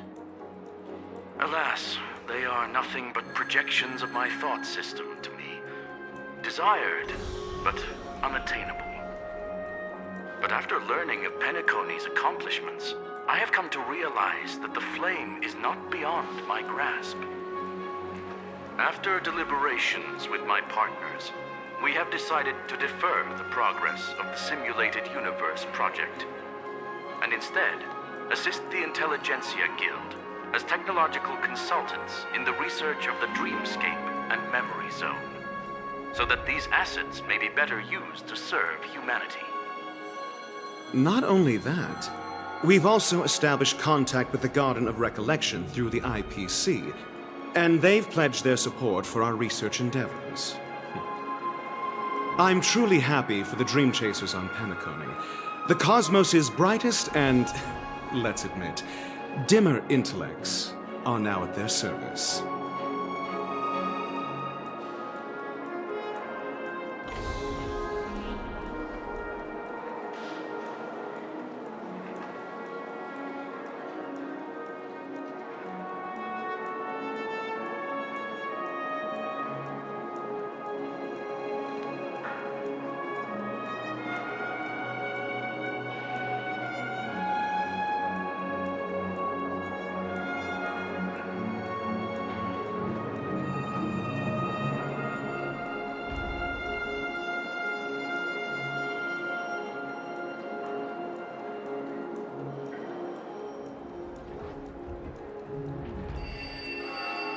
Agreed. It's hard to imagine members of the Genius Society taking an interest in such mundane research. Never mind. At the end of the day, this is a positive outcome. No wonder everyone insisted that she be there. It heartens me to learn that everyone is willing to put aside their differences for Penacony's plight. I trust that everyone will surely reach consensus in the upcoming negotiations. Looks like Penacony's future is decided. I'm wondering, is there anything else the crew is concerned about? Peace is our greatest wish. Beyond that, we desire nothing else. Well, that's good. Now that everyone's minds are at ease, I shall take my leave. You may now depart with peace of mind. The Alliance will deal with all subsequent procedures. If that's the case, it appears that we have nothing else to worry about on Penacony. Looks like it's time for us to embark on a new voyage. Sounds good to me. You two head back to the Express first. I'll pick up March and deal with the checkout procedure. Oh, also, Miss Black Swan, you have a matter to discuss with me, yes? Nothing escapes your attention, Miss Navigator. You've been with us this whole time, huh? In any case, she and I will be waiting for you and March on the Express. Let's go. Our time on Penacony has come to a fruitful end. Penacony's journey ends here. I guess... Well, seems the dust is finally settled now. Well done, friend. I am truly happy for the Dream Chasers on Penacony. The cosmos' brightest and, let's admit, dimmer intellects are now at their service.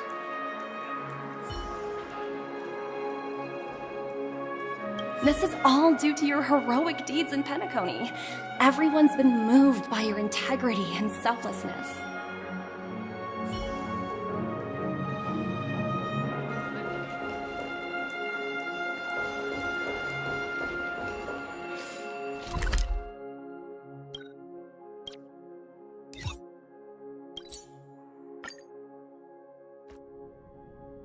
The navigation meeting is about to start. We're all waiting for you. Ahem. Looks like everyone's present. Let the navigation meeting commence then. This a meeting to decide our next stop? How we doing this? By show of hands. Hold your horses, cowboy. It's for those to decide.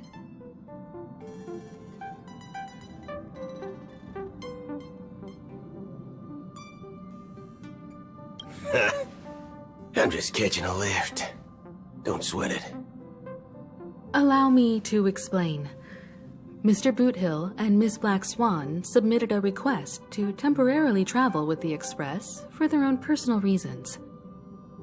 As you all may know, the Astral Express never declines any passenger whose heart yearns for the distant stars. Therefore, they will be traveling with us for a while until they reach their destinations. Whoa, the Express is going to be much livelier now. But, Miss Black Swan, you better not use your memo keeper abilities to pull any pranks. Understood, Miss March. I promise you, you'll never see me in your room while you're taking a break. Don't! You're freaking me out. All right. Now that everyone's met everyone, we can continue our navigation meeting. Firstly, Pom-Pom wishes to thank everyone. If it weren't for you all unearthing the truth about Penacony, Pom-Pom would have never known where Mikhail and the rest had gone. What they had to go through was regrettable, but I reckon they all fulfilled their wishes. And it was thanks to all of you. Thank you, everyone. Now then, we come to the crux of this navigation meeting. We must decide on the Express's next stop. Let me introduce our current options. The first choice is from Himiko, the oceanic planet of Lushaka, a planet composed entirely of water. Many aquatic races reside there. Of course, it's also the home planet of the venerable, nameless Mikhail. The second choice is the agate world Melustanen, suggested by Welt. It's famed as one of the initial sites of the Stellaron disaster, and the place where the beauty Idrilla ascended. Today, it's celebrated as a planet of undying allure. The third choice is Edostar, a planet nestled within a vast ion storm region, currently under assault by the Antimatter Legion. However, the distress signals from there have recently ceased, prompting the IPC's wish for us to check in on the situation. The last choice, courtesy of Black Swan, is the glass belt Petravia, a massive belt of asteroids that was turned to glass by the Lord Ravager Zephyro. These days, it's apparently known to house one of the branches of the Morning Actors Troupe. Ooh, so many options. I'm seeing stars already. Next up, everyone will select the destination that they wish to visit, and then we'll put it to a vote.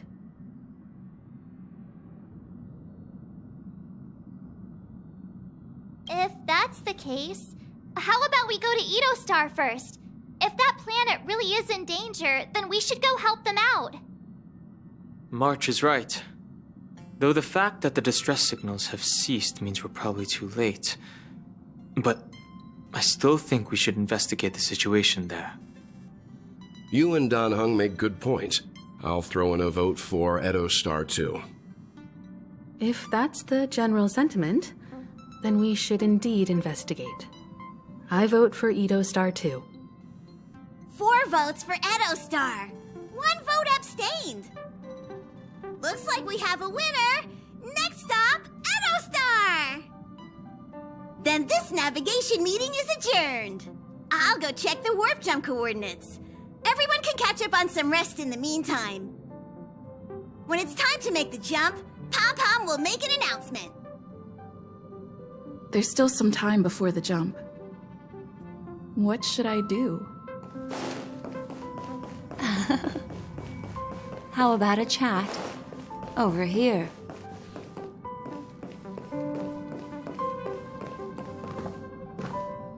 Please let this trip be uneventful. Please let this trip be uneventful. Please let this trip be uneventful.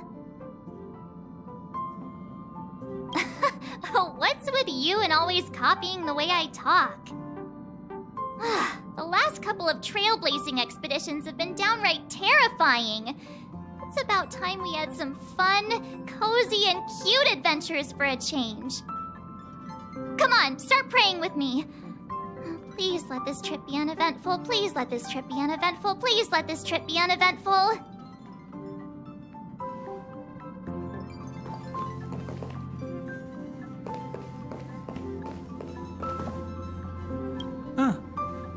For some reason, I'm suddenly stricken by the feeling that we haven't crossed paths in quite some time. I should have known better than to expect anything serious from you. Got it.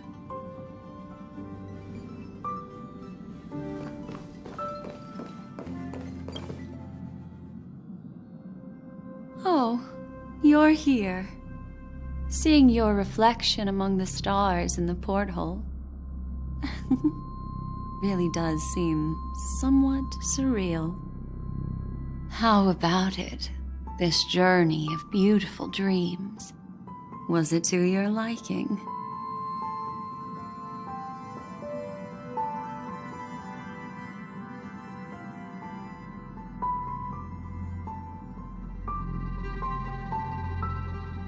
I can feel your obvious excitement. That means your memories will also become even more beautiful. So, how about you hand that small parting gift back to me? I'm quite eager to have it back.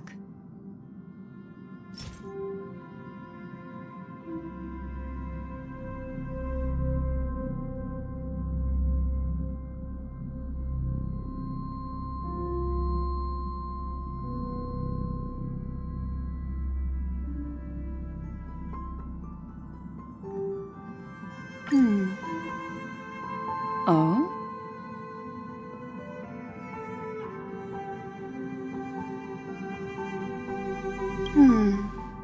Never mind. I just stumbled upon a particularly fascinating spot in your memory. Before I explain, I would like to apologize to you.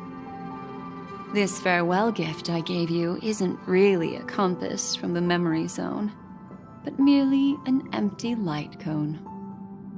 remember when we entered the hotel in the dreamscape for the first time, and I procured a few trinkets from your companions? Their functions are similar. This way, I can always be attuned to your location, ready to assist immediately if you encounter any threats. But this is not its most intrinsic function. Light cones are slices of light used to encapsulate solidified phenomena. This empty light cone is the same.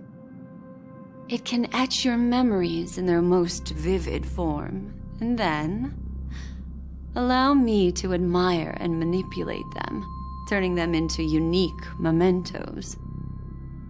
All the world is born from the power of mind and soul, and that power is memory.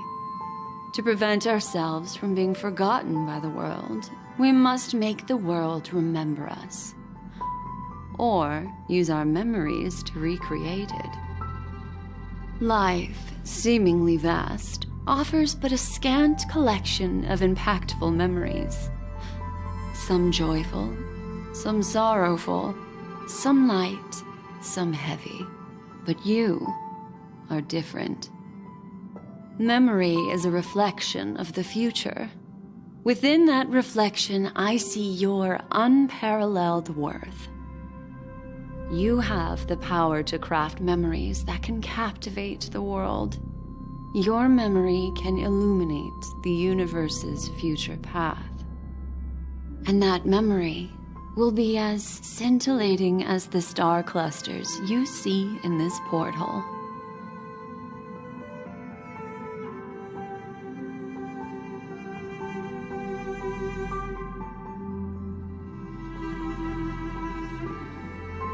Precisely.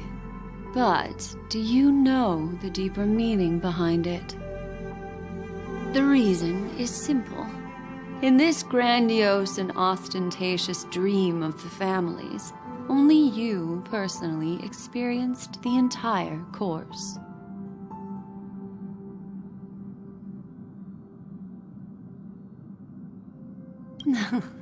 Patience, my friend. I will reveal the answer to you, but that time is not now. Turn around and take a look at your friends. Every one of them is reveling at the arrival of their next destination, all filled with hopes and expectations of their own present and future.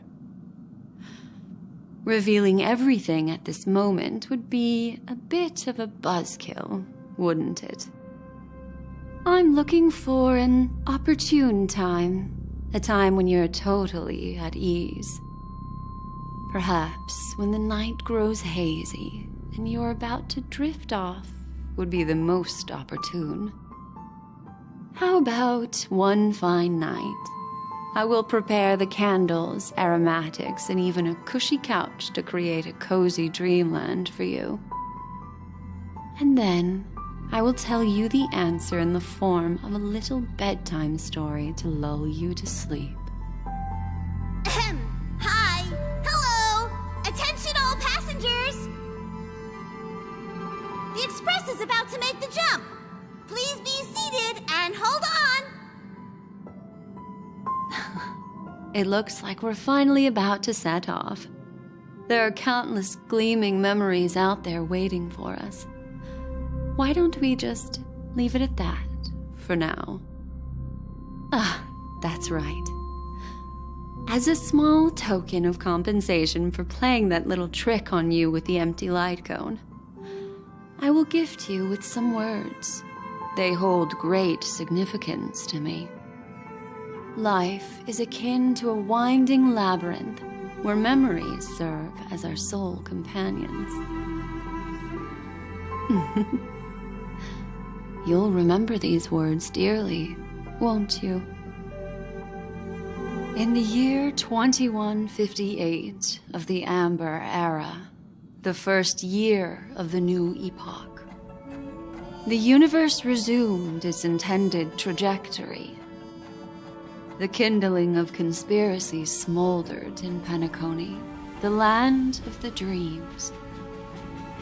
Failing to erupt into a blaze, it instead flickered briefly on Klapoth's anvil, before vanishing in the blink of an eye.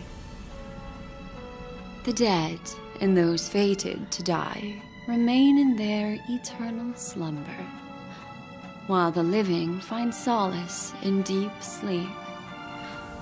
All clamored in a cacophony of silence, and then went about their own ways. The cosmos emanated a vitality characteristic of a new era, all for the modest price of a brother and sister's mild grief. Babies are born as stars extinguish. The silver rail unfolds. The story of the Astral Express comes to a close, yet it also embarks anew.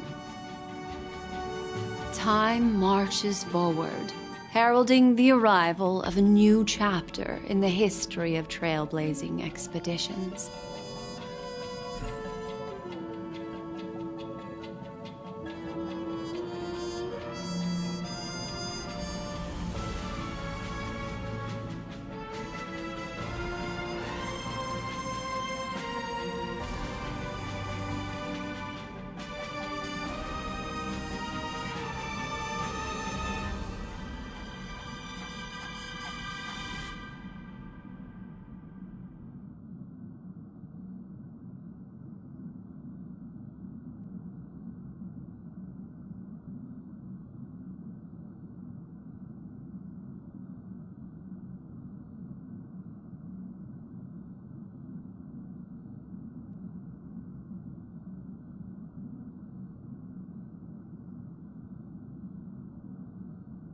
Countless shooting stars streak the sky tonight.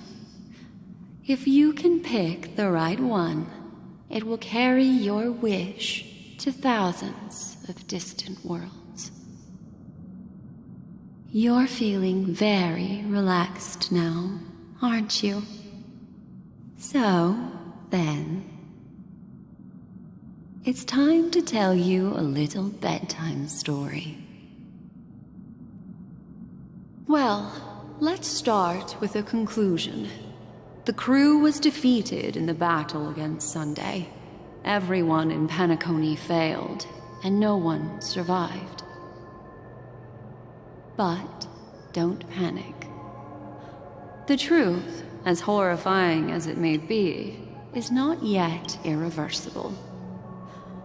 There's still a glimmer of hope, and that's why I'm here.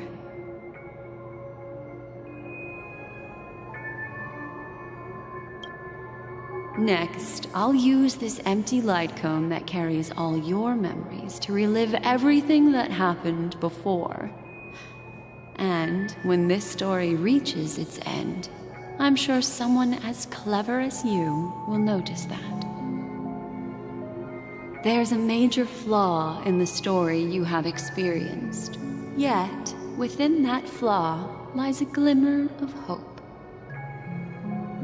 Are you ready for it? Do you remember everything? When the clock turned back, the Express started a warp jump, sending you to a strange dream. You were bewildered back then, and then a Galaxy Ranger named Acheron showed you a way out. When you arrived at the Reverie Hotel, you met the doorman Misha and had a confrontation with Aventurine, an IPC representative. Thankfully, Acheron appeared again and helped you. After that, you saved Firefly and explored Penacony together. During the tour, you ran into Sparkle disguised as Sampo and accidentally entered a child's dream. There, I rescued both of you from death, but Firefly didn't return to reality. She realized the truth and tried to involve you in her plan, but that resulted in an accidental death. Even more unsettling, you soon encountered another murder. the 2 cases of death prompted you to investigate the truth behind the sweet dream. Despite your efforts to gather information about the 2 victims, you didn't make much progress. But you did learn about the watchmaker from Gallagher. Meanwhile, Aventurine was secretly carrying out his scheme, in which you were one of the pawns. In the midst of a fierce battle, Acheron revealed her true identity as an emanator of the Nihility and unsheathed her sword. That strike foiled Aventurine's plan and opened a passage between the sweet dream and the original memory zone.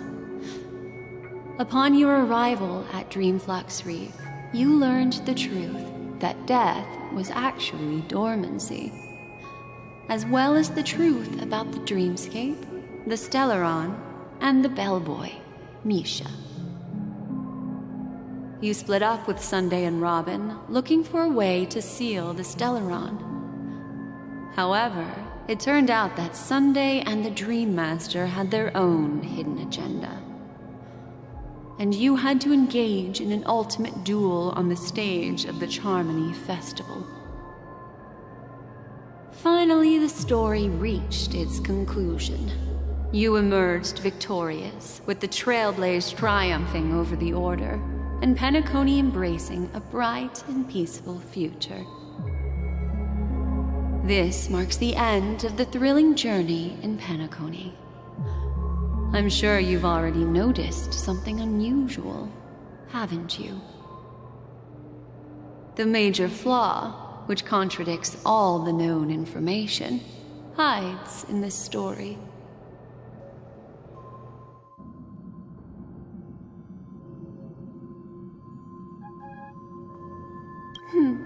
Little Misha. Or should I call him the Watchmaker?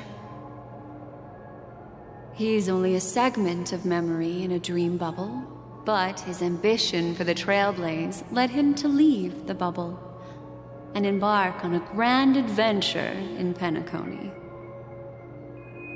While Misha is a rather special memory zone meme, and he was granted power by the Trailblaze, there's still one thing that he shouldn't be able to do.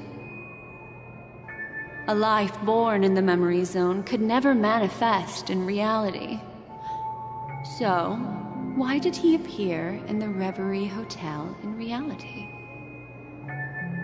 The answer is simple.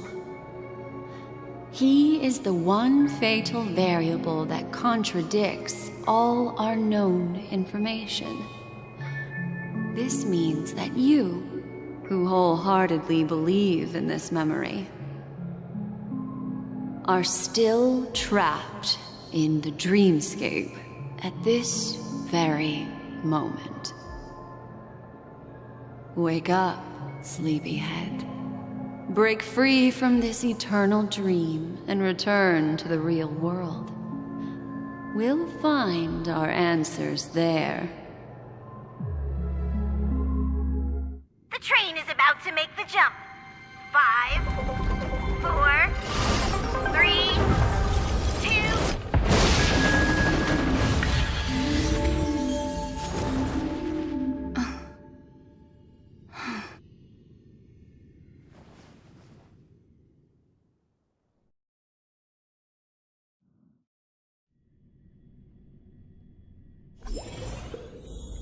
This way, darling.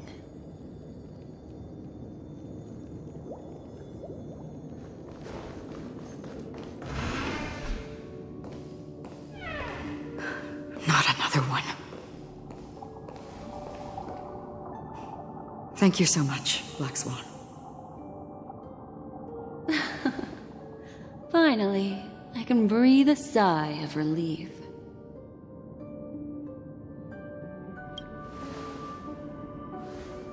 I understand you must be confused, and will do our best to shed light on the situation. However, before that, it's essential to know that this place is the rift between dream and reality. A place reserved only for those who have awakened from Enna's dream. Do you remember Sunday's ambitious plan? He intended to harness the power of the Stellaron, the collective will of over 100,000 Oak family members, and the desires of everyone in Penacony to usurp the harmony and restore the order. Unfortunately, it didn't stop there. From the early days of our journey into Asdana, we were already affected by the Stellaron. That strange dreamscape where we met. Maybe it was a sign that your thoughts were beginning to drift away.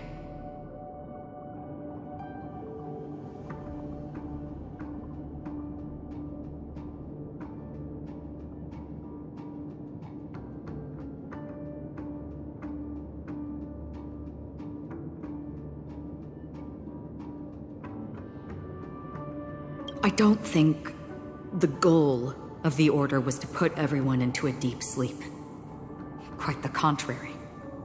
They used the Stellaron to catalyze the leakage of Asdana's memoria into the material world, allowing the dreamscape to blend with reality. And that included a lot of memoria from the Beyond the Sky Choir. As time came and went, the dreams eventually became indistinguishable from reality, and reality became an illusion. People think they are awake, but their spirits have long since stepped into the Temple of Order. This is what makes Anna's dream so powerful. In this paradise governed by the Order, everyone indulges in their delightful dreams and lives happily ever after. I believe what you experienced in the sweet dream, except for that flaw, was real. Only in this way could you reach the destination, lifting the crisis in Penacony and embarking on your next trailblazing expedition. If it wasn't for Acheron's plan, we might have been trapped in this dream forever. Fortunately, while the path of the Order governs all things, it can't affect the Nihility. I came to realize this when the Dream Master tried to expel me at any cost. This is also why you felt a sense of peculiarity when traveling with her. Well, I'm not as fortunate as she is. Even if I'm a memo keeper, I was still influenced by the power of the Order and fell into hallucinations. However, thanks to your memories, now we still have a chance to turn the tide. For mortals, even if they possess the great power of a path, they can't create a flawless world like gods do. That's why there was a flaw in your dream. In other words, once you have realized the world is not real, you'll have a chance to break free from the dream. The flaw in your dream lies within Misha, who could have never appeared in reality. When I turned the pages of your memories, I realized that I was in an illusion too.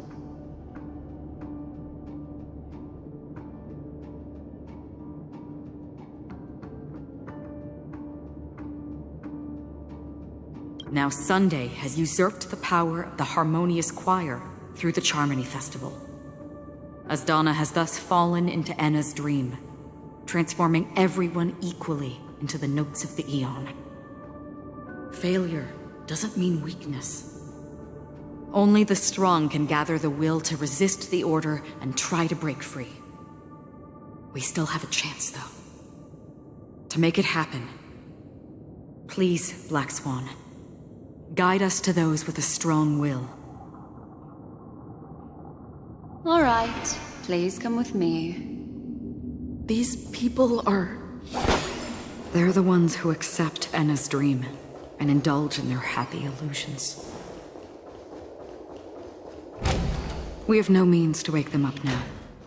Not even your clockwork will do the trick.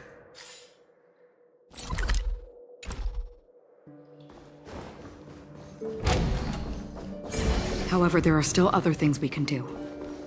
Let's keep going.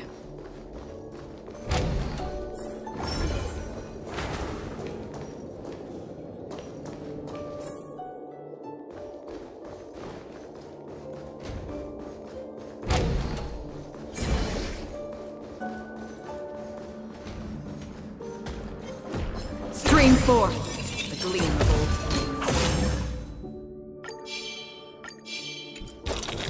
Yeah.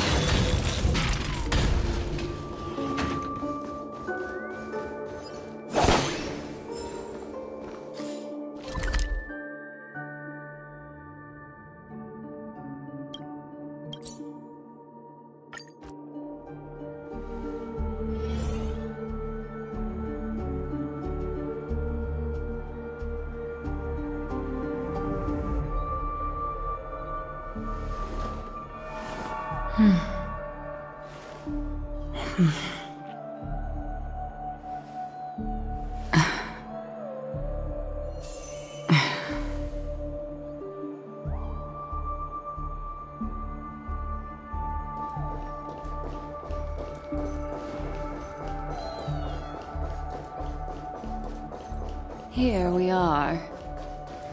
It's... Robin?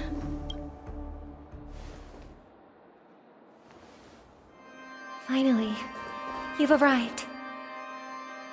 Let me introduce you to Robin. She woke up from Anna's dream by her own will, and it's this tough lady who led us here with her song. I woke up for the same reason as all of you. In the dream, I experienced something that could never occur in reality. Are we going to lock it up in a cage? I want to see it fly freely in the sky. Without us, this bird would be too fragile to survive on its own. Do you want it to die? No, but... Then let's take care of it together until it can return to the sky. Huh? Birds have wings because they're meant to fly. Even if they may crash on the ground one day, they shouldn't be trapped in a cage. Birds belong to the sky, so we should help them return there, right? The illusion was so impossibly blissful that I realized it was just a dream. And this is our final hope. Anna's dream is founded upon the harmonious choir, namely everyone's shared wishes. It will only materialize once the aspirations of all beings in Penacony merge as one. At present, it has become impervious due to people's desire to remain slumbering within the dream.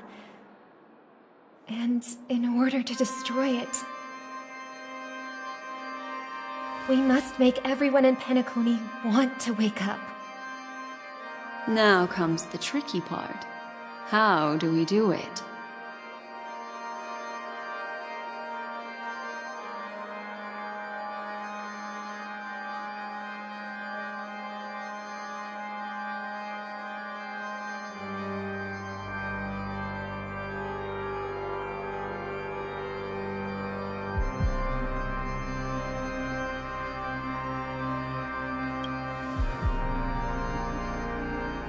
Humans yearning for sweet illusions borders on obsession, leading them to subconsciously resist the harsh reality. Therefore, I carefully selected a moment where she was completely unguarded, guiding her to uncover the truth herself to make her regain her consciousness. However, to wake up everyone in Penacony and get them to share the same determination, that would be nearly impossible. Indeed. I'm afraid it's almost as difficult as resurrecting an Eon. But we can't just stay here and do nothing.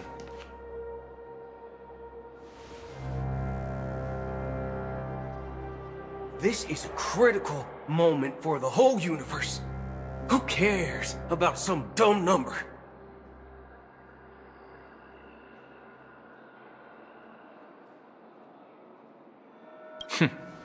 Thanks to Black Swan. You're welcome. And thanks to the memo keepers in Penacony, too. I believe your partners have also awakened from their dreams. This is the first step of our plan. With the assistance from the Garden of Recollection, those who possess a strong will, like you, will gradually awaken from the dream. These free wills are the discord that will sway Anna's dream. However, awakening a mere handful of individuals is insignificant compared to the vast number of people immersed in the dream. We must find other ways to awaken the free will of millions of people within a short period of time. If breaking through from the inside proves challenging, we can seek assistance from the outside. We've long been aware of a potential solution. Asdana is a galaxy known for its abundant memoria and the remarkable phenomenon known as synesthesia dreamscape. When people first enter this place, they often find themselves and others sharing a collective dream. At this very moment, there is only one dream encompassing the entire Asdana system. So, you mean, if we can attract a large number of outsiders to this system, their free will would intertwine with this dream and shake it to its core? However, those outsiders might also succumb to the dream and become the foundation of the Order instead. The real challenge is, how can we gather a huge number of people as determined as you within a short period of time? Looks like the Jade Abacus of Allying Oath will be the only solution. No need for that. Keep your once-in-a-lifetime treasure. We don't need to bother the Cienjo Alliance for such a tiny request. You want thousands of people with unwavering free will? That's easy. Just leave it to us Galaxy Rangers. You can gather Galaxy Rangers? Outsiders may see Galaxy Rangers as elusive and disconnected individuals, and actually, they're right. And that's why we have a tacit understanding among us. Do you know what it is, Acheron? It's the relic I returned to you. Exactly. Its owner must have told you that it's meaningless to anyone other than a Galaxy Ranger, and that it can only fulfill its purpose when returned to its rightful owner. Because it's a burial artifact, worthy only of a hero who has served the Galaxy Rangers with honor. When its light illuminates the universe, it means the fall of a hero, and in the direction it falls, countless meteors will streak across the sky. Those meteors are Galaxy Rangers, coming from all corners of the cosmos, driven by a shared purpose, without questioning the cause or counting the cost, because we abide by a common principle. The shooting stars of the hunt only descend on the longest night, and with them comes the dawn. We've stayed silent for far too long. Now, it's time to remind all the cowards, oppressors, and villains of the universe of our presence. I'll be the one to ignite the first spark. Once the dreamscape is swayed, I'll complete the second step. I'll fine-tune the slumbering souls with the Song of the Harmony, interrupting them with the discord of Trailblaze, and guiding them towards reality. It's true that some people are born strong, and others are born weak. If the Trailblaze is the target of heroes, then the Harmony will guarantee that the strong help the weak. Only the people of Penacony themselves can be the saviors of their homeland. Their path of happiness should be forged by themselves. While I may not be a nameless, I'm willing to instill courage in all those who need it. This includes my brother as well. Anna's dream is too cruel for him and everyone else.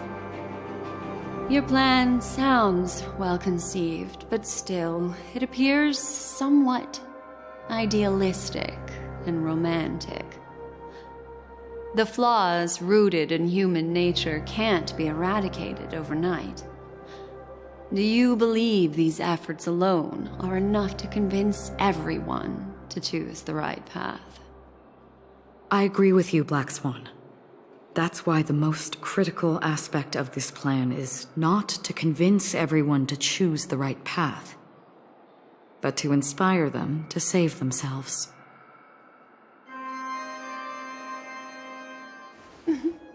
So, you're the key in the end, I assume? The Harmonious Choir possesses the power of an emanator. To overcome it, you'll need the same level of power. The final step in destroying the sweet dream will be my responsibility. That's a relief to hear. Now that our roles are assigned, let's get to our battlefields and pose a grand finale. May I have a moment alone with you? There's one more thing I need to explain to you. This grand festival is drawing to its close. This is the starting point for the ultimate stage of our journey, just as it marked the beginning of all the stories in Penacony.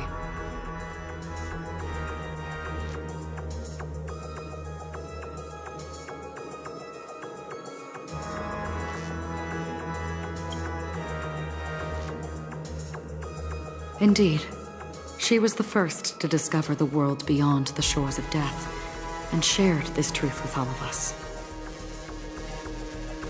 There's something you should know. We were able to locate you within this boundless dream, and find the key to breaking free from the dream, all because of one person's unwavering dedication. Firefly. She awakened from the dream ahead of others, discovered the Express amidst the stars, and brought us valuable information about the remnants of the Order. She may have been aided by the script, and it came at a cost. As you know, Firefly is a stowaway who entered the dreamscape in a different way from ours. Without the dream pool in the hotel or assistance from the family, she can only awaken from this dream in one way. A real death. We mustn't fail her determination. I'm not implying that we must win this fight no matter what, but our resolve should match that of that courageous lady. Are you ready?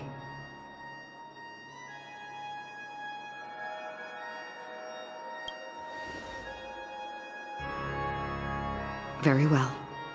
Now, please close your eyes.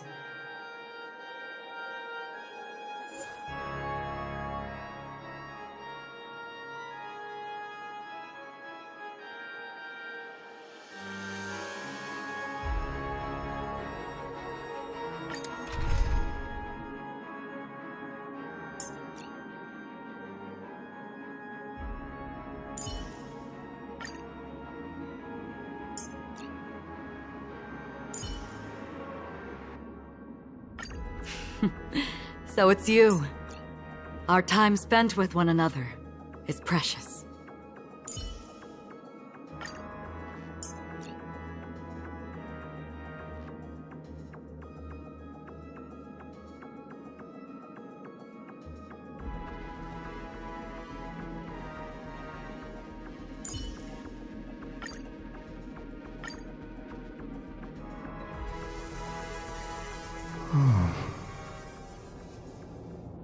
How long has this reign been ongoing? If I remember correctly, it has lasted for decades, or even centuries. The unwavering determination of the Hunt followers persists even in death. But thankfully, we've guided those lost souls to their lives beyond. They were heroes in their time. And they won't be reduced to puppets of the Nihility in their death. You see, the shadows on the sea have vanished. Do you remember? He once said that the sky would clear when the regrets of the departed had faded away. But it's still raining.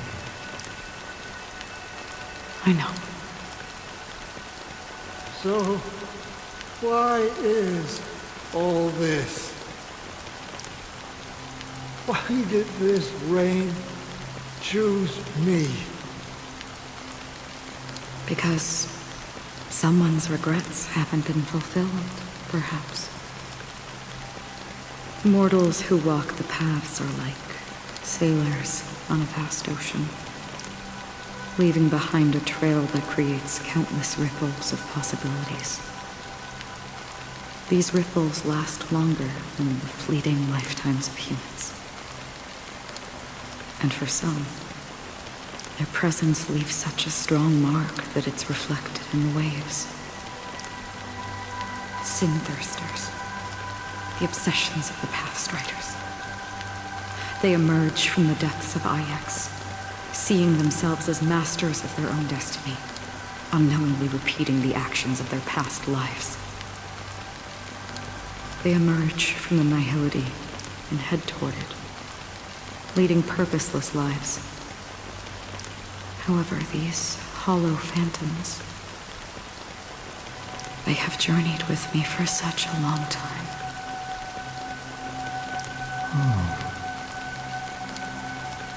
So this is how it is.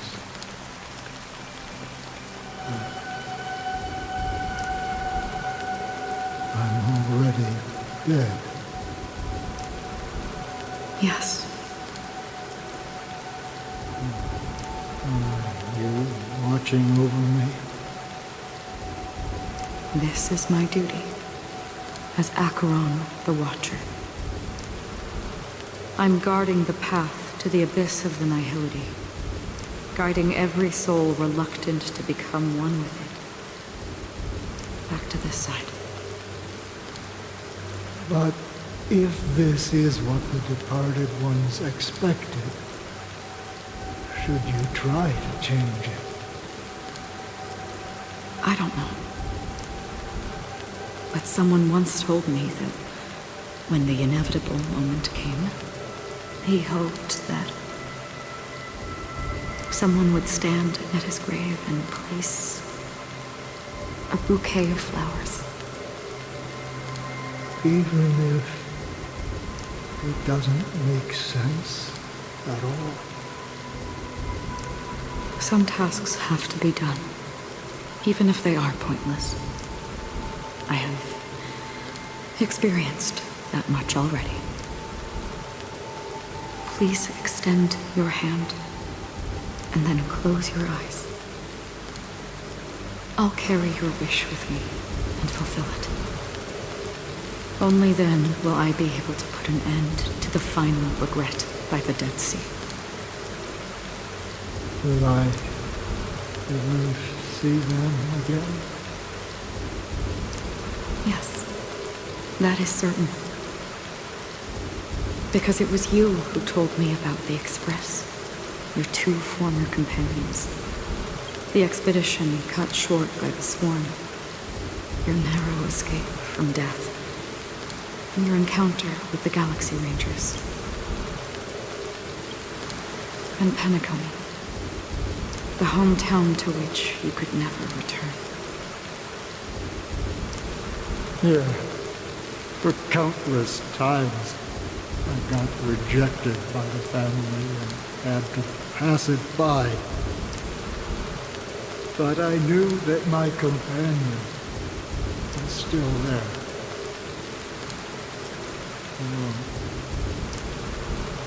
Mikhail, are you still there? Take my hand and come with me. We'll leave this place. You'll embark on a long, long journey, shrouded in darkness. But fear not, as a touch of red will be awaiting you at the end of the path. That's the color of existence. Follow it, and it'll guide you and illuminate the way out. By doing so, you'll eventually reunite in the warmth of the sunlight. Thank you. May death be the end of your boundless dream, guiding you back to the waking world. Welcome to the horizon of existence. This place is one of the thousands of manifestations belonging to the sleeping and shapeless. And it's also an exit out of the nihility for the awake ones. Let's bid our final farewells here.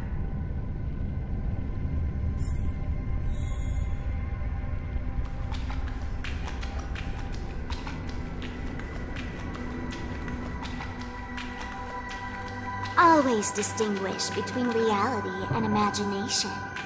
All right, Greg. Life is akin to a winding labyrinth where memories serve. May your schemes be forever concealed. Anna's dream is too cruel for him and everyone else. To the imperfect tomorrow. I still remember the question on the invitation letter. Why? Why does life slumber? We don't know the answer yet, but we're about to awaken from this dream.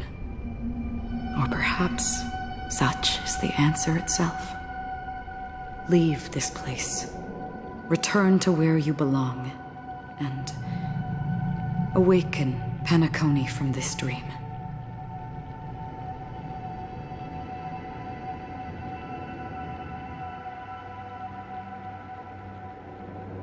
As I said, our plan is not about convincing everyone to choose the right path, but about inspiring them to save themselves. So, when will people actively save themselves? The answer is when they are in desperate situations, like a drowning individual in the deep sea. When one's body and mind bear immense pressure, agony, confusion, and despair will follow. I firmly believe that. The fragility of humankind often freezes them in their tracks. But in truly desperate situations, they will strive to save themselves. And now, Penacony has enough heroes to lead them forward. It's through this inherent, self-centered instinct that people exert their utmost effort, even when they know their struggle is fruitless. As absurd as it may seem, it's their resistance. As for now, it is time to guide them, not as a savior, but as a nameless among those mortals. In this way, you will reunite in the warmth of the sunlight. The rain is intensifying. Before we part ways, please allow me to ask a few final questions. So far, you have forged unbreakable bonds with numerous individuals and entities in the sweet dream. Might I ask if you fear severing these bonds with your own hands?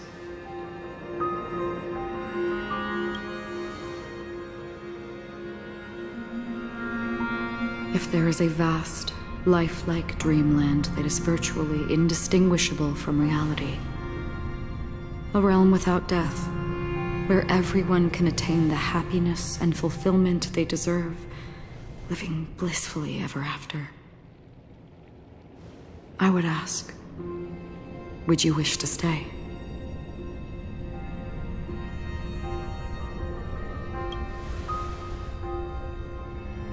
Imagine if this splendid dream were fated to fall apart. Friends, family, strangers, followed by the gentle breeze, soaring birds, the stars, and ultimately yourself. Everyone, and every face they remember. The joy and the heartaches. The vows sealed and those left hanging. All will inevitably march towards a predetermined ending. If you had grasped the journey's finale right from its inception, I would ask, would you still embark on this journey?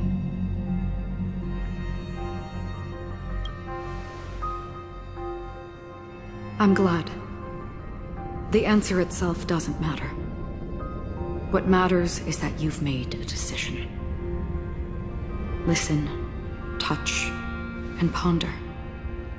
And therein lies the sensation. Cherish it, because that's what makes us exist. Such is the only answer humans can offer when facing the nihility.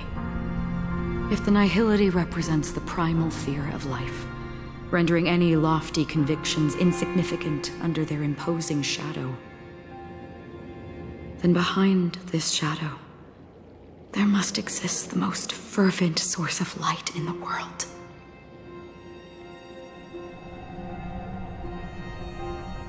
Just as every life that edges closer to death fervently approaches the end of the nihility, we must pursue that primordial light.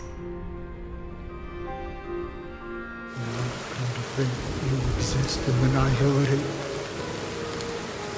and you watch over others to depart it. Such a task is absurd and meaningless. Nevertheless, someone had to do it. As for the meaning you mentioned, even if it's a meaningless task, I've come this far, haven't I? Even if the future you forge may not even belong to you. It may not belong to me, but it definitely belongs to someone. But hardships you must have experienced. In that case, allow me to do something meaningless too. Please, tell me your name.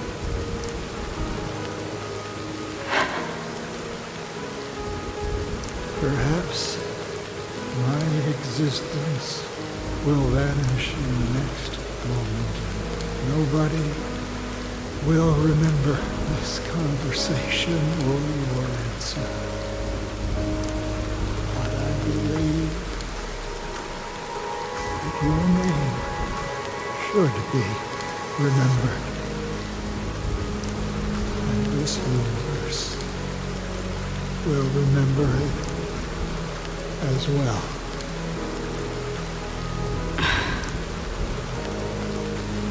For me, some things are difficult to recall, yet there are others that I find challenging to forget.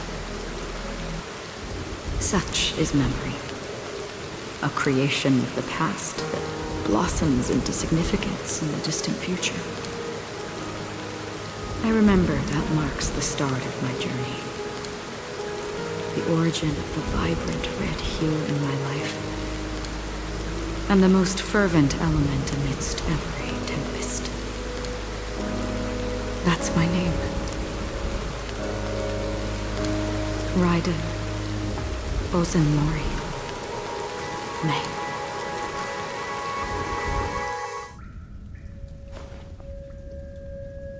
The Golden Dream is getting restless. In the coming long nights, I'm afraid you will face many setbacks and witness many tragedies. And in the end, you will only see in black and white. But please believe me, that in that monochrome world, there will be a glimpse of fleeting red. And when you make a choice, It will appear once more.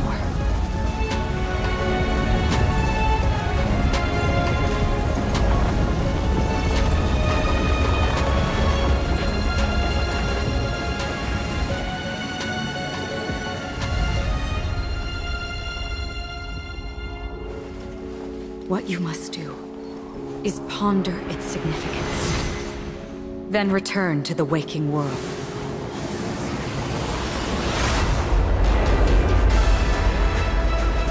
That's where we all find our answers.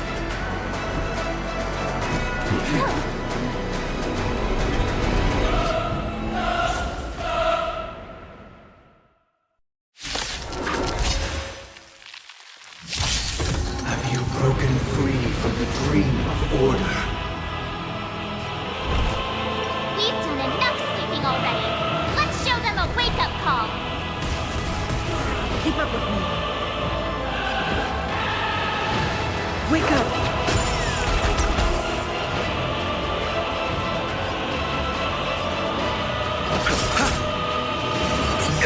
Eternal sleep is not the end. The dead Return! In the name of Landau, a will forged in ice never falters! Free will, or was it fate? Still waters of oblivion. I weep for the departed.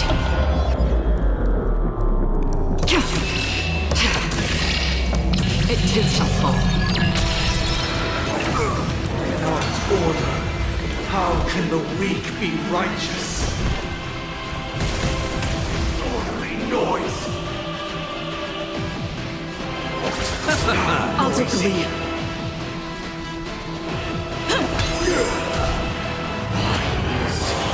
Nobody resonates. They are part of the melody. Destined for oblivion.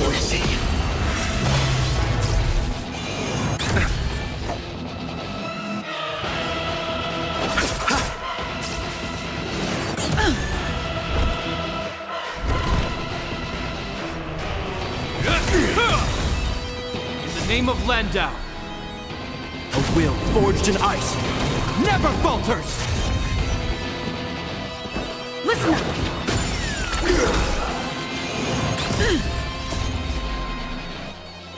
Let the show begin.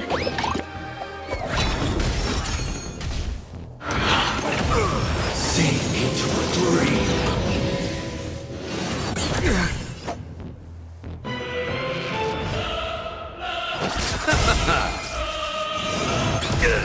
eternal sleep is not the end. The dead return! Stop, noisy! Free will, or was it fate? Still waters of oblivion. I weep for the departed.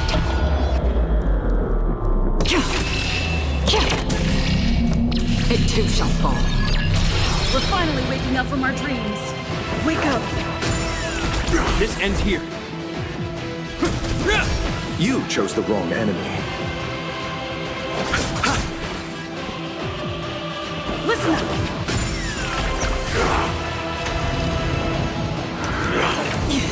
Sing together!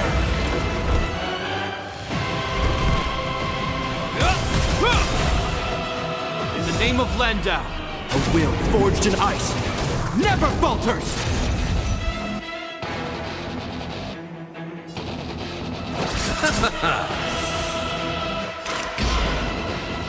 Destined for oblivion.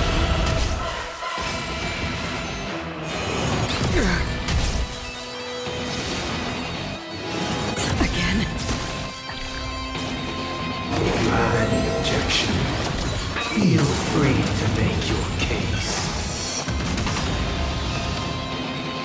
Let's play our own melody. Let the show begin.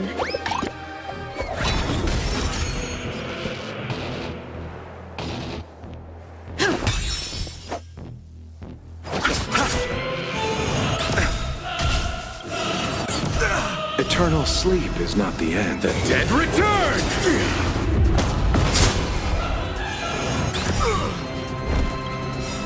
I weep for the departed.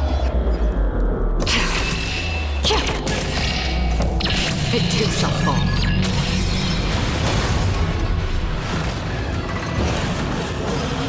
7,336 notes.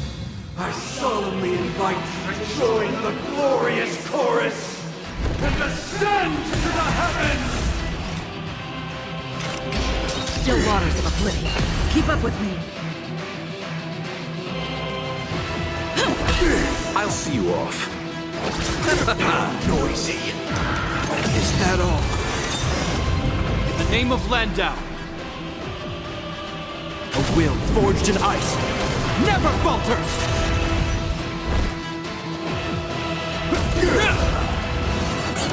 You chose the wrong enemy.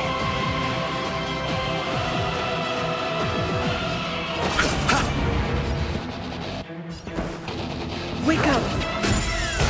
Another journey begins. Destined for oblivion.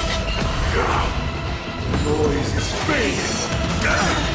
The dreamscape is indistinguishable from reality. Can it still be called an illusion? It too shall fall. Is that all? I'll see you Let's off. play our own melody. Let the show begin.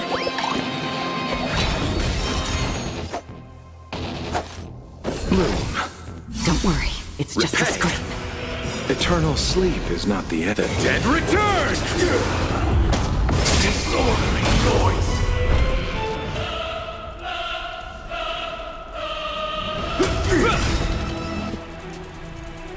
In the name of Landau, a will forged in ice never falters! Listen up! Noisy. With this perfect melody I command, recreate paradise anew!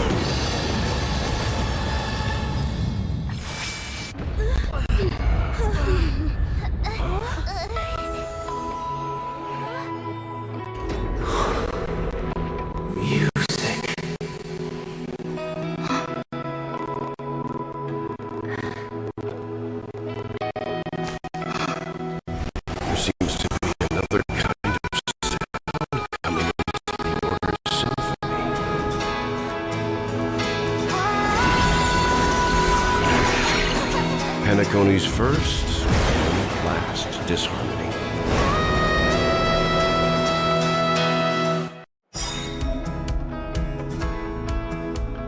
Those imprisoned in their dreams are awakening for freedom. Robin, is that you singing? You have heard their cries. This is not the paradise they hoped for. Even so, they don't know where they should be heading. That's why I had to become the lone star in the sky to guide them.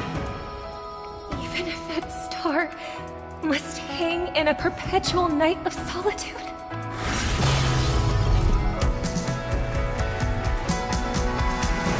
Wake up! That's half the work. Eternal sleep is not the dead return! Disorderly noise! Let's play our own melody. Let the show begin.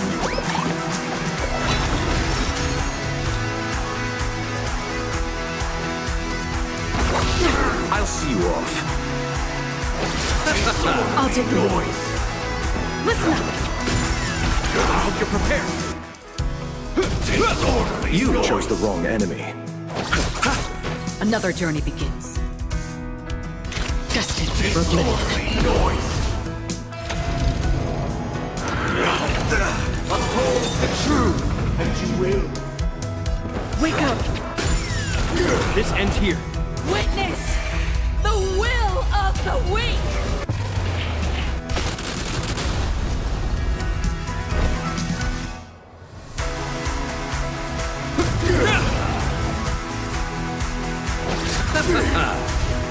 All things are part of the melody. Is that all? Your eternal peace. Keep up with me. Listen up! Hope you're prepared. I'll see you off. Receive divinity. Don't worry, it's just a script. I weep for the departed. It too shall fall. In the name of Landau, a will forged in ice never falters! Noise is fading! Underestimated you. For good tidings. Eternal sleep is not the end. The dead Return!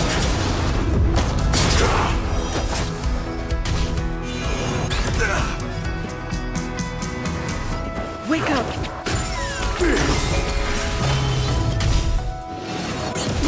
Let's play our own melody. Let the show begin.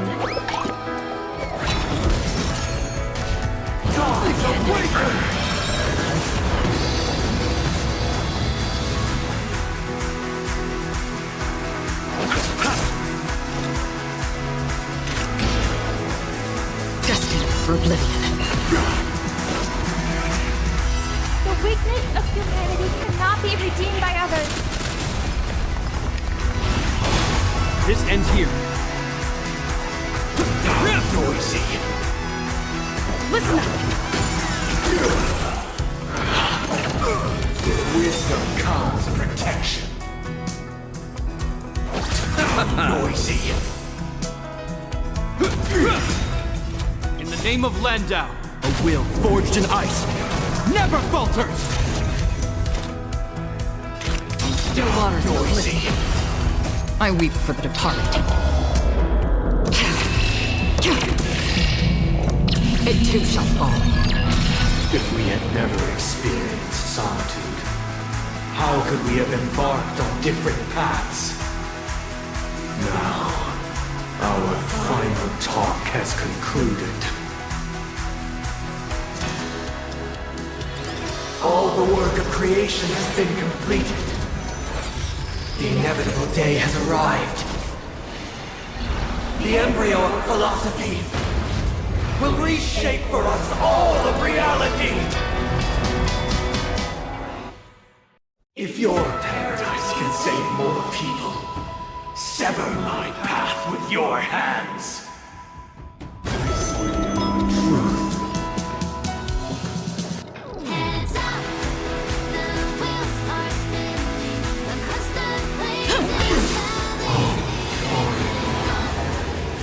May I honor you? Here! Insolent! Even if the future is full of pain, we won't escape from it. This 7-day vow, I command you to heed my summons. Uh-oh, I have a bad feeling about this. Eternal sleep is not the dead return! It was not you who created all things.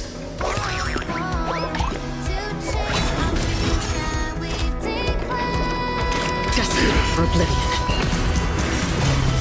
It was humanity that created you. Your divine being will become the foundation of our paradise. repent.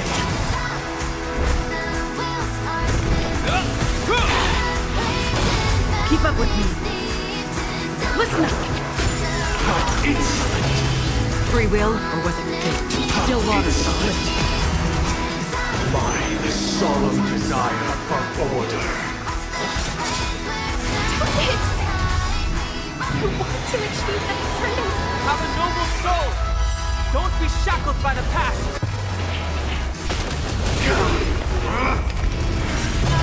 We will never choose to run. Eternal sleep is not the dead return! Blasphemous! This ends here. In the name of Landau, a will forged in ice never falters!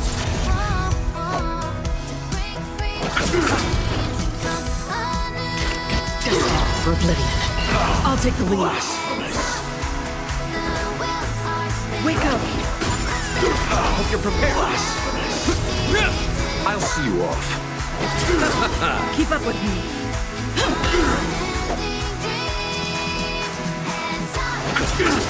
Another journey. Still waters of oblivion. This ends here. I weep for the departed. It too shall fall.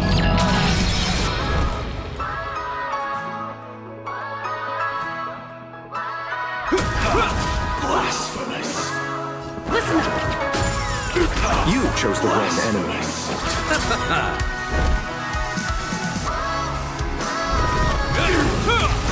Free will, or was it fate? Just for oblivion. Let's play our own melody. Let the show begin. Wake up! I'll see you all.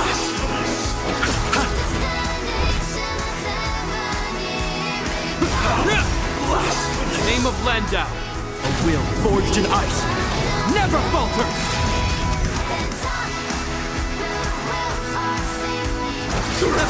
I'll take the lead. Listen up! Another journey. Still waters of oblivion.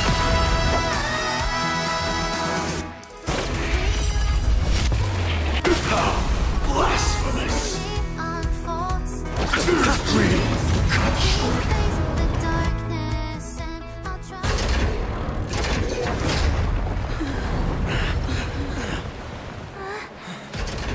So, why does life slumber? Because someday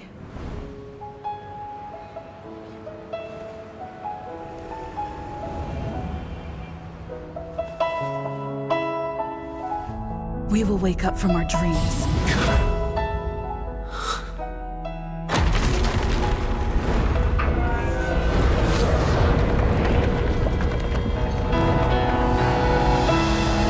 The night is still too short.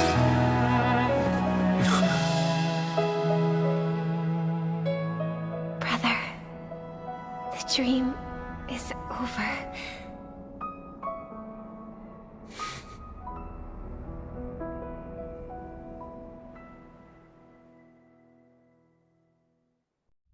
In the first year of the AE 2158, a fiery conspiracy erupted in the land of the dreams, but soon faded in chaos and destruction. Whispers carried the tale of those fateful 48 system hours, when a sun teetered on the precipice of collapse. A paradise stood on the brink of destruction, and a world was poised to surrender to its new master.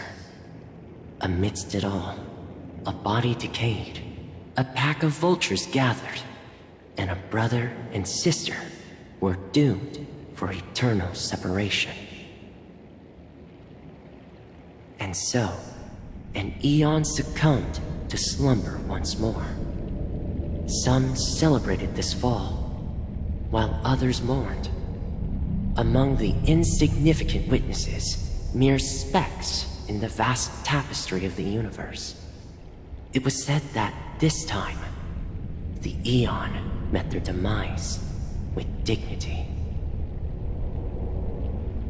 As the cosmos bathed in the radiance of a pure dawn, a tempestuous storm brewed on the horizon. The chant of everything for the Amber Lord grew ever louder.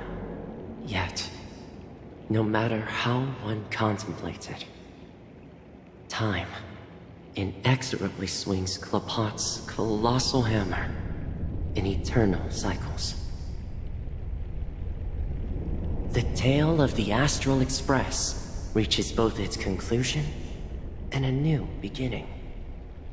Time marches forward, heralding the arrival of a new chapter in the history of trailblazing expeditions. Brother, do you think the stars will fade away? Where did that come all of a sudden? Because the constellation that looks like a bird, the Torrent Eagles, looks a bit dim lately. It's the Torment Eagles. Don't worry, it's still there. It's just it's located in the inner ring of Penacony and can only be seen when spring and summer overlap. As for the question you asked, I think stars do die, just like people. But do you know, sister? No star actually belongs to the present. The light we see from them is from a long time ago. Even after the stars perish, their light will travel millions of light years, spanning countless years, to illuminate the night sky of another world. In our paradise, I believe there will be a star like that, shining with the same light. Its radiance will last forever, and its name will be happiness. No, not just one star. We should have 2 stars. Or maybe even more. Yeah, you're right. It's a deal. It's a deal, then. This is our promise, and nothing will sway our ideals. Yeah, you bet.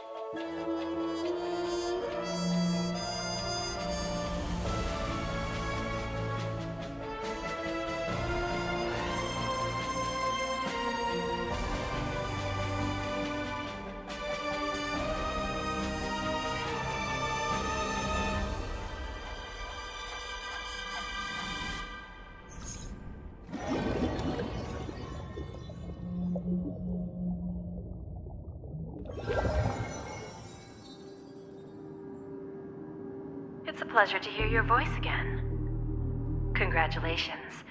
You've become the biggest winner of this festival. Are you calling just to poke fun at me? No. I'm just impressed. Not only did you venture alone into Penacony and discover the truth of Dreamflux Reef, but you also managed to escape with the help of that Knight of Beauty. Remember the recording you received from your Trailblaze friend? It's now the most valuable chip in this game. However, this came at a high cost. Losing a cornerstone is a hefty price to pay. Diamond just called a meeting to discuss what to do with you. Just as I expected. So is Diamond planning to demote me, or kick me out of the 10 Stonehearts? Why don't you take a wild guess? Well, alright. Then I'll guess. He's going to promote me to P46. Alright. What will you wager? Are we talking about a real bet here? I don't want to wager anything just to escape your clutches. But if it's just a friendly bet, I'll put on the line what I did when we first met. I'll bet my life, ma'am. Interesting. But since it's Diamond's call, no one can predict the outcome. I'm on my way to Penacony.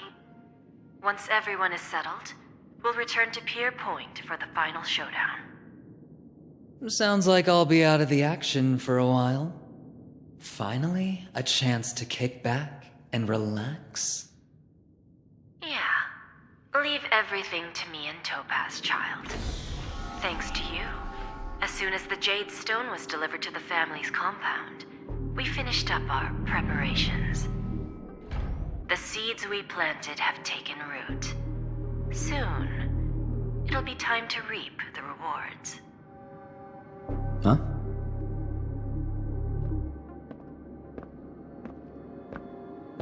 Let's wrap it up for now. Looks like I've got a visitor here.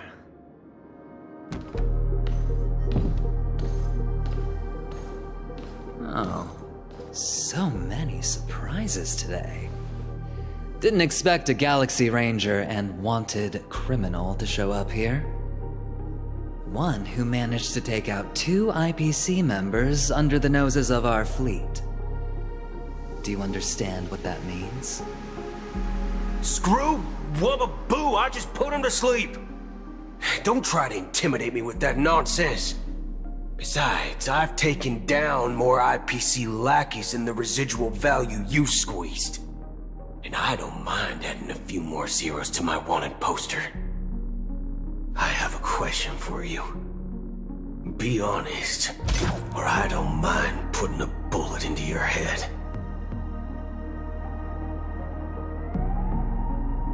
Tell me, where is Oswaldo Snyder?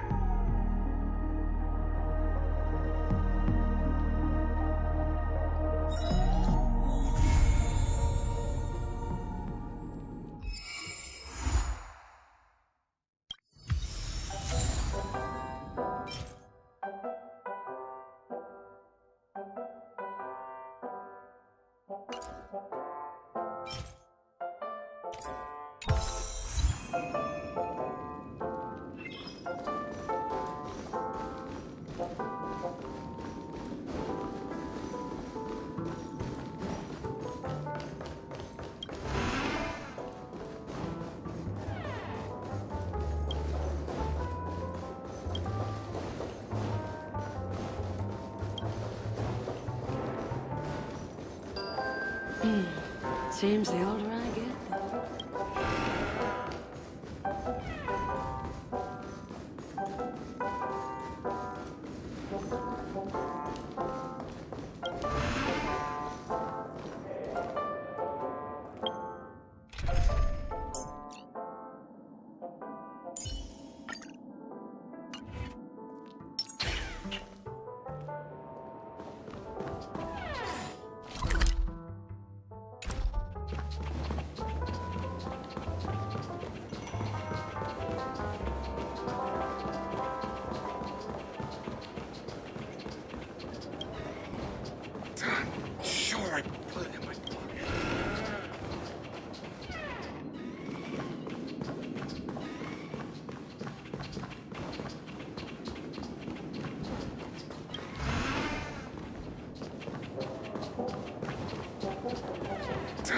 Sure, I put it in my pocket.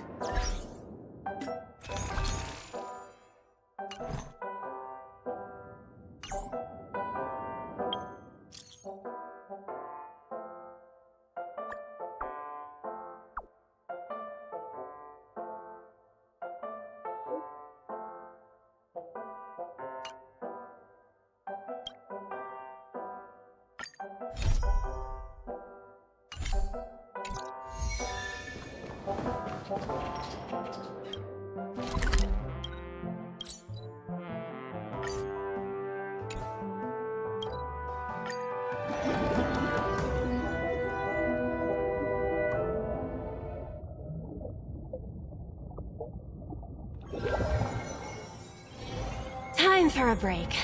Silent mode activated.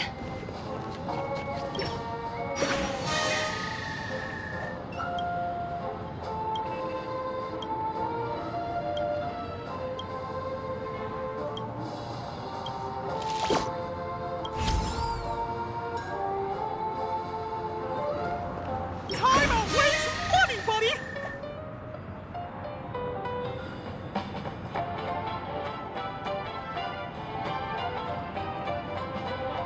TikTok! Oh boy! I've eaten too much this time!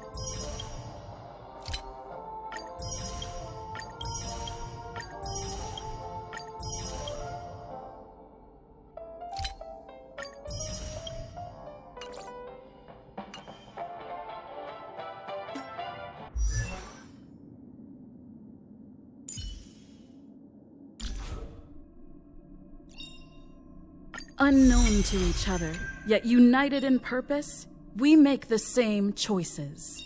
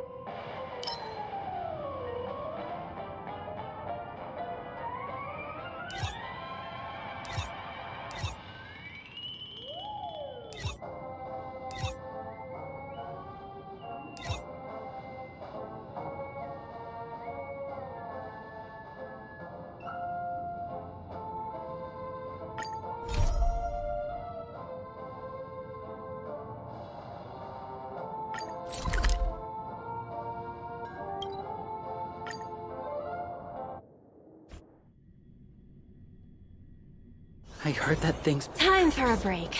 Silent mode activated. Where can I get some...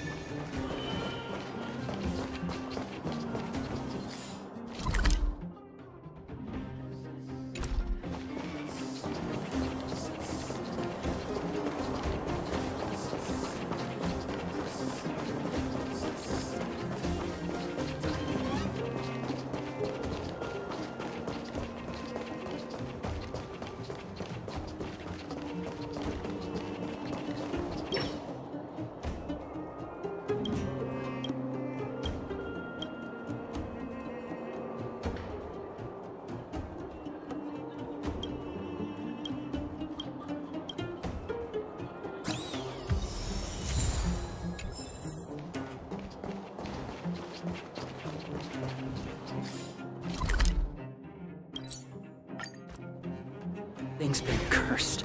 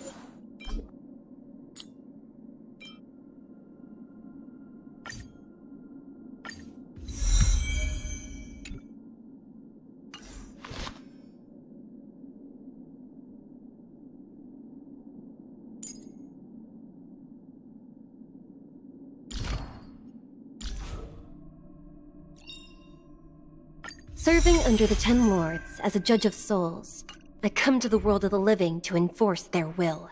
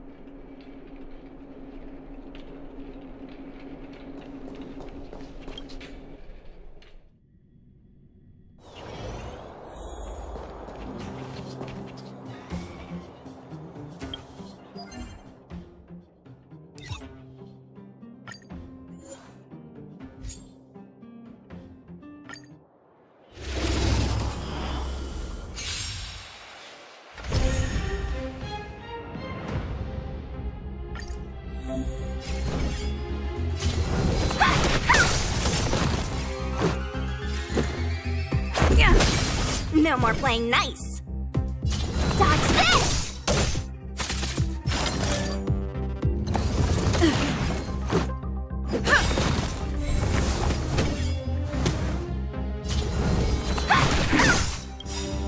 Rules are made to be broken.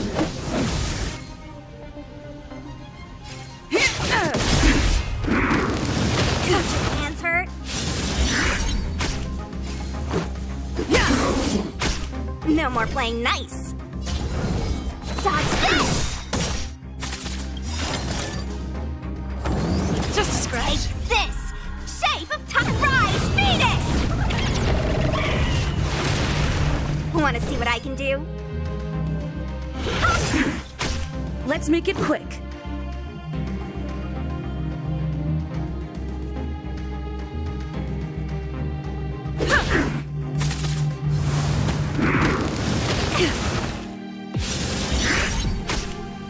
Let me through! Let's go. Yeah! Just a scratch.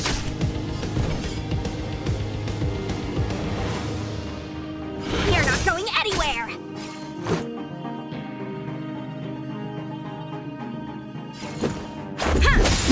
No more playing nice. Rules are made to be broken.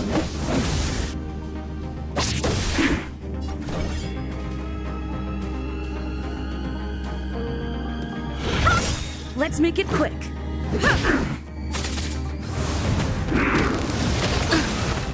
Take this! Rise Venus!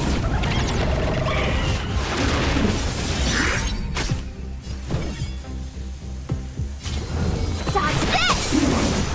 A little too much. This is our chance. Yeah!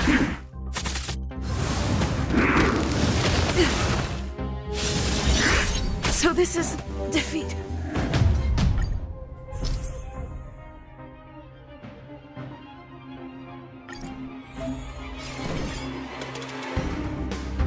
You're not going anywhere!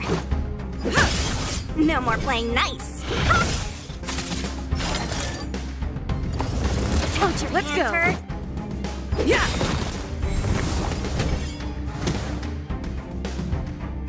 Rules are made to be broken.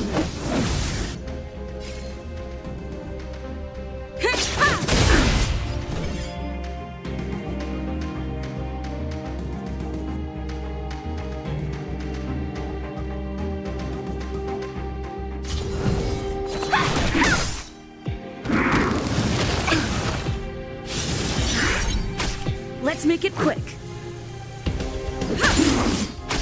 No more playing nice. You're not going anywhere. Take this! Shape of rise Venus! Wanna see what I can do? Let's go. Yeah!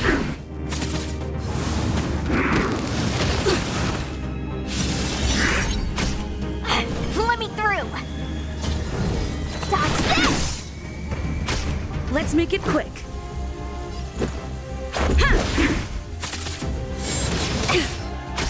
Wanna see what I can do? You're not going anywhere! This is our chance. Let's go. Yeah! Don't your hands hurt? Take this! Shape of rise Venus! A little too Let's make it quick. Rules are made to be broken.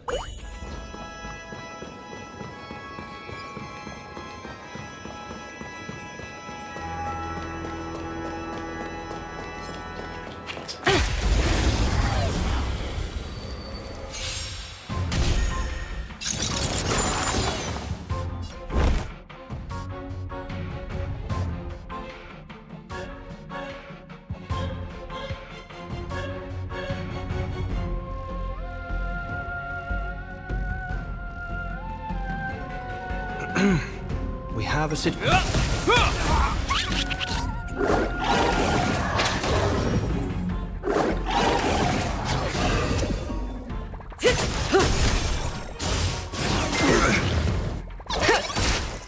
still. I weep for the departed. It too shall fall.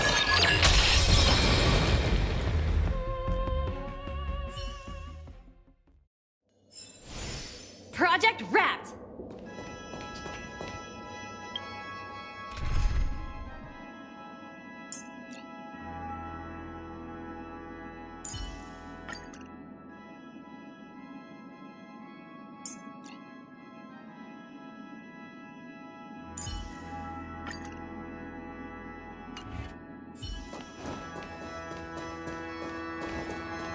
Let's wait and see.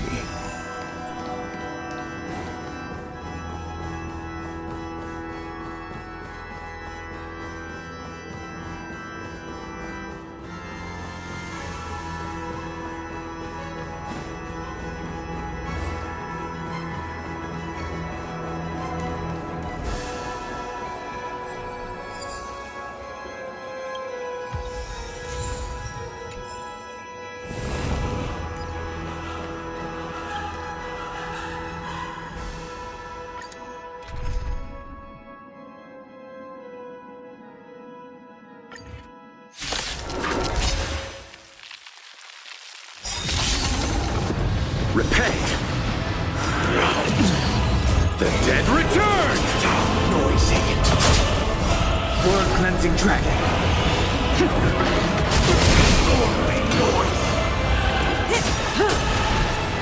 Time to say bye. Boom. Relax. Christ! Still waters. I weep for the departed. It too shall fall. Why is everybody silent? All things are part of the melody. Stand still.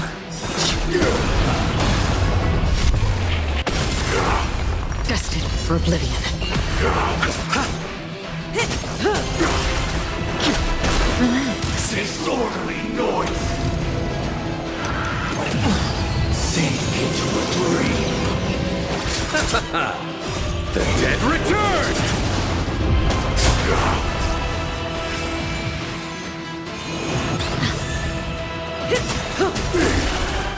Time to say bye. Boom.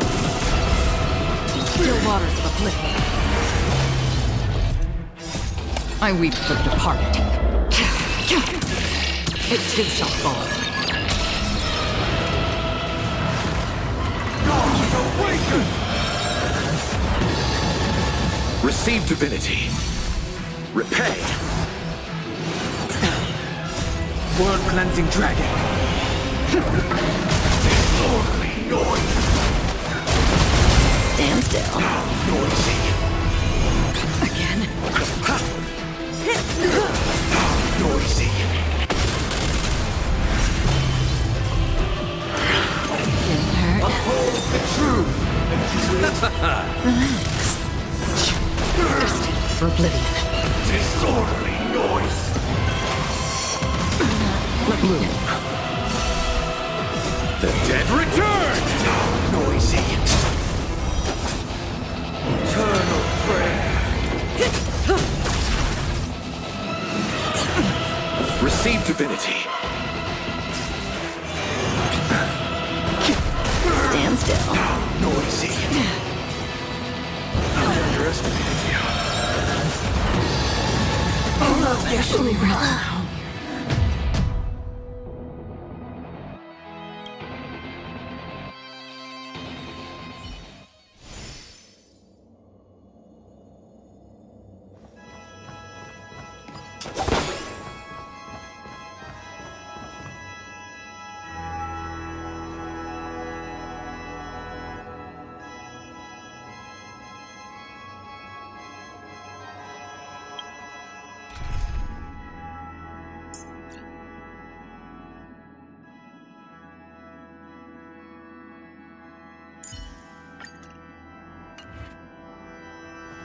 Let's wait and see.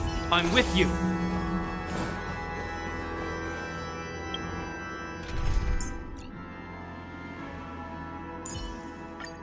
It's your call. Make a wish.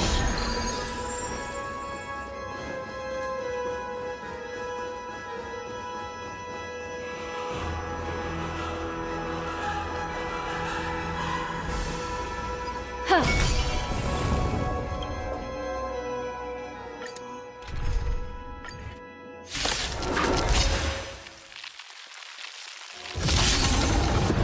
Repay!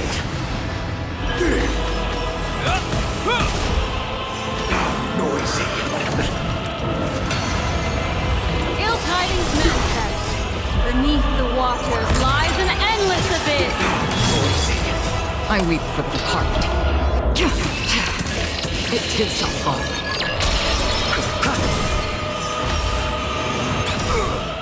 A will forged in ice never falters! Destiny for oblivion. All wishes are all things are part of the matter. Ill fate descends.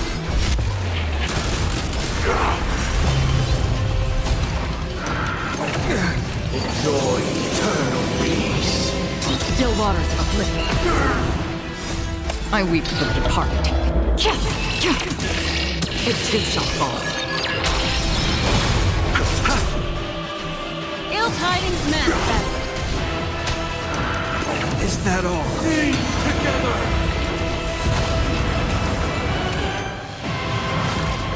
Gods awaken! Underestimated you. The dead return! Is that all? Bloom. Repay! Destiny for oblivion. Ill fate descends. Beneath the waters lies an endless abyss. A will forged in ice never falters! With wisdom comes protection. I weep for the departed. It too shall fall. Ill tidings manifest. Disorderly noise!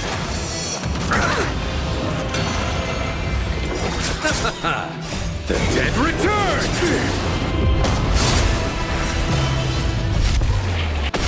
Disorderly noise! Still waters of oblivion. Gods awaken! Underestimated you. I weep for the departed. It too shall fall.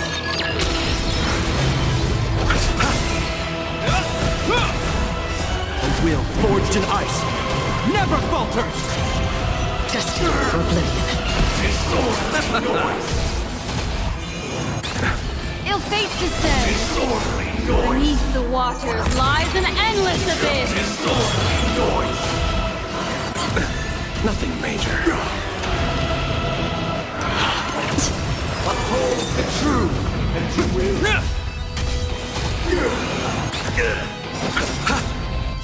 The dead return! Disorderly noise! Still waters of oblivion. I weep for the departed. It too shall fall. All the work of creation has been completed. The inevitable day has arrived. The embryo of philosophy will reshape for us all of reality.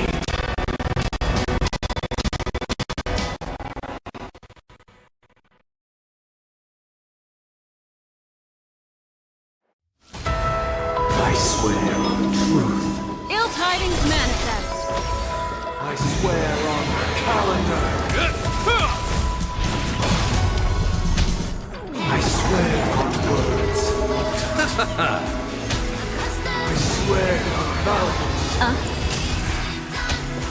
I swear on rules. Destined for oblivion. I swear on meaning.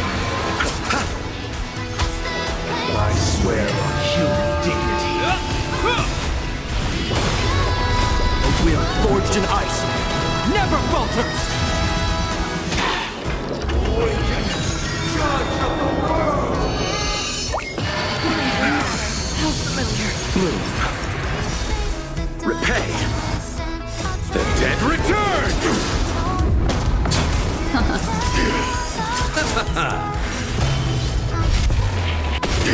Insolent! I swear on truth. Still waters of oblivion.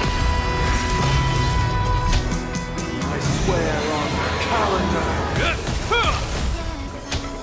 I swear on words. Beneath the waters lies an endless abyss. I weep for the departed. It too shall fall. I swear on mountains. Ill tidings manifest. Destined for oblivion.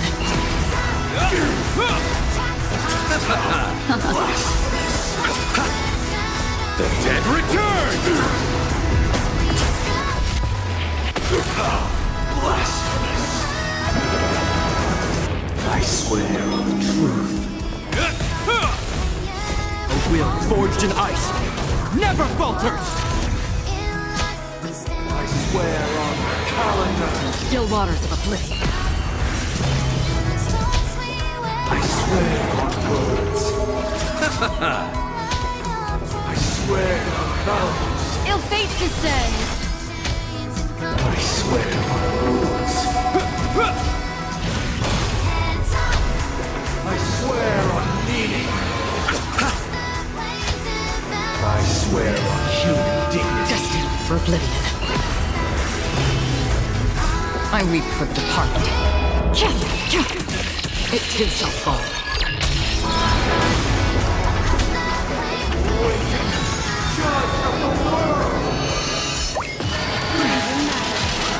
Ill tidings manifest. Beneath the waters lies an endless abyss. Insolent! I swear on truth.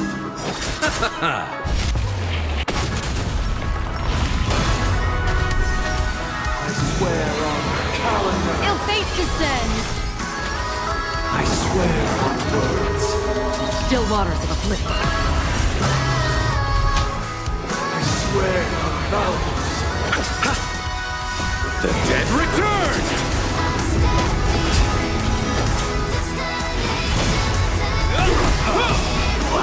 A will forged in ice never falters! Destined for oblivion.